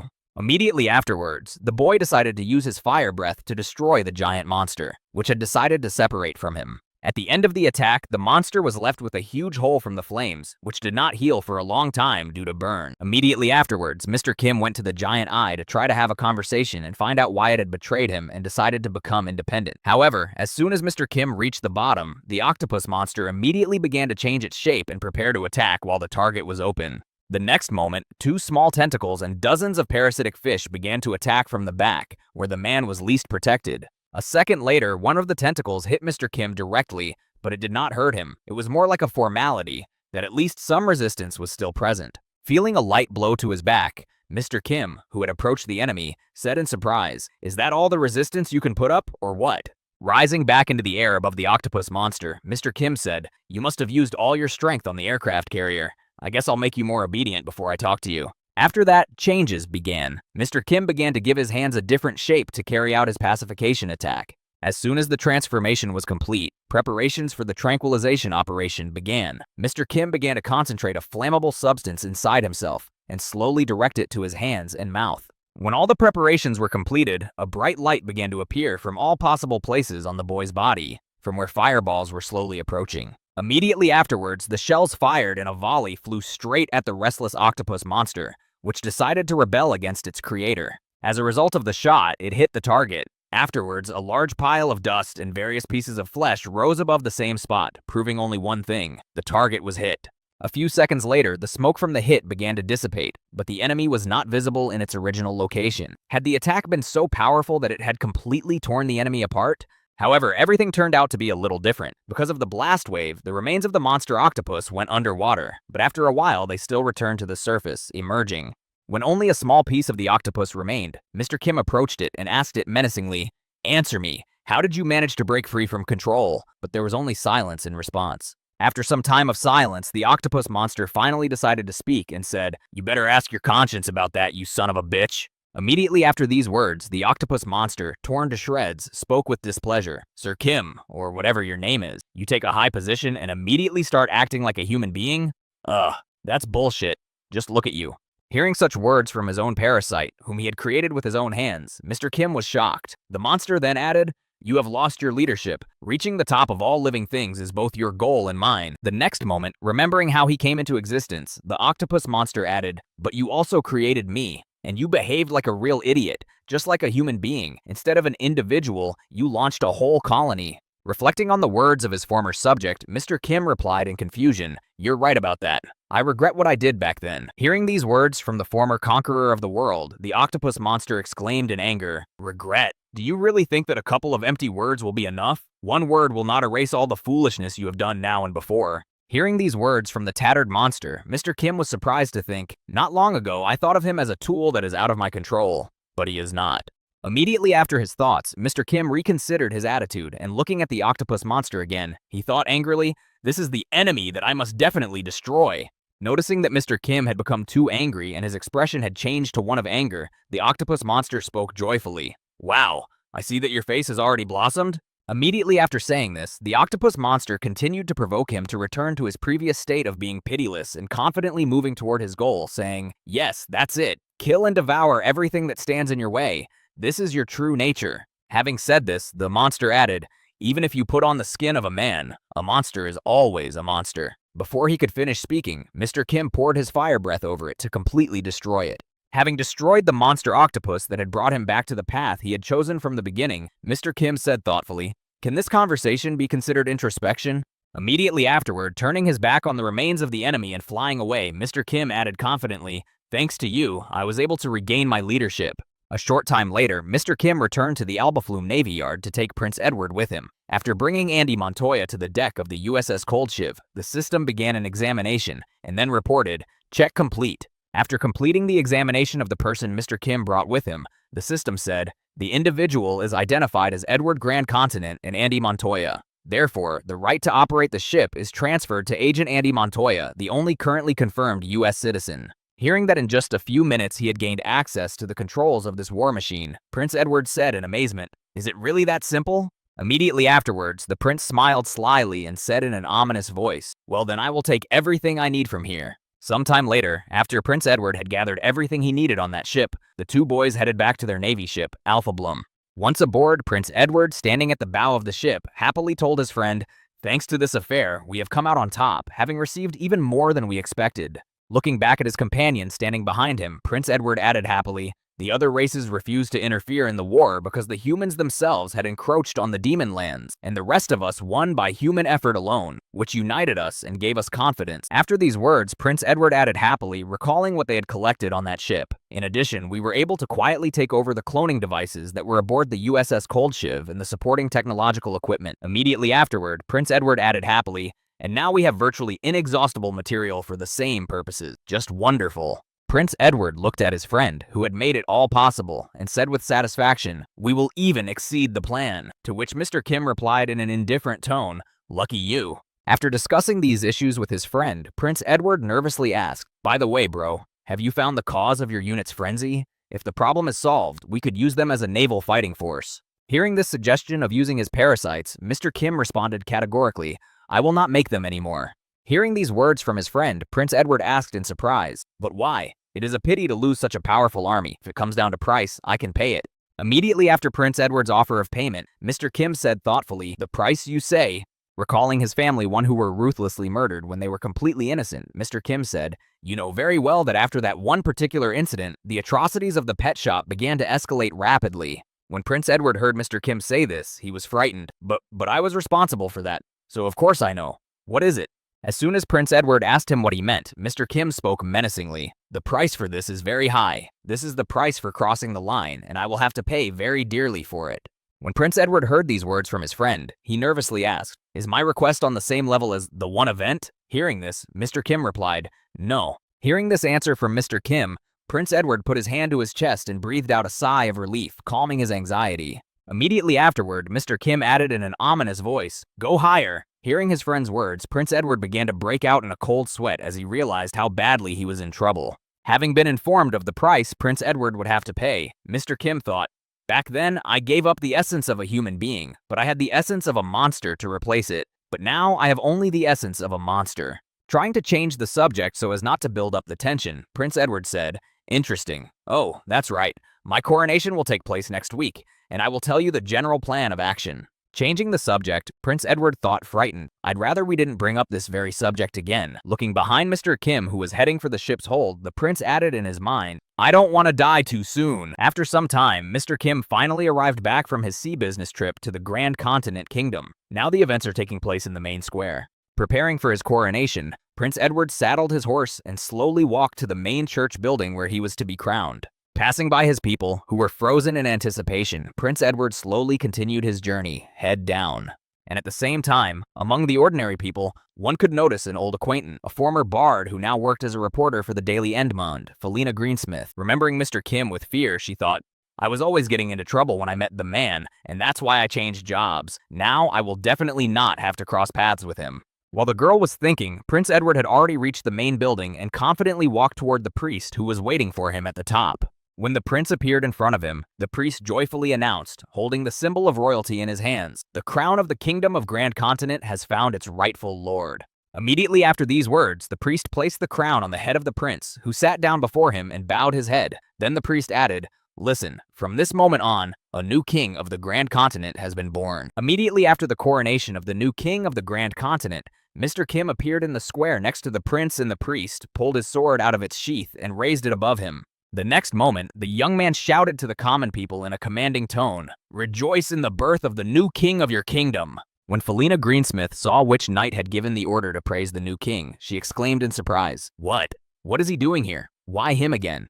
As she continued to stare at Mr. Kim, who turned out to be a close associate of the king, she thought to herself, "Again, it's the same person again." She ran out of the crowd to prevent some kind of disaster that happens every time they meet, and she thought in confusion, "I need to get out of here as soon as possible. I'm sure something will happen." As soon as she thought of an incident, a loud explosion sounded behind her. The coronation of the new prince of the Grand Continent Kingdom was disrupted. Some kind of trouble had happened again. Immediately after the loud sound, the girl looked back in confusion to see what had happened. This time, the same trouble that always happens when Felina Greensmith meets Mr. Kim was a mysterious explosion that occurred right during the coronation. This tragedy claimed the lives of a large number of aristocrats and high-ranking officials. King Edward was also injured and fell into an unconscious state. Due to this unusual situation, which occurred during the coronation of the new king of the Grand Continent, the conduct of state affairs was entrusted to Lord Protector Sir Kim. This boy got up on his own and got out of the rubble even after that powerful explosion. His armor was just incredible. He miraculously managed to survive that disaster, and he became a hero who reunited the kingdom that had been shaken by such a tragedy. This article was written by the reporter of the Daily Edmund, Felina Greensmith, who was personally present at the coronation and who had to see it all with her own eyes. And now, 3 months have passed since that moment of tragedy. At the moment, a strange figure in a red cloak has arrived at one of the kingdom's embassies. Noticing that someone was approaching them, one of the guards huffed in surprise and prepared for a sudden defense, if necessary. Stretching out his hand in front of him to cast a spell, one of the guards shouted menacingly at the strange figure, "Stop right there!" After illuminating the strange cloaked figure from all sides, the guard added menacingly, "A diplomat of the Kingdom of Elfiri lives here, Ms. Amelia. On what business have you come here?" Immediately after that, the strange figure reached for her hood and pulled it off. Under the red cloak was none other than Mr. Kim himself. Seeing that the interim commander-in-chief of the Grand Continent Kingdom had arrived, one of the guards said in surprise, "Mr. Kim, what are you doing here at this hour?" Immediately afterward, the guard added, "What could bring you to us at this late hour?" Before he could finish, his head flew off his shoulders. Seeing that his comrade had been killed, the other guard exclaimed in fright, "Sir Kim, what does this mean?" Before the other could finish his sentence, Mr. Kim's dragon-like hand reached out to him. In the next moment, the 2 guards protecting the elf diplomat were killed, but they were not to prevent Mr. Kim from continuing his plan. A few seconds later, Mr. Kim walked inside the Elfiri's embassy, located in the capital of the Grand Continent, Santo Almaros. The next moment after that, an explosion ripped through the entire building, shattering all the windows and killing almost everyone inside. In the end, there was only one person left who was most interested in Mr. Kim. It was the very elf girl whose head could be considered suitable for sacrifice on the altar of return. This girl was a diplomat of the Kingdom of Elfiris and a secret agent. She was one of a pair of twins of the royal family of Luxor, Elimia Elfiris. This girl lived on the territory of the Grand Continent, and at first glance, she was acting as a diplomat. But behind this well-intentioned mission was an active spy. Standing right in front of Mr. Kim's face, the girl thought in confusion, "I was the one who organized the terrorist attack at the coronation to remove the most important obstacle for our kingdom, Prince Edward." Immediately after these thoughts, the girl leaned on her arm because she could not stand on her own due to her injuries, and added, "And as a result, the assassination attempt failed. But I am sure that I did not leave any evidence that could lead to me." After she finished her thoughts, she looked up at Mr. Kim and said in surprise, "How did you know that?" Hearing this from this girl, Mr. Kim was surprised to hear her say this. "Huh? What? Really? So you were really the one who caused the explosion? It's not that I knew when I was aiming for you, it's just that you're the most convenient target." The next moment, Mr. Kim also added a line from Prince Edward. "If I had someone more suitable than the elves, I would have taken them out first." That's what Prince Edward said. Hearing the line that Prince Edward had said through Mr. Kim, the girl asked in confusion, He said that? Has King Edward come out of oblivion?" Hearing this question, Mr. Kim imagined a clone laboratory and said, "No, he was using his double from the very beginning. He never went into a coma." Hearing that he had removed all options from the very beginning so that he could not be removed, the girl exclaimed in anger, "What? This is simply not possible." Immediately afterward, Mr. Kim changed the shape of his hand to a dragon's and said in an ominous tone, "This conversation has gone on too long." Hearing this news from Mr. Kim, the girl was confused. "I need to tell my kingdom immediately." Putting her hand on the floor, she began to create a magic crown for the spell and thought, "Now I will try to create a loophole somehow."